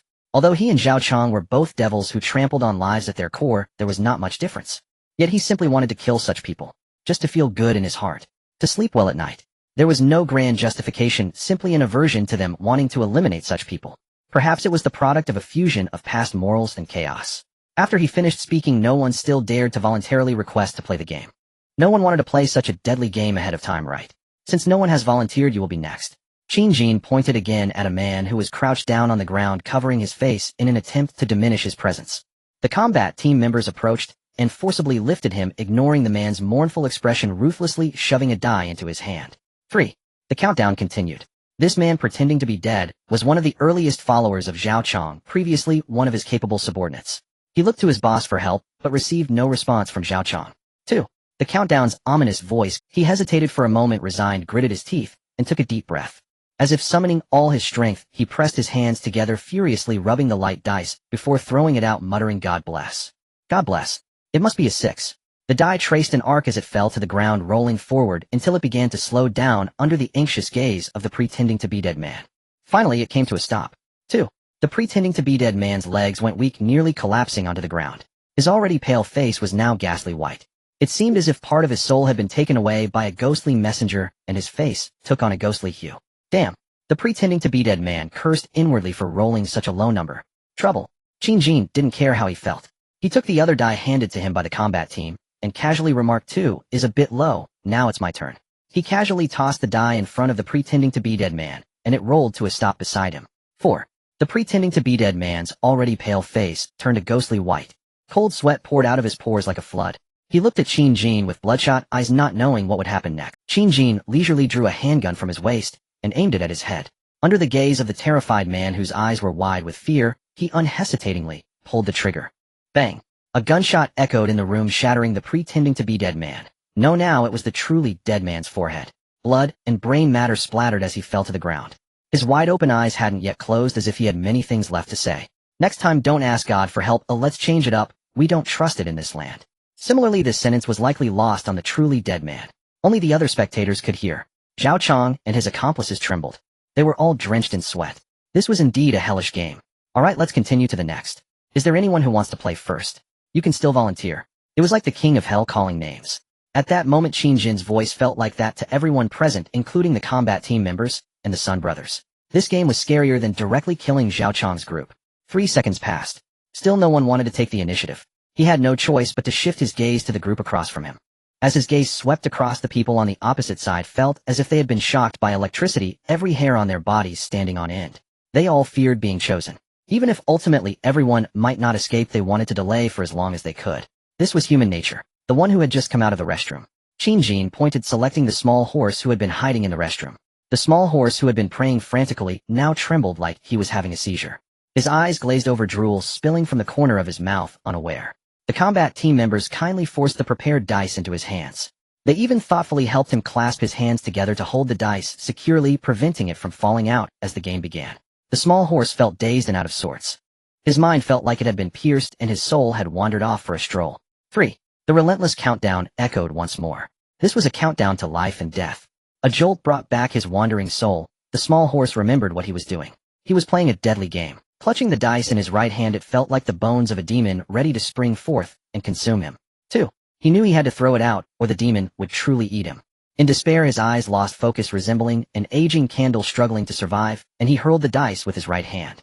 He didn't even look at the number. Everyone around stared as the dice rolled and slowly came to a stop. 6. Oh wow. The highest number. Wow. A cacophony of voices erupted around. Zhao Chang's group nearly erupted in flames of jealousy, wishing that number had been rolled by them. The small horse, Qin Jin, smiled inexplicably. He took a die and casually tossed it. It fell to the ground with a thud and quickly ceased rolling. 5. Still a decent number, but it paled in comparison to the small horse's 6. Clap, clap, clap. Qin Jin applauded, smiling at the small horse. Congratulations to this friend. He won the game. Please step aside to rest. Once we all finish playing the game, we will gain our freedom. Survive the ordeal. He was still alive. A feeling of being struck by a lottery win filled the small horse. The cold sweat that had been pouring from him ceased, and he numbly glanced around, seeing the envious, jealous eyes of his companions, as if he was just beginning to realize. I actually won. A mysterious power surged within him. He didn't even need help from others to support him. Just moments ago he had been like a pile of mud, but now he could stand up on his own and walk to the corner left empty. He was alive. He had actually won. He felt like the happiest person in the world. He had never realized that life could be so beautiful. Simply being able to breathe was the greatest blessing. Qin Jin ignored the small horse's self-satisfaction and continued with his game. Alright, we now have survivors. Who will play the next game? Is there anyone who wants to volunteer? Perhaps invigorated by the small horse's victory, a man finally raised his hand. I will. This man had come over yesterday. He had a penchant for gambling. In his gambling career, he knew that good luck could last for a while. He often liked to bet alongside those who started winning at the casino, once winning some small amounts because of it, so he believed, alright, finally someone is willing to play. That's how it should be. One should be proactive in games, Qin Jin said. He seemed genuinely happy that someone was willing to participate in his game. The man eagerly accepted the die handed over by the combat team member, rubbing it vigorously in both hands and taking several deep breaths. He didn't mind how foul his breath was after days without brushing his teeth. Qin Jin didn't bother counting down for someone so proactive. It seemed he had accumulated enough mysterious energy. Suddenly the man threw the die. It traced a beautiful arc, landing on the ground and rolling until it stopped. 5. The man jumped up, letting out a cheer. He seemed pleased with his own strength. The surrounding companions felt a twinge of regret for not being proactive themselves. Otherwise that high number might have been theirs. According to probability theory, the man had a high chance of victory. No wonder he was so happy. Qin Jin watched him finish his performance, amusement dancing in his eyes. He took the other die handed over by his teammate and casually rolled it. The die fell next to the man's and began to roll slowly. Finally, in the eyes of everyone, it slowly came to a stop. 6. Wow. An even louder cheer erupted. This time Lady Luck seemed to have passed on this man. The previously joyful man, whose face had turned slightly red with excitement, now looked like a faded photo, vitality rapidly escaping his body, becoming unsteady. He was still muttering, impossible. This is absolutely impossible. Qin Jin ignored his claims of impossibility, silently pulling out the handgun from earlier, delivering the gift from the victor. Bang! The gunshot rang out again, striking his forehead. The man fell lifelessly, unable to believe that his 5 had lost. Oh dear. I didn't expect to roll a 6, and my luck was a bit better this time. Now who's next? Anyone want to volunteer first? My luck might have run out. Next time I might roll just one. Is anyone willing to try? Facing Qin Jin's smile, no one from Zhao Chang's group responded. TMD, they had just lost with a 5. Despair enveloped them. They occasionally glanced at the small horse, who was enjoying the show, feeling even more envious. Seeing no one respond, Qin Jin casually pointed at someone to start the game. No one noticed the chilling cold hidden behind his smiling eyes. The game continued. Those chosen had to comply, for refusing meant death. It was better to gamble, considering the probabilities gave them a 50-50 chance. Thus half an hour passed, perhaps intentionally. Aside from Zhao Chang, everyone else had played the game. 2 new winners emerged, sitting with the small horse, while the rest of the losers had to consume a peanut. Qin Jin's luck was too formidable. The fallen individuals would never comprehend why, despite committing a few wrongdoings, they were executed without any judgment. No one could answer these deceased individuals. Everyone's attention was fixed on the last person who had yet to play the game, Zhao Chang.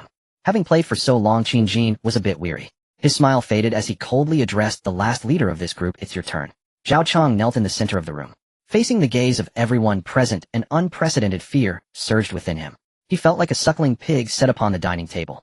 At any moment, he could be devoured by the person beside him. Watching his former companions roll the dice, some would live, while others would die. The scene of judgment by the King of Hell struck at the new values he had just established. Just a few days ago, he had thought this world was a paradise without laws or morals, a place where he could do as he could do anything he wanted. But now he missed the time when there were laws. It's your turn, the ominous words echoed once more. He was terrified. It was this voice that had taken the lives of many of his companions. At this moment, a die was shoved into his hand. This die just a few days ago was a toy they used for drinking and fun. Now it had become the scythe of death. It felt hot in his hand, as if cursed by evil spirits. Yet he dared not discard it. Just moments ago, a companion had succumbed to the pressure, crying out that he wouldn't play anymore, and wanted to go home to find his mother, throwing the die aside. This was treated as forfeiting the game. The consequence for that companion was a peanut. There was no mercy for his mental breakdown. He lost even half a chance at survival. Thus Zhao Chang had to participate in this game. After all, there was still a chance. Without needing to be urged by Qin Jin, he already held the die in his right hand, pouring all his intent and spirit into it. He desperately wanted to win. He was unsure if it was just a feeling, but he sensed the die heating up, as if responding to something. After reaching a certain strange point, he forcefully rolled the die. He felt that this time he could roll a good number. The die, infused with inexplicable power, fell to the ground, then it slowly came to a stop. 2. Zhao Chang's face suddenly turned as pale as a corpse. What? Why did this die which he had infused with all his strength only show 2? The opponent hadn't rolled a single one, and how could he win? Was he going to die? Zhao Chang's soul felt as if it had been half extinguished. He seemed to age several years in an instant, staring blankly at the ceiling. Fragments of his past life played back like a recording. He had entered a state of panic. If he didn't act soon, it would be too late when the peanut arrived. Qin Jin glanced at him expressionlessly. He didn't care what number Zhao Chang rolled and casually tossed the die he had. This person was the last one. The game was about to end, and this farce of a night was nearing its conclusion. The die slipped and rolled. It finally landed in front of Zhao Chang, yet it did not attract his attention. He had already fallen into despair, believing it was impossible to win. The die came to a halt. 1 point. The result was beyond everyone's expectations. Zhao Chang did not see it. He was still in playback mode, his eyes unfocused. It was the nearby Xiao Ma who saw the number and shouted excitedly, "Boss! Boss! It's 1. 1. You won! Boss! What?"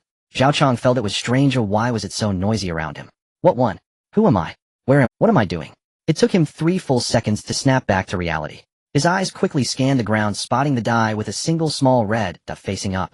A surge of inexplicable power erupted from every cell in his body, interrupting the playback mode and shattering his despair. His eyes widened to the limit, his scalp tingled, and his mind spun for a few seconds before he finally confirmed. He won. He had won with 2 points. It felt like a person who was about to jump off a building due to debt suddenly discovered that their lottery ticket had won $1 billion, ready to claim the prize. He excitedly swung his stiff arm. His face rapidly changed from a pale sheet to a bright red flush. He cautiously glanced at Qin Jin and saw that he had no intention of drawing a gun. This calamity seemed perhaps to have passed. Only when he was brought to the side of Xiao Ma and the others did he realize that his life had truly been spared. Thank goodness. He hugged Xiao Ma and the others, tears of joy streaming down. Those were tears of rebirth dancing in the air. The 2 brothers' Sun Xiaolong watched this scene, wanting to say something, but hesitating. The members of the Green Source Base combat team would never contradict their boss' wishes. Qin Jin looked at the 4 men embracing in joyous tears of rebirth, and then glanced at the 2 women beside them, already covered with jackets by the combat team members. The 2 women who had been unconscious had long since awoken. Watching those scoundrels playing a death game, their originally venomous eyes revealed boundless satisfaction. Unlike Zhao Chang's group, who felt relief at winning, the 2 women felt as if their flesh was being cut when they saw the victory. In the end, 4 people had won, seemingly able to continue living. The pain inflicted upon them by these people was something they would never forget. Even in death, they had not yet taken their revenge. Qin Jin saw the extreme hatred in their eyes. Having seen too many such examples in his past life, he knew that when oppressed to the limit, one could only unleash such hatred through personal revenge, otherwise they would turn that resentment against those who tried to help them. He silently reminded himself it was time to act. Sure enough, looking at the 4 men in tears of joy, the 2 women who had suffered humiliation could no longer hold back. Their bodies, previously drained of strength, seemed to surge with new energy from somewhere. The 2 stood up on the spot and fiercely charged towards Zhao Chang and the others. The 4 men were still celebrating their victory in the game, completely unaware of the 2 women rushing towards them. Xiao Ma and Zhao Chang were directly tangled by the 2 women from the front and back. The 2 women pounced on the 2 men like spiders. These 2 were the ones they hated the most, the ones who had inflicted the greatest pain upon them. Zhao Chang was directly embraced by one of the women, who sank her teeth into his face with ferocity. The intense pain made him scream, and he gripped the woman's arm and hair with all his might in an attempt to shake her off, but he found he couldn't get rid of her no matter what. He could only switch to pounding on her back, trying to inflict pain to make her release his mouth. Faced with such an enthusiastic embrace from the woman, he felt no joy whatsoever. The pain on his face stimulated his nerves, and the blood that spilled began to stain both their clothes, resembling a tragic couple. Xiao Ma's situation was far worse. The woman who targeted him pulled down his pants from behind, and before he could react, she had already bitten down hard. That pain had pierced through his nerves. A deafening scream erupted from his throat, frightening the remaining 2 companions who had not been entangled. The 2 were also stunned. However, they had no intention of helping Zhao Chang and Xiao Ma. One was caught off guard by the suddenness of the event, and the other, seeing that the combat team members nearby remained motionless, dared not do anything. Indeed, Qin Jin had stopped the combat team members who wanted to intervene. He told them, let them vent their revenge. The crowd fell silent. Indeed, let them take their revenge. The 2 women were already too preoccupied to care about anything else, wholeheartedly continuing their revenge. The woman on Zhao Chang was biting down hard on a large chunk of flesh on his face. Zhao Chang kept punching her back, but couldn't get her to release her grip. Blood flowed, and he could no longer distinguish whether it was his blood or the woman's. It seemed the woman wanted to channel all her strength into her teeth, bringing Zhao Chang the deepest pain. On the other hand, Xiao Ma's situation was even more brutal. After being bitten, he initially let out a horrifying scream, even trying to push the woman away to escape. But the excruciating pain told him not to do that. He couldn't move too much, as even the slightest motion inflicted heart-wrenching pain, completely contrary to his previous longing for movement. He cried out for her to let go for help, but it did not elicit any release from the woman. It was just like the way he had treated these women a few days ago. Only the roles had been reversed. Suddenly he felt the biting teeth loosen. The pain slightly eased. Then a hollow feeling washed over him. It was gone. It didn't last a few seconds. A stronger surge of pain struck again. At this point he could not even make a sound, only twitching occasionally. The woman on him was covered in blood. Ignoring the stunned people nearby, she spat on the ground. Her crazed eyes never left Xiao Ma. She smiled, her blood-stained mouth uttering the most tender words. "Weren't you the one who asked me for help before? I'm here now." After saying that, her bloodied mouth moved closer to Xiao Ma. Almost everyone nearby closed their eyes in fear, or simply turned away, unwilling to witness the upcoming scene. As the protagonist, Xiao Ma was unaware of what was about to happen in the next instant. He was still lost in pain. Then a strange sensation washed over him once more. It was as if a nuclear bomb of millions of tons exploded in his consciousness. His eyes rolled back, frothing at the mouth, and before long, he completely lost consciousness. He was painfully killed. After spewing out rotten flesh, the woman saw Xiao Ma's eyes turn white, blood and flesh in disarray, and his breathing ceased. She seemed to come back to her senses, surveying the area. All she saw were men rendered silent by fear. A cold smile tinged with sorrow creased her lips. The unnamed woman stood up, pulled open her clothes, revealing her body. Disregarding the gazes of others, she straightened her back. Facing Qin Jin, a hoarse voice escaped her, bloodstained. "I no longer have the strength to kill the last two men, but I remember the way they looked at me. They are not good seeds either. I've been tainted. I hate the person I am now. Thank you for giving me this opportunity, and being able to kill this man satisfies me greatly." She bowed to Qin Jin, then resolutely ran towards the open window. In the shocked gazes of the others she leaped. A dull thud sounded from below the window. There was no need to ask. Everyone knew what the outcome was, as this was the 7th floor. Most people present could not fathom that this woman was so resolute. Qin Jin also felt slightly surprised. He had guessed that these two would spare no effort in their revenge, but he did not expect that after fulfilling their wish this woman would choose death outright. He couldn't express any feelings of regret or useless sighs, since others had made such a choice he would respect it. Perhaps surviving was not as good as simply leaving this hellish apocalypse. The remaining woman caught a glimpse of her sister's actions, and a fleeting bitterness flashed in her blood-red eyes. Then hatred overwhelmed her, and she bit down on Zhao Chang's mouth even harder. Even as Zhao Chang struck her with his fists and elbows, she refused to let go even for a moment. A torrent of dark red blood poured from the woman's throat. Her broken body could no longer hold on. Having failed to bite Zhao Chang's throat just now, she had lost her chance to kill him completely. Her consciousness began to blur, and her body ached as her limbs started to weaken. That was a sign of her internal organs collapsing from too much damage. She sensed that she was about to die. She gathered her last strength, channeling it into her jaws, and bit down hard. A tearing sound. A large wound appeared on Zhao Chang's left cheek. Blood flowed uncontrollably, even exposing his jawbone. A piercing scream erupted from his mouth. He was driven mad by the pain. He looked at the woman before him, who had loosened her grip and left a piece of flesh in her mouth. The pain was slightly suppressed by the madness. A fierce glint flashed in his eyes. He kicked his right foot fiercely. A dull thud. The woman was heavily struck in the chest. Her body flew backward like a rag doll. She was caught by Sun Xiaolong, who was standing behind. Her ribs fractured and her internal organs ruptured. She had entered a countdown to death. It seemed she sensed someone catching her from behind. Her blood-red eyes glanced one last time at Sun Xiaolong, who had caught her. The flesh in her mouth slipped away, and she opened her lips, as if to say something. Before she could utter a sound, a torrent of dark red blood surged forth. Life rapidly drained from her. In her final moments, she looked deeply into Sun Xiaolong's eyes. Her gaze contained apologies, gratitude, and a hint of regret. Finally, she collapsed in Sun Xiaolong's arms, completely losing her breath. The two women, with their last strength, exacted their revenge on their enemies. Sun Xiaolong stared blankly at all this, holding the woman's corpse. He stood there in a daze. End of this chapter. In the room, Zhao Chang's furious roar had weakened with the kick he unleashed. He covered his bleeding left face with his hand, staring at the exhausted woman before him. Calming down slightly, a sense of panic began to set in his heart. He had killed the woman. Would this group come after him for revenge? Just as Zhao Chang and the others were still worried, Sun Xiaolong raised his head and silently stood up, releasing the woman. His eyes glowed with a predatory hunger, as if he would pounce on Zhao Chang at any moment. The atmosphere became tense. "Alright, let's wrap things up for tonight. Everyone prepare to return to the base," Qin Jin declared. Hearing the leader of the Liuan base make such a decision, the Sun brothers felt a surge of rage that they didn't know how to express. "As for the three of you, since I just said I wouldn't kill you myself, my teammates, including those two brothers, won't take action either. So you won't hold us to our word. You can leave here on your own later. This factory now belongs to us. You have no objections, right? It was a joke. In this situation, how could Zhao Chong and the others dare to voice any objections? The guns in the hands of the opposing group were not to be underestimated. Moreover, these people were far more vicious. No objections. We'll leave right away, and you can take whatever you want here. Zhao Chong endured the excruciating pain on his face. He even had to force a smile that looked worse than crying. His face, missing a large chunk of flesh, oozed blood, appearing more hideous than ever. The farce of the night had already consumed a considerable amount of time. They arrived here around 10 o'clock, and after all the chaos, it was now nearly midnight. The combat team had no objections. Since the boss had said so, even if they had other grievances they wouldn't voice. The Sun brothers suppressed their anger as they saw the people from Liuan base packing up to leave. Their initial intent to confront Zhao Chong had largely dissipated. They primarily felt disheartened by Qin Jin's decision. They had come thinking it was for revenge, but now it seemed they had overestimated their role. Indeed, Qin Jin had listened to the brothers' words.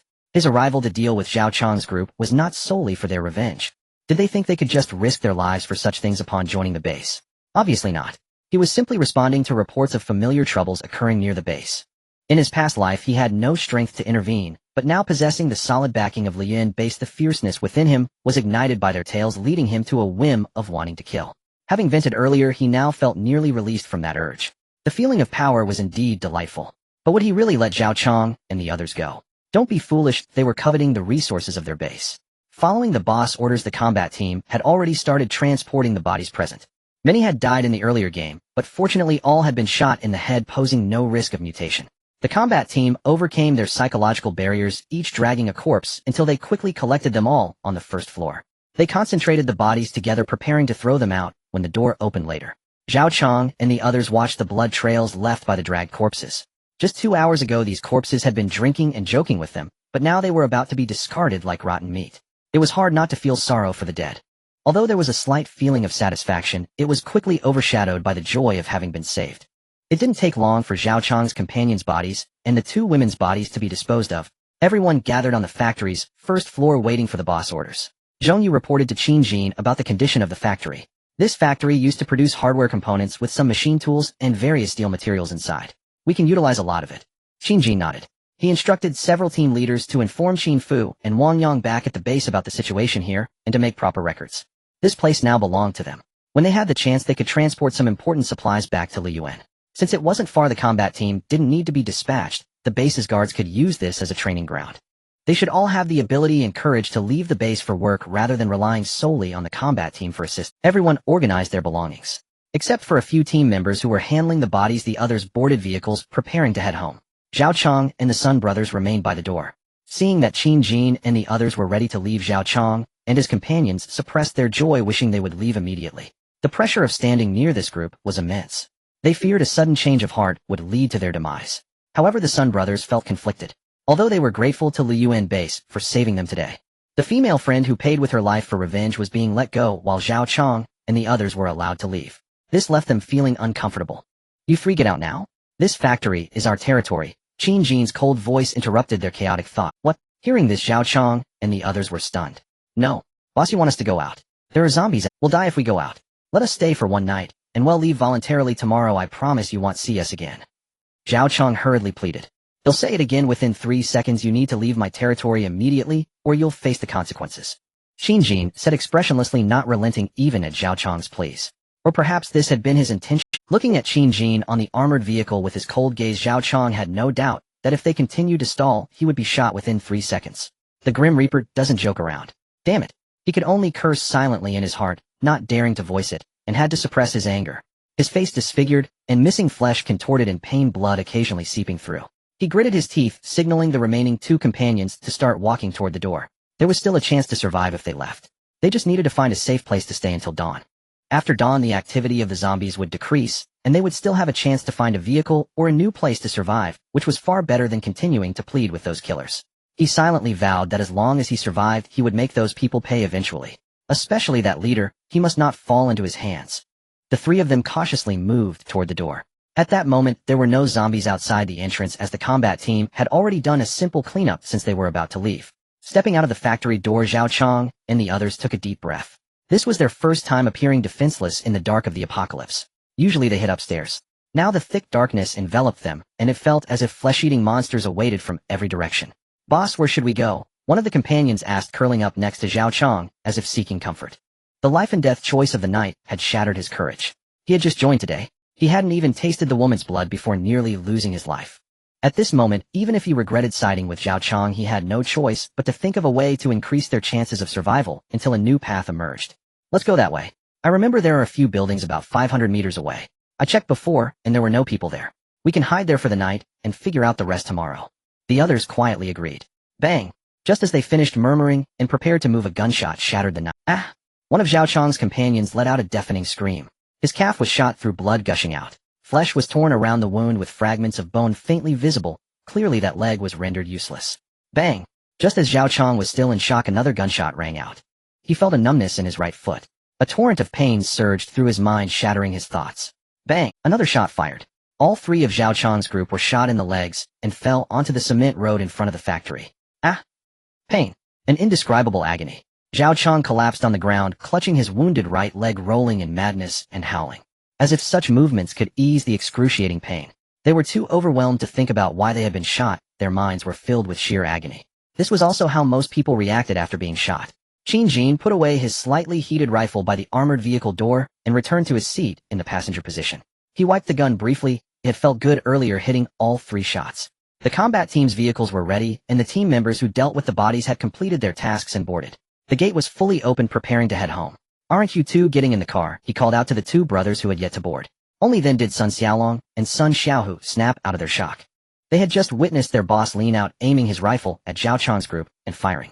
Before they could react, the three had collapsed in a pool of blood. Okay. The two hurriedly found a nearby vehicle with space and squeezed inside. They certainly didn't want to be left behind. This leader was truly unpredictable. His moods were erratic. The convoy rumbled out of the factory. The last vehicle even had someone kindly lock the factory gate with a heavy iron chain to prevent anyone or zombies from getting in. After Zhao Chang and the others wailed for a while, they finally regained a little composure. Or rather, they had slightly adapted to the new agony and could think more simply. At this moment, Zhao Chang was thinking, had they just been shot by that group? He looked at the armored vehicle passing by, and despite being covered in blood, emitted a soul-piercing question. Why? Didn't you say that if we win the game you wouldn't kill us? Blood trickled from the corner of his mouth, a result of biting through his gums and lips. He was in so much pain and filled with hatred. He had clearly promised not to kill him. From a high vantage point, Qin Jin glanced down at the questioning voice below and answered nonchalantly. I did say I wouldn't kill you myself, though I merely shot your legs. What happens next is up to your fortune. After saying this, he withdrew his gaze and closed his eyes to rest. Having caused such a farce tonight, he would have to wash up and sleep for a few less hours. The convoy ruthlessly passed by the three lying on the ground, and no one said a word. Everyone looked coldly at them. They trusted their boss and merely executed orders. That was all. Although watching the lowly ones wailing below was rather satisfying. The same went for the Sun brothers. They watched the few below with delight, feeling all the pent-up frustration in their chests dissipate. Everyone knew these people were doomed. At this moment, night had fallen outdoors and footsteps were shot. The implications were obvious. Zhao Chang could no longer hold back, and disregarding the offense of those people, unleashed a barrage of curses upon them. But there was no anger in response. The convoy had already covered some distance. No one would bother with someone about to die. Sure enough, just as the convoy was about to leave completely, shadows began to emerge from the surrounding darkness, revealing several zombies. Perhaps they heard Zhao Chang's screams, or caught the scent of blood. In any case, they went wild. They rushed towards the people on the road. They intended to feast. Zhao Chang watched the Liyuan base group retreating and finally ceased spewing curses. This release seemed to lessen his pain. Now seeing the zombies surrounding them, he quickly shouted to his companions, "Damn it, fools. Shut up. Don't attract." But it was already too late. Even though the two beside him immediately suppressed their pain and fell silent, the zombies continued to charge toward them without any intention of stopping. Damn! Zhao Chang endured the intense pain in his right foot and forced himself to stand limping toward the factory door at a hurried pace, each step feeling like a dagger twisting in his wound, contorting his face in agony. He had suffered too much pain tonight. He wanted to return to the factory to hide. The two on the ground saw him like this, and also attempted to stand up and flee. But it was just too painful. Running after being shot in the leg without any issues only existed in movies. The kinetic energy of a normal bullet striking flesh would shred surrounding tissue, let alone a rifle bullet. A leg that had been shot was utterly ruined. Without exceptional endurance, one could not bear the excruciating pain and move. Soon the two were pounced upon by the first arriving zombies. Ah! The sounds of screams and the chewing of flesh mixed into a beautiful symphony, painting the night red once more. Zhao Chang was still banging on the door. At this point, the entrance had already been locked with a heavy iron chain by the last departing team member, leaving Zhao Chang's banging unanswered. Damn! Despairing, Zhao Chong leaned against the door, gazing towards the two, already engulfed by zombies, his eyes filled with fear and resentment. He found no escape. He couldn't outrun the zombies, the door wouldn't open, and he couldn't climb over the walls. Now the situation left him with only one path: death. Watching a zombie rush towards him, he could only continue to unleash his fury verbally. "Damn, you bastard deceived me. I curse you to be surrounded by zombies and bitten to death." He unleashed his final roar at this world just as he was charged by the zombie and fell to the ground. He gripped the neck of the female zombie tightly, preventing a bite. He had not yet given up on resisting. Every second of life was precious. His entire body ached, blood flowed continuously from the wounds on his face and limbs. He gradually acquired more scratches from the zombie's hands. While he blocked its neck, its hands could still attack him. Enduring the pain, he flipped over, pinning the zombie to the ground, switching to a more dominant position. He wondered if he could kill this zombie and escape.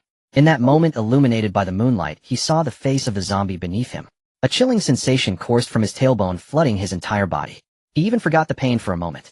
What had he seen? The zombie beneath him was actually the woman they had killed and discarded a few days ago. Just as he had done days ago, he had pinned down that woman, disregarding her pleas until her voice weakened, ultimately fading away before him. After her death, she had been discarded from the factory like trash. Now that woman had returned as a vengeful ghost, seeking the one who had killed her. Was it retribution? Zhao Chong momentarily lost focus. His hands, slick with his own blood, had become slippery. The female zombie broke free and sank her teeth into his throat. Excruciating pain, a violent alarm in his body. A chill grew deep within his consciousness. In his dying moments, he wondered if it was his imagination, but it seemed that the female zombie mocked him. Then his consciousness sank into boundless darkness as more and more zombies rushed in from the sides, beginning to The night was falling. The Green Source combat team, having just completed their mission, returned to the base successfully. The martial law was lifted and the security level within the base returned to normal. They briefly explained the situation to those waiting inside the base. The remaining personnel were indignant to learn that someone had indeed set their sights on their base. They wished they could also go out and kick those people, but unfortunately the boss had already dealt with that group. Night had fallen. Qin Jin sent everyone back to rest, as they would need to go out to search for supplies tomorrow. After the earlier events, he felt tired and returned to his small room to wash up briefly before going to sleep. The personnel preparing to go out were ready, and the vehicles were checked and fueled up. Under the leadership of their respective team leaders, they prepared to execute the mission of searching for supplies. Qin Jin still woke up early. He met with the team leaders going out and shared some important notices with them. When you go out today, if you pass by a gas station, pay attention to see if there are any survivors inside. If there are, ask them if they have heard of the Apocalypse Survival Group. If they have, bring them back to the base. He took out a tablet and opened the map application. He pointed out the location of a gas station on the offline map he had downloaded earlier, which was more than 60 kilometers away from the base. According to the operational team's speed in searching for fuel supplies, they would reach this gas station in a few days. He hadn't forgotten that a few days ago, before the power and internet went out, he had invited people from the Apocalypse chat group to join. Those people might have already wanted to join and made it to that gas station. Anyway, the base was lacking in labor, and food wasn't too much of a pressure at the moment. Having more people during the early stages of the apocalypse could yield greater returns. Moreover, being able to recruit a few talents would be beneficial. The team leaders all expressed their understanding. Soon after, the main group rumbled out of the base to carry out their respective tasks. Qin Jin returned to his office and called a few administrators, indicating that he had something to discuss. Looking at the gathered administrators, he spoke directly. Everyone needs to pay attention to the living conditions of the personnel within the base today. Record those living alone or in mixed situations. Once a human dies, as long as their head is intact, even if they haven't been bitten by a zombie, there is a high probability they will turn into a zombie. I hope everyone understands this first, and then gradually conveys it to everyone as rumors. Let everyone pay attention. In the future, whether due to accidental death or death from illness, they must be dealt with. I do not want to see anyone turning into a zombie after death and causing chaos within the base. The information stunned the administrators. This meant that the base indeed needed to strengthen its management. If someone were to deliberately kill, it would be equivalent to creating zombies. How terrifying. Seeing the administrators' faces turn unusually grim, Qin Jin continued, there is no need to be too fearful. According to our recent observations, normal humans do not immediately mutate into zombies after death. There is a process involved, possibly related to individual constitution or the concentration of viruses within them. Basically, it takes 1 to 3 hours to mutate. As long as we take precautions regularly and extinguish any signs before they arise, we should be fine. Phew. Hearing him say this, the others' expressions lightened somewhat. With a few hours of buffer time, they could prepare as best as possible. At least they would have some time to deal with any deaths. This mainly concerns the control when everyone returns to their rooms at night. It's no wonder the boss wanted this information. Qin Jin did not elaborate on the source of this information. It was something the survivors from his past life had discovered at great cost. because theoretically everyone carries trace amounts of the virus in their bodies. After a human body dies, the immune system collapses, and the virus begins to multiply in large quantities. Once a certain concentration is reached, transformation occurs. This timing is indeed difficult to ascertain and is related to individual constitution. Too many humans suffered from this in his past life. Many survivors banded together to survive, and there were frequent cases of injuries leading to death or starvation, which if not dealt with for a long time resulted in mutations into zombies that would bite and consume the nearby survivors. After everyone learned about this information, they tacitly began to guard against those around them, ready to dispose of any dead bodies immediately. Many people would place a light paper or feather under their noses or faces while sleeping at night to indicate to others that they were still alive. The night watchman had to pay attention from time to time. If they noticed anything unusual, they would wake others. Those who survived in his past life each had their own survival methods. In the green source base, under such conditions, even if someone suddenly died from illness or mutation at night, most people would still be in their rooms, and the internal personnel would have ways to deal with it quickly. After briefly explaining the precautions to a few people, he let them continue with their tasks. Qin Jin stood alone in front of the large floor-to-ceiling window of the office, hands clasped behind his back, gazing into the distance. The increasingly high walls completely obscured the buildings outside. Within the base, one could mainly see the sky. In mid to late October, the temperature had dropped below 20 degrees, already feeling a bit chilly. The sun had just risen. The warm sunlight shone on his clothed body, dispelling the slight chill. His eyes were fixed on the slowly moving clouds in the sky, their focus unfocused. Unknowingly lost in thought. In Yanqing, in a certain villa district, in a closed small Western-style house yard, a figure could be seen fiddling with something. Upon closer inspection, it was a fully armed person modifying a car. It was none other than Li Su, the leader of the previously mentioned Apocalypse survival group. After deciding to reclaim the villa that day, he made plans and successfully dealt with the zombie nanny using traps and homemade weapons. He managed to turn the entire villa back into his active domain. Afterward, he also inspected the entire house, reinforcing some security vulnerabilities. The outside yard was also secured by him. One could say that his activity space had increased significantly, and food along with various supplies had been moved to his room for storage. From a survival perspective, he had done quite well. The food at home wasn't much, a rationing could only last a month or so. Aware that he couldn't afford to sit idle, he began preparing to go out to search for supplies, with the nearby neighbors being excellent targets. Their community was a relatively high-end residential area with not many residents. Theoretically, there shouldn't be too many zombies around for now, so the probability of obtaining food shouldn't be too low. A couple of days ago, he made preparations, strapping himself with homemade protective gear, armed with a kitchen knife and an iron rod, and during the day stealthily approached the neighboring house. After successfully entering the house, he unexpectedly encountered 4 zombies. Scared, he turned on his heel and fled. He felt he could handle one zombie if prepared. Encountering 4 at once was too much, it was better to flee. Fortunately, he managed to close the neighbor's door in time, avoiding being pursued and safely escaping back home. During the day, zombies hid indoors or in various shadowy places. Without prior preparation or professional techniques, it was indeed difficult to kill them. One must understand that zombies are not weak in speed and strength. Facing too many alone is extremely dangerous. This first expedition's failure severely impacted Li Zu's confidence. The zombies encountered now were far more terrifying than those in movies. If zombies were like those in a popular series, moving slowly and weak, he felt he could take on 10 of them. Unfortunately, facing the current type made even a few difficult. He was weighing the odds of 1 against 2. He deeply felt the advantage of teamwork in the apocalypse versus the disadvantages of being a lone wolf. If he had a few more companions, there would be many other strategies he could implement. After regaining confidence over the next 2 days, he changed his target and went to 2 other neighbors' houses.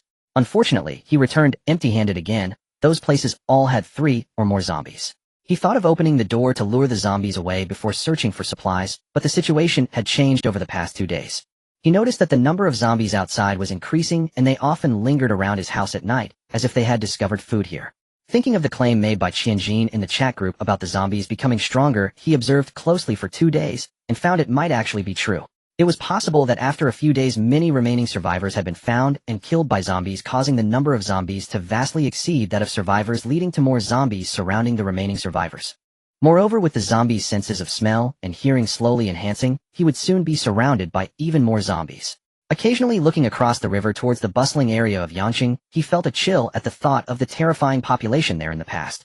If zombies truly evolved into a stronger state, staying here would mean certain death. The simple iron fence and low walls at home would not withstand many zombie attacks. There was no other choice. He could only choose to escape from here. Giving up on finding more food and waiting in his home for nearly hopeless rescue was akin to waiting for death. It was better to venture out and take a gamble elsewhere. Recalling the location mentioned by Qinjin, he checked the offline map on his still-working phone, realizing it was nearly 300 kilometers away. At his previous driving speed, he could probably reach it in 3 to 4 hours. Now it was hard to say, but since there were no other destinations, this place became the only option. Even if he couldn't find Qinjin, that location belonged to a second or third-tier city, and theoretically the zombie density would be much better than in his current Yanqing. Finding a new place to stay shouldn't be too difficult. Having made his decision, he didn't hesitate any longer. He also stopped trying to take advantage of the neighboring houses and focused on preparing for departure. As an apocalypse enthusiast, he knew quite a bit. Today, he was simply modifying his off-road vehicle at home. Fortunately, he had once been fond of off-roading and had a decent SUV. At this moment, he was adding a front guard and installing iron wire mesh on the car windows. The tools he usually kept at home were a huge help. He had basically completed the modifications yesterday and was now transporting and securing various supplies. Food, drinking water, a charging power bank, a flashlight, a lighter, a tent, clothes, and blankets. Various items had already packed the car to the brim. Looking at the car that had barely any room left, he could only regretfully give up on adding more, and any further stuffing would affect driving. He locked the main door of his house and took one last lingering look at the home he had lived in for many years. He resolutely climbed into the vehicle, started the ignition. With 80 fuel in the tank, he should be fine reaching his destination. If necessary, he also had a siphon hose to borrow some fuel from a vehicle on the road. Checking the time, it was around 9 o'clock. The sun had already risen. Not wanting to delay any longer, he gently pressed the accelerator, slowly driving out and approaching the already opened iron gate of the yard, nudging it open. Roar 3 zombies were waiting at the entrance. Seeing the gate wide open and zombies starting to approach the car, Li Su pressed the accelerator hard and charged towards the zombies. Bang bang. 2 of the zombies were knocked away by the car like gourds. Li Su glanced at the rearview mirror, but no longer paid attention to what was behind, focusing on the road ahead. This route out of the city would be his greatest challenge. Logically, as long as he could drive out of the city and away from high-density population areas, his safety would be relatively guaranteed. Previously, he had specifically found a route on the map that avoided various bustling areas and high-density residential districts, intending to choose paths with fewer people. He had considered taking the highway, but with mutations occurring in the early evening, countless accidents must have happened on the highway, and if any section was blocked, it would be troublesome. Being alone, it was safer to take the smaller roads. He kissed the Buddhist pendant hanging from his neck, offering a silent prayer to the unknown deities. He drove towards the rising sun. What awaited him? No one could tell. In the early morning, the sunlight of around 7 or 8 o'clock fell upon the earth, dispelling the chill of early autumn. Outside, a serene tranquility enveloped everything, with scattered debris visible along the streets. Flying newspapers and plastic bags damaged vehicles. Some doors and windows were tightly shut, while others stood ajar, occasionally revealing signs of charred marks. Yet the thick smoke had long since dissipated, leaving only a darkened expanse. This was the common state of human buildings now. After the chaos had calmed everywhere, had transformed into a post-apocalyptic landscape. The zombies too seemed to have vanished into hiding after the sun appeared. 2 modified vehicles approached from a distance, one an off-road vehicle and the other a large truck, slowing down as they entered the area. They appeared to be observing something. It was the team of Li Bowen from the Green Source base out searching for supplies. Captain, we have arrived at a small town 15 kilometers from the base. According to the map, there is a relatively large supermarket ahead, which is our primary target. Sitting in the driver's seat of the off-road vehicle was the recently recruited Gao Chang, who had been permitted to join the combat team and was assigned to Li Bowen's squad. At this moment, he was driving out to look for supplies. Once we reach our destination, first confirm the escape route, then search for usable trucks or vans. There should be some vehicles in the parking lot around the supermarket. Let's find one and fill it up with fuel, and then we will have our means of transport for today. Yes, they now only drove out with around 2 vehicles each time. In the early days of the apocalypse, there were countless abandoned vehicles everywhere, and the fuel was still plentiful, making it unnecessary to waste any. They simply kept them for their own use. Even if there was no fuel, they could find abandoned vehicles to siphon from. Soon they found their target on a major road in the small town. True to its title as the largest supermarket in the area, it stood tall in a conspicuous location. The external parking lot also had several cars parked, though they were mostly sedans without any large trucks in sight. It's normal for the parking lot not to have trucks. Usually deliveries or transport are done through the back door. Let's check. Li Bowen observed the area around the supermarket, briefly informing all team members before the 2 vehicles continued to cruise around the town. Indeed, they found several trucks at a construction site and discovered a large truck parked at the roadside. The combat team members unlocked it without hesitation, claiming it as their own. They quickly gathered 6 vehicles. Except for the off-road vehicle, which had a lower cargo capacity, the others could carry quite a lot. After checking that the vehicles were in good condition and filling them with fuel, the team returned to park near the supermarket. Li Bowen looked at the supermarket's open doors and said to one of the team members, Xiao Zhang, take out the drone and start luring the zombies. Understood, Captain. This team member, named Xiao Zhang, took a drone from the off-road vehicle, which was equipped below with a sound-emitting ball. They all understood some points of drone operation, thanks to Xiao Liu's experience. The drone ascended slowly, flying to the supermarket's entrance where it began to play popular music. The silence was broken and chaotic noises quickly erupted from within the supermarket. In just a few seconds, several zombies rushed out. They howled and reached out, trying to grasp the drone hovering in the air. A few minutes later, confirming no new zombies had emerged, Xiao Zhang began to maneuver the drone, leading a small horde of around 30 zombies away from the supermarket. During the movement, new zombies were attracted from the surrounding buildings by the sound, joining the horde. However, soon the nearly 100 zombies were led by the drone to over a kilometer away. The drone continued to fly away. At that time, the drones purchased by Qingjin were high-end quadcopters with good endurance and remote control distance, capable of reaching 3 to 5 kilometers away to monitor the horde from a distance. The other team members skillfully drove the vehicles to the supermarket entrance. After arranging themselves in formation for defense and escape, Li Bowen left Xiao Zhang to continue monitoring the zombie horde and guarding the surroundings while he and the other 5 entered the supermarket. Upon entering, a wave of darkness enveloped them. A strange odor wafted through the air, reminiscent of various foods rotting and fermenting. This supermarket was of considerable size, at least over 1,000 square meters. However, the interior had long since lost power. The combat team members turned on their oversized flashlights, instantly piercing through the darkness and revealing the situation inside. At the entrance, various debris was scattered across the checkout counter. Some shelves in the distance had collapsed while others remained orderly. The ground was littered with dirt and bloodstains, all signs indicating that chaos had once reigned here. Wasting no time, Li Bowen led the way, carefully holding his rifle, the front end of the gun equipped with a short bayonet ready to attack at any moment. The other team members also spread out cautiously following, each carrying shields, machetes, and crossbows ready to assist at any moment. The combat team's fighting mode was quite simple. When encountering small groups of zombies, they would first use bayonets, machetes, or crossbows to deal with them, with shields for defense. When facing larger groups of zombies, they simply opened fire without hesitation. Generally, after being drawn away by the drone, there were rarely large groups of zombies left, often not even a single one. Occasionally, some that were blocked or for various reasons not attracted could also be dealt with without firing a shot. Under the illumination of the flashlights, the scenes within the supermarket were revealed. In the silence, a feeling of eerie depth lingered. Li Bowen had long since overcome such fear. After a swift assessment, finding no sources of danger, he turned to his team members behind him and said, "Initial visual scan shows safety. Let's split into 3 teams of 2 and start searching the entire supermarket. Once we confirm there are no issues, we will begin moving the supplies." The team members responded affirmatively. The 6 quickly dispersed, each group having 1 person in front and 1 behind to assist. 5 minutes later, the squad confirmed that there were no zombies in the entire supermarket.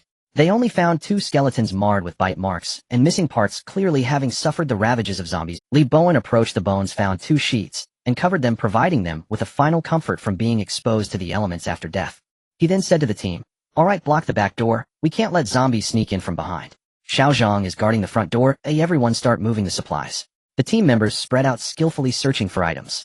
Rice flour and various grains were quickly gathered without reserve. They also found supermarket carts for transporting goods, rapidly loading bag after bag of food. Instant noodles, canned goods, and other sealed food items were not overlooked. These were excellent items that could be stored long-term, unlike vegetables and meats which needed refrigeration and could only be consumed short-term. Several team members reached the vegetable and meat section, seeing the already rotting and foul-smelling produce. Their expressions reflected regret. Except for a few items that were still usable, the spoiled ones did not warrant wasting effort or truck space. After over an hour of loading, they managed to fill several vehicles. Even so, there were still many items left in the supermarket that they could not take relative to their few vehicles. The resources in the entire supermarket were too abundant. Li Bowen pondered for a moment and decided to first transport the items back to the base before returning for more. He informed the team, and everyone agreed. They blocked the supermarket's main entrance with the vehicles they had found, and Xiao Zhang also brought back the drone, which was running low on battery. The team began their return towards the base with the newly acquired supplies. They returned to the base in just a short time, around 30 minutes. After staying in the isolation zone for a sufficient time, they drove the vehicles into the base. Upon hearing of their swift return, Qingjin came to understand the situation briefly and fully affirmed their action. He then contacted the base manager to arrange for others to come and assist with unloading the supplies. The combat team members took this opportunity to rest, as they had been physically active while moving supplies and were somewhat fatigued.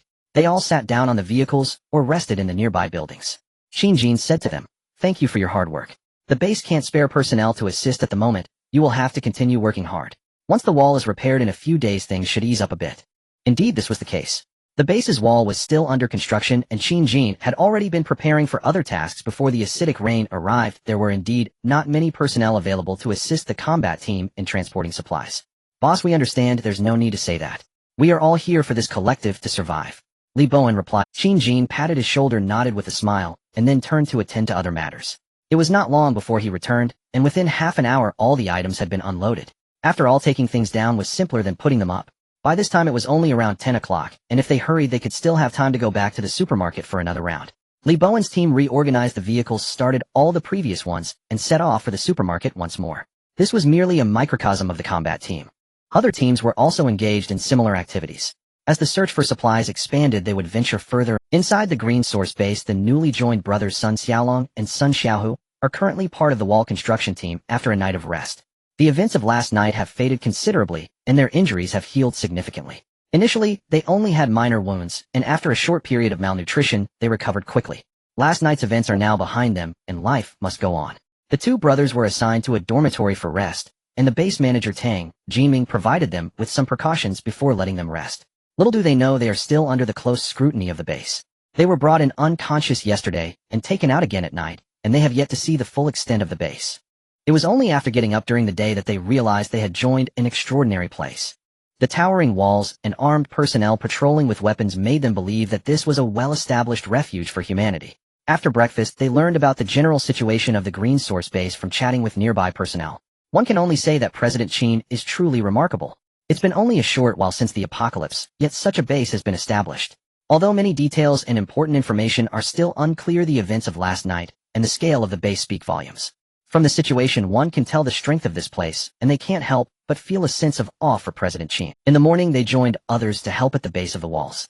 The walls looked magnificent from afar, and standing at the foot of the wall, they felt the grandeur even more. They wondered why President Qin was still not reassured by such tall walls, and wanted to reinforce them further. There was no room for questioning among others, especially for newcomers like them. They just followed along.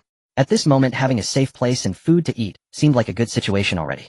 The two brothers are inherently law-abiding individuals. Seeing their fellow base members working hard beside them, they felt inclined to keep quiet, and also put in their best effort, occasionally chatting with new acquaintances to learn more about the base. Gradually, they began to integrate into this large community. Today, the base was still bustling with activity. During the day, aside from Team Li Bowen making several trips, other teams also returned one after another, bringing back supplies they had gathered. Whenever the bell that attracts zombies rings around the base, they know the gates are about to open to welcome back the combat. Watching truck after truck unloading supplies, each person felt a sense of satisfaction. Although the base still operated under a communal meal system, only combat team members had the privilege to keep a small amount of the items they found outside. Apart from a few managers, everyone else could only enjoy the same standard of ordinary treatment. There's no helping it, combat team members have certain privileges. After all, they are the ones who dare to go out and fight. But it's still not bad, at least they have their own accommodations and food. In the evenings, there was also hot water and daily necessities available. They could even charge their phones and flashlights at the communal charging station. The Green Source base was quite generous with these low-power electronic products for now. These small devices, even if 100 were charged, wouldn't consume much electricity. It's better to enrich the lives of the internal personnel and distract them from unnecessary thoughts. Even though there is no internet now, phones remain the best tool for humans to pass the time. Whether it's listening to music, watching downloaded movies, or playing single-player games, they are the top choices. If someone didn't download resources in advance knowing the apocalypse had come and still not rushing to gather them, they could only say sorry. Today, Qin announced some new regulations at the base, including basic points and contribution points. Basic points are earned by completing some non-dangerous tasks at the base, allowing them to access already available benefits such as hot water and equipment charging. In the future, only those who work normally will enjoy these basic benefits that everyone has. If someone is lazy or causes any losses, corresponding points will be deducted. This will reduce their quotas for hot water charging, daily necessities, etc. Oh, and lower their quality of life. Basic points cannot be transferred. Each person can only bind their own. At first, when everyone heard this, there were some complaints. Originally, the benefits that were already available now needed to be distributed based on labor, which inevitably made them feel a bit disadvantaged. However, the introduction of contribution points effectively reduced such complaints. Contribution points, as the name implies, are extra points earned by making contributions. These are calculated separately from basic points. Once obtained, they can be retained for a long time and can be gifted or transferred without being limited to personal use. Contribution points can be exchanged for many wonderful items. The base has listed a catalog of items that can be exchanged with a dazzling array of goods available. Simple daily necessities aside 1 contribution point can be exchanged for 5 packs of instant noodles or various snacks or 3 bottles of beer or other drinks or 2 packs of cigarettes or a varying quantity of various foods. A few individuals who bravely went out to drive and handle the zombie bodies received 1 contribution point each today. For more complex matters, one can exchange for some broadly defined items. 3 points can be used to apply for a continuous month of electricity usage not exceeding 3 kilowatt-hours per day. 10 contribution points can be used to request a job change to a more relaxed position, which no one would refuse. 30 contribution points can be exchanged for an independent living space with a complete set of furniture and a bathroom, eliminating the need to share with others. 50 contribution points can allow someone approved by the base to enter Green Source. This is very useful, as one might imagine. It can even be used for trading with others. One can post tasks to ask for help from others, such as asking combat team members to specifically look for a certain item when they go out. Of course, such transactions come at a great cost. The transfer or use of contribution points requires notarization by the base, and the system is still being established. Those in the know understand that contribution points are privileges and also a new form of currency.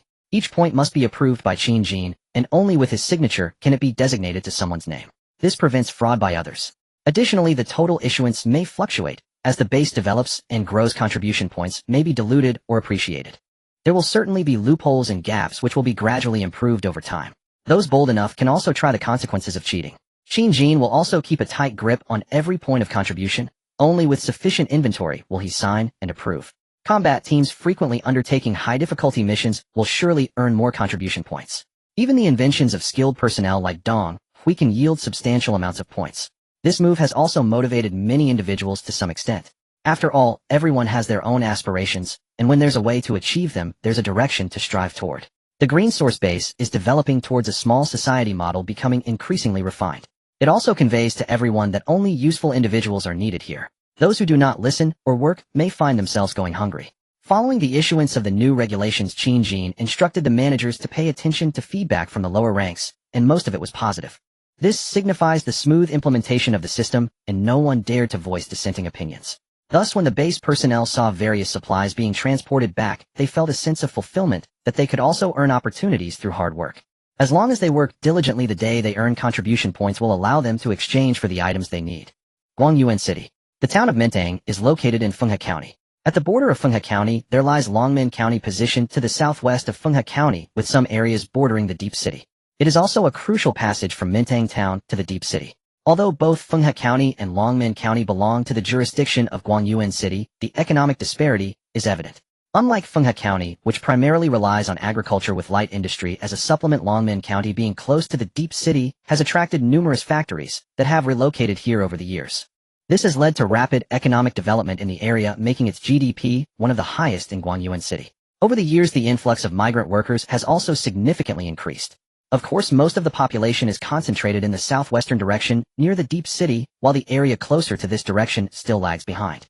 At this moment, in the northwest direction of Longmen County, 3 cars are currently driving along the road. The leading vehicle, an SUV, has some damage and bloodstains on its front. Following it are 2 sedans. Through the car windows, it can be seen that many people are seated inside. In the front SUV, 4 people, 3 men and 1 woman, are seated. At this moment, a young man in the passenger seat, approximately 27 or 28 years old, is speaking to the driver. "Bro, can we really find a gathering place for surviving humans? We've been out for 2 days, and we haven't seen a single living person on the road." The young man speaking looks disheveled with furrowed brows and an anxious expression, glancing nervously out the window, indicating that he has not been faring well during this time.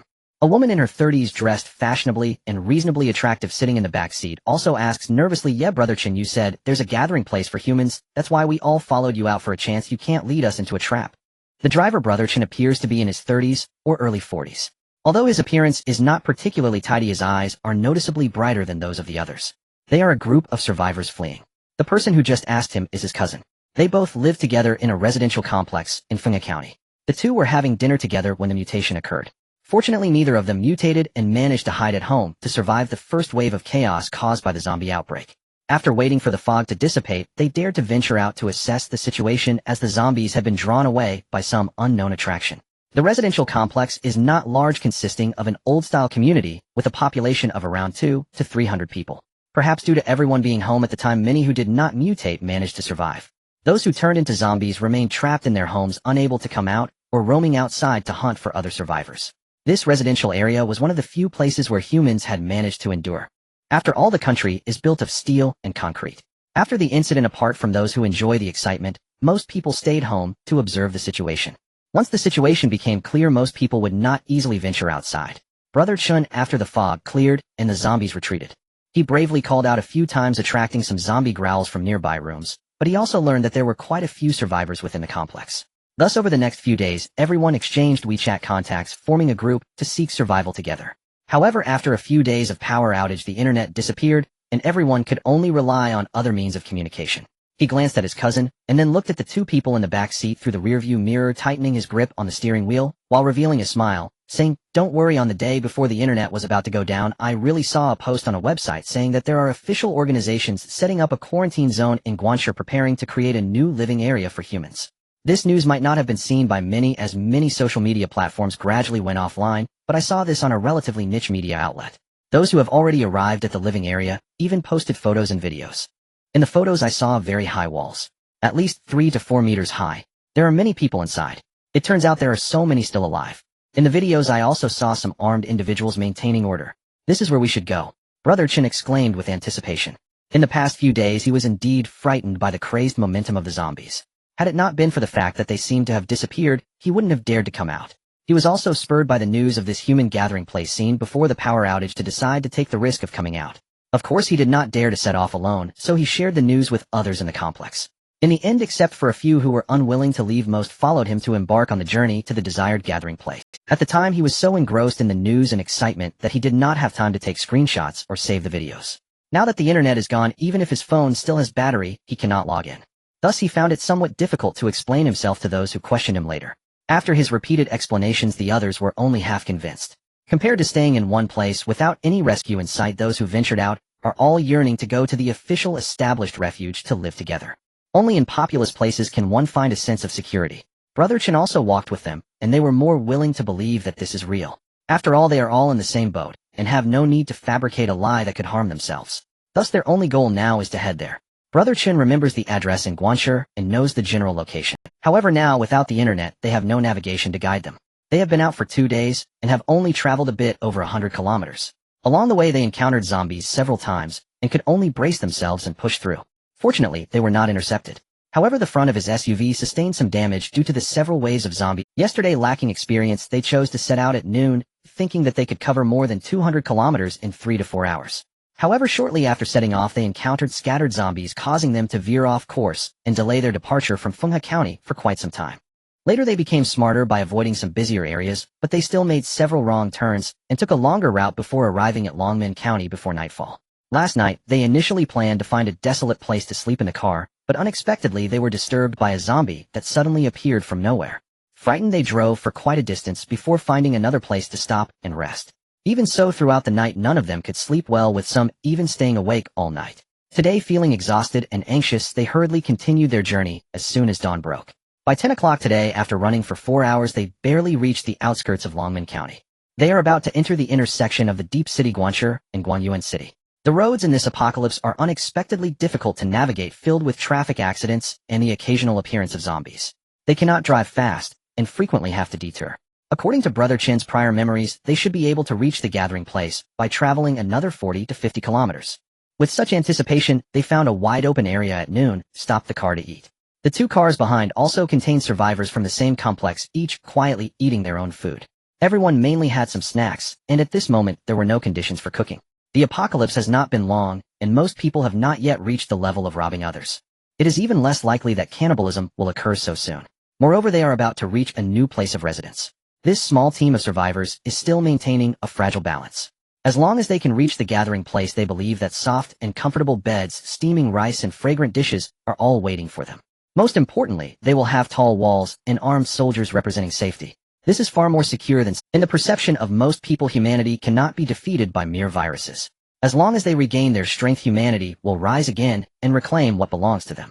Zombies in the face of firearms are merely numbers. However, no one knows that humanity has essentially collapsed. There are very few organized groups left. They are not strong either.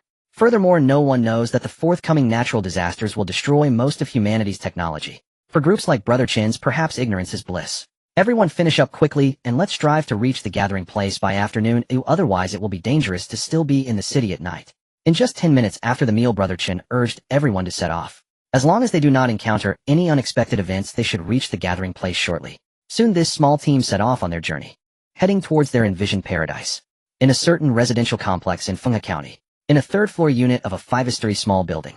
Inside the house, there are 3 survivors, 2 adults, 1 man, and 1 woman, along with a child of about 6. Honey, aren't we going to look for that so-called gathering place? Old Zhang next door has gone with them. The woman, appearing to be in her 30s, implies through her words that this is a family of 3, and fortunately none of them have Let's just stay at home. We don't know what the situation outside is like. A few days ago, before the internet went down, there were zombies everywhere. It's probably no better now. Going out would be like courting death. Is it safer to stay at home? The man spoke to the woman, who is his wife. That may be true, but if what Brother Chen said about that place is real, then we would miss a great opportunity by not going. We have to ration our rice and other food at home, and it can only last us for about a month. What do we do after we run out? Are we supposed to risk being bitten by zombies just to find food?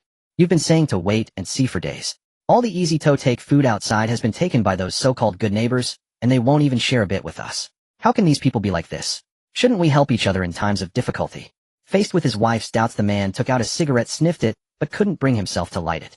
This was his last cigarette. He had already finished the previous pack over the past few days.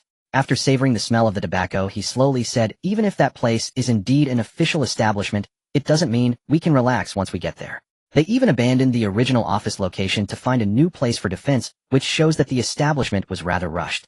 With so many people flooding in, we might not even have a place to sleep. It's better to stay home.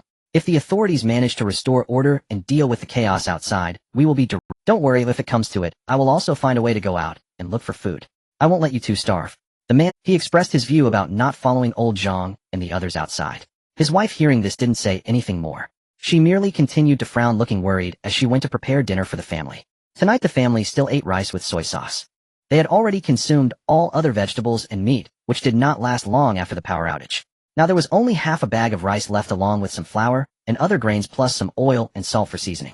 They didn't know how long this catastrophe would last. They had now reduced their meals from 3 to 2 a day, and each person only ate a little over half a bowl at a time, which had left the child often complaining of hunger.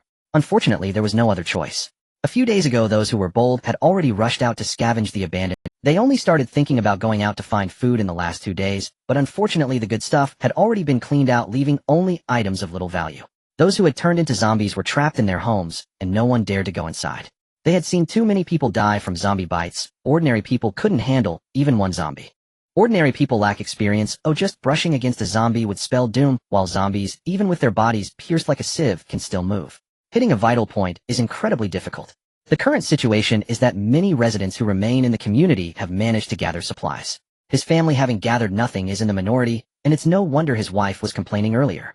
He also admits that he was indeed too cautious in the past few days. If he had managed to bring back a few bags of rice or other food, they wouldn't be in a situation where they cannot eat much at every meal.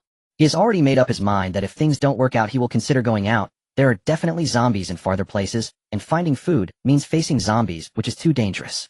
It is safer to continue waiting for rescue. After all, they can last for another month, so there's no rush. If it comes to it, they can just eat a little less. What if he went out to look for food and ended up bitten or killed by zombies, only for help to arrive later? Wouldn't that be a huge loss? He remembers watching a movie where someone met their end just before dawn due to similar circumstances. This thought frustrates him. According to his nature, he would prefer to wait, and only if that fails would he consider other options. Thus what he said earlier is quite different from what he truly thinks. But that is just how he is. The remaining humans surviving around the world are each finding ways to survive. Those with courage and means have begun to establish various groups, gathering more survivors to form their own survival. The timid are still huddling inside their homes, praying for the outside world to improve on its own, waiting for someone to come and rescue them. There is no right or wrong in this. It is all a matter of personal choice. The only goal is survival. A few days later, the date has reached October 28th. The apocalypse has arrived for more than half a month. In the early morning, the temperature has dropped to around 10 degrees. Just like the memories of the past, this year's cold has come exceptionally early. It's not even November yet, and many places in the north have already dropped below zero, with some of the farthest northern areas beginning to see heavy snowfall. Even in the south, temperatures have rapidly plummeted to levels usually seen only during the coldest periods of previous years. Qin Jin is in the gym of the office building. He has just completed a set of high-intensity workout routines. After half a month of training, he has already felt that his body's progress has passed the stage of rapid growth. At this point, the progress has slowed down. Although he can still feel himself getting stronger every day, it has noticeably weakened over the past 2 days. Now he can hold a weight of 230 kilograms with one arm for a short period. His two-handed strength has reached an astonishing 900 kilograms, surpassing the limits known to him from his past life regarding power evolutionists. It is important to note that this is normal strength. The power unleashed in an instant would be even more terrifying. The feeling of growing stronger every day has deeply captivated him. At this moment, he can fully be called a super soldier. Of course, he cannot be compared to those extraordinary humans who can fly and evade danger. He can only say that he is still within the realm of understanding. At most, he can flip a car with all his strength, accelerate, and jump up to the height of 2 stories, and punch a cow to death. That's about it.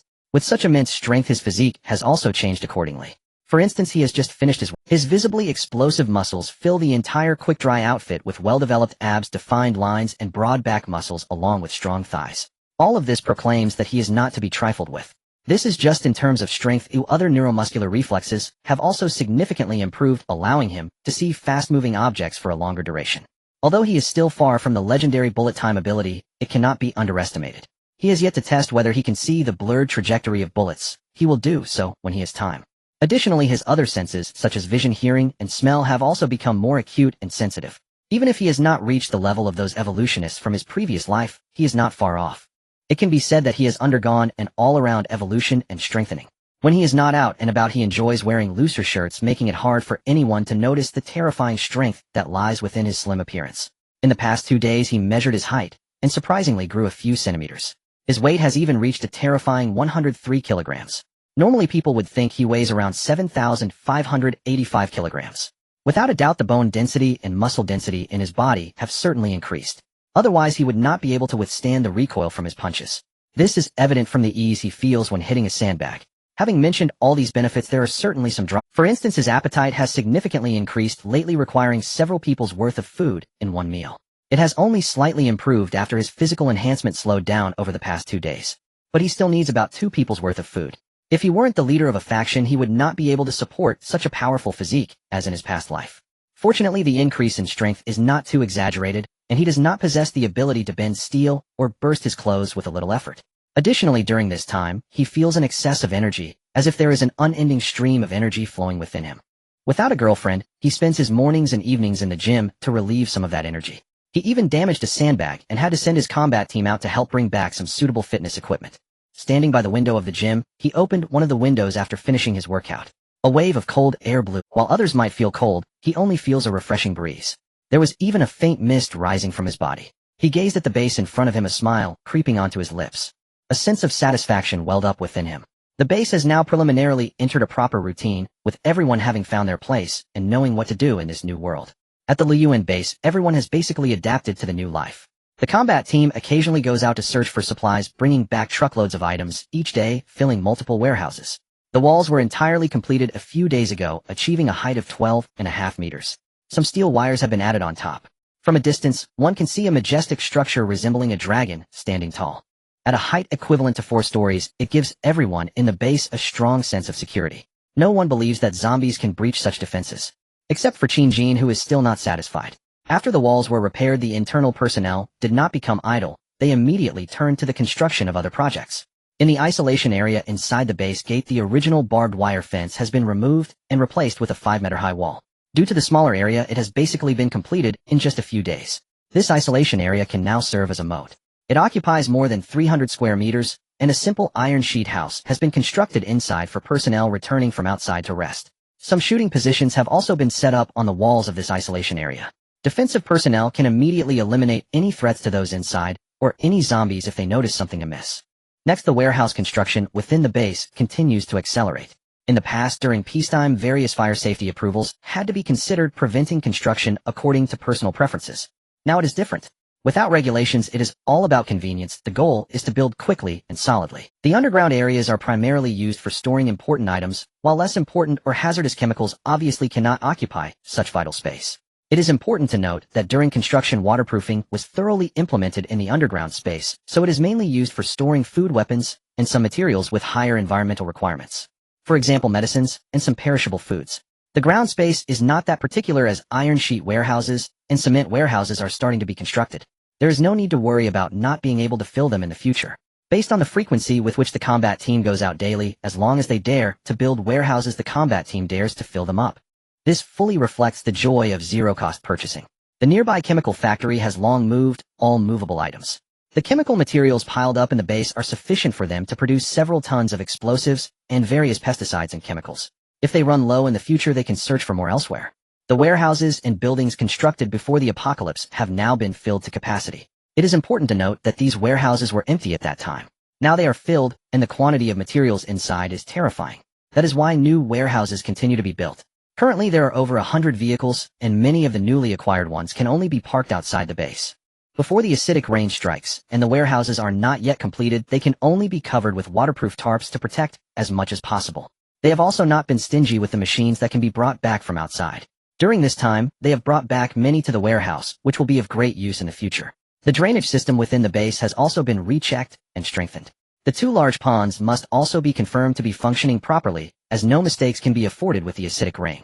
In the future, this water resource will guarantee drinking and planting. Thankfully, they had previously reinforced the roof with iron sheets, as doing so after the apocalypse would be doubly difficult. They have also not neglected the soil for planting. In the past 2 days, they have sent people out to dig up fertile soil, which has been piled in the surface planting area and the underground planting zone. In the future, when acidic rain erodes the land, making it unsuitable for planting, their base will at least not worry about this. During this time, he has also not been idle. He has already started making some preparations for the disaster caused by acidic rain. Next, he is getting ready for the cold disaster this winter. Every winter after the apocalypse is a test. Even in the south, one can experience that bone-chilling cold and ice. Therefore, starting today, he has asked the management to arrange for heating equipment to be installed in every residence, fireplaces and coal stoves. Rooms with ventilation are usually inhabited by people of higher status. A simple small fireplace can be easily constructed.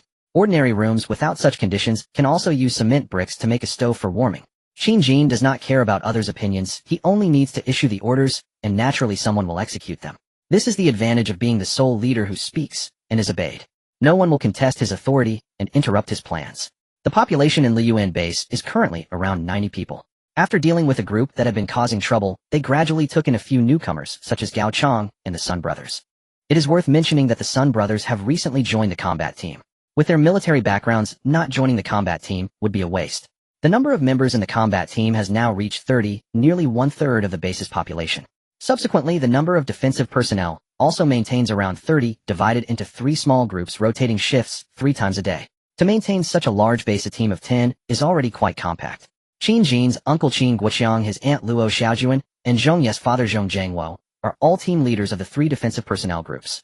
Monitoring gates and 4 sentry posts must have personnel present at all times to ensure safety and prompt. The remaining on-duty personnel will patrol the base in shifts and check for safety hazards in different areas such as water, electricity, and warehouses. If nothing goes wrong, that's the goal. Once an incident occurs, those responsible will be held accountable. Confirmed negligence will result in expulsion from the base. Defensive personnel on duty can also serve as construction workers, electricians, or transport workers. Occasionally, they must also assist the combat team in moving large supermarkets, large factories, or warehouses that have been cleared and deemed safe.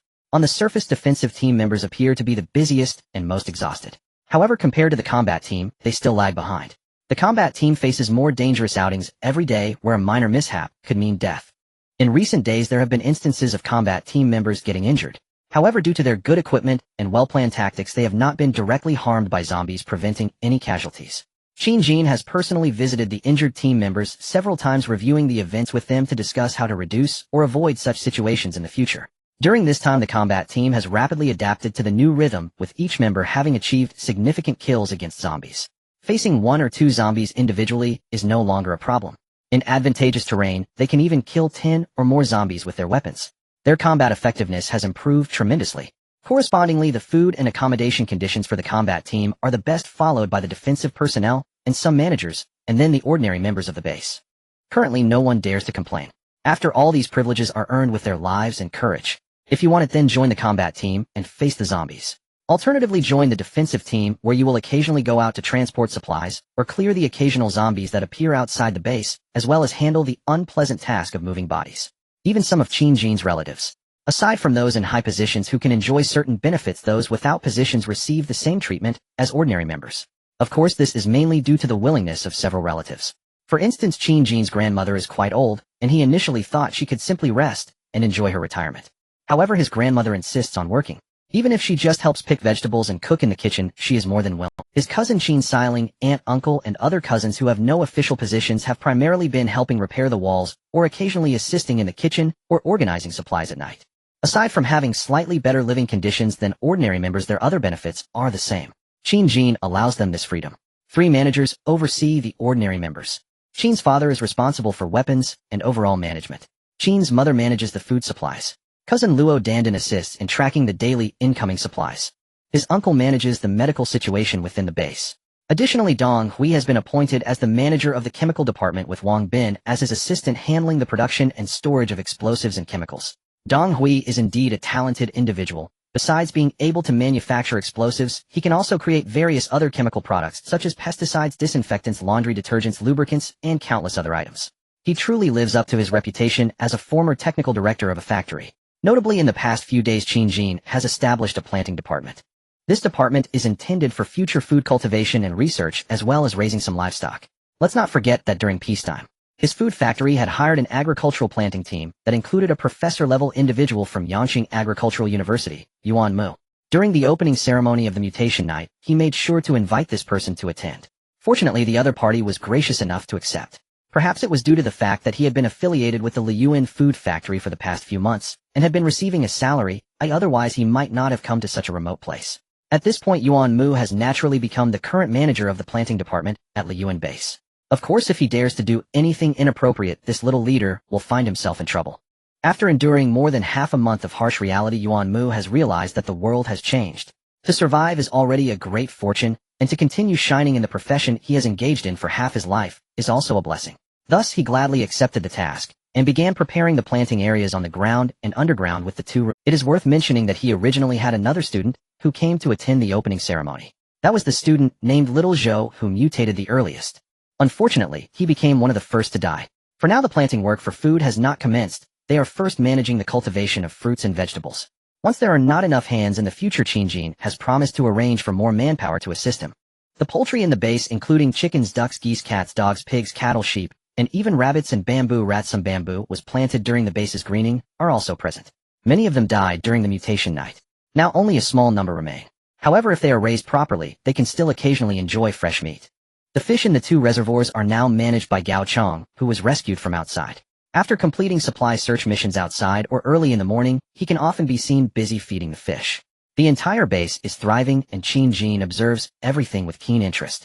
This place has already taken on the shape of the ideal paradise he envisions. He hopes to maintain this in the future. If possible, it will only get better. Let's hope so. End of this chapter. After marveling at the rapid development of the base, Qin Jin took a deep breath, letting it linger in his lungs for a while before exhaling.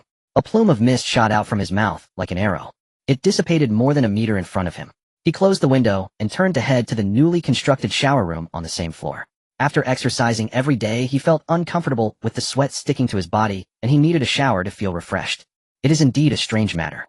Recently, he had noticed that his clothes often went missing. After exercising, the dirty clothes left in the gym or shower room would inexplicably disappear. At first, he thought someone might be helping him pick them up to wash, but later he realized that the missing clothes had not shown up for a long time, which felt off. He even asked if his mother had taken them to wash, but received a negative response. Since it was just a few pieces of clothing, he didn't bother to press further. Moreover, due to his recent weight gain, he felt that his old clothes were a bit tight. It was just the right time to change to a larger and looser size, liberating his increasingly oppressed brother. As he walked out of the gym, passing through the hallway to take a shower, he suddenly caught a faint scent with his nose. It seemed to be the smell of perfume mixed with some strange aura. Quite peculiar. He couldn't be sure if he was mistaken. His sense of smell and hearing had enhanced recently, often picking up various strange scents and sounds within the base.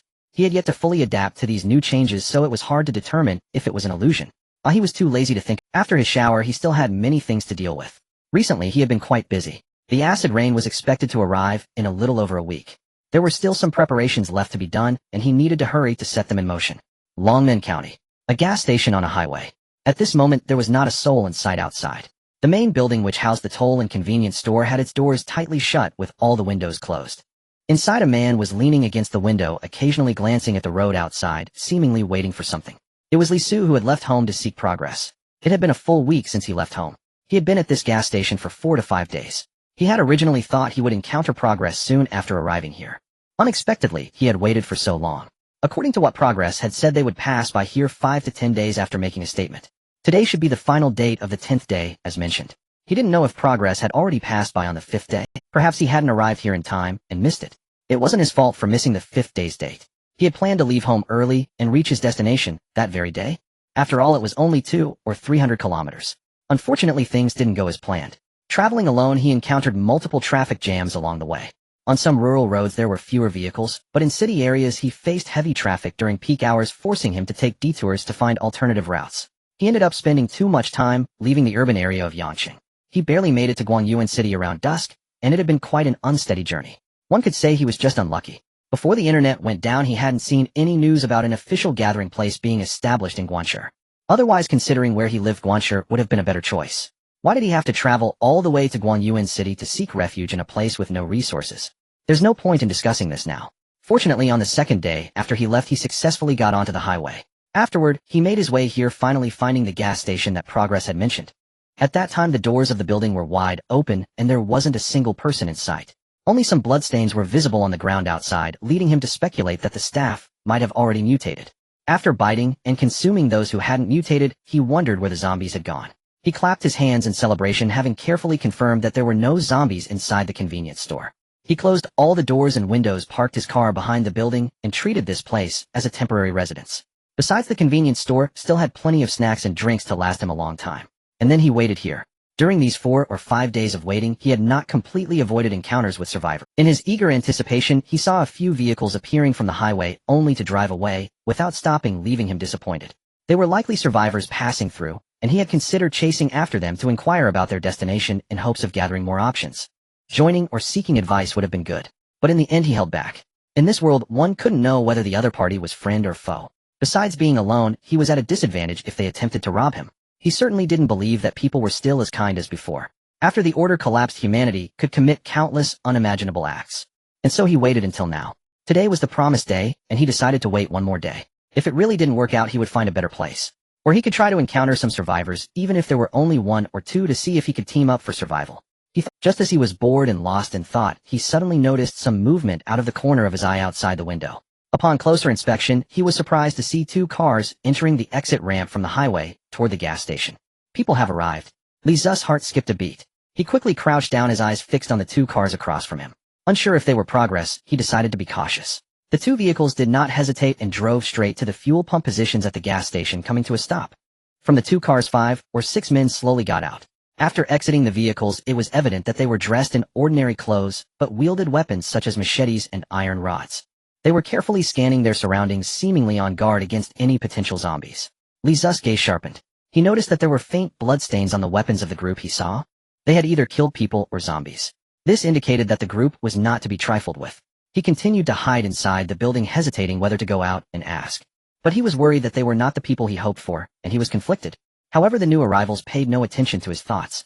After confirming that there were no zombies around, they relaxed, exchanging words and beginning to move about freely. 2 of them began fiddling with the fuel equipment, seemingly attempting to refuel their cars. However, the equipment had lost power, and after some tinkering they seemed unable to extract any fuel. Cursing loudly, their faces twisted with anger, one of them kicked the machine and spat phlegm on it, looking utterly defeated. In the meantime, several others stood by the fuel pump beside the greenery, unbuckling their belts and exposing themselves to urinate under the bright sky without any hesitation. Another individual squatted on the grass, ignoring his companions, and began to relieve himself without a care in the world, even laughing with a few others nearby. While doing so, they seemed to be comparing whose member was better. Damn! Li Zu felt his worldview shatter. After seeing this group, he felt an unsettling sensation. But he couldn't pinpoint why, he just felt he couldn't associate with these people. Even if Progress was indeed among them, he decided not to approach. At worst, he could find another place later. At that moment, he just hoped that this group would quickly finish their business and leave without discovering him. Unfortunately, the 2 men realized that the gas station couldn't provide any fuel, and lacking professional equipment, had no way to extract fuel from here. They turned around and went to their car, grabbing a pipe and a large bottle, heading toward the remaining vehicles in the parking lot. It seemed they were preparing to siphon fuel from other cars. Li Zu was relieved that he had parked his car behind the building. The others, who had just finished urinating, cursed as they walked back to their vehicles. Li Zu vaguely heard them mention that one of them had gotten urine on his hands and pants.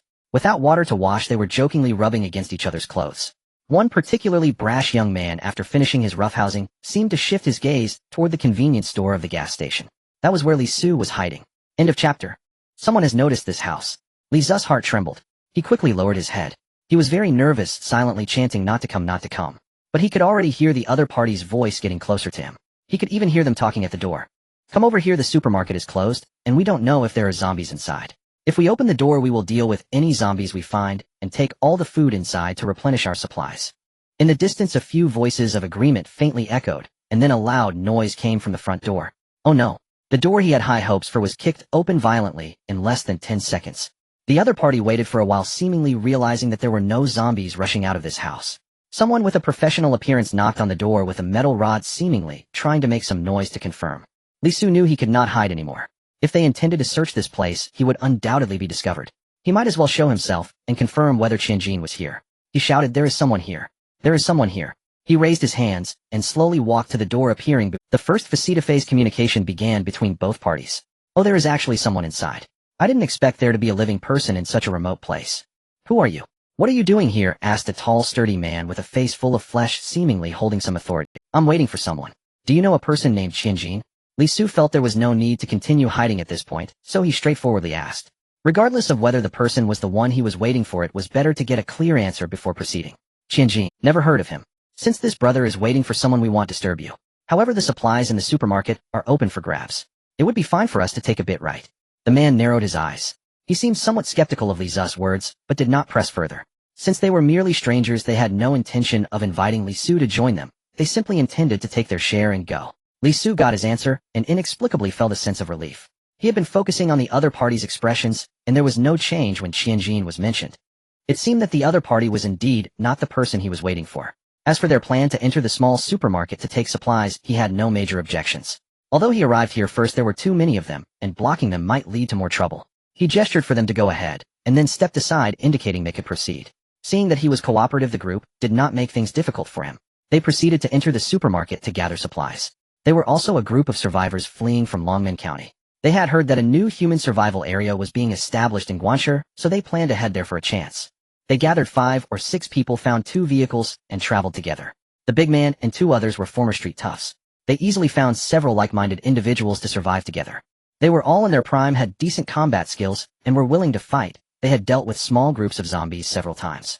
During this period, they had been doing quite well. At least now it was relatively easy to find food outside. In this way, Li Su watched as the group frantically swept through the supplies in the supermarket, showing no intention of leaving anything for him.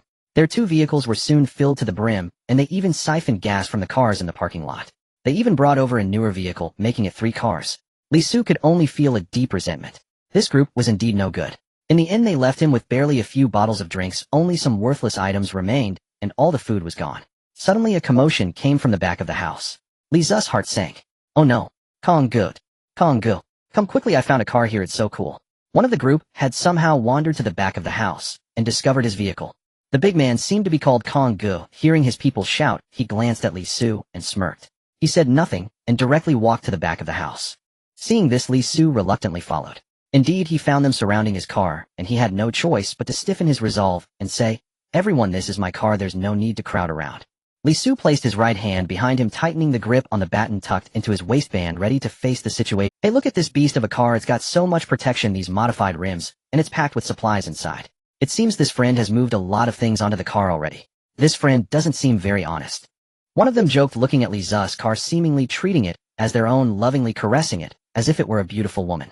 Their hand was already reaching for the door handle, intending to open it.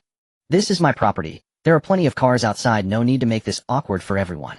Li Su wanted to resolve the matter peacefully. He did not want to escalate to conflict, knowing the other party was too numerous, and he would inevitably be the one to suffer. His hand holding the baton had turned pale. "What you say isn't right, friend." Congo looked at Li Su, clicking his tongue, and continuing to speak with a smile.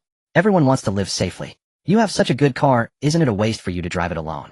With so many of us, so many lives, and heading to a far and dangerous place, having a good car is necessary for safety, isn't it? Life is priceless, friends can't just stand by and watch. How about this? We'll trade cars with you. There are plenty of cars in the parking lot, you can pick one to drive away. You don't need all these supplies by yourself. We'll leave some food in the car you choose, and everyone can part ways peacefully. Everyone thinks my proposal is good, right?" Clap, clap, clap. The people around started applauding, and even the young man chimed in. "Congo is so warm-hearted. This is indeed a win-win solution. Congo is so clever. What a great idea." His teasing expression clearly indicated sarcasm. Li Su felt a surge of blood rush to his head, his eyes bloodshot. This group was actually trying to take his car and supplies for free. Taking these things away and leaving him with a car that had no fuel in such a remote place was no different from killing. He couldn't hold back any longer. He would kill them. Just as he was about to draw his right hand and confront the group, a sudden pain struck the back of his head. A dizzying sensation overwhelmed him, and he uncontrollably collapsed to the ground. A greater pain surged from where he was hit on the head, plunging his mind into a hazy state. His body felt powerless, and the baton in his right hand rolled to the ground. It took him several seconds to realize he had been attacked first. Indeed, one of the group members who had been at the house approached him from behind, continuing to grin at him. Even Congo walked up to him, squatting down, and grinned as he said, "Little brat. Did you think we didn't know you were hiding a weapon behind you? If you dare to strike at us, then prepare to die." With a loud thud, a thick spittle was spat directly onto Li Su. Damn it. Li Su's vision turned red, blood fontaining into his eyes, and his anger caused his capillaries to... He struggled to get up, but his whole body was powerless, and his head felt like it was filled with cement, unable to turn it. Search him for the car keys, take the car away, and leave him here to fend for himself. How dare you be so ungrateful? Did you really think we were easy to talk to? Huh? Kongo was in a good mood, coming to this gas station to refuel, but unexpectedly obtained plenty of food and found a modified car filled with supplies. This ensured their safety for the journey ahead. The group no longer cared about Li Su, who lay in a pool of blood. After searching for the car keys on him, they unceremoniously opened the car door and started the vehicle, planning to drive to meet up at the front of the gas station and prepare to leave. As for the original owner of this car, they had already tacitly regarded him as dead. The blood on the iron rod of the person who struck him was from other survivors. They had also robbed cars and food in this way during this time. In a world where no one cared, they could do whatever they wanted. Just as the group got into their vehicles preparing to start, and leave, Li Su felt his heart turn to ash. Just as he was about to fall into unconsciousness, the sound of an engine roaring came from afar. A convoy of 7 large vehicles drove straight into the gas station. Leading the way was an armored police car. The front windshield and windows were all reinforced with thick steel grids, and there was a huge, fierce ram on the front with some visible red blood and flesh in the gaps. Behind it were several large trucks and heavy-duty vehicles, each covered with waterproof tarps, and it was unclear what was hidden inside. Kong guest group had not yet left when they were surrounded by this new convoy. While they were still in shock, several people stepped out of the lead police car, each holding submachine guns or pistols, pointing them at them and shouting, "Everyone out of the vehicle, we need to ask you some questions." From the vehicles behind, people began to exit one after another, all armed and dressed in armored suits or unknown protective gear, some holding firearms and crossbows. It was obvious from just a glance that they were definitely not toys or fakes. They were the real deal. Who are these people? Are they from an official organization? Or are they some kind of tough guys? How do they have so many guns? Get out of the vehicle immediately. Hands away from the steering wheel. Place them where we can see them. Otherwise we will open fire. Kongo and the others were stunned. Their good mood from just having obtained a big haul vanished without a trace, replaced by fear of the unknown. They looked at the dark muzzles pointed at them, the cold, murderous gazes of the people. They knew that if they did not cooperate, the others would rush up and beat them up or shoot them. The few of them had no choice but to obediently exit the vehicles, raising their hands, appearing as meek as little kittens, especially the young tough guy, who had been so full of bravado just moments ago. Now he was like a turtle retracting its head, his head lowered in fear. "Brothers, may I ask what you need? We will definitely cooperate actively. It's all good, it's all good." As the leader of this group, Kongo could not shirk responsibility, and he stepped forward to speak first. After all, he had mixed in society before, and he wasn't so frightened that he couldn't speak. At the same time, he was also worried that his people might provoke these tough guys, which would be problematic. One of the newcomers stepped forward wearing a helmet and holding a submachine gun. He removed his helmet, looking about 28 or 29, with sharp eyes fixed on Kongo. It was none other than Li Bowen from the Liyuan base. They had swept many places around the base on Qin's orders, including all the gas stations. At this point, they had gathered to Longmen County. This place was specifically mentioned by Qin to check out, and according to the date, today was the time previously mentioned, so he had collected a lot of supplies nearby this morning and brought his team straight here to complete the tasks mentioned by the boss. On the road, in addition to the vehicles they drove out, they added 3 newly found heavy trucks and cargo trucks, making their convoy appear quite formidable. A few defensive team members who were off duty also accompanied their team today to help transport supplies. At this moment, there were 10 of them, all carrying various weapons. The police car that Li Bowen was in was not Qin Jin's Sabretooth, but another found armored police car, which was already quite good in protection and power, and after some modifications it looked even more impressive. They arrived at the gas station and saw that this group seemed to be preparing to leave, so they surrounded them, directly fearing they would miss the boss mission. Upon closer inspection, good grief. This group did not look like good people, although they themselves were no different. They did not hesitate any longer. If being rough was necessary, then so be it. They just needed to get results quickly. Thus Li Bowen ignored Kong Guest's words and directly voiced his questions. "Have you ever heard of the Apocalypse Survival Group? Or have you seen anyone else come through here? Speak up honestly." End of this chapter. Faced with Li Bowie's question, Kuan Gu was momentarily taken aback. What? A doomsday survival group? Wasn't the internet already long disconnected? Who would still be online playing group chats? Upon hearing the question about whether anyone was at the gas station, he suddenly remembered something, and the hairs on the back of his neck stood up. He forced himself not to reveal any expression that suggested he knew something. He told himself to continue pretending to be calm and appropriately displayed a look of confusion as he spoke. I've never heard of any doomsday chat group. What is that? A survivor organization. We just passed by here today intending to get some gas and leave, but we found nothing here. Everything might have been taken by other survivors long ago. Kuan-gu felt his expression management was quite on point, and his reply was flawless. Unbeknownst to him, Li Bowie had already sensed something through his companions. As soon as he finished asking, the young man behind Kuan-gu shrank his head even lower. If he were a turtle, he would have probably pulled his head into his shell. Li Bowie had a rough idea. This group of people had issues. He took a step back, signaling to several companions nearby, and said search. Several combat team members skillfully tightened their control over the group, aiming their guns at the vital points of the others with safeties off, ready to shoot anyone who dared to move. The remaining base personnel disregarded Kuan-gu's group's willingness and directly opened their car doors, starting to search their vehicle. A brief glance inside the car revealed it to be relatively normal except for the excessive supplies and food inside, suggesting they had just looted a small supermarket. All three vehicles were now filled with food, and one of the modified SUVs seemed to be equipped for survival skills. Did this group have some knowledge of survival? Suppressing his curiosity, Li Bowie instructed his team to continue searching the surrounding area, especially the supermarket building at the gas station, which they paid extra attention to. Kuan-gu and his companions felt displeased as they watched the others rummage through their belongings, fully experiencing the treatment that Li Su had just undergone. Under the gunpoint of others, they could only smile and not dare to resist. Previously, they had lived as petty criminals. They had never encountered such real threats.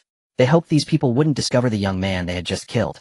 There was a strange law: the more you feared something, the more. Two members from the Green Source base checked the small supermarket and found a scene of devastation.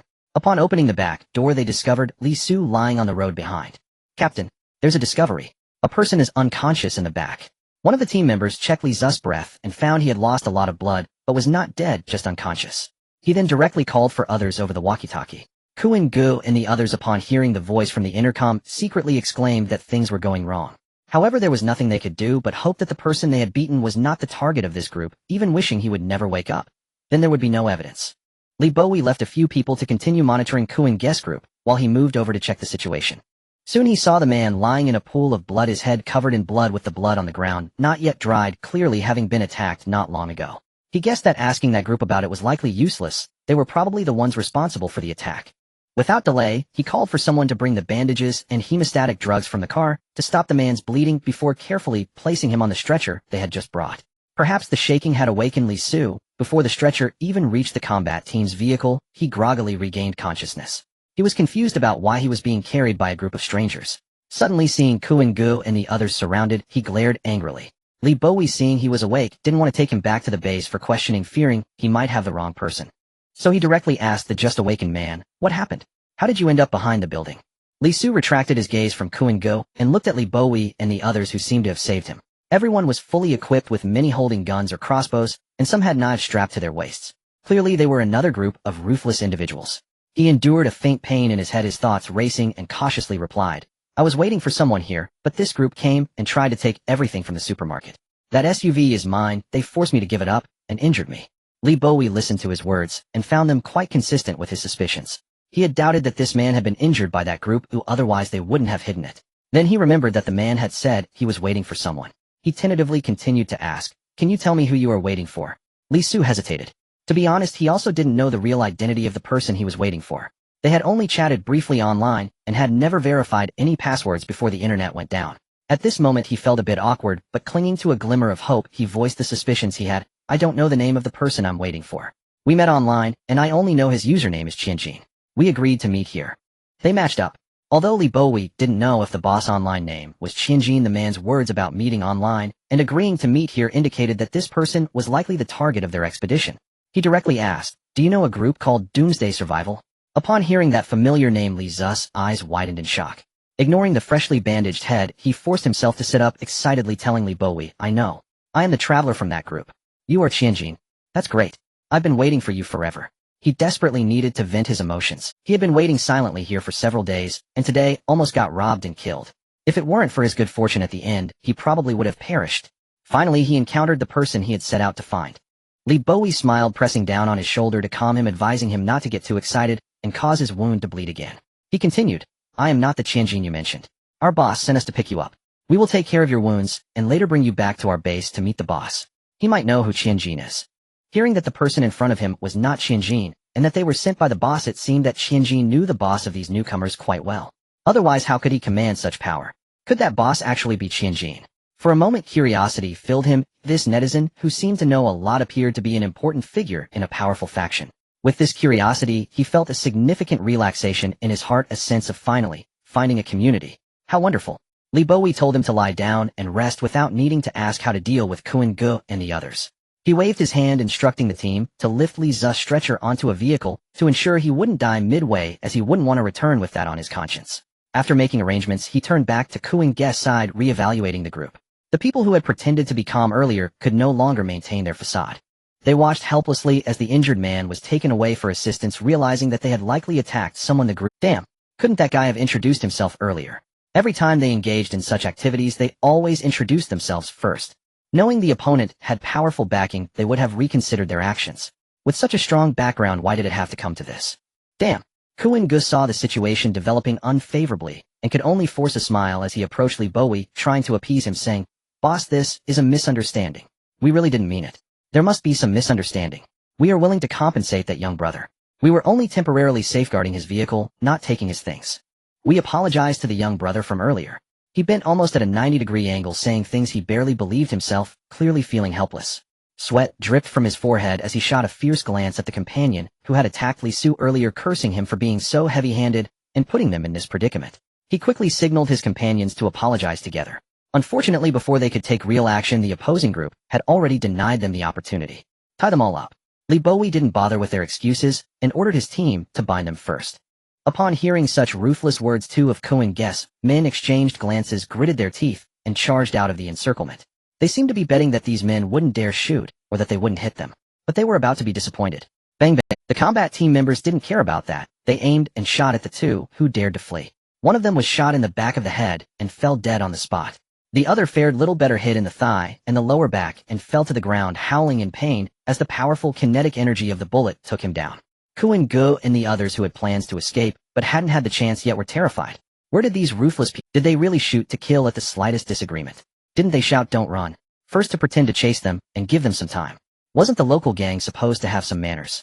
Upon witnessing the brutal deaths and the cries of their fallen companions, they screamed internally. Facing the continued approach of those with ropes to bind their hands and feet, they truly didn't dare to make any move. The previously cocky young man really urinated himself, and under the disdainful gaze of the combat team members, he carefully avoided the wet spot as he was bound like a helpless victim. As for the one who was howling, Li Bowie did not let him suffer too much pain. He walked up to him, and under the man's desperate gaze, he drew the machete from his waist and swiftly slit his throat, then forcefully severed his spine. The whole process was clean and neat. Blood sprayed out quickly, soaking a large area of the ground, spreading a strong smell of blood. Looking at the two dead bodies, he felt little emotional turmoil. Perhaps it was due to being influenced by Qianjin. He had become somewhat apathetic towards life. During this time, he had encountered some bullies who took advantage of the weak, harming others because they were stronger than them. He couldn't stand it and had killed quite a few. People like Zhao Chong were everywhere, and Kuan Ge's group was similar. Even Li Bowie himself hadn't. He also casually taken lives relying on his own strength. But he was okay with it. Right and wrong are relative. He didn't believe the boss was a good person, nor did he consider himself one. They were all just pitiful creatures struggling to survive in this world. Confirming that the heads of the two deceased were destroyed, eliminating the possibility of reanimation, he called for two people to help drag the bodies to the grass and cover them with some dirt to at least minimize the smell of blood, preventing any wandering zombies from being attracted. He planned to stay here a little longer since the boss had told him before that he would be picking up some people, not just one eye. Perhaps there were more on their way. It was still not yet noon, so he decided to rest here for a while. He also planned to move everything from these people's vehicles over. The slightly modified vehicle was quite good and could be driven back, and he needed to siphon all the gas from the station. It couldn't be wasted. Kuan Ge and his companions were pale with fear. They had witnessed the scene of someone having their throat cut and head severed, leaving a powerful impact. Although they had also committed acts of violence, compared to this, they were truly insignificant. Each of them was dragged to the back of a relatively empty truck, where they were shackled with iron chains, completely losing any chance of escape. Thank goodness Li Su, who was taken to the vehicle to rest, did not witness this scene. Otherwise he might have freaked out, wondering if he had boarded another pirate ship. Time flew by. The sun tilted westward from noon. By around 3 o'clock, after waiting at the gas station for a while, no one else had appeared. It seemed there was truly only one target. The group from the Green Source base, having completed the supply transfer, was ready to set out at any moment. Following the boss' last instructions, Li Bowie left a note in the small supermarket at the gas station, with another address written on it about 30 kilometers away from the Green Source base. If they had the opportunity to pass by there in the future, they would check to see if anyone found the note and came there. After completing the task, he got into the armored police vehicle loaded with goods and people and roared the engine, setting off on the road back to the base. End of chapter. Mintang Town. Green Source base. It was now close to evening. The team that had gone out to gather supplies was gradually returning to the base to rest. During this period, the combat team had been going out every day, but they had never spent a night outside. After all, nowhere was safer than their own base. The zombies that came out at night were no trivial matter. Qin Jin, who was inspecting today's haul, was in a warehouse. Today he had sent people to a nearby steel mill to bring back a substantial amount of new rebar materials. The previous repairs to the walls had nearly exhausted the remaining stock, so it was necessary to restock. In the rapidly developing Hua country, construction materials were in abundance. Before the apocalypse, many construction projects were underway, and every city had several building material factories. Naturally, there were some around the Green Source base as well. It was just a matter of dispatching the combat team and personnel from the base to assist with transportation. In the past few days, not only had they transported a significant amount of building materials back, but they had also brought in several excavators, bulldozers, small tower cranes, and mixers from outside. Future construction would be much more convenient. While he was observing the supplies, suddenly one of the walkie-talkies at his waist transmitted a voice. Mr. Qin. Mr. Qin. This is Li Bowen's team. We just returned and are in the quarantine area. We brought back a person from the gas station you designated. Oh. Qin Jin suddenly felt a bit curious.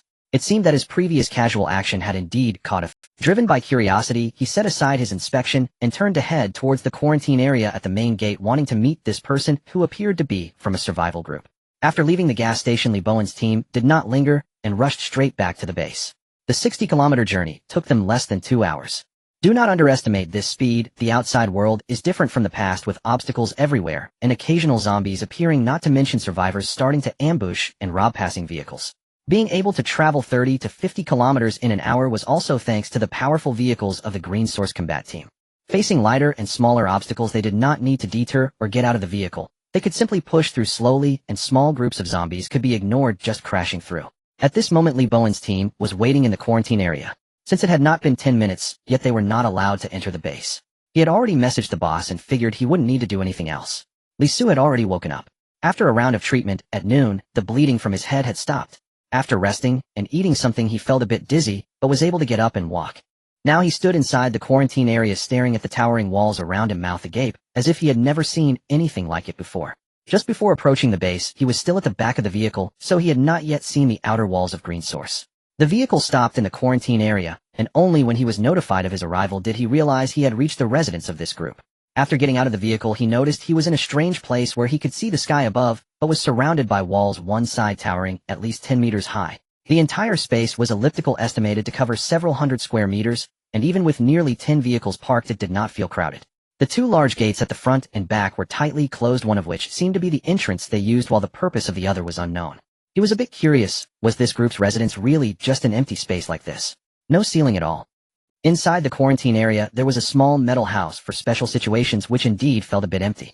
On the wall, there was a duty room that could be used to observe the outside world and the conditions within the quarantine area.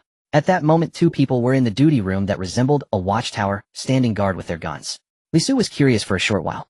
Perhaps the observation time had reached 10 minutes. Li Bowen called out to the team responsible for monitoring the quarantine area. That team member saluted in confirmation, and the gate leading into the base finally opened. As the gate opened, several people came into view, standing at the entrance, as if waiting for them. Li Bowen approached, walking up to the middle figure, a man about 1 meter 80 tall, clad in a white shirt with bright eyes and an above-average appearance, yet an imposing demeanor, softly speaking something. Not long after, the man nodded and gave a few orders to Li Bowen, who then called for the other team members to drive the cars into the base. The man leisurely walked up to Li Su, who had been brought back to the base today. He stared directly at him, seemingly observant. At that moment, Li Su felt he was caught in a strange atmosphere with countless curious questions he wanted to ask, yet he did not know what to say. Looking at the man, who was slightly taller than him, he slightly parted his lips, feeling dazed. This man was of course Qin. After learning about the situation from Bowen, he had a general idea and came over to meet a fellow netizen. Little did he expect that his first face-to-face meeting with an online friend would happen in such a setting. Seeing Li Su staring blankly at him, he smiled and initiated a conversation. Hello, I am the boss here named Qin Jin. I am the Qin Jin from the survival group. It is a pleasure to meet you. After saying this, he extended his right hand. Li Su, as if waking from a dream, hurriedly reached out his right hand to shake his. He had just realized that this was indeed the Qianjin he had heard about. I searched for you for too long. Finally we meet. He excitedly shook Qianjin's right hand firmly. These past days of being alone, living in constant fear, had been exceptionally tormenting. At any moment, a little rustle could cause panic, fearing monsters appearing beside him. Now it seemed he had finally found an organization. Although the other party had not made anything clear, yet he had no choice. He had to cling to this strong support. Qianjin, no Qianjin, I will still call you Mr. Qin like them. I am Taiyangxing's the leader of the survival group. I am very glad to meet you. I am also very grateful to your people for saving me today. If you ever need my help, please do not hesitate to ask. At that moment, Li Su had fully committed himself to this place. Although he was still unclear about the details here, he had chatted with the team member who took care of him during the day and learned that these people seemed quite decent, at least lacking some bad habits he could not accept. Qianjin released his right hand, smiling as he patted Li Su's shoulder and nodded, accepting his allegiance. He had not expected that his casual action would attract the leader of the survival group. He remembered that this leader had provided him with quite a bit of useful design inspiration. Some aspects of the base's construction ideas had even consulted him. Since he had originally invited the other party over, and the first impression of this face-to-face meeting was also quite good, he decided to naturally accept him. Moreover, he believed the other party must possess some unique qualities. Perhaps they could continue to contribute to the base's construction. Accordingly, he began to lead Li Su to tour the Green Source base. For Li Su, this was also the first time stepping into a place he had imagined many times.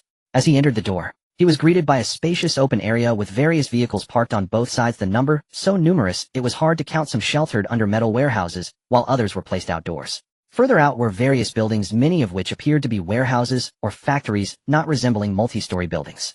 There were several buildings, but none were very tall, mostly around 3 to 5 stories. At this time, many people were coming and going, engaged in some sort of busyness. Occasionally they cast curious glances at them, but upon catching sight of their boss beside them, they quickly averted their eyes, seemingly afraid of Mr. Qin.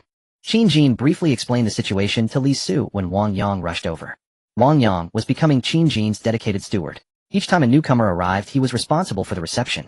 Upon hearing Li Bowen mention a newcomer, he hurriedly came over. Qianjin then entrusted Li Su to Wang Yang for handling, as he had other matters to attend to. Noticing the boss seemed to value this new arrival, Wang Yang did not dare to be negligent. Politely, he began to provide Li Su with detailed information that could be shared and arranged for him to stay in the employee dormitory within the base. Li Su thus absorbed countless new pieces of information in a daze. He also had a general understanding of the situation here. Now he felt he had come to the right place. This place was completely different from the chaos outside. This was like a new small society where most things were orderly, just with one person in charge. Or perhaps saying that Mr. Qin was the local emperor here would not be wrong. He had returned to the dormitory that Wang Yang had prepared for him, which was a small single room. Although it could not compare to the luxury of the villa he used to live in, the sense of safety was incomparable. For a moment, he was filled with longing for this new life. After handing Li Su over to Wang Yang, Qianjin went to a certain building in the base. This was a building that had been specially modified at the back, used for storing items that were of little use or were about to be discarded. This could be called the backup garbage storage room. On the first floor, several rooms had been constructed. At that moment, Kuan Gu and a few others who had been brought back were confined here. They had been hooded on the way and had no idea where they currently were. They only knew that they seemed to have arrived somewhere, were forced out of the vehicle after parking, and only after walking a short distance were the hoods removed, revealing they were in a relatively open room.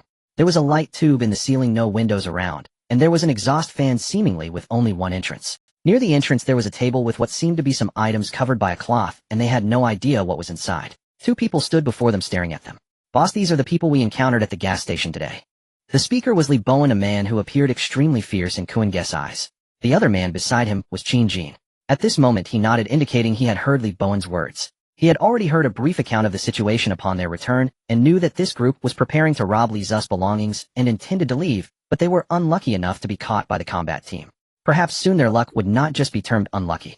The fierce men in Kuan Gu's eyes respectfully yielded to another man, hinting that this figure might hold a higher status with their freedom, and even lives in the hands of the other. "Boss, sir, we really didn't mean it. We just lost our minds and accidentally hurt your people. Please give us a chance. We can do anything." Kuan Gu took the lead in begging for mercy. He had completely shed the previous air of strategizing, and the others quickly followed suit, hoping for a better outcome. "Let Gao Chong and Qin Junshi come in." Qianjin shouted to the outside, and then Gao Chong and Qin Junshi, who had been waiting outside, entered. The reason for their entry was of course that they were said to possess fairly good interrogation skills. Recently there had been some brazen individuals attempting to rob them. The consequence was that they had been dealt with in return, and Gao Chong and Qin Junshi had shown their skills. With ease, Kuan Gu and the others did not resist at all, and cooperatively divulged all the information they knew even without needing to separate them for interrogation. Most of the information was not particularly important. Only one piece of information piqued Qin Jin's interest slightly, that this group intended to reach a survivor gathering area in Guangqing. This was not too surprising as there were too many survivor settlements formed in his previous life. He had visited quite a few. He did not expect that only a few days into the apocalypse a force had already taken shape. He had prepared much in advance to achieve the current scale, and he wondered how others were developing. If given the opportunity, he could learn more about that refuge. End of this chapter. The interrogation was completed. Qin Jin planned to leave, making a gesture to Gao Chang and Chun Junqi before walking out of the room. He would leave the ensuing matters to them. Since these people had come to the underworld, and they happened to fall into his hands, he could not be blamed for being ruthless. The base no longer needed people like them who were hard to control. There was no need to spare even a bit of food to make them do any hard labor. Do not even think about letting them go. Giving them any chance would be cruel to his own people. They should be turned into fertilizer for the earth. Isn't it better to nourish the living? Since they are in darkness, they should become part of it. Qin Jin had also thought about this. Perhaps one day he too would be captured and executed by someone stronger. He could not blame others for that. If he wanted to blame someone, it should be himself for not being strong enough, giving others the opportunity to capture him. He stepped out of the room, taking a breath of cold air. Gazing up at the sky, which was about to darken, he fell into a slight distraction. It was already getting dark. Behind him, faint cries echoed, accentuating his increasingly tall silhouette, giving it an eerie feeling. Li Bowen and Zhong Yu, who had been waiting nearby, exchanged glances with him, but said nothing. Their experiences during this time had already informed them of the nature of this world. It's either you kill, or you get killed. Do not test others. The one who gets hurt in the end will inevitably be yourself. Everyone here is a thoughtful adult. Even if Qin Jin usually intended to instill some harsh thoughts in them, it wasn't so easy to change a person. The most thorough way to change someone is to let them change themselves. Li Bo and Zhong Yu and other team leaders like Chun Junqi were like that. They believed they were adapting to this world. Their methods of confrontation might be cruel, but they were merely trying to survive. Weren't those who succeeded, and only those who survive until the end are qualified to write history. Qin Jin stood at the door for a moment before speaking to the two beside him. Tomorrow we have an important mission, and I will personally lead the team. We will gather at 8 p.m. in the operations meeting room after dinner. The two acknowledged his words and indicated they would notify all team members later. At dinner time, Li Su once again enjoyed a steaming meal. He hadn't had rice, meat, or vegetables for half a month. Having experienced the taste of eating nothing but dry rations, he cherished the ordinary meals of the past. Moreover, the atmosphere here was quite pleasant. Everyone chatted about interesting stories or their views on the outside world and the future during meals. It was only in this stable environment that they had the privilege to discuss such topics. After having dinner, Qin Jin returned to his residence, heading to a secret underground room located beneath his dwelling. This underground room had been specially reinforced during construction, and the entrance was hidden in a corner of the study on the first floor. Tomorrow there would be an important mission that needed to be taken seriously, so he came here. The underground room was not large, approximately 50 square meters with a height of about 2.5 meters. It was filled with shelves stacked with various items. His favorite snacks, drinks, canned goods, alcoholic beverages, cigarettes, and so on. It resembled a small warehouse. A dehumidifier air conditioner was running, keeping everything in a constant state. He walked to a corner and pressed against the wall with a bit of force. With a click, a drawer-like hidden compartment popped out. Qin Jin skillfully rummaged through the items inside, which mostly consisted of books, notebooks, and USB drives, even a tablet. He selected one of the notebooks, pulled it out, and flipped through it, as if he had found his target. He took out his phone and snapped a few pictures of several pages before putting it back. Then he restored everything to its original state and slowly left the underground room and the residence. He headed to the rooftop office of the office building. Taking out a tablet, he opened a map application and sequentially entered the addresses he had just photographed with his phone. No need to doubt. Those addresses were prepared in advance. They were locations that might have helicopters nearby. There was a high chance he would find some commercial helicopters at these locations. Yes, his new target was helicopters. This aerial transportation tool was incredibly useful. In the apocalypse, communication was difficult and information was cut off. If he had a helicopter, he would have an incomparable advantage. For now, there was no need to think about the military's armed helicopters. It wasn't the right time yet. Commercial ones would suffice for now. Once he had a commercial model, he could scout the military district later. A regular helicopter's speed was about 200,300 kilometers per hour with a range of around 800 kilometers.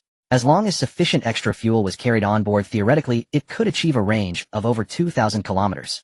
With force, it could. This way, he could obtain information from places over 1,000 kilometers away in one day. Or he could directly transport supplies and troops.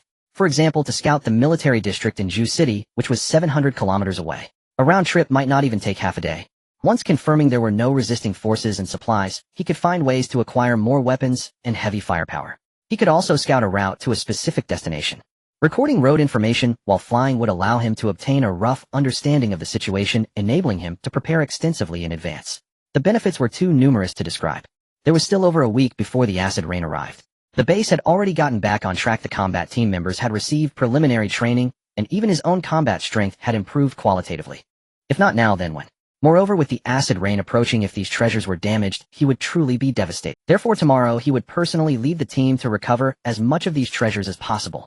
During the peace, he had taken the time to participate in helicopter pilot training. Under his financial pressure, the instructor had taught him well, allowing him to possess a certain ability to fly alone. Moreover, he had spent money to acquire a lot of relevant flying knowledge later on. Especially for those wealthy targets and places with helicopters, he had paid to confirm the types. As long as it wasn't broken, he was confident he could fly it back to the base. At 8 p.m., in the operations meeting room, many combat team members had already taken their positions. They looked at the boss at the main seat, waiting for him to speak. Qin Jin knocked on the table, surveying the faces of the present team members. Most were familiar faces. He had been familiar with everyone when he led the team before, and now there were some new faces, members who had been absorbed from the defensive team and later on. For instance, Gao Chong and the two brothers from the Sun family. No time was wasted. He directly stated the mission for tomorrow, addressing everyone. I will personally lead the team tomorrow, and we expect to be out for several days, spending the night outside. All teams will execute their missions simultaneously. Tonight, all teams check their gear. I have already prepared food rations and weapons for the outing during the day. After we disperse, go to the equipment area to load the supplies and ensure there is enough fuel and other equipment. This mission must succeed, or failure is not an option. We will be going to Yangqing, Shenzhen, and possibly Guangzhou, and may even go to the region close to the center of Guangyuan City. The specific locations will remain confidential for now, though I will inform everyone later. The danger level is quite high, so everyone must take it seriously. Qin Jin took out a tablet, connected it to the projector, and operated it to display an image. It listed various items, including food, weapons, equipment, and even several tactical arrangements. Everyone take a look. We will be out for a few days, and anyone with good suggestions can propose them. The other combat team members exchanged glances. A few team leaders were the first to react, raising questions and suggestions. After the atmosphere of the meeting warmed up, the other team members also chimed in with their own valuable suggestions. The group was not overly worried about the upcoming mission, as they had grown significantly over the past few days. Their weaponry had also improved tremendously, with almost everyone able to handle a firearm. Although sometimes they refrained from shooting to save ammunition or to avoid attracting trouble, at least they could hit targets at close range now. The meeting lasted over an hour. Finally, everyone dispersed to prepare for the items needed for tomorrow's departure. The vehicles had long been modified, they just needed to be loaded with supplies. After seeing others leave, Qin Jin also found his father, uncle, and several managers. He reiterated the details of their upcoming days out, having already informed them during the day to prepare some items. Tonight was the final confirmation. Once we leave, you must control the base well, and chaos must not ensue. If there are signs of disorder, do not hesitate, cut it off immediately. The others had grown accustomed to his iron-blooded and ruthless style, and all expressed their understanding. During these days, each of them had seen blood, even if it was the blood of zombies. Occasionally they would attract zombies to the walls, and nearly everyone in the base had been forced to kill zombies with their own hands, undergoing this baptism of the apocalypse. After completing all arrangements, Qin Jin returned to his office, sitting in the boss chair. He took out some foreign liquor, poured half a glass, and lit a cigarette. He rarely drank before, as excessive drinking would slow his nervous system and affect his judgment of danger. So in his past life, when he obtained alcohol, he mostly traded it with survivors who enjoyed drinking for food. He also smoked, but generally he would only smoke in safe places. When alone outside, he worried that the smell of smoke would attract human survivors who could be more dangerous than zombies. Now it was different. He was in a safe base and had a stronger body. Even if he got drunk tonight, he would have metabolized it back to normal by tomorrow morning. It would have no impact. Therefore, his cravings for alcohol and cigarettes had increased recently. He took a gentle sip, savoring the rich and spicy flavor that flowed across his tongue and throat. Finally, it settled warmly in his stomach. He took another deep drag of the cigarette, the tip glowing a bright red as the tobacco burned rapidly. He only stopped when he felt a slight sense of fullness in his lungs, holding it back a bit, enjoying the reaction of nicotine and smoke combining with his alveoli. Only then did he slowly exhale, forming a long smoke arrow that shot toward the ceiling. Unknowingly, it had already been more than half a month since the apocalypse began. He relaxed his mind, squinting his eyes, enjoying this moment of safety and tranquility. The next day, the sky was just beginning to brighten. The temperature was nearing 10 degrees. A cold wind occasionally swept through, announcing that autumn was about to end and winter was coming. The Green Source Base's combat team had organized their equipment and was conducting final checks. This mission was more difficult than previous ones, and being thorough was not excessive. This time there were as many as 10 vehicles for departure. Leading them was Qin Jin's ride the saber-toothed tiger. The front of the vehicle had been replaced with a new, larger and sturdier ram and guardrail, which would clear all obstacles encountered along the way for the convoy. Behind it were Li Bowen's modified riot police vehicle, several modified large trucks and heavy trucks, and even 2 empty modified semi-trailers. There weren't too many supplies loaded onto these vehicles. Besides the necessary provisions for the trip, other things could be searched for on the road. Moreover, their expedition was to find more supplies to bring back. All 30 combat team members had completed their checks and climbed into the vehicles. In the quarantine area, after confirming everything was fine, Qin Jin notified the gate guards. The gates slowly opened, and under the watchful eyes of others the convoy slowly entered the outside road. Before long the convoy disappeared at the end of the road. No one knew what the outcome of this outing would be. End of this around 7 in the morning. On a road in Mintang town. The sun has just begun to rise. The sunlight has not yet reached the earth, and a few zombies that wandered out at night are still walking on the road. They have not yet sensed the sun's authority, still feeling cool, so they have not found a place to hide. A rumbling engine sound broke the silence here. Several zombies turned their heads, searching for the source of the sound. Once they pinpointed the location, they hurriedly jogged in that direction. The sound, of course, came from the Green Source convoy. This place is a few kilometers away from the base with an entrance to the highway. Qin Jin is preparing to lead the convoy onto the highway to the first destination. Outskirts of Yangqing. There is a helicopter training ground there. It's about 320 kilometers from the base. This distance is probably the farthest among the targets. But it is also the one with the most opportunities. He personally completed his helicopter pilot training there before. He is familiar with the fact that there are usually more than a dozen various aircraft parked there for students to learn and train, and given the time of the incident, there is a high probability that a helicopter will be present. Instead of looking for targets with only 1 or 2 aircraft, it's better to go for something big first. The leading saber-toothed tiger is driven by the skilled drone operator Xiao Lu. He noticed a few zombies ahead, attracted by the sound. Having seen this situation many times, he didn't even blink, gripping the steering wheel tightly and charging fiercely towards the zombies. Like bowling, the zombies collided with the steel, making a popping sound. Immediately, as if they were rags, they were shredded by the high-speed moving steel beast with blood and flesh scattered on both sides of the road. There was not a hint of threat posed to the convoy. The ramming horn of the saber-toothed tiger had been replaced with a higher hardness alloy, and at this moment, it showed no signs of deformation or paint loss apart from some residual blood and flesh. The convoy continued driving, found an intersection to turn into, and then entered a toll booth, which was the toll station for the highway. At this time, there were hardly any figures at the toll station, and scattered debris was everywhere. Even the barriers that intercept vehicles were nowhere to be found. This saved the convoy some trouble. They did not stop and drove onto the highway one by one. The size of the heavy trucks and semi-trailers made navigating many roads difficult, but on the highway they only needed to clear the obstacles in their path, theoretically making it faster. Moreover, given the flow of survivors in recent days, many obstacles on the highway might have already been cleared once, which was a benefit for the convoy. Soon the convoy was cruising at about 80 kilometers per hour on the highway. Theoretically, at this speed they would reach the first destination around 10 a.m., but of course that was just theoretical. In reality, it was unlikely. Sure enough, they had not gone far before encountering a few vehicles involved in a traffic accident, causing the convoy's speed to drop significantly. Everyone knew that they had to be prepared to stop at any moment, so the vehicles kept a considerable distance apart to avoid colliding with their own. There were not many cars involved in the accident ahead, just some sedans. The slowing saber-toothed tiger could vaguely see some zombies inside a few of the cars. It was likely that the people inside the cars had mutated directly. Some car doors were open, and it was unclear where the occupants had run off to. The convoy reduced its speed. There was no need to get out for cleanup at the moment. In narrower areas they could simply, if necessary, they could just push through with the vehicles. After all, they were not concerned about how the vehicles looked right now. If the paint chipped, so be it. A little deformation was not a big deal. As long as the main body was fine, it was still a good vehicle. The convoy continued on, alternating between fast and slow without encountering any major difficulties.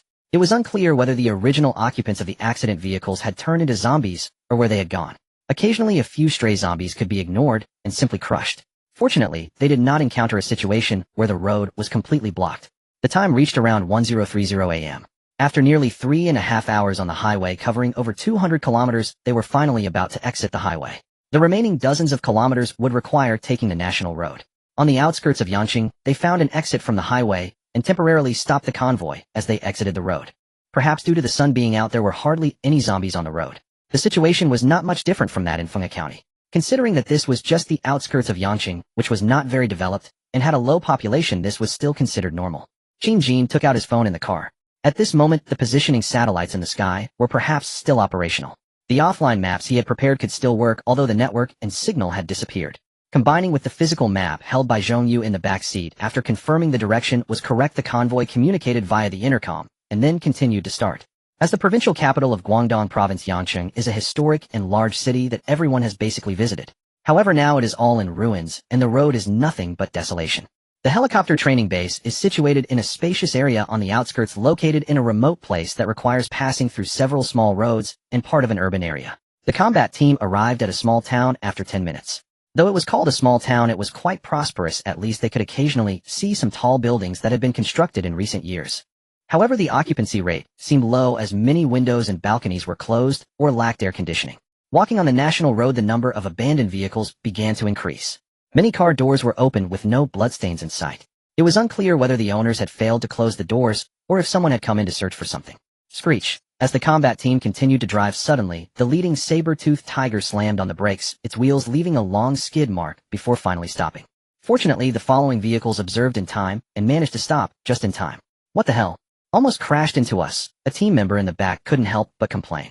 The driver of the saber-toothed tiger, Xiao Lu, awkwardly scratched the back of his head, quickly apologizing over the intercom and looking at the boss, wanting to ask how to handle the situation. Qin Jin, sitting in the passenger seat, was also watching the road conditions and of course knew why they suddenly had to slam on the brakes. Because several people appeared right in front of them. Survivors. They suddenly rushed out and blocked in front of their vehicle, not afraid of being hit. Stop! The survivors outside saw the convoy had stopped and began shouting. Then more survivors charged out from the nearby. No one is allowed to get out of the car. Stay inside and lock the doors, waiting for my orders. Seeing the situation was not right, Qin Jin quickly grabbed the intercom and shouted. He realized that these people seemed to want to surround them for some unknown reason. Police. They must be police. Everyone come quick. If we get in the car, we'll be saved. They can definitely take us to a safe place with food and shelter. Yes. Yes. Officer in the car, come down. We've been waiting for you for a long time. Please let me in. A few dirty and disheveled men and women began to push against the car doors, shouting for others to come quickly. It seemed that the more people there were, the braver they became. Seeing that those in the vehicle were unresponsive and the doors wouldn't open, several young people appeared a bit angry, starting to shout obscenities. What the hell? Open the door. What kind of police are you? Don't you come out to help those in need? How do you spin? Be careful, we will report you to your superiors. The combat team members saw this scene and began to understand why the boss told them not to get out of the car. In less than a minute, dozens of people had surrounded the vehicle. Heaven knows why so many survivors had gathered here. Qin Jin could roughly guess that perhaps the two vehicles leading them made these survivors mistakenly believe they were official personnel. So they surrounded them, hoping to gain some advantage or shelter. What are they thinking? The saber-toothed tiger was equipped with a loudspeaker. He picked up the microphone and shouted directly. Everyone outside, leave immediately. We are not official personnel, just passing by. If you continue to surround the vehicle, don't blame us for being impolite. Unfortunately, the people outside were completely unresponsive. They didn't care about that. After all, they had finally encountered a life-saving straw, and they were determined to hold on. One person attempting to pry open the saber-toothed tiger shouted, "We don't care whether you are official or not. Since you are driving this vehicle, we are entitled to a share. This belongs to the government. Why can you ride in it while we cannot?" A nearby overweight woman chimed in. "Yeah, it's so dangerous outside. Why don't you open the door and let us in?" "Why not? We are also human. We just want a safe place with food. Please take me with you. I can do anything." The surrounding people went crazy, shouting, "Don't let them go. Those things are ours. They must have a lot of food in the..." Everyone grab it. Some who were still trying to pry open the car doors felt this new perspective made a lot of sense. The trucks behind might be loaded with food. In an instant, many turned around, running towards the several trucks and heavy trucks behind them, trying to climb up to grab things from the cargo. Qin Jin's veins bulged on his forehead, his eyes filled with murderous intent. He picked up the intercom, his face grim, and gritted his teeth, shouting, "Everyone grab your weapons. Lower the windows. Shoot all these people." "Yes." A reply came through the intercom. The team members could no longer hold back. These people actually wanted to rob them. Fortunately, they had stored food inside the vehicles. Only some larger equipment was in the cargo, but a few individuals had already moved some fuel and drones out. Those were crucial supplies they had brought along. Bang! Bang! The gunfire erupted in anger, mercilessly pouring down upon those looters. In an instant, the survivors, who had just been overjoyed to find something, quickly fell like wheat being harvested. Those still prying open car doors, or even looking for rocks and bricks to smash the vehicles, were further treated to a rain of bullets. At close range, while it couldn't be said that they hit every shot, the density of bullets was high enough for them to get hit. It's a robbery. They're killing people. Some survivors who were further away from the vehicles, still unharmed by the bullets, screamed and scattered, abandoning their former companions. The team members turned their guns towards those trying to escape, continuing to unleash bullets. Instantly, a large number of unfortunate survivors were shot in the back while fleeing, although a few lucky ones ran far enough to avoid being hit. Seeing that a few were about to disappear from sight, ill chase. Lee Bowen decisively jumped out of the vehicle and sprinted towards the few survivors at 100-meter speed. In the blink of an eye, he and those few survivors vanished around the corner of a building. As for the convoy, all the people who had been blocking the road were basically shot dead. A robbery under absolute firepower was instantly extinguished. Jin had already pushed open the car door, turned sideways, and shouted directly, "Get out. Regardless of whether they are dead or alive, give them a stab in the head. Send someone to check if our supplies have been taken or if anything has been damaged. Act immediately. The noise we made just now was not small. The zombies are likely to come soon." Yes, the combat team members all got out of the vehicles facing those survivors who were shot, but still not dead, and wailing in agony, showing no mercy, and wasting no more bullets directly stabbing them to send them to rest. The dead bodies were not spared either. Some team members climbed onto the trucks to check if the supplies they had brought were damaged. At this time, Lee Bowen had already returned from around the corner, jogging back with a calm expression, saying to Jin, "In just a minute the inspection results came in. Apart from a drone that had been taken and dropped damaging some blades, the other supplies were basically fine. Boss, the loss is not great. We can just replace the blades of that drone ourselves," Xiao Lu said to Jin. "Not a big loss. How much time has this cost us? And what about the bullets consumed?" Jin tapped Xiao Liu's head, speaking irritably. Indeed, although they had scavenged quite a few weapons during this time, the firearms were simply too useful, resulting in high. In just these days, the combat team had consumed several thousand rounds of bullets while going out, not to mention the even larger quantity used in training at the base. There was no choice. The team members had previously been ordinary people. To achieve decent marksmanship, they had to have bullets to feed them. But if this continued, the landlord's family would have no surplus grain. It would be necessary to arrange something later. "Move the bodies that are blocking the road. Oh, we will leave here immediately." After a massacre here, the smell of blood was pervasive, and he could already see zombies moving in the distance. Since the problem had been resolved, they could continue on their way. In the apocalypse, life is so light. Without strength, it is best not to provoke others casually. Either be strong enough to swallow others, or be exterminated in return. The combat team had encountered situations of being blocked on the road more than once during this period. However, this was the first time they had encountered such blatant attempts to smash cars and rob. Others usually only seek help from a distance during their missions. If they receive no response, they generally leave on their own.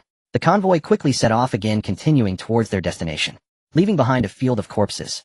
Soon zombies drawn by the scent began to feast upon them. More and more zombies joined this scene. End of chapter. Xia Yan. He is 37 years old.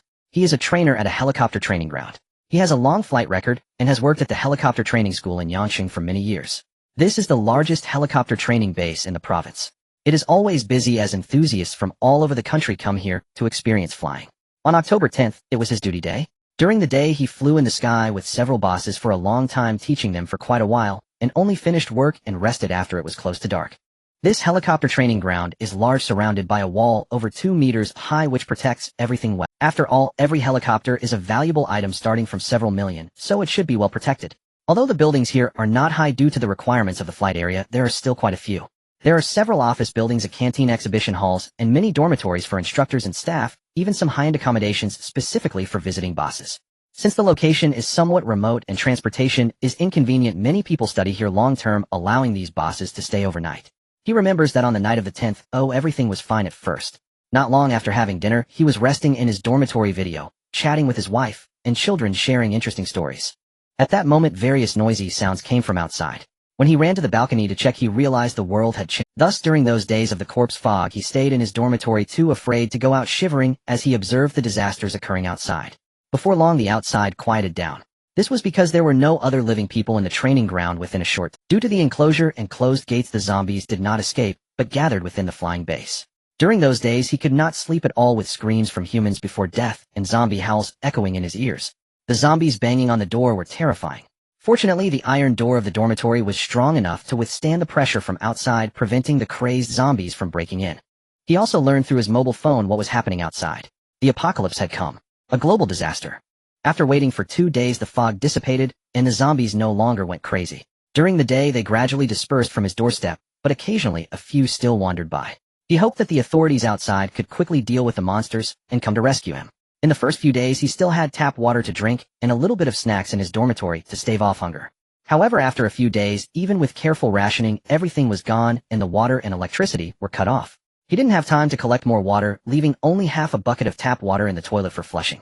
After a few days of hunger, seeing the zombies outside wandering to other places, he couldn't hold back any longer and bravely opened the door to step outside.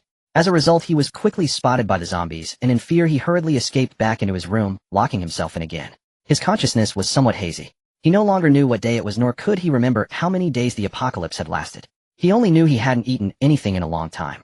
The bucket of water in the toilet had been finished yesterday, and now he was not only hungry, but also parched. Even if he were to fight for his life against the zombies outside, he had no strength left.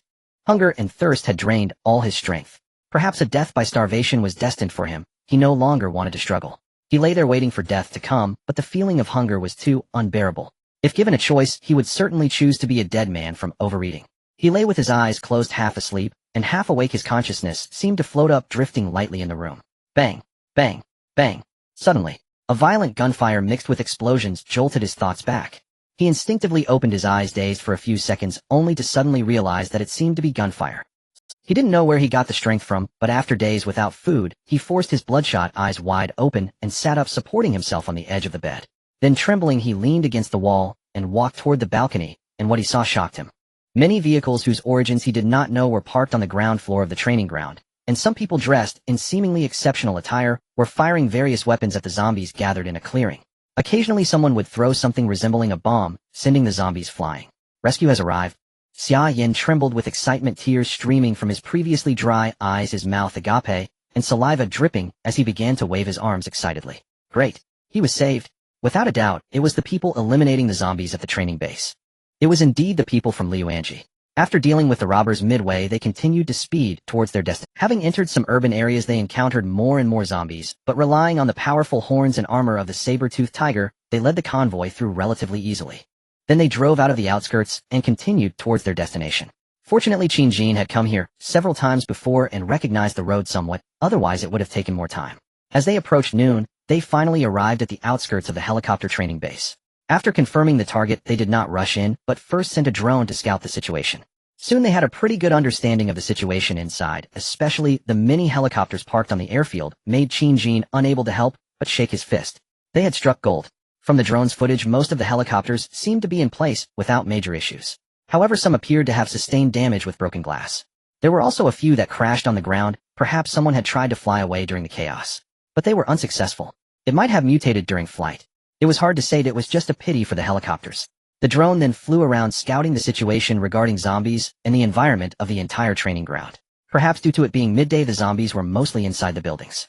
Only when the drone approached the buildings would they be startled and rush out. No living person was seen throughout. They speculated that perhaps all the people here had mutated and perished. With several exits closed and the zombies lacking intelligence, they wouldn't open doors, so those inside might be everyone who had been here. With the answer clear, it was easier to handle. They did not rush to attack, but first had a simple lunch, checked their equipment, and discussed a simple strategy before officially starting their assault. The drone would still lure the zombies inside. They would open the door from behind and drive in. Once the drone attracted a large group of zombies, they pulled out the homemade explosives prepared by Donghui. They directly threw them into the zombie crowd. Then what Xia Yin had seen earlier unfolded before him. He had been sleeping too soundly and hadn't heard the drone's sounds. Under the powerful explosions and the rain of bullets, quickly over 100 zombies were exterminated. The combat team stopped firing. They needed to conserve ammunition. The remaining zombies, missing arms and legs, but still alive, were easy to finish off. Boss, there's a survivor waving at us from the 4th floor of the building on the right. Lu Wenhao with sharp eyes quickly spotted the excited Xia Yin and reported to Qin Jin. Good, let's bring this person down for questioning. Split the team and thoroughly eliminate all zombies on the premises, leaving none behind. Received. The combat team quickly took their orders and went out to work. They were very experienced with such tasks, having been doing them for some time. Qin Jin patted Xiao Lu, who was still controlling the drone, on the shoulder. He said, send the drone up to monitor the entire area. If any zombies approach or anyone gets close to this training ground, report immediately. Xiao Lu agreed. He was skilled in this. After Qin Jin finished his arrangements, he stood by the vehicle waiting for news from the team and also a bit curious about the survivor. After about 10 minutes under the actions of nearly 30 relatively skilled personnel, the entire area was soon confirmed to be cleaned up. Each team leader had returned to report and had already brought Xia Yin down. Due to his weak condition, he was still being supported by someone. Seeing so many armed personnel, he was overwhelmed with excitement. His life should be saved. When he approached Qin Jin, he was unsteady on his feet, and Li Bowen had to continue supporting his arm so he could answer questions in front of the boss. Who are you? Please explain the situation. Qin Jin directly questioned the only survivor. Although he had been here before, the instructor was not Xia Yin, so he did not recognize him. Thank you. I really appreciate it. If you hadn't come, I would have truly died. Xia Yin's excitement had calmed down quite a bit. Seeing everyone staring at him, he swallowed his dry lips and spoke. Jin noticed his poor condition and took a bottle of water and a chocolate bar from the vehicle, handing them to Xia Yan. The latter excitedly accepted them, twisted off the cap, and gulped down a few mouthfuls before tearing open the wrapper and devouring the chocolate. While excited, he even choked a little. Li Bowen kindly patted his back from behind to help him. Everyone was not in a hurry, watching Xia Yan finish eating, sighing, as if he had come back to life, and waiting for him to continue. Xia Yan felt incredibly happy. He had never felt chocolate to be such a delicious thing. His emaciated body was frantically absorbing the sugar, and his stomach was working at full capacity, restoring much of his strength, and even clearing his mind. Seeing everyone staring at him like a hungry ghost, he awkwardly said, "Hello everyone, thank you so much for your help. My name is Xia Yan, and I am a helicopter instructor here. I have been trapped here for many days, almost starving to death. Those monsters outside are terrifying. Fortunately, you arrived and dealt with them. What is the situation like outside now? Have the authorities reacted and started restoring order?" His self-introduction was followed by questions, as he was eager to know the situation outside, having lost contact after the power and internet were cut off. He had been worried about his family's situation and the possibility of the authorities disappearing. Fortunately, it seemed they had finally awaited rescue. Hearing his profession, Jin's eyes brightened. A helicopter instructor. A talent. What is most precious in the apocalypse? Food, weapons, safe shelter. These are all important, but talents are also incredibly valuable. He thought he was the only one who could fly helicopters and would slowly teach others. Now there was a living helicopter instructor ready. He must take him back. This person absolutely cannot be let go. Jin signaled to Zhongyu beside him. The latter, as his former secretary, easily understood his intentions and could roughly guess that the boss would not let this person go. Even Zhongyu felt that this person must be retained after hearing his profession. He smiled and walked over to Xia Yan, shaking his hands like an old friend, warmly saying, "Sorry, we are not official people. No one knows what the authorities outside are like now. They might have already disappeared. We are just a group of survivors in this new world, searching for food and supplies to build a safe home, so our loved ones can continue to live peacefully, that's all. Today we are fortunate to be here and meet you, which means we are destined. You will be one of us from now on. We guarantee you won't go thirsty or hungry. We will protect you." A stream of smooth words was thrown out, leaving Xia Yan in a daze. He hadn't reacted yet. These people are not official, but their clothing, weapons, and vehicles are all too professional, yet hearing them say they would protect him and take him and made him feel much more at ease. At least these people seemed not to plan on abandoning him, which was better than starving to death here. Going out with them would also provide a chance to find out what was happening outside. Zhongyu continued to chat with him and thoughtfully took out some candies, cigarettes, and other items from his own stash to give him. He was just short of personally lighting a cigarette for Xia Yan. Jin was a bit unable to bear it, not expecting his former secretary and old childhood friend to have this side to him. A social butterfly. Seeing that this talent was no longer escaping his grasp, he focused back on the main target of this operation. He turned around and led everyone towards the area where the helicopters were parked. The helicopter parking area was quite large, and it was quite a distance from the buildings. They walked several hundred meters to reach it. Everyone looked at the various helicopters placed outdoors, their eyes almost glowing. Who wouldn't love such big toys? Every glance revealed treasures. Counting them, aside from 6 that had crashed nearby, there were still 9 helicopters parked in place. Wow, they had struck gold. This was indeed a helicopter treasure trove. End of this chapter. Inside the helicopter training field in Yangqing, the sight of multiple helicopters left all the combat team members wide-eyed with astonishment, some nearly drooling. Looking at these marvels of human technology, tools capable of conquering the skies, especially with the prospect of soon possessing them, it was impossible for anyone not to feel exhilarated. This is amazing. Even Jin couldn't help but feel his heart swell with excitement. He hadn't expected that the first target would yield such a resounding victory, and it exceeded expectations by far. Clearly, he hadn't chosen the wrong target. He recognized the models before him, all civilian helicopters, one of which he had piloted during his training. This was to be expected, as this was originally just a training base for the public. How could there be military models? The helicopter closest to him was one he was quite familiar with, specifically that smaller model he had practiced flying before. The model is AC-310, a one-ton civilian helicopter independently developed and produced domestically, widely used for television interviews, rescue operations, and even short-distance transport, serving as a mainstay for training. It allows one instructor to teach 2 students simultaneously. The aircraft features 3 rotor blades with a maximum length of 9 meters, classifying it as a small helicopter. Its maximum cruising speed is 176 kilometers per hour with a standard cruising speed of 159 kilometers per hour. The maximum takeoff weight is 900 kilograms, with an effective payload exceeding 400 kilograms, and it can fly about 600 kilometers on a full tank. The parameters are quite ordinary, but it is very practical. By removing some unnecessary components and carrying extra fuel, it theoretically can carry 34 people and fly 800,1000 kilometers. That means it can cover a round trip of 400,500 kilometers, which is more than enough to extend the influence of the green source base. Please take my word for this. This is still the most basic model, which is also the most common. Just counting 6 out of the remaining 9 helicopters are AC-310s. Shin continued to observe these helicopters, even reaching out to touch the exterior of one of them. What a treasure. As he walked on, he spotted another larger helicopter which he, being well prepared, recognized. This is an AC-352. A medium-sized multi-purpose helicopter. It has 5 rotor blades, weighs 14 tons, and its fuselage is a substantial 19 meters long. Its wingspan is nearly 20 meters, and its cruising speed reaches an astonishing 280,300 kilometers per hour. Notably, its takeoff weight has reached 7.5 tons. With an effective payload of 4 tons, by removing some seats and other comfort features, it can accommodate over 20 people. When carrying additional fuel, it can travel over 1,000 kilometers. For the green source base, this is undoubtedly a strategic weapon. It must be well protected. Everyone was excited at the sight of this bigger treasure. The strength of the green source base was greatly enhanced. Unfortunately, while everyone continued to observe, the last 2 helicopters seemed to have encountered problems. Previously, everyone had been too far away to see clearly. They had only roughly counted the number and knew there were 9 helicopters, but they hadn't expected that the last 2 grounded helicopters would actually be in trouble. Of the last 2, one was also an AC-352, but this one bore scorch marks, and surprisingly, there was a car crashed underneath its fuselage. Looking at the charred remains of the car and a body that had turned to ash inside, one could speculate that it was likely a survivor who, during the chaotic mutations of the night, had crashed into this helicopter for some unknown reason. Not only did they perish in the fire, but the helicopter also suffered damage. Shin carefully examined the burned area of the fuselage near the engine, and even the tail wings showed signs of having been scorched. His heart sank slightly, feeling a chill. This helicopter surely must be totaled. With such worries in mind, he turned his gaze to the last helicopter, which was also the largest one in the field, model AC-333. This is another large civilian helicopter independently developed by Huagua, with a fuselage length of 22 meters, a wingspan of 23 meters, weighing 15 tons, and a maximum cruising speed of up to 300 kilometers per hour. With a full fuel range of 900 kilometers, it can reach up to 1,600 kilometers when carrying 2 auxiliary fuel tanks.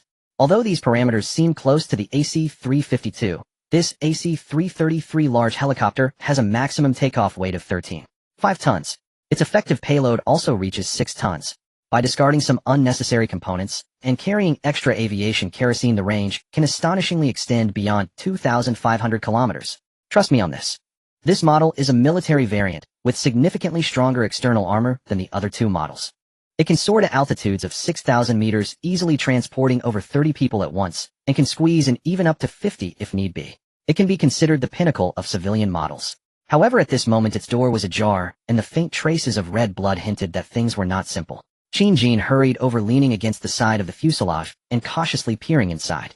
The interior of the cabin was in disarray, with dark brown dried bloodstains covering the floor alongside various dirty objects scattered around. These traces extended into the helicopter's cockpit.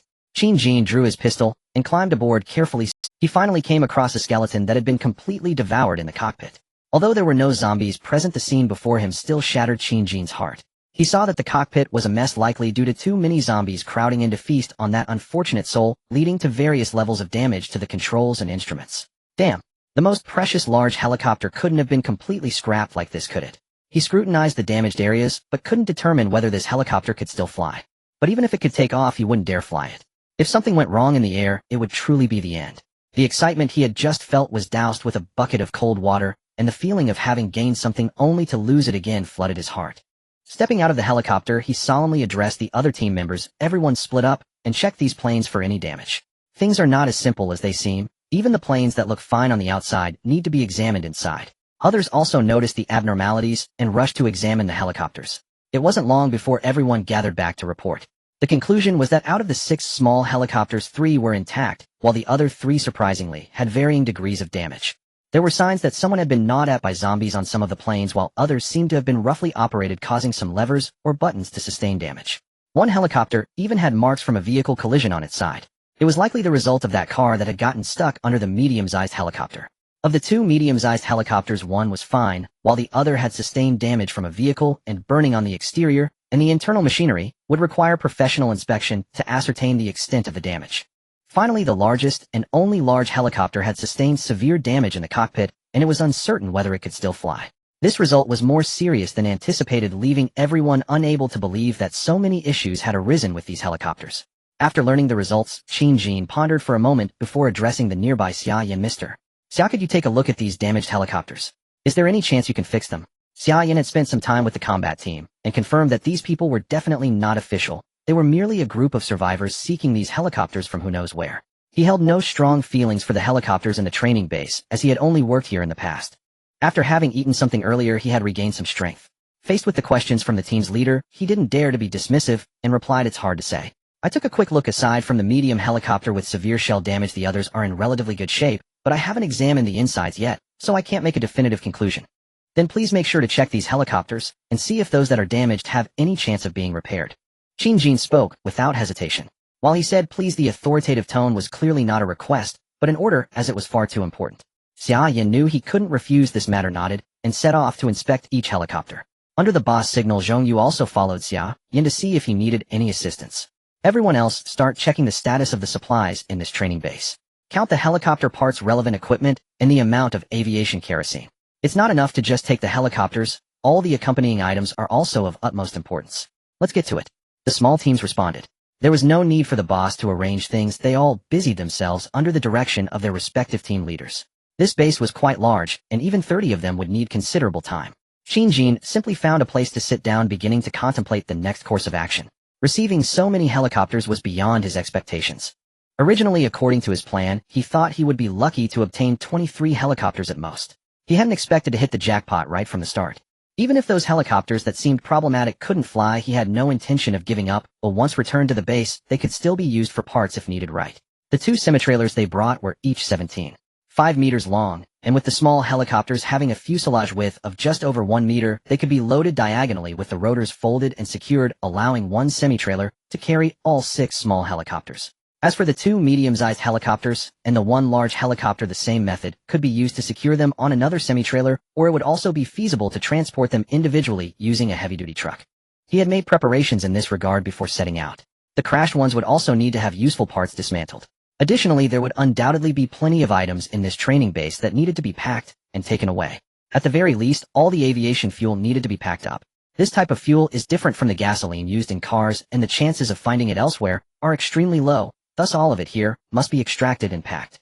It's important to note that the helicopters found all use axial flow engines, which require aviation kerosene. Other helicopter parts, maintenance equipment, and maintenance supplies must not be overlooked, otherwise after flying for a while, if problems arise and repairs can't be made, it would be a disaster. While he was still deep in thought, Xia Yan, who had completed his inspection, approached with Zhongye's support. He was already feeling weak, and at this point his face was covered in sweat.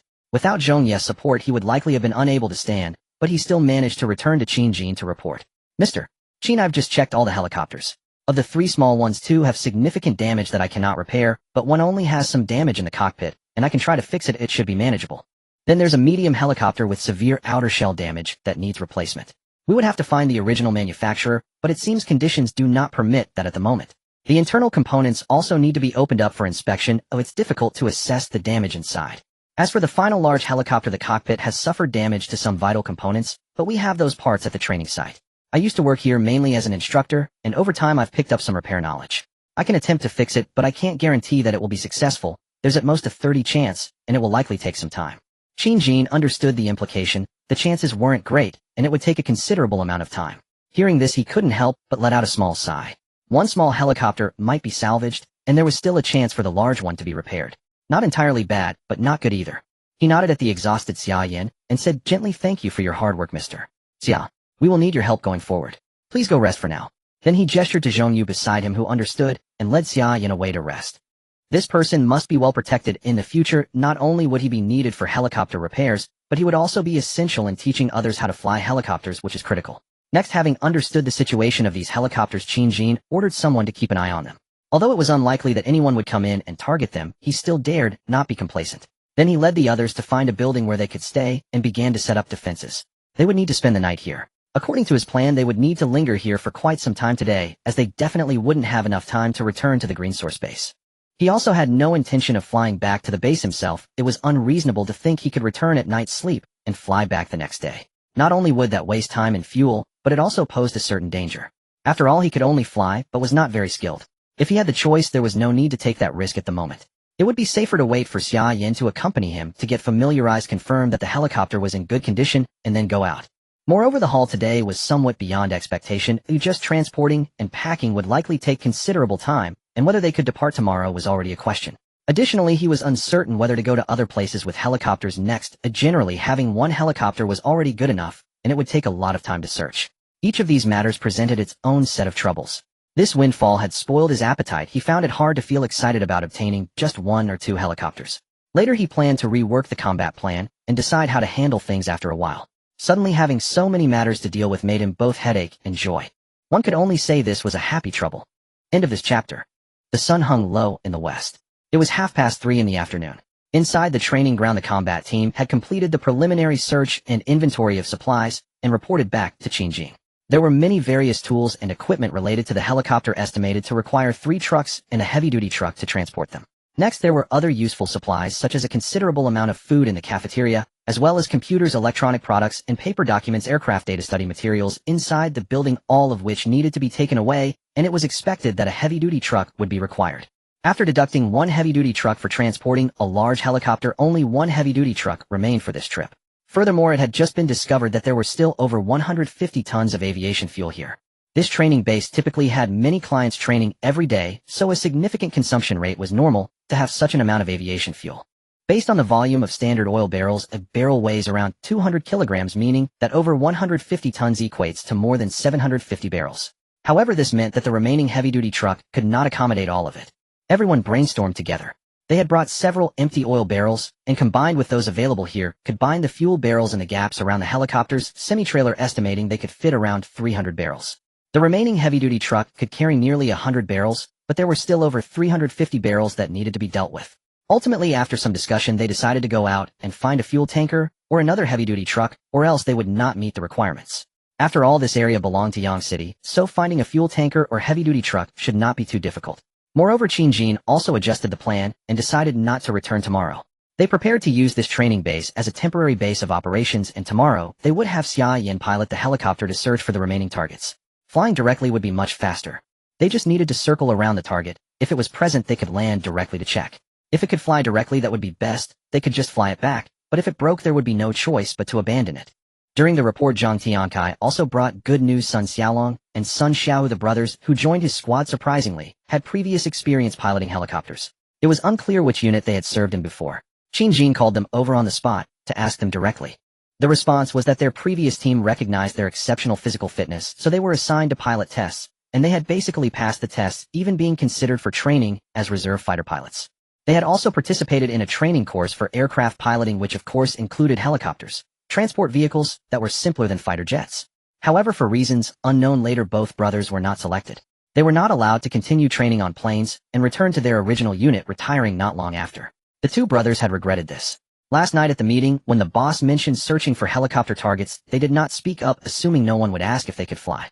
This afternoon, while executing the inventory task, they chatted, and their team leader Zhang Tiankai overheard and immediately reported it to Qin. Upon learning this, Qingjin almost slapped his thigh in frustration. He hadn't thought to inquire about his team members, assuming no one had experience with helicopters, only to discover such talent among the newcomers. After confirming with the two brothers, they stated that they had previously piloted armed helicopters, although they had not flown these civilian models. However, they believed they could quickly adapt with a little time. Qingjin was greatly pleased. He never expected that the two individuals he had inadvertently rescued were the very pilots he had long sought after. Had he known, he would have held on to them tightly. Previously, when dealing with Zhao Chong, he almost let these two slip away, or if that had happened, he would have slapped his thigh in regret. With these two, if they ever found an armed helicopter, there would be qualified pilots ready. Heaven bless me. In the afternoon, inside an office building at the training ground, he gathered all the team leaders, began sharing the prepared plan, and discussed how to allocate tasks. Some would handle loading supplies, some would deal with aviation fuel, and others needed to set up defenses for the night. Since they were going to stay here overnight, it was essential to strengthen the defenses. Otherwise, relying solely on the Tumterhai iron fence could not withstand too many zombie attacks. More preparations were undoubtedly needed. The team leaders quickly discussed with Qingjin and contacted their respective team members to get busy. Xia Yin was left here to continue resting, as he would need to pilot the helicopter tomorrow to take Qingjin and the Sun brothers to check other targets. With tasks clearly defined, everyone was highly motivated. After the apocalypse, this was their first night outside the Green Source base, and their sense of security had drastically diminished. Only by strengthening defenses could they ensure safety. With only 2 or 3 hours until nightfall, they needed to act quickly. Qin Jin stayed in the guest room on the third floor of the office building, familiar with the place from his previous visits, and they chose this building as their headquarters for the night. Due to the flight zone restrictions, buildings here could not be too tall, usually around 3 stories. After locking and sealing the front door and windows of the first floor and blocking the stairs, it would be difficult for zombies to get in. This conference room also had 2 floor-to-ceiling windows which used to allow clients to view the flying area and environment. Now they conveniently provided a way for them to observe the external situation at night. Busy times passed quickly. By around 5 or 6 in the evening, as the sun approached the horizon, the combat team had completed all the defensive preparations they could. This included checking and locking the training ground's perimeter wall. All arriving vehicles were locked and parked downstairs. Except for the fuel, which was difficult to manage, other more easily transportable supplies had been loaded and covered with tarps. The carried weapons, ammunition, and food had all been moved into the conference room of the office building. At 6:30 in the evening, darkness had completely descended. Apart from the chirping of insects and the occasional rustling of the wind, no signs of activity could be seen outside. After the power outage, the outside world was only illuminated when the moon appeared. Otherwise, it was almost entirely dark. The night watch was divided into 5 shifts, with each squad responsible for 2.5 hours. First on night watch was the Zhongyu squad, whose members paired up and occupied the high points of 2 buildings in the training ground, while also having team members in the conference room ready to respond and patrol the situation of vehicles and supplies. Each night watch member brought a pair of night vision goggles, allowing them to see the outside situation roughly. Qin Jin had prepared plenty of such equipment previously, and during recent supply runs the combat team had also found some. There was an ample stock. Those on night watch at the Green Source base frequently used them to observe from the watchtowers. At this point, most personnel had gathered in the conference room. The central table had been dismantled at some point, and a large pot was set up with firewood that had been found somewhere crackling away. Inside the pot, a considerable amount of food was bubbling, with hints of meat and vegetables visible. The aroma wafted through the air, whetting the appetites of those who had been busy all day. Soon the assigned personnel distributed scoops of soup into their instant noodles, adding plenty of meat and vegetables. These were all supplies brought from the base. The meat was frozen, and they had brought a small portable refrigerator. The vegetables were some easily storable fruits. They had not yet planted large-scale leafy greens, and since bringing them out was inconvenient, they did not have any at the moment. Even so, it was a rare treat. At least the sounds of enjoyment from everyone eating and the happiness on their faces were hard to hide. Without comparison, there would be no harm. They had seen how miserable people outside had it recently. Xia Yin, who had just joined today, of course received food as well. He held the steaming hot noodle soup topped with meat and vegetables, and his appetite had been stirred up. He urged himself to eat quickly. He wasn't polite at all, devouring it hungrily, reminiscing about the feeling of his stomach being warmed and filled. He missed it dearly. Heaven knows how he had endured during this period. If his belt hadn't been fake leather, he would have been so hungry, he would have eaten. Fortunately, he had finally been rescued today and smoothly joined this faction. There was no way he could disagree. From the way Qin looked at him and the enthusiasm of the team leader who welcomed him, he knew what they saw in him. It wasn't just his professional skills. Therefore, he didn't feel any aversion inside. Not starving to death was already good enough. He had a general understanding of the outside situation and knew he probably wouldn't last long if sent out alone. Joining these people might be the best choice at present. He had a mission to carry out tomorrow. He had originally been so weak from hunger, but after eating and resting today, he felt much better and believed that after a good night's sleep, he would almost recover by tomorrow. There would be no problem piloting the helicopter. Qin Jin joined the meal and occasionally chatted with the team members. During the initial missions, he had interacted with many of them. At that moment, the atmosphere was harmonious, but most of the time, it was him asking questions and others answering. Only a few team leaders would engage in deeper conversations with him. Dinner ended in pleasant chatter among everyone. Then they each found a place to sleep in their clothes. It was already late October, and the nighttime temperature had dropped to around 10 degrees. Outside, if one did not wear enough clothing, they would feel the distinct chill. After all, the south had high humidity. Unlike the dry cold of the north, the cold wind that swept through could penetrate to the bone. Everyone had brought enough clothing to withstand this cold. The bonfire in the center of the conference room had not gone out. The night watch personnel would add firewood intermittently to maintain a certain warmth in the space. Several ventilated windows were opened, eliminating any risk of suffocation. It was only around 8 o'clock when everyone began to find their own places to rest. After spending half the day on the road and then busying themselves at this training ground, they were a bit tired and went to bed. Soon it would be their squad's turn to keep watch, and they would have to get up. Before long, the conference room was filled with the sound of snoring. End of this chapter. Qin Jin was still awake. He sat alone on a chair in the corner, staring out at the pitch-black night through the floor-to-ceiling window. As the leader, he still needed to review some matters and ponder whether any aspects of the plan had been overlooked. Occasionally, he would pick up the pen and notebook he carried with him to jot down notes until it was nearly 10 o'clock. Feeling that sleep was still far away, he simply stood up and quietly left the conference room, heading to the rooftop of the office building. This building only had 3 floors, and the rooftop was the highest point of place to catch a breeze. Upon arrival, he noticed 2 combat team members were already up there. To avoid startling them, he gently cleared his throat to indicate his presence. The 2 individuals responded quickly, aiming their weapons at him. Realizing it was their boss, they hastily lowered their weapons and greeted Qin apologetically, saying, "Hello, boss. We're really sorry we didn't expect you to come up, so we were a bit tense just now." At this moment, as Qin approached, he discovered that the 2 team members on duty up there were actually the only 2 girls in the combat team. He waved his hand and softly said, "It's fine. It's good to maintain this level of vigilance, but make sure to identify your target clearly before firing. Hitting a monster is one thing, but hitting one of our own is unacceptable. I can't sleep, so I came up for some fresh air. You all can continue with your duties." After saying this, he leaned against the rooftop wall, resting his hands on the railing, squinting his eyes to feel the cool breeze. Seeing him like this, the 2 female team members felt it inappropriate to disturb him further and continued with their night watch duties, picking up their night vision devices to observe the surroundings. Feeling the cool wind, Qin suddenly felt the urge to smoke and took out a pack of cigarettes from his jacket pocket. Remembering something, he turned to the 2 female team members and said, "You don't mind if I smoke next to you, do you?" The 2 team members, while keeping their eyes on the distance, were actually focusing most of their attention on him. Hearing his question, one of the team members replied cheerfully, "It's fine, boss. It's common for team members to smoke occasionally during meetings at the base. We're used to it." Qin nodded and pulled out his lighter. However, after a moment's thought, he paused. In the end, he didn't light the cigarette and returned the lighter to his pocket. He just continued to hold the cigarette, occasionally taking it out to smell the aroma of the tobacco. The nearby female team member, curious as to why he didn't smoke after asking frequently, turned her head to glance at him. Sensing the gaze beside him, Qin, whose senses were sharper than most, turned around and gently asked the female team member, "What's wrong? Is there something on your mind?" The nearby female team member was startled, realizing her discreet glances had been noticed. She shyly lowered her head, and after a moment of silence, she mustered the courage to say, "I was just curious why Mr. Qin, you asked us, but then didn't smoke. Oh, I just felt that smoking now isn't appropriate. The smell might attract the attention of zombies in the wind direction, so I did." "Oh, I see." The 2 team members suddenly understood. "I didn't expect you to be so composed, Mr. Qin." One of the female team members continued, emboldened by the conversation. "It's alright, I just want to live a little longer. Once we return to the base, I can smoke freely." The female team member relaxed significantly and continued to seek topics to chat about. "Mr. Qin, do you think we can keep living? Can this world ever return to how it used to be?" With a look of yearning, another female team member joined the conversation, voicing a question that had been on her mind for a long time, a question many shared. Being the leader of the base, perhaps he would have a different answer. "I don't know either. Oh, I just hope to live as long as I can. Many people have asked me that question, but I can't give them an answer because I am also searching for it." Qin paused for a moment, looking up at the starry sky, gazing at the now clean sky that had regained its clarity after losing power and pollution. The stars twinkled eternally.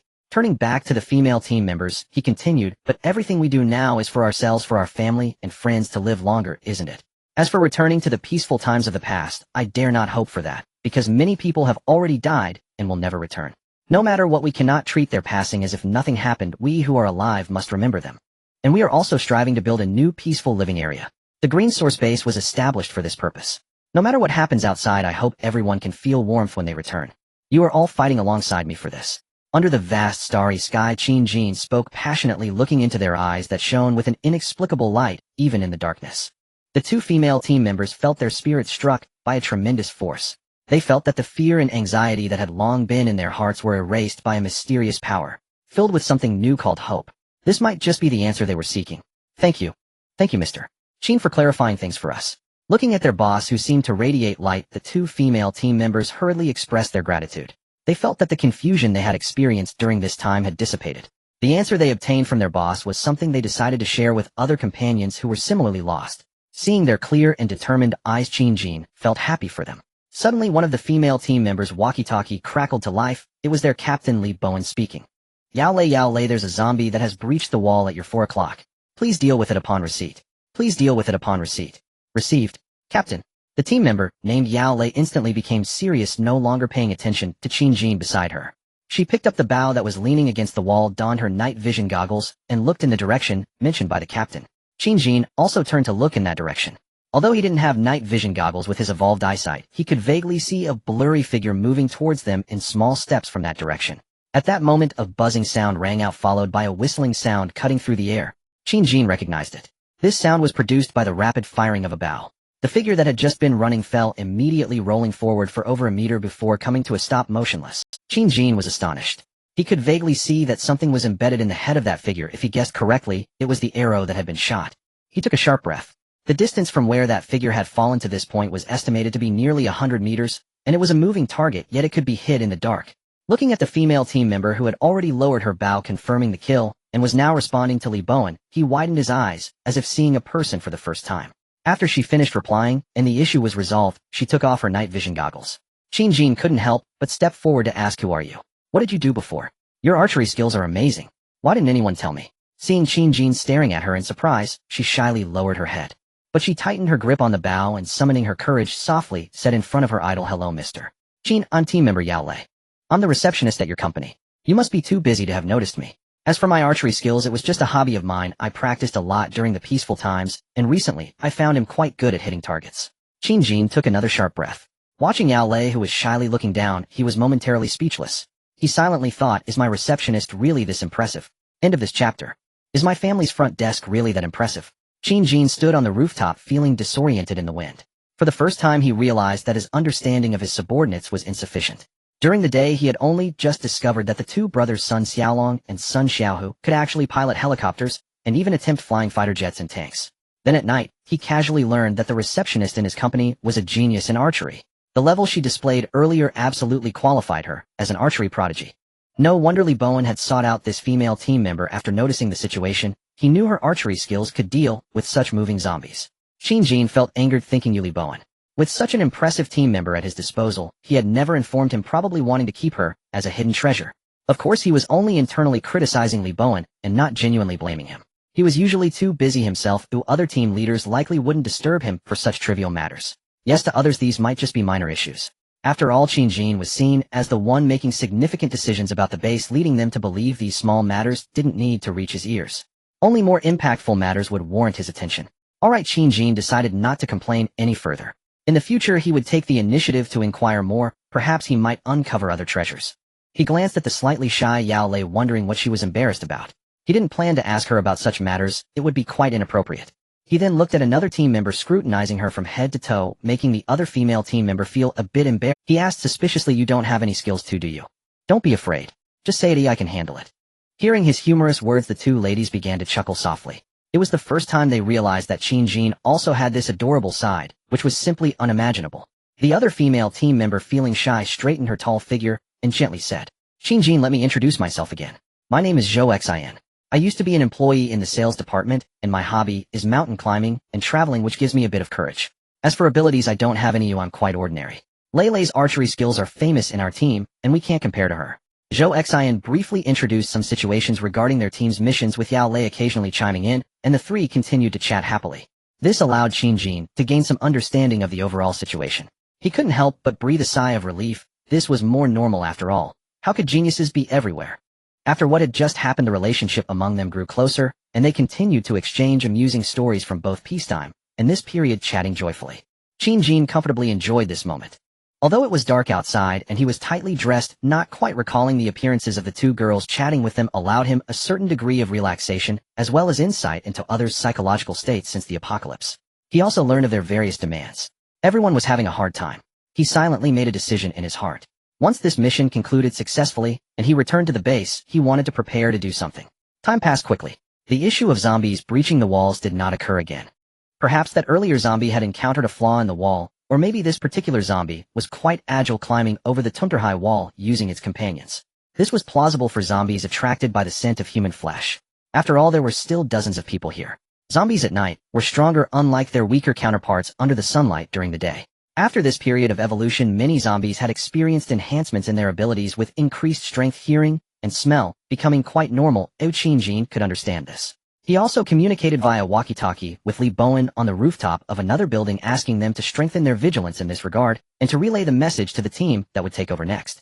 As it neared 10 o'clock, he voluntarily ended the conversation with Yao Lei and Zhou Xin, stating that he would head downstairs to rest, since there were other matters to attend to the next day. The two female team members looked a bit reluctantly at his slowly departing figure. Under the moonlight, his silhouette appeared particularly tall, the thin shirt filled out by the muscles beneath, faint outlines visible. The two girls couldn't help but be mesmerized. After a while, when his figure had disappeared, Yao Lei forcefully grabbed Zhou Xin's arm and exclaimed in a low voice, Xin hit me. I can't believe I just chatted with my idol for so long. Is this real? His tone was so gentle and his answers for some reason made me feel utterly devoted to him. This must be the power of love. Seeing Yao Lei being infatuated, Zhou Xian disdainfully patted her hand that was gripping her, pinching it to let her know it wasn't a dream, saying, Alright, your idol has already left. Stop daydreaming, let's continue with our mission. Your idol said for the sake of our shared cause we must fight. That was his answer. Yes, we must work hard. It's the best repayment for ourselves and for him. Yao Lei felt invigorated, hugged her good friend Zhou Xian, and with a bright smile continued to execute the mission. Tonight was the happiest she had been since the apocalypse began. She had forgotten how long it had been since she felt this happy and excited like tonight before the apocalypse. She had always had a favorable impression of the base's leader. Whether it was the young, wealthy, and handsome entrepreneur who independently founded a large company before the apocalypse, as she felt later, or the decisive leader after the apocalypse, who was capable of predicting situations, unyielding and ruthless, taking revenge for grievances, as seen in the Zhaochang incident, all of this fascinated her. In fact, she was not the only one. Many women, and even men within the base, shared this sentiment. This was also the reason they held such admiration for Qin Jin. Seeing her happy and joyful companion beside her, Zhou Xian couldn't help but smile as well. Yao Lei was like this. Wasn't she the same? The night breeze no longer felt cold. The rest of the night passed without incident. The next day, morning itself, it was a cloudy day with the sun obscured by dark clouds, unable to shine down on the earth. The team members had already risen early, quickly washed their faces, and those with conditions brought toothbrushes out, having breakfast before gathering on the first floor. There were quite a few tasks today. A work had been distributed last night, with some going out to search for cars and supplies. This place was not like Guangyuan City. Although the population was denser, there were also more large factories, possibly yielding some rarer supplies. Some stayed behind to pack and load things carefully, loading the intact helicopters onto semi-trailers and heavy trucks. Fortunately, there were some forklifts and construction vehicles for easy transport. There were also damaged aircraft that needed to be brought back to the base. They might be able to use the parts later. Then Qin Jin would personally take Xia Yan and the two brothers from the Sun family in a helicopter. The others dispersed to get busy. Qin Jin and the others arrived at the place where the helicopters were parked. He was not in a hurry to depart. He and the two brothers from the Sun family needed to familiarize themselves with flying first. Although they had some knowledge, it had been a while, and it was better to get reacquainted.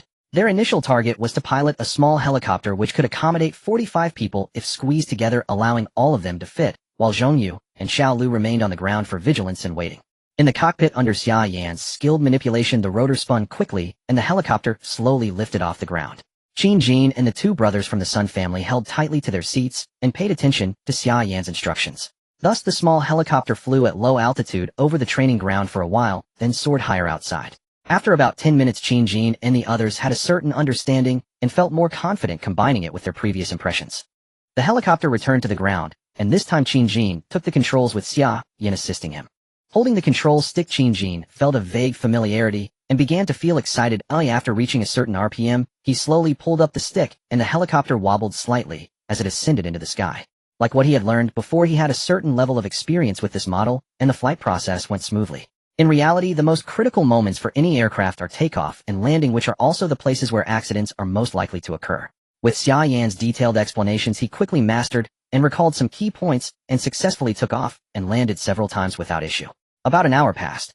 Sun Xiaolong and Sun Xiaohu also took turns flying a few times, reporting that it was simple and stress-free before switching to another medium-sized helicopter. This model could carry many passengers, allowing Zhongyu and Xiao Lu to board and observe. As before, Xia Yan piloted while Qin Jin and the two brothers from the Sun family observed and learned, with Zhongyu and Xiao Lu also watching and learning from behind. In the future, when time allowed, the two of them would surely need to learn how to pilot helicopters. After all, they had found quite a number this time, and it wouldn't do for only a few of them to know how to fly. Having more pilots would definitely be advantageous. After spending another 2 hours, Qin Jin was finally able to fly the medium-sized helicopter proficiently, which was a bit more challenging than the small one, while the Sun brothers handled it with ease, quickly mastering the techniques. They were indeed men who nearly became pilots. The practice session came to an end. Except for Zhongyu and Xiao Lu, the other three basically had the ability to pilot helicopters independently. Even with different models, they should be able to adapt quickly after a bit of familiarization. It was already 10 a.m. They called over a team member to fill the medium-sized helicopter with aviation fuel, bringing a secondary fuel tank along with some weapons, ammunition, and a small amount of supplies. After another half hour, they were finally ready to depart. At departure, Sun Xiaolong would pilot with Xia Yan assisting in the co-pilot seat, while Qin Jin and the others sat in the back, all armed. They estimated that the journey directly to their target would not be smooth, and they would have to handle any issues that arose. As the medium-sized helicopter slowly ascended, Qin Jin and the others sat in their seats, gazing out the window, watching the objects on the ground grow smaller, before heading towards a direction in the center of Yang City. His first target was a villa area in another part of Yang City. There were quite a few wealthy individuals there, several of whom had previously made media headlines for purchasing helicopters and private jets. He had no interest in private jets, as they required runways to take off. Such aircraft were not particularly useful for him at the moment. Helicopters, however, could take off and land in place, which was advantageous. That area was only about 50 kilometers from the training ground, and at the helicopter's normal cruising speed, it would only take about 10 minutes. This is the benefit of flying. The helicopter maintained an altitude of about 500 meters flying straight ahead. The onboard compass could continuously indicate that direction, and there was an onboard navigation system available.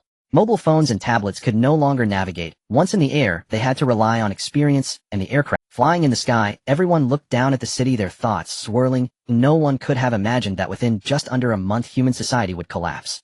As they flew over the land, not a single person could be seen, though they occasionally spotted zombies. It was unclear whether they were drawn by the sound of the helicopter or for other reasons. Those flying in the sky naturally chose to ignore them. Perhaps some survivors heard their voices but hadn't managed to come out in time, missing their chance. They had no plan to rescue these survivors. The world is vast, and with a large base, survivors would not be few. If fate didn't bring them together, it was best to be well on their own. End of this chapter. Whoosh whoosh whoosh. In a villa area, a tremendous roar echoed through the sky and earth as a sizable helicopter hovered about 50 meters above. After flying in this area for nearly 5 minutes without spotting a target, it began to ascend and fly in another. It was Qin Jin and a few others who had just come out. They arrived smoothly from the training ground in just over 10 minutes. However, upon arrival, they could not find even a trace of the helicopter. After searching around and confirming there was none, they marked this location and continued to look elsewhere. Their next destination would be a television station. According to previous information, this television station is located somewhere in Yang City, typically housing a helicopter for interviews on its rooftop. Their next target was here about 70 kilometers away. In Guan City, within a long circular wall, several buildings stood prominently. Among them, a few taller structures could be discerned as classrooms and other educational facilities. Besides the buildings, there were also many open spaces. However, they had been filled with numerous tents and metal shacks scattered chaotically within the walls, with some areas recognizable as former soccer and basketball courts. The walls enclosed everything, forming the early shape of a base. As noon approached, many people could be seen moving inside, all heading toward a particular building. Most people on the road had pale faces, dull and lifeless eyes, and their clothes were dirty and disheveled, resembling refugees. No, they could indeed be called refugees. This is the survivor gathering area in Guan City. Gongzi, get up quickly. They are distributing porridge above. Let's hurry and line up to get some. If we miss it, there won't be any left. A deep voice of a middle-aged man echoed from a tent. Inside the tent were two men, one older, around 30 to 40 years, and the other younger, looking to be just over 20. They were indeed the Chun brothers who had previously passed through Longmen County on the highway. However, from their expressions, they seemed even more haggard than before, and even Chin's once bright eyes had dimmed considerably. Cousin, let's just skip it, shall we? That little bit of porridge won't fill us up. We still have some food left ourselves. Keep your voice down. The man named Chun hurried over to cover his cousin's mouth, glancing around anxiously, as if worried that others might have overheard. After observing for a moment and feeling that no one had heard, he wiped the non-existent sweat from his forehead and sighed in relief. Turning to glare at his cousin, he lowered his voice and said, "Damn it. Are you trying to get us killed? How many times have I told you not to mention those things? Yet you still insist on bringing it up. If I hear it again, don't blame me for being rude." Alright, I got it, brother. It's just that the porridge they distribute is too thin and tastes terrible. It hardly fills us up. So coming here was a mistake. We might as well have stayed home. The cousin, referred to as Gongzi by Chun, continued to complain. Chun did not respond to him any further, and simply, after rummaging around the tent, he found a food bowl that, although hadn't been washed in a long time, showed no signs of stains, and then he walked out of the tent. Before leaving, he turned back to glance at his cousin Gongzi, and said in a tone of disappointment, "I'm going to get the porridge, you'd better come too. Having food is better than having none." With that, he shook his head, sighed, and turned to head toward the direction where the most people were gathered. Chin was also feeling helpless. That day he had brought his cousin and some other neighbors, and after considerable difficulty, they finally arrived at their destination, Guan City, and found this survivor gathering area. Initially, they were excited, thinking they had found paradise. After eagerly passing through the checks of the gathering area, they discovered the reality was far from what they had imagined. There were no delicious hot meals here, nor any comfortable living conditions. This gathering area was said to have previously been a middle school located in a relatively remote part of Guan City, organized into a shelter by some official personnel and large corporate consortiums. Perhaps those in charge of the shelters did not anticipate that someone would release information before the network was cut off, leading to many people seeing it and spreading the word, resulting in a flood of survivors filling the place. Chun and his group did not arrive too early or too late. It was said that the earliest arrivals could still find dormitories to stay in. The other survivors could also occupy classrooms and similar buildings. Meanwhile, the earliest survivors could set up tents in the gymnasium. The last arrivals had no space left and could only set up tents in open areas. Although Chun and his group were also in the open, they at least occupied a space in the middle of the buildings and walls, making it not too noisy at night. Due to the overwhelming number of people in this gathering area, it was reported that there were already over 8,000 survivors. This number of survivors emitted a meaty scent that could attract zombies from far away. Undoubtedly, this place faced disturbances from zombies every night. While it was somewhat manageable during the day, many zombies would attempt to climb in as night fell. The 4-meter-high wall could not withstand the pressure. Thus, every night the people in the shelter would resist the zombies. They wielded long knives, iron rods, and any weapons they could find to fend off the invasion. With only 200 or 300 people, they had to defend against thousands. There were firearms available. Initially, it was said there were quite a few. However, facing an endless stream of zombies, they initially relied on powerful firepower for defense, but the ammunition consumption was too high. Using one bullet meant losing one, and they could not replenish it. It was said that the remnants of the official forces initially brought in 3 truckloads of ammunition. After more than half a month of consumption, very little was left, and they had to reserve some for daytime food searches. Every night, as they fought off the zombies, the sounds of shouting and killing could not be suppressed. Thus, it was nearly impossible to sleep in the tents close to the wall. Those like Chun, who were positioned further inside, had become a source of envy for many, as at least they could occasionally get some sleep at night. As for food, those who arrived earlier said that the shelter had somehow brought in a considerable amount of food, and initially there was rice and vegetables. However, as more and more people arrived, the management could no longer keep up. Despite their daily efforts to organize people for food searches, the quantity was limited. The result of a few hundred people sustaining thousands was evident. Guan City also had a large population, contributing to a terrifying number of zombies. The teams that went out to find food often faced overwhelming zombie attacks, resulting in many casualties. It was said that the shelter's teams were now filled with grievances, risking their lives every day without receiving a single word of thanks, constantly facing the curses and complaints of the survivors. All these circumstances have led to an increasing conflict between both sides. The survivors wished for more food and better living conditions.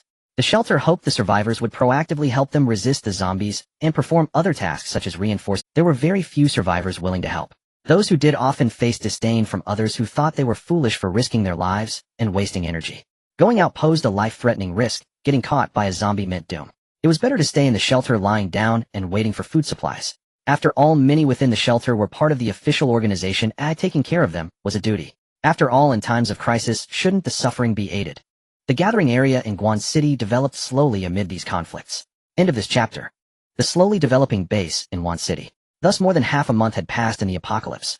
Initially, the 3-meter-high walls have now only been raised to just over 4 meters. At night, hundreds of night patrol teams must be dispatched to guard against the climbing zombies.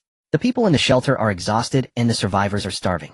After blending into the queue for the porridge, Chun-gu glanced back a few times to search. Confirming that his cousin had not followed, he couldn't help but sigh again. He had also had enough of Gongzi. This younger brother had dropped out of school early during peacetime, and after graduating from middle school, he came out to work in society. After several years of being lost, he had not saved a single cent, accumulated a pile of credit card debts, and learned many bad habits. He was brought back home for education for half a year, and was only released after showing some improvement, arranged by Chun-ge's uncle to follow him. Although Chun-ge's education level was not high, he learned the skill of car repair through hard work and a proactive attitude after coming out into society. Through years of working, not only did his skills become more refined, but he also saved up some money. After calculating, he pulled together some with his family, and finally opened his own car repair shop near his residence a few years ago. After years of struggle, he had achieved modest success. Not quite at the top, but better than some. At least he could be called Boss Chun by others.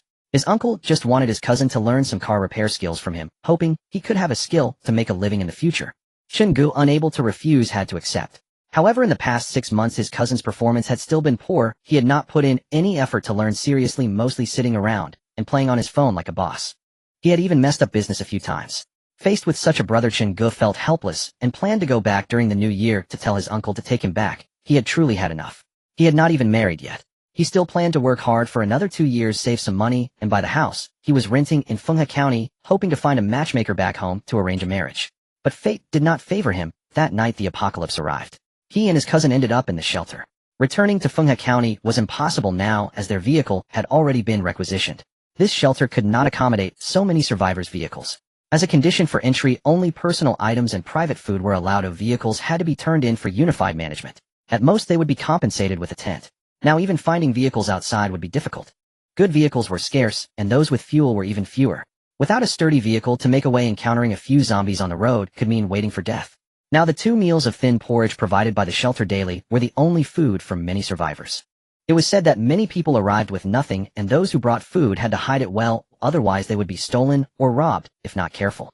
It was no wonder he was so harsh on his cousin earlier. There were simply too many such examples that had frightened him.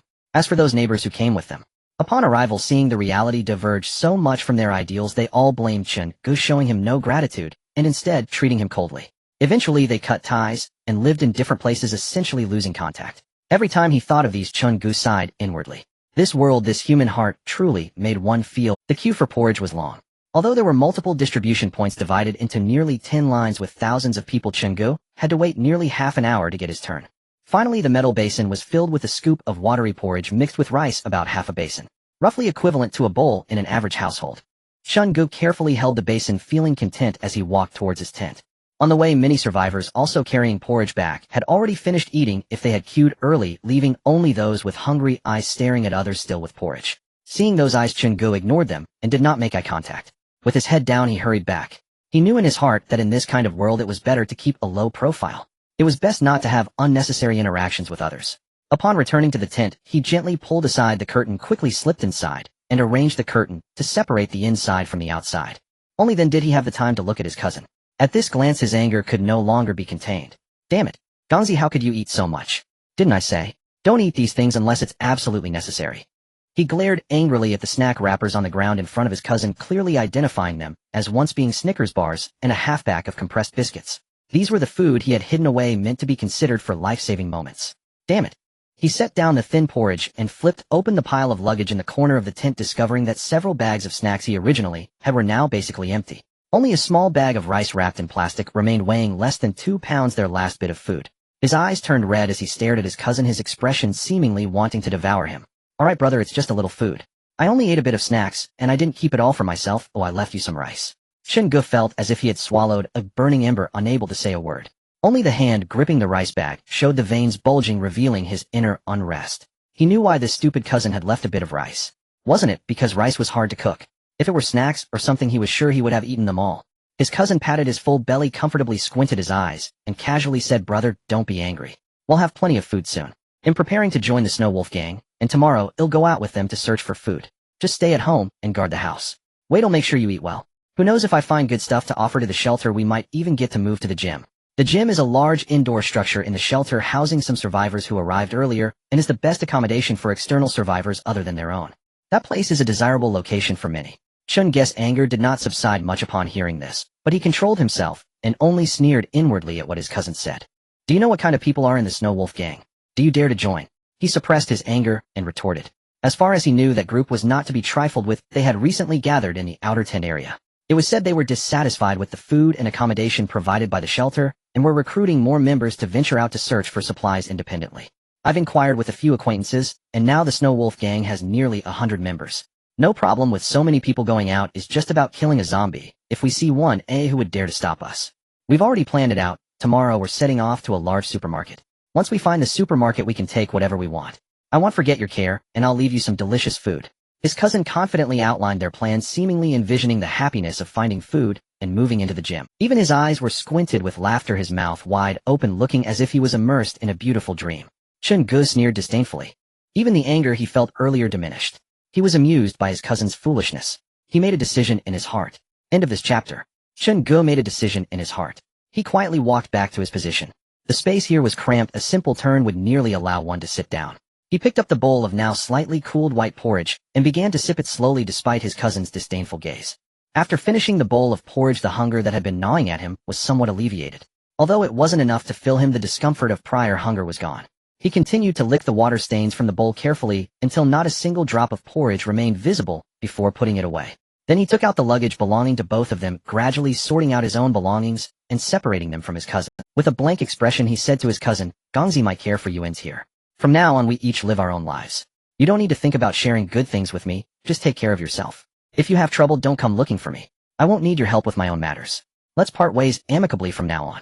After saying this, he drew a line in the middle of the tent with his finger seemingly marking it as a boundary. The only thing I can leave for you is half of this tent. I traded for this tent with my own vehicle, so logically it belongs to me.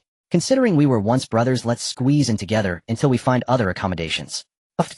His cousin scoffed disdainfully, seemingly surprised that his seemingly inept cousin had such a moment, yet he remained unfazed. He looked at his cousin with a cold smile, and said, "All right, since you want to part ways, I have no objections. As your younger brother, I'll generously give you this tent." After saying this, he picked up his portion of the belongings that Chun-gu had just sorted out. There wasn't much of importance, just a few clothes and some small items. He stepped toward the entrance, looking back at his cousin with a grin, saying, "Brother, I'm going to get rich. When I'm wealthy in the future, I won't forget you." Chun-gu remained noncommittal. He took one last glance at his cousin's departing figure and waved his hand, marking the formal end of their brotherly relationship. Even if his cousin became successful in the future, he had no intention of going back to ingratiate himself. He had his own pride and way of living. Moreover, he understood his cousin's character. He could speak beautifully, but when it came to action, it was a different story. He had already decided to seek out the people from the shelter tonight. He wanted to join the night defense team. Going outside was still too dangerous, but helping to defend at night should be manageable. At least he rarely heard of deaths occurring among the night defense team. The rift between the two brothers was something that could have been anticipated long ago, as their personalities were fundamentally incompatible. One was an idealist, and the other a pragmatist. Chun-gu thought that parting sooner was better. At least it hadn't escalated to a point where they would draw swords against each other. Lying in the tent looking at the space that was once again solely his, a sense of peace enveloped him. The break with his cousin felt like he had laid down a heavy stone in his heart. With a stomach full of porridge, he fell asleep. He didn't know how long had passed. In a half-asleep, half-awake state, Chun-gu seemed to hear a whooshing sound by his ear, accompanied by many shouts from nearby. He suddenly jolted awake and sat up. Listening to that familiar whooshing sound, he remembered it was the sound of a helicopter. Without a moment to spare, he rushed out of the tent and saw many people outside looking up at the sky. Sure enough, there was a helicopter circling above. What was going on? Chun-gu was a bit confused. Wasn't this the apocalypse? How could there still be helicopters? Could it be a plane from the shelter? No, something wasn't right. He had never seen one before. Could it be that the shelter found a helicopter and just returned today? That would be fantastic. This would mean that the strength of the Wand City shelter had greatly increased, and life for everyone should become easy. Or perhaps this was a plane from another official organization beginning to reclaim lost ground and intending to drop supplies or engage with the people from the shelter. That would be good too. If that were the case, they had to keep a close watch. If they were slow, they might miss out. Many people shared the same doubts and thoughts as Chun-gu. The crowd nearby was loudly discussing, yet no one knew the answer, only able to keep their eyes fixed on the helicopter above. Just as everyone was still pondering what was happening, the helicopter surprisingly turned and flew in a certain direction. In the blink of an eye, it disappeared from view, and even the sound was gone. What the hell? Just like that, everyone was filled with a string of question marks above their heads, unsure of what had just happened. Did the helicopter just fly overhead and leave? After waiting for a while, and with nothing happening, many people could not resist returning to their tents. It was more energy efficient to lie down, and besides, it was pretty cold outside now. Chun-gu also waited for a while, seeing that nothing was going to happen, and returned to the tent to rest. This incident weighed on everyone's minds, but did not affect their lives. However, within the shelter's management, there was a flurry of activity, alarming all the higher-ups. They all thought the organization had recovered, and that rescue was coming. But their joy was short-lived as hope quickly faded. Nevertheless, they did not give up, and hastily sent people out to investigate the situation, trying to figure out which faction the helicopter belonged to, and what their purpose was. Those assigned to the task were dumbfounded, wondering how they were supposed to investigate. They didn't know how to fly, and these higher-ups only pursued results without considering the difficulties faced by those doing the work. With no other choice, the shelter also sent some people to drive along the direction the helicopter had left, hoping to find some clues. Of course, they couldn't chase too far. Before dark, they had to return empty-handed. Additionally, the shelter sent some people to inquire among the survivors to see if anyone knew anything. However, when hearing the survivors speak confidently, as if they knew something, they ended up providing nonsensical answers. This left the workers with headaches, unsure how to report back to their superiors. The outcome of this event is not important. It was merely an interlude for the Wand City shelter, and their lives went on, as before, without significant change. Whoosh, whoosh, whoosh. In the sky far from the Wand City shelter, a helicopter was flying. On board were several men loudly discussing something. Upon zooming in, it turned out to be Qin Jin and his group. Yes, they were the ones who had just passed by the Wand City shelter. After continuously searching several destinations, they had not achieved good results. The recorded targets with helicopters either led them to locations that clearly didn't match, or to places where they found the marked helipads, but saw not a single helicopter. They did find one helicopter, but it was already crashed on the ground. They had no idea what had happened before. They had searched 5 locations in total. Leveraging the helicopter's speed, they had flown over all the targeted areas in Yang City, but all they got was a big Qin Jin even doubted whether their luck had run out when they found the helicopter training ground. Why else would they be so unlucky, returning empty-handed after searching 5 places? Sigh. It seems that finding a plane is truly not easy. Fortunately, they had a great harvest at the beginning, otherwise if they had to drive to search place by place, just the areas in Yang City would have wasted them many days. It's worth noting that 2 of the locations were in the city. When they flew there, they triggered quite a large zombie wave with over 10,000 zombies clawing, sending shivers down everyone's spine. The height of the zombie horde piled up to over 10 meters. They were flying at an altitude of 50 meters, still moving, and even then they could feel a tremor, as if the zombie claws were about to reach their eyes. Terrified, they quickly fled. It was already past 3 in the afternoon. After running all over and finding nothing, even Qin Jin felt a wave of discouragement. As they were heading towards a target in Wan City, they discovered a human survivor base. It was Qin Jin's keen eye that spotted it. At that moment, he was leaning by the window admiring the scenery when he suddenly noticed a crowded area below with many people moving around, and some seemed to be standing guard on the buildings. He promptly instructed Sun Xiaolong to hover the helicopter above that location to observe for a while. He didn't believe that such a place would have anti-aircraft missiles. After watching for a while and gaining a general understanding of the base's situation, he lost interest and ordered Sun Xiaolong to continue to the next destination. His assessment of the base was it's only a matter of time before it's doomed. The tightly packed tents, the people moving everywhere, and only a few standing guard with guns encircled by a wall of less than 5 meters. It's a miracle they've survived this long. Even a slight wave would wipe them out. He couldn't be bothered. There were too many such bases in the apocalypse. Survivors always find ways to gather, but are soon crushed by difficulties. Then they regroup, and the cycle continues. Ultimately, only the strongest, the most cunning, and the most resilient survivors remain. He used to be one of those. In this life, he just hoped to live a little more freely. End of this chapter. After leaving the refuge in Guanshi, Sun Xiaolong piloted the helicopter without pausing, continuing towards the next destination. Guanshi isn't very large, and the next target is only 30 kilometers away, which can be reached in about 10. This time the target is a large company rumored to have a chairman who owns a private helicopter that is usually parked on the rooftop of the headquarters. 10 minutes quickly passed. As they approached the destination, Sun Xiaolong lowered the helicopter's altitude, while the others began to search for the aircraft below. "Boss, look over there." Suddenly Xiao Lu shouted towards Qin Jin, pointing in a direction below. Due to the noise of the helicopter, they had to shout to communicate. Qin Jin followed his finger, and indeed, about a kilometer away, a helicopter was parked on the rooftop of a Without precise navigation, slight deviations were normal. After receiving the information, Sun Xiaolong maneuvered the helicopter closer, and soon they were hovering above the building. The group looked down at the helicopter. It appeared to be in good condition, not looking damaged at all. They were all overjoyed, finally finding a target that was intact. "Xia Yan, can you fly that helicopter below?" Qin Jin shouted from behind Xia Yan. "It shouldn't be a problem. The one below is also a medium-sized helicopter. Although it's different from the model we used to fly, give me a little time, and I'm confident I can take off." Xia Yan took a careful look at the helicopter below, and then shouted back to Qin Jin. Qin Jin made an okay gesture, and signaled Sun Xiaolong to descend. They were going to land on the rooftop. The building was sizable, and the rooftop area was quite spacious with enough room for several helicopters to land. Soon under Sun Xiaolong's control, the helicopter slowly landed on the rooftop. "Don't shut off the engines. Ready to take off at any moment." Qin Jin shouted to Sun Xiaolong, then led the others out of the helicopter. The fierce wind howled, and the airflow from the rotor blades created a cacophony on the rooftop. The group didn't dare to delay. They had already discussed their roles. Qin Jin and Zhongyu quickly ran towards the only iron door on the roof, while Xia Yan headed straight for the parked helicopter. The drawback of helicopters was their loud noise.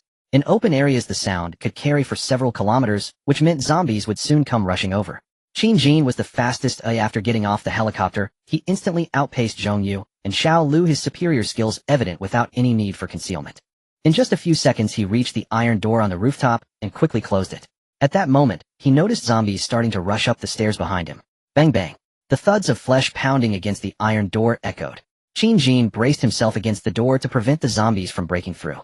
Zhongyu and Xiao Lu, arriving from behind, quickly helped to hold the door, sharing the burden with their boss.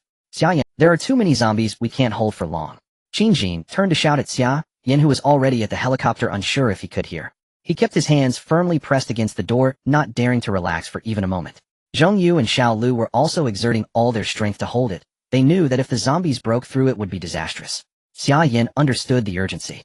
He had heard Qin Jin shout, but didn't have time to respond. After reaching the helicopter, he quickly scanned the control panel, instantly deducing how to operate it. His hands flew over the switches, frantically activating them, and finally pushed the engine throttle. The helicopter on the rooftop began to slowly spin its rotor blades. It was starting up. Seeing this, Qin Jin and the others were overjoyed, but remained vigilant, continuing to brace against the door. Suddenly a cloud of dust fell on the tip of Qin Jin's nose, making it itch. He instinctively looked up and was startled awake. The iron door embedded in the wall was starting to loosen in places. "Damn, what a shoddy construction."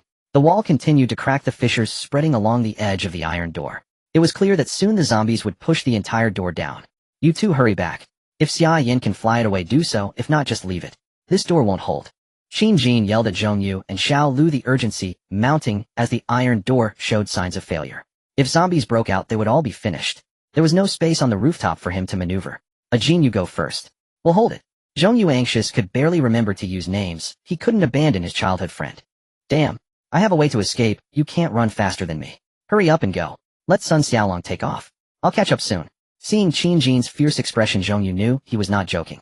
Not insisting any longer, he grabbed Xiao Lu and swiftly headed towards the helicopter. He decided that if Qin Jin couldn't outrun the zombies, he would return to support at all costs. Watching the two run towards the helicopter, Qin Jin finally sighed in relief. Luckily Zhong Yu didn't insist, otherwise it would have been troublesome. He really could outrun the zombies. Staying behind would only slow him down. In just 10 seconds the two reached the helicopter, and their original helicopter noticeably increased its throttle, beginning to ascend. The rotor blades of Xia Yan's helicopter seemed to have reached a sufficient speed, already lifting off the ground. Qin Jin glanced at the expanding cracks along the edge of the iron door, which had widened dramatically. No longer able to hold on, he turned his back to the iron door, pushing off strongly with his right foot, leaving a deep footprint on the door. He dashed towards Zhong Yu's helicopter like an arrow. As soon as the iron door lost Qin Jin's support, it was instantly breached by countless zombies. It collapsed with a loud crash. The zombies behind, whether attracted by the noise of the helicopter or sensing something, rushed frantically towards both helicopters. Of course, they could not match Qin Jin's speed. In just a few seconds he had dashed into Sun Xiaolong's helicopter and shouted, "Take off!" Without needing to be told again, Sun Xiaolong had already pulled the control stick and throttled up hard the moment he saw his boss return to the helicopter, quickly lifting off the ground. Only when they had flown several dozen meters away from the rooftop did Qin Jin and the others have time to reflect on the situation with the zombies and Xia Yan. Thankfully, Xia Yan had also left the rooftop. At this moment, he was hovering nearby. Meanwhile, the zombies on the rooftop were still frantically reaching out with their hands, trying to pull them down as more zombies continued to pour out from the collapsed iron door. Soon the entire rooftop was nearly filled. Some zombies near the edge began to be pushed off by their companions, falling like dumplings, turning into a puddle of mush upon hitting the ground. At this point, everyone could finally breathe a sigh of relief. That was too close. If they hadn't made it in time, they might have been wiped out. The disadvantages of the helicopter were vividly evident at that moment. Everyone could still see more zombies emerging from the ground below, rushing towards the building they had just left. It was clear they were trying to ascend in search of the source of the noise. They were practically a moving zombie attractor. The group was filled with unease, sweating profusely despite the weight. Qin Jin hadn't expected the situation to be this dire. It seemed they couldn't just land the helicopter anywhere in the future. Once they stopped, it was like calling out to the zombies to come quickly. If they were even a little slow, and the zombies managed to board the helicopter, the entire aircraft could be pulled down right. No need to think, it was highly likely to happen. Let's head back, we won't go for the next target for now. We'll return to the training ground. Qin Jin shouted to Sun Xiaolong, and also gestured to Xia Yan and the other helicopter to follow. Without further waiting, the two helicopters headed towards the training ground, leaving behind the rooftop, still crowded with zombies in disarray. End of chapter. On the training ground. The combat team that went out in the morning to execute the vehicle retrieval mission has already returned. They brought back 5 heavy trucks and a fuel tanker sufficient to transport all the aviation fuel. They also found some relatively rare supplies in Yangqing, preparing to transport them back to the base. As for the combat team inside the training ground, they completed their tasks even faster. The supplies and fuel were already prepared, and upon seeing the new vehicles arrive, they began loading without needing any orders. The work proceeded in an orderly fashion, showcasing the execution capability of the Green Source combat team. By 4 o'clock, the sound of roaring engines echoed from the sky. The people on the training ground knew it must be the boss returning. Sure enough, shortly after, 2 helicopters appeared in the sky. In addition to the one that had left in the morning, there was another one. It is only natural for the boss to bring back something valuable. Everyone was accustomed to it. After the 2 helicopters landed, Qin Jin and the others stepped out, and the team leaders, including Li Bowen, welcomed them. Qin Jin and a few others who were far from the helicopters finally felt their ears relax. Even though they had been wearing noise-canceling ear protection on the plane, their ears had still suffered. The piercing noise had been assaulting their eardrums, and only now could their ears finally find relief. Seeing the approaching team leaders, Qin Jin inquired about their situation. Everything went smoothly, everyone completed their tasks. He said to the team leaders, "Prepare everything, well, stay one more night, and head back to the base tomorrow morning." Everyone nodded in agreement. No one questioned why they weren't continuing to fly the helicopters to search for more supplies. They simply followed orders. If they asked Qin Jin, he would tell them that flying out wasn't as easy as it seemed. It was extremely dangerous to get off the plane without proper preparations. Going down without geographic advantages could mean death. Moreover, these gains had already exceeded expectations from when they set off. The remaining targets no longer seemed so important, they could be addressed later. The night passed without incident. The next morning, light rain. The training ground was enveloped in a misty rain. The already low temperature dropped. The personnel at the Green Source base had already gotten up and prepared. They were to return today. Although they found quite a few planes, the leader Qin did not plan to fly back directly. He intended to escort the supplies. Their importance was too high, and he could not accept any problems occurring en route. Of course, it was impossible to pilot one of the helicopters to escort the convoy. That would be akin to asking for death. In the rainy weather, the team members were soaked by the fine rain. Fortunately, their outerwear was mostly waterproof, so they didn't feel too cold. After the team members boarded the vehicles, Qin sat on the saber-toothed tiger and glanced back at the more than a dozen vehicles loaded with supplies. He picked up the radio to notify the main force to depart. The gates of the training ground opened, and the convoy flowed out in succession, forming a long line of vehicles slowly leaving the place. Whether they would have the chance to return again was uncertain. They chose a different route from their arrival, allowing them to avoid some areas where numerous zombies had been discovered, which should reduce some dangers. With the rainy weather making the roads slippery, the convoy moved at a slower speed than on their way here, entering the rain curtain. Shenzhen. In the northern suburbs, on a street near Longmen County, a minibus was driving through the rain. Inside the bus, there were about a dozen men and women scattered across the seats with numerous bags piled up. It seemed like these people were in the midst of migration. They were a group of survivors fleeing. Brotherly, you said we could find a place to survive in Guangyuan City. Is that real? One disheveled woman approached the driver's seat, nervously asking the driver. She appeared to be in her 20s, dressed relatively neatly. However, her face seemed to have not been washed for some time, with remnants of cosmetics scattered, and her oily hair was matted, giving her a rather unkempt appearance. This was a common situation for many survivors after the apocalypse. With water and electricity cut off, even drinking water was insufficient, let alone luxury, washing one's face.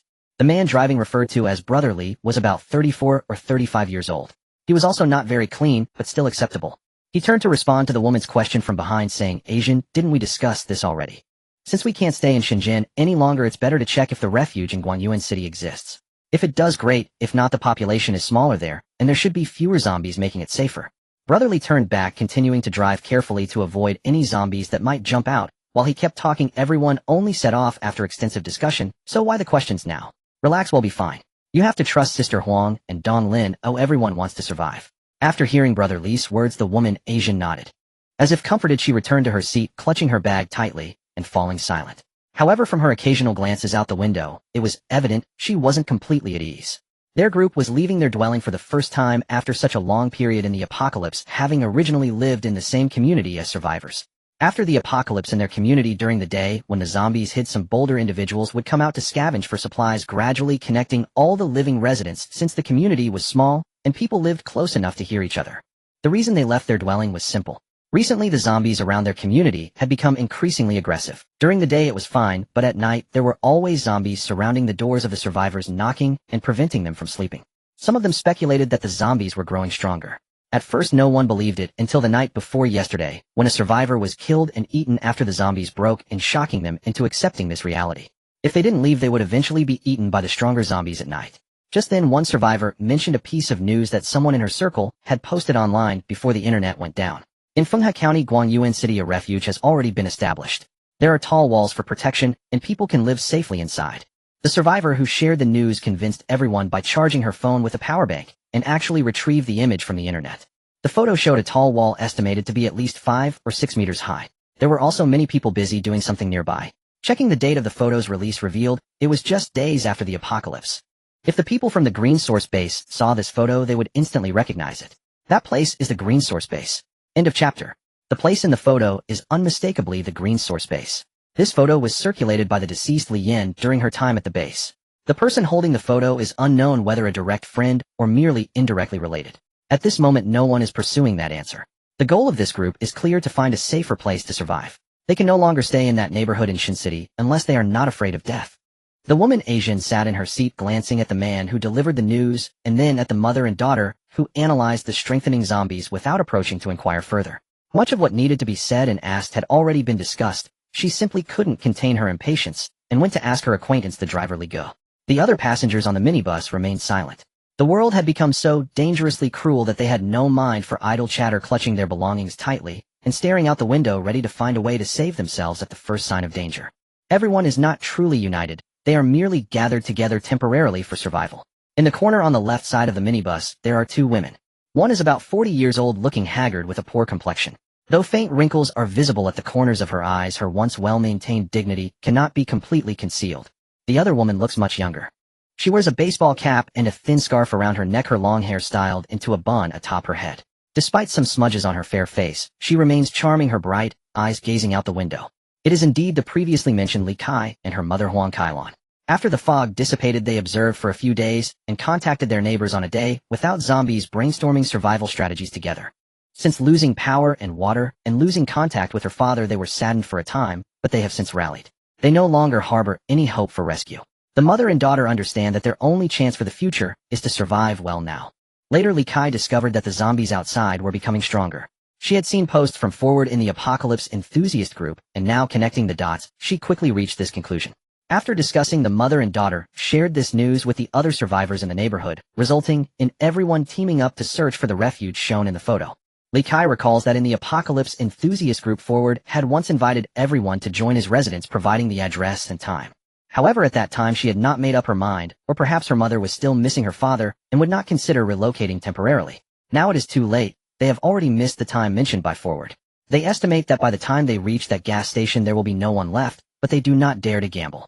They can only choose a group with a higher probability of safety on the surface to search for the refuge depicted in the photo. In recent days they have not been idle. They cooked some rice, salted it, and made mini rice balls which can be stored for a considerable time in this weather. This should be enough to sustain them until they find that refuge right. Over half a month has passed since the apocalypse began, and many readitoate foods have long been consumed. Most survivors only have some rice and flour left that require cooking. After leaving their previous residence, finding a place to cook is no longer easy. This strategy is what they came up with and taught to other neighbors. Thus on the surface the other neighbors have a good impression of the mother and daughter, treating them quite politely and thanking them for providing several useful suggestions. As for what they truly think in their hearts, it remains unknown. The minibus drives cautiously through the rain, carefully avoiding obstacles on the road, unable to speed up. No one dares to urge Li Gu. This vehicle was found by him from outside. Yesterday he had a hard time acquiring fuel for several vehicles and managed to fill this minibus tank. In theory it could run for several hundred kilometers. It should last until they find the refuge right. After leaving their homes, and without the protection of steel and concrete, everyone's sense of safety has plummeted. Suddenly the minibus accelerated, causing everyone to lean back. The front passenger Li Gu shouted, "Hold on." Thud! Thud! Two muffled sounds echoed from the front of the vehicle, and the body of the minibus jolted as it continued to drive for a while before slowing down again. Li Gu in the front apologetically addressed those in the back. "Sorry. There were two zombies blocking the road ahead, and I had no choice but to accelerate through. Is everyone alright?" Everyone hearing this could only respond that they were fine. In such times running into zombies is quite normal. They certainly couldn't just stop and wait to die. This was merely an interlude on the road. It was raining today, and there were more zombies on the road than usual during the day, likely due to the overcast weather. The vehicle continued toward its destination, occasionally encountering zombies blocking the way, which they charged straight through. The front of the minibus was getting increasingly damaged. Blood splattered from the collisions onto the windshield, and after being washed by the wipers it stained the vehicle with a layer of apocalyptic color. After about an hour of driving, they had only covered approximately 10 kilometers. The main reason was the excessive obstacles on the road. The population density in Shun City was too high, coupled with the fact that it was rush hour, resulting in the inevitable. There were car accidents everywhere on the road, and some roads were completely blocked, forcing their group to find a new route. There are many roads from Shun City to Guangyuan City. They had just discovered that the nearest one was completely blocked, so they had to find another route, which required a significant detour. Everyone felt anxious. Their mission was off to a bad start. However, they did not dare to blame Li Gu. Anyone else driving would have faced the same outcome. It could only be said that the outside world was worse than they had imagined. Not long after switching to a new route, the minibus suddenly screeched to a halt. What happened? Why did we stop? People in the back began to ask. This is bad. Look ahead carefully. Li Ji's face turned grim as he spoke loudly. The others leaned over to look out the front. Before them was a massive horde of zombies gathered at an intersection. A quick glance revealed at least 100. It is unclear what attracted them. They were not staying inside buildings, but were out in the rain blocking the road they had to pass. Damn! What do we do?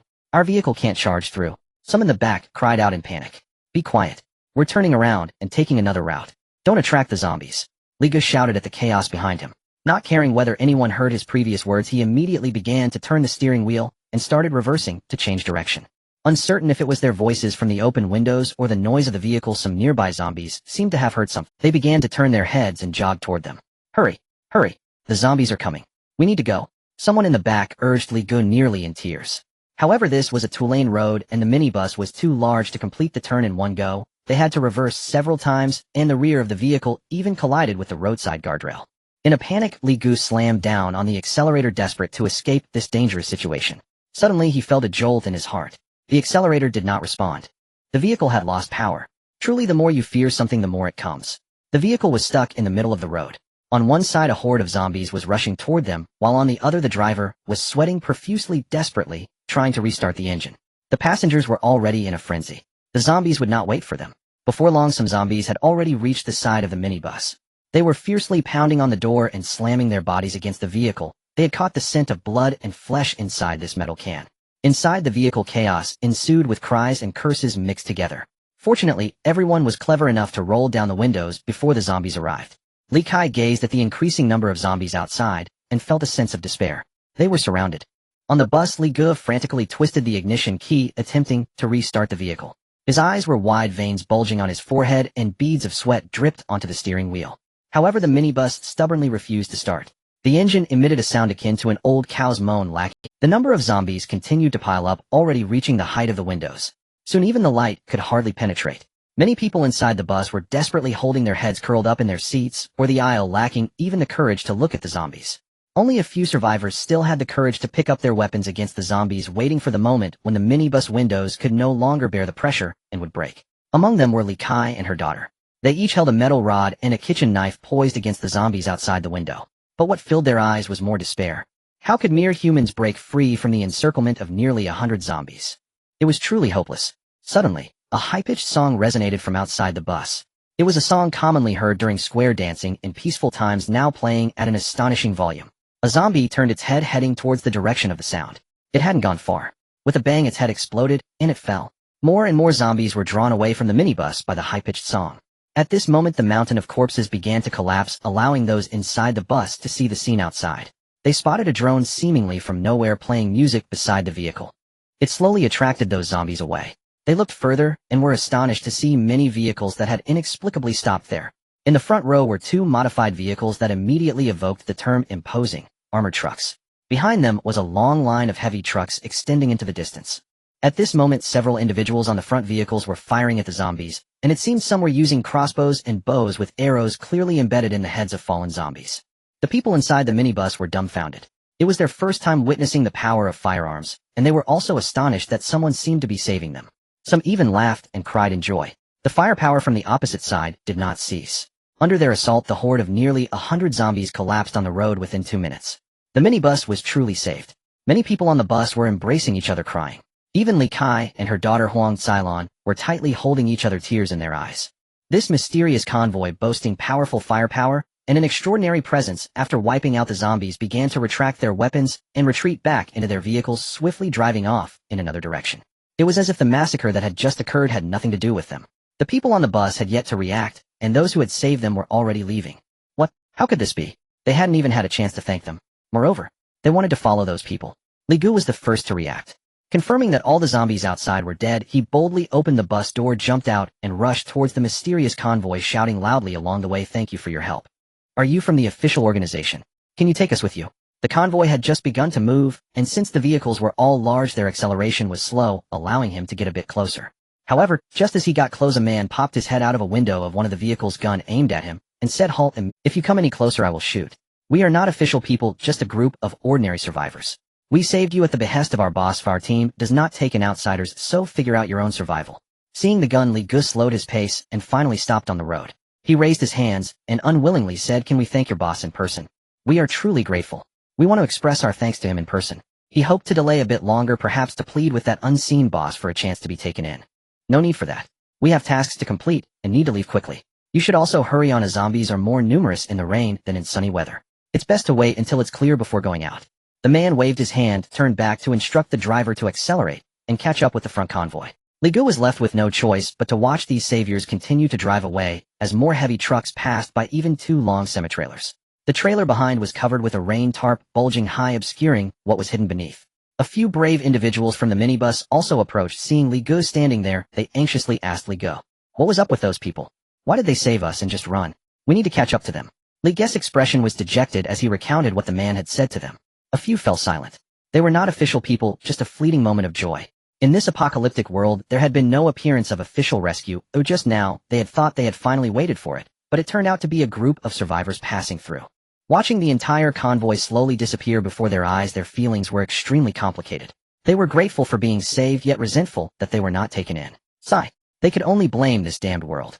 At the front of this mysterious convoy, the imposing armored police vehicle's intercom crackled to life. Boss, we've sent them away. Okay, let's continue to move out. A powerful man in the passenger seat of the police vehicle picked up the intercom, and in the back seat of the police vehicle were two other men, one of whom seemed unable to hold back his curiosity, and asked the man in the passenger seat, Mr. Sheen, I'm really curious, why did we save those people? The man referred to as Mr. Sheen in the passenger seat was none other than Qin Jin, the leader of the Liyuan. He turned to glance at the inquirer. Li Bowen thought for a moment, and said, it's nothing.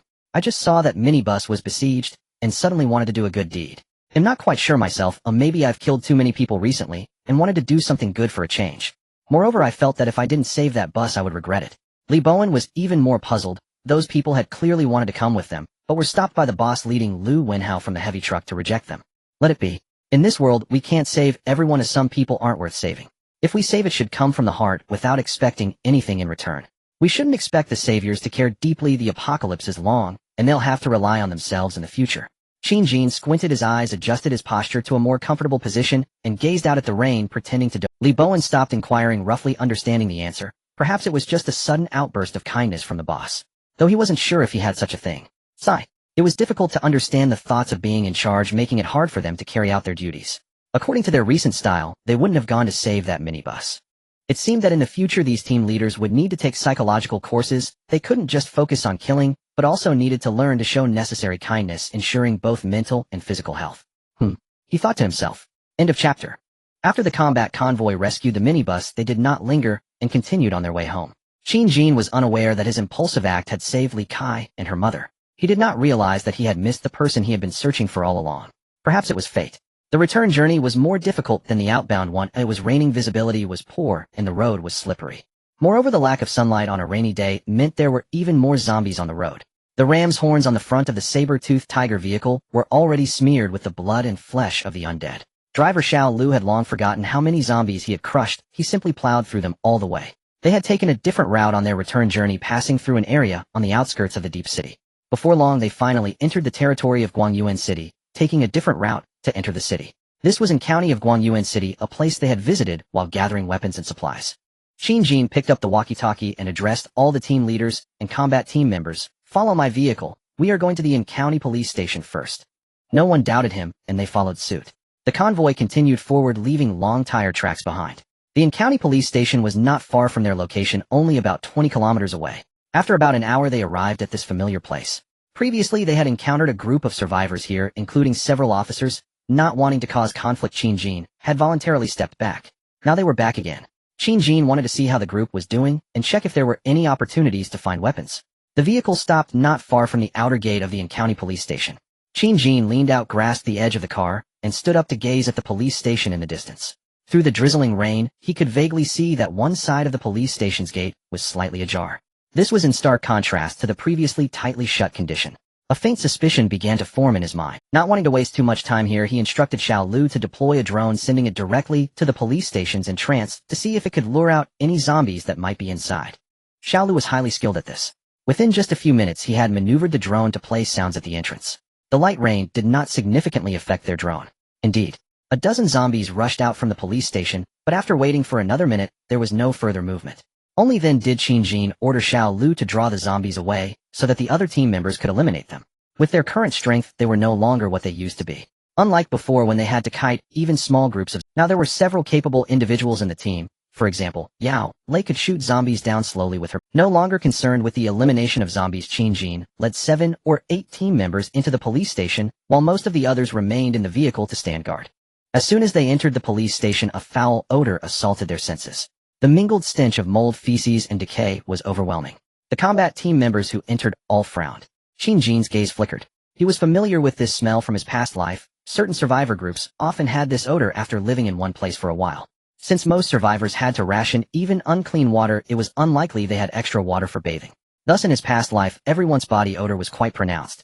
The clever ones would use dirt to rub off some grime, while those indifferent to cleanliness could go for years without washing. The nature of that smell was easy to imagine.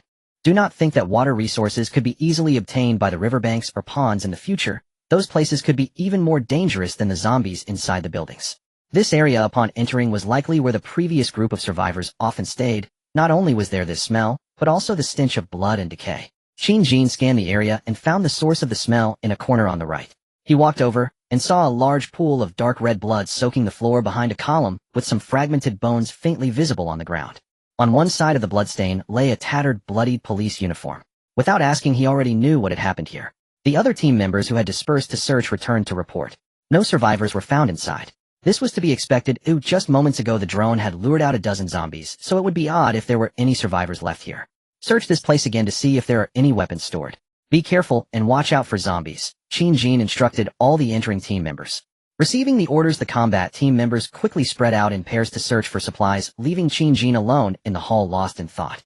The reason he came to the county police station was not only because it was on the way but also because he had ample time and wanted to see if there were any bargains to be had. During this time ammunition had been consumed significantly, and they had already visited all the places with ammunition around the base, leaving only this larger police station. If the survivors here were still alive, he was willing to trade some food for weapons and ammunition.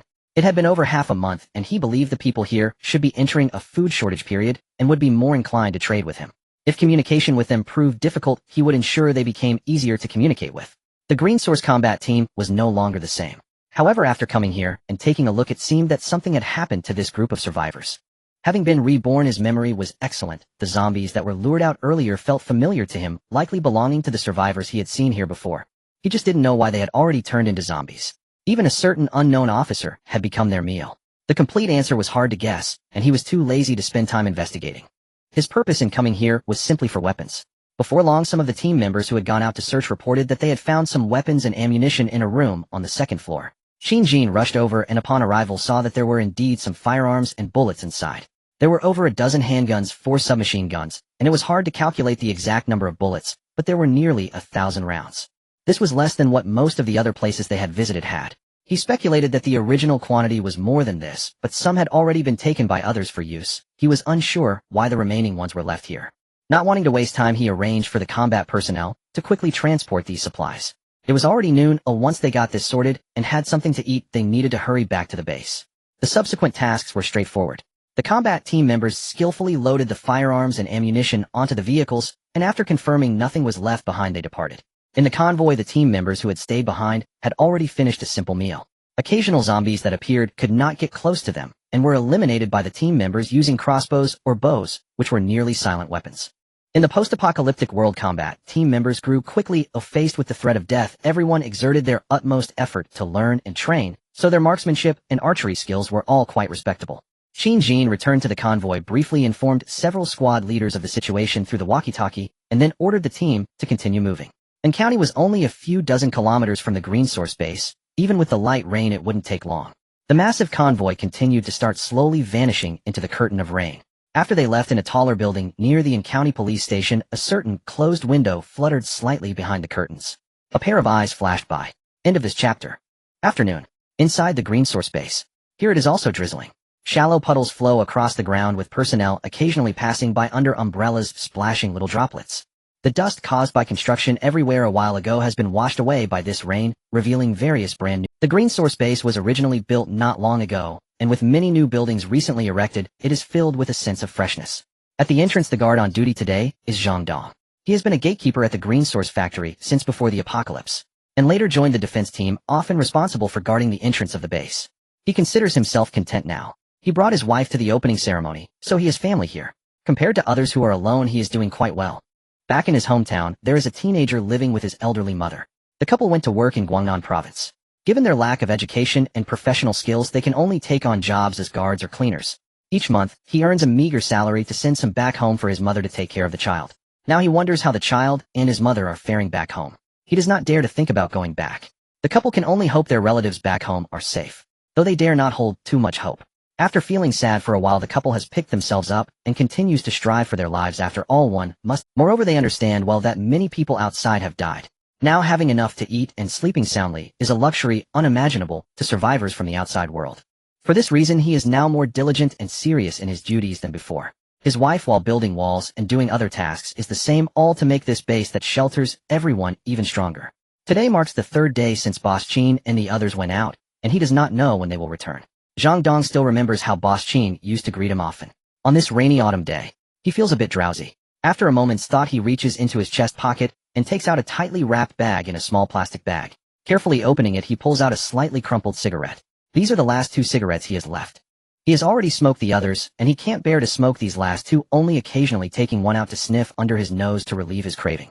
Now, aside from contributing, he only has the opportunity to gain basic benefits. He has heard that the combat team has much better welfare in this regard. The defense personnel earn only a small amount of contribution points each month. Most of them are reluctant to spend their precious contribution points on cigarettes. After the apocalypse, he almost instantly quit smoking, something he had wanted to do before. Smelling the familiar fragrance of the tobacco, he imagines the sensation of smoke entering his lungs and merging with his alveoli. It feels as if he has truly smoked a cigarette. After indulging in the thought, he carefully puts the cigarette back into his pocket, keeping it close to him. This is his treasure. Feeling a bit more alert, he gazes once again at the fine rain outside the gate. After a while, his thoughts drift off again. He wonders how the days ahead will unfold. Suddenly, the intercom placed nearby crackles to life. Zhang Dong's momentary drowsiness is instantly kicked away. Coming back to his senses, he quickly grabs the intercom and presses the receive button. This is the Green Source Combat Team. We are about to arrive at the base entrance. Please clear the entrance area immediately. X2. The voice from the intercom rings out. Zhang Dong remembers that it is the voice of Captain Li Bowen from the combat team. Boss Qin and the others have returned. Not daring to slack off, Zhang Dong quickly reports this situation to others in the base who are authorized to know. He promptly activates the remote control bells installed at other places in the base's walls, clearing the area at the entrance as the combat team is coming back soon. In an instant, the entire Green Source base comes alive. Their sole figures, the strongest and most accomplished group, have returned after executing tasks for several days. Boom. Before long, under Zhang Dong's gaze, the powerful engine, sounds of heavy trucks can be heard from the distant intersection, followed by vehicles emerging through the rain curtain into his view. Leading the convoy is unmistakably the boss vehicle, the saber-toothed tiger. The gate slowly opens and the convoy enters in an orderly manner. This time the returning convoy is quite large, especially with 2 semi-trailers carrying helicopters which take up a lot of space. After a bit of time, all the combat team vehicles finally drive into the quarantine area of the base. Qin's father had long been informed and came over with Qin's mother and a few managers. Having been away for a few days, they were not worried it was false. Now that they are back, they can finally put their anxious hearts. Standing on the quarantine area wall, he overlooks the now massive convoy below and the bulging shapes under the rain cover, uncertain if their recent mission has gone smoothly. He simply calls out to Qin Jin, who has poked his head out from the passenger seat of the saber-toothed tiger below. Jin, was this mission relatively smooth? Did anything go wrong? Is there anything we need to do immediately? Qin Jin, feeling the raindrops moistening his clothes as he sees the crowd of personnel from the base looking up, shouts back. It's a long story. Let's talk after we finish the quarantine. The hall is pretty good this time, so make some space and prepare storage for us. Also let the kitchen prepare some ginger soup and other warming things. A chorus of responses comes from above. Soon 10 minutes pass. The convoy shows no abnormalities, and some team members have already gotten out to check the heavy trucks and the rear of the semi-trailers, opening the back seats and rain covers. Each return requires a thorough safety inspection. No one can let humans or zombies sneak into the supplies without knowing. It would be absurd if they mingled into the base. After leaving the quarantine area and entering the actual base, Qin's father and others finally arrive wearing raincoats and holding umbrellas. Qin Jin briefly updates them on the situation, then instructs the combat team members with no tasks to go back and change clothes to rest, while those with tasks should assist other personnel in completing their work before resting. November is approaching. The temperature has been hovering around 10 degrees, and with the rain, the busy combat team members are easily susceptible to colds after getting wet, requiring special attention. The upcoming work is simpler. Upon learning that Qin and the others found many helicopters outside, their expressions are filled with excitement. Amidst their astonishment is more joy, as they are thrilled about the base becoming stronger. The items from the heavy trucks are being unloaded in an orderly manner. Especially the helicopters, the personnel operating the forklifts are particularly focused, not daring to let their guard down, fearing they might damage these treasures. If broken, there might not even be an opportunity to repair them. Qin Jin also checks in with several managers of the base about the recent situation, which is still proceeding according to plan, without any major incidents. That's normal. He fears that, like before, whenever he goes out, certain mentally unstable individuals in the base might emerge to stir trouble. The supplies he had prepared in advance might have to be enjoyed by them. For now, they are not needed. After chatting with Qin's father and Wang Yang, both sides have a clear understanding of each other's situations, and then it's time to prepare for receiving and storing supplies. Of course, tonight's extra meal is a must. After the combat team has been busy outside, having eaten only a few warm meals, they must be treated well upon returning. Tonight's extra meal. In sync with this rainy weather, Jin decides that the combat team will have hot pot tonight to ward off the cold. End of this chapter. Evening. Inside the green source base. In the conference room of the office building. The chairs have been arranged in advance, and several large pots have been set up in the room. Various vegetables, food, and meats are piled high on the table. At this moment, steam is rising from the large pots with boiling red oil and soup bubbling. The aroma released as the hot pot base dissolves fills the entire conference hall. After returning to the base, the combat team members, having completed their mission, return to their small homes to wash up and rest, now dressed in their everyday clothes worn in the base. They have all gathered in the conference room of the office building where meetings are usually held. At the head of the table, Jin has also arrived. After handing over his tasks, he returned home, shedding the slightly stinky clothes he hadn't washed for days, and feeling refreshed after coming out, he headed to the place everyone agreed to for hot pot. Come.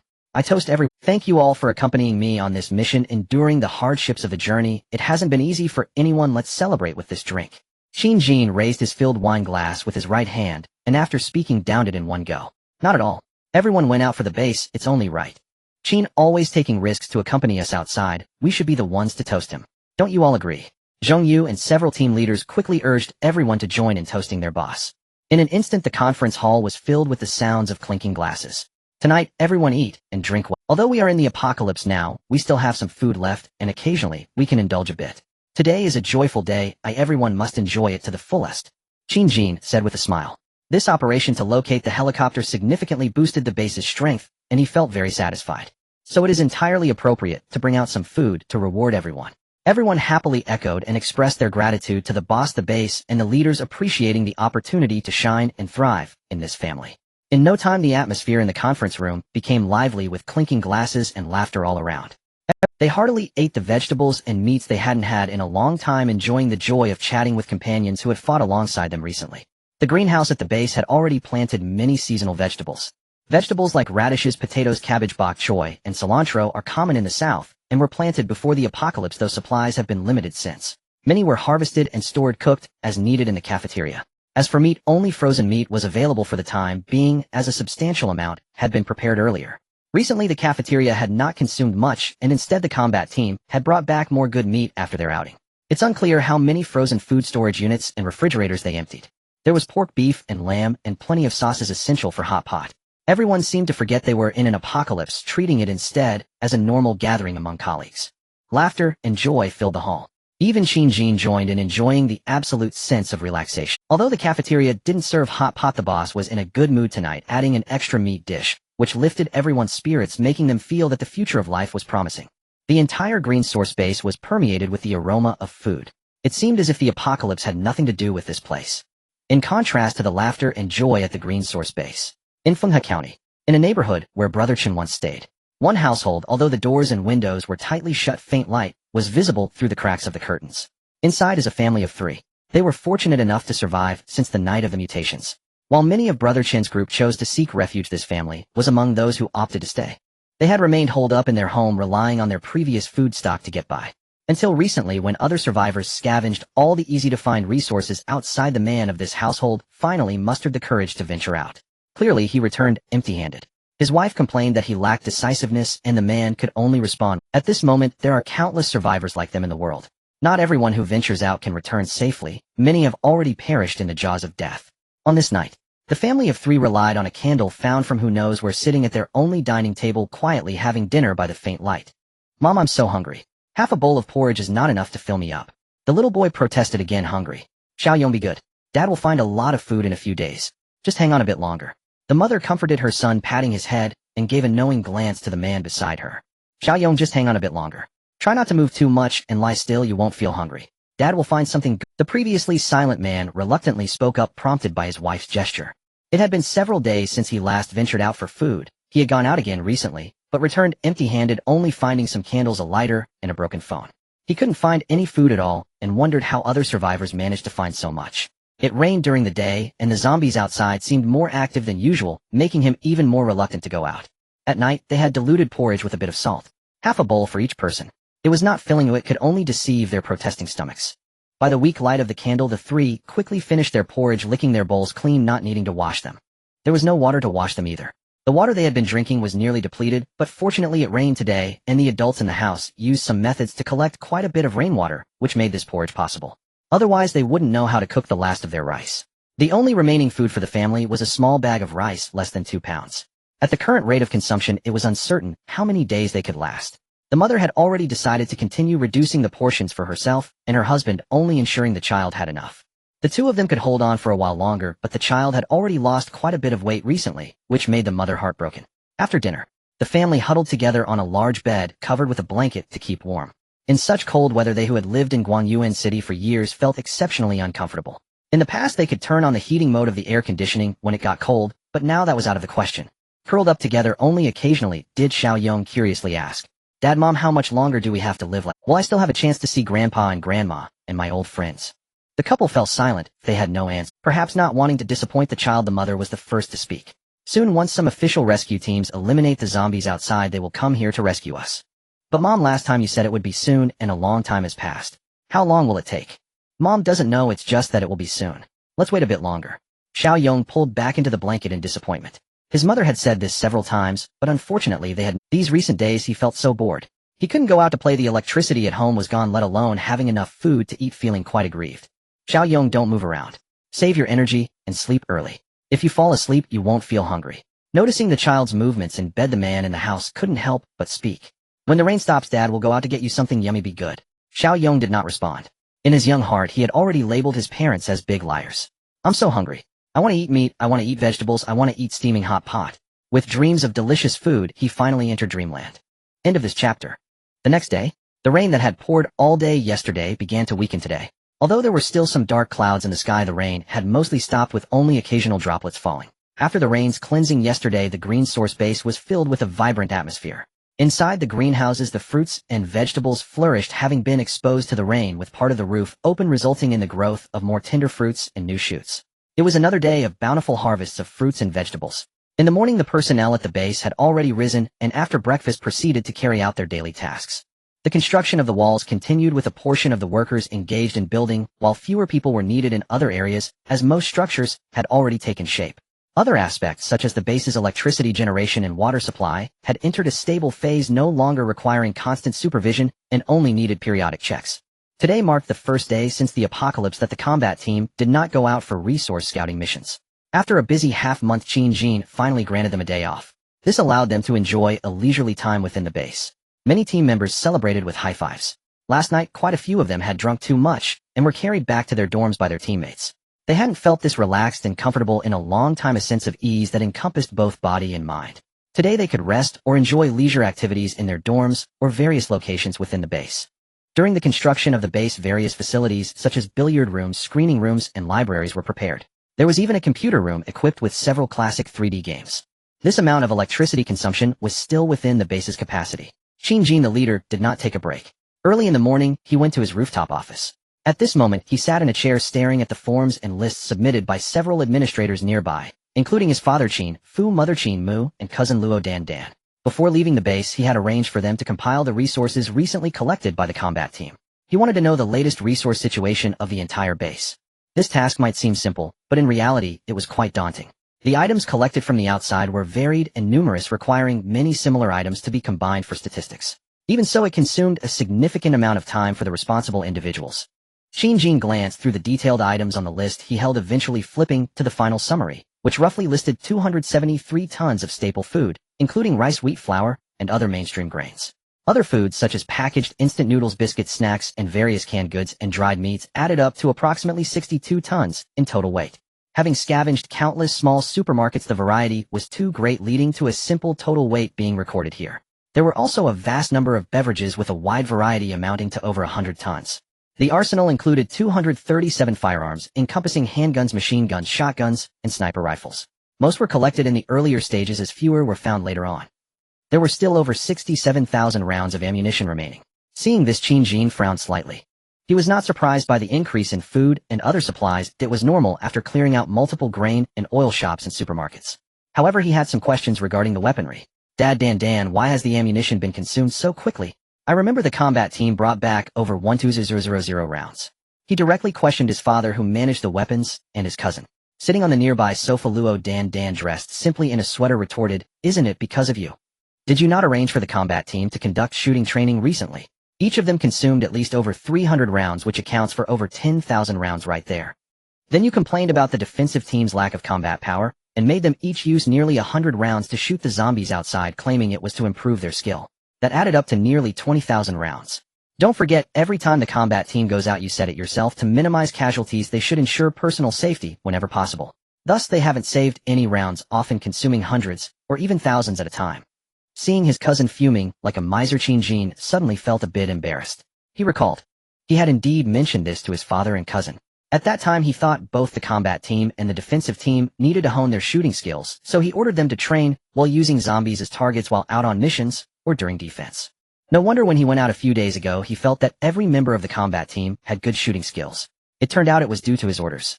Since he had been busy with base affairs after a few days of accompanying the combat team, he hadn't followed them again, only knowing they were still on task. He hadn't expected the ammunition consumption to be so terrifying. Damn. It was fortunate he discovered it early, otherwise it would have been troublesome if the ammunition reached the warning line. It's my fault I didn't anticipate they would consume so much.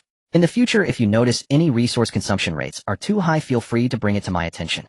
Qin said to his cousin awkwardly. I'll talk to the squad leaders later about monitoring consumption after all their shooting skills have improved. Since the team members had already developed decent shooting skills, they should start to restrain themselves. They should still use knives or crossbows whenever possible, otherwise they might not know how to handle situations without ammunition.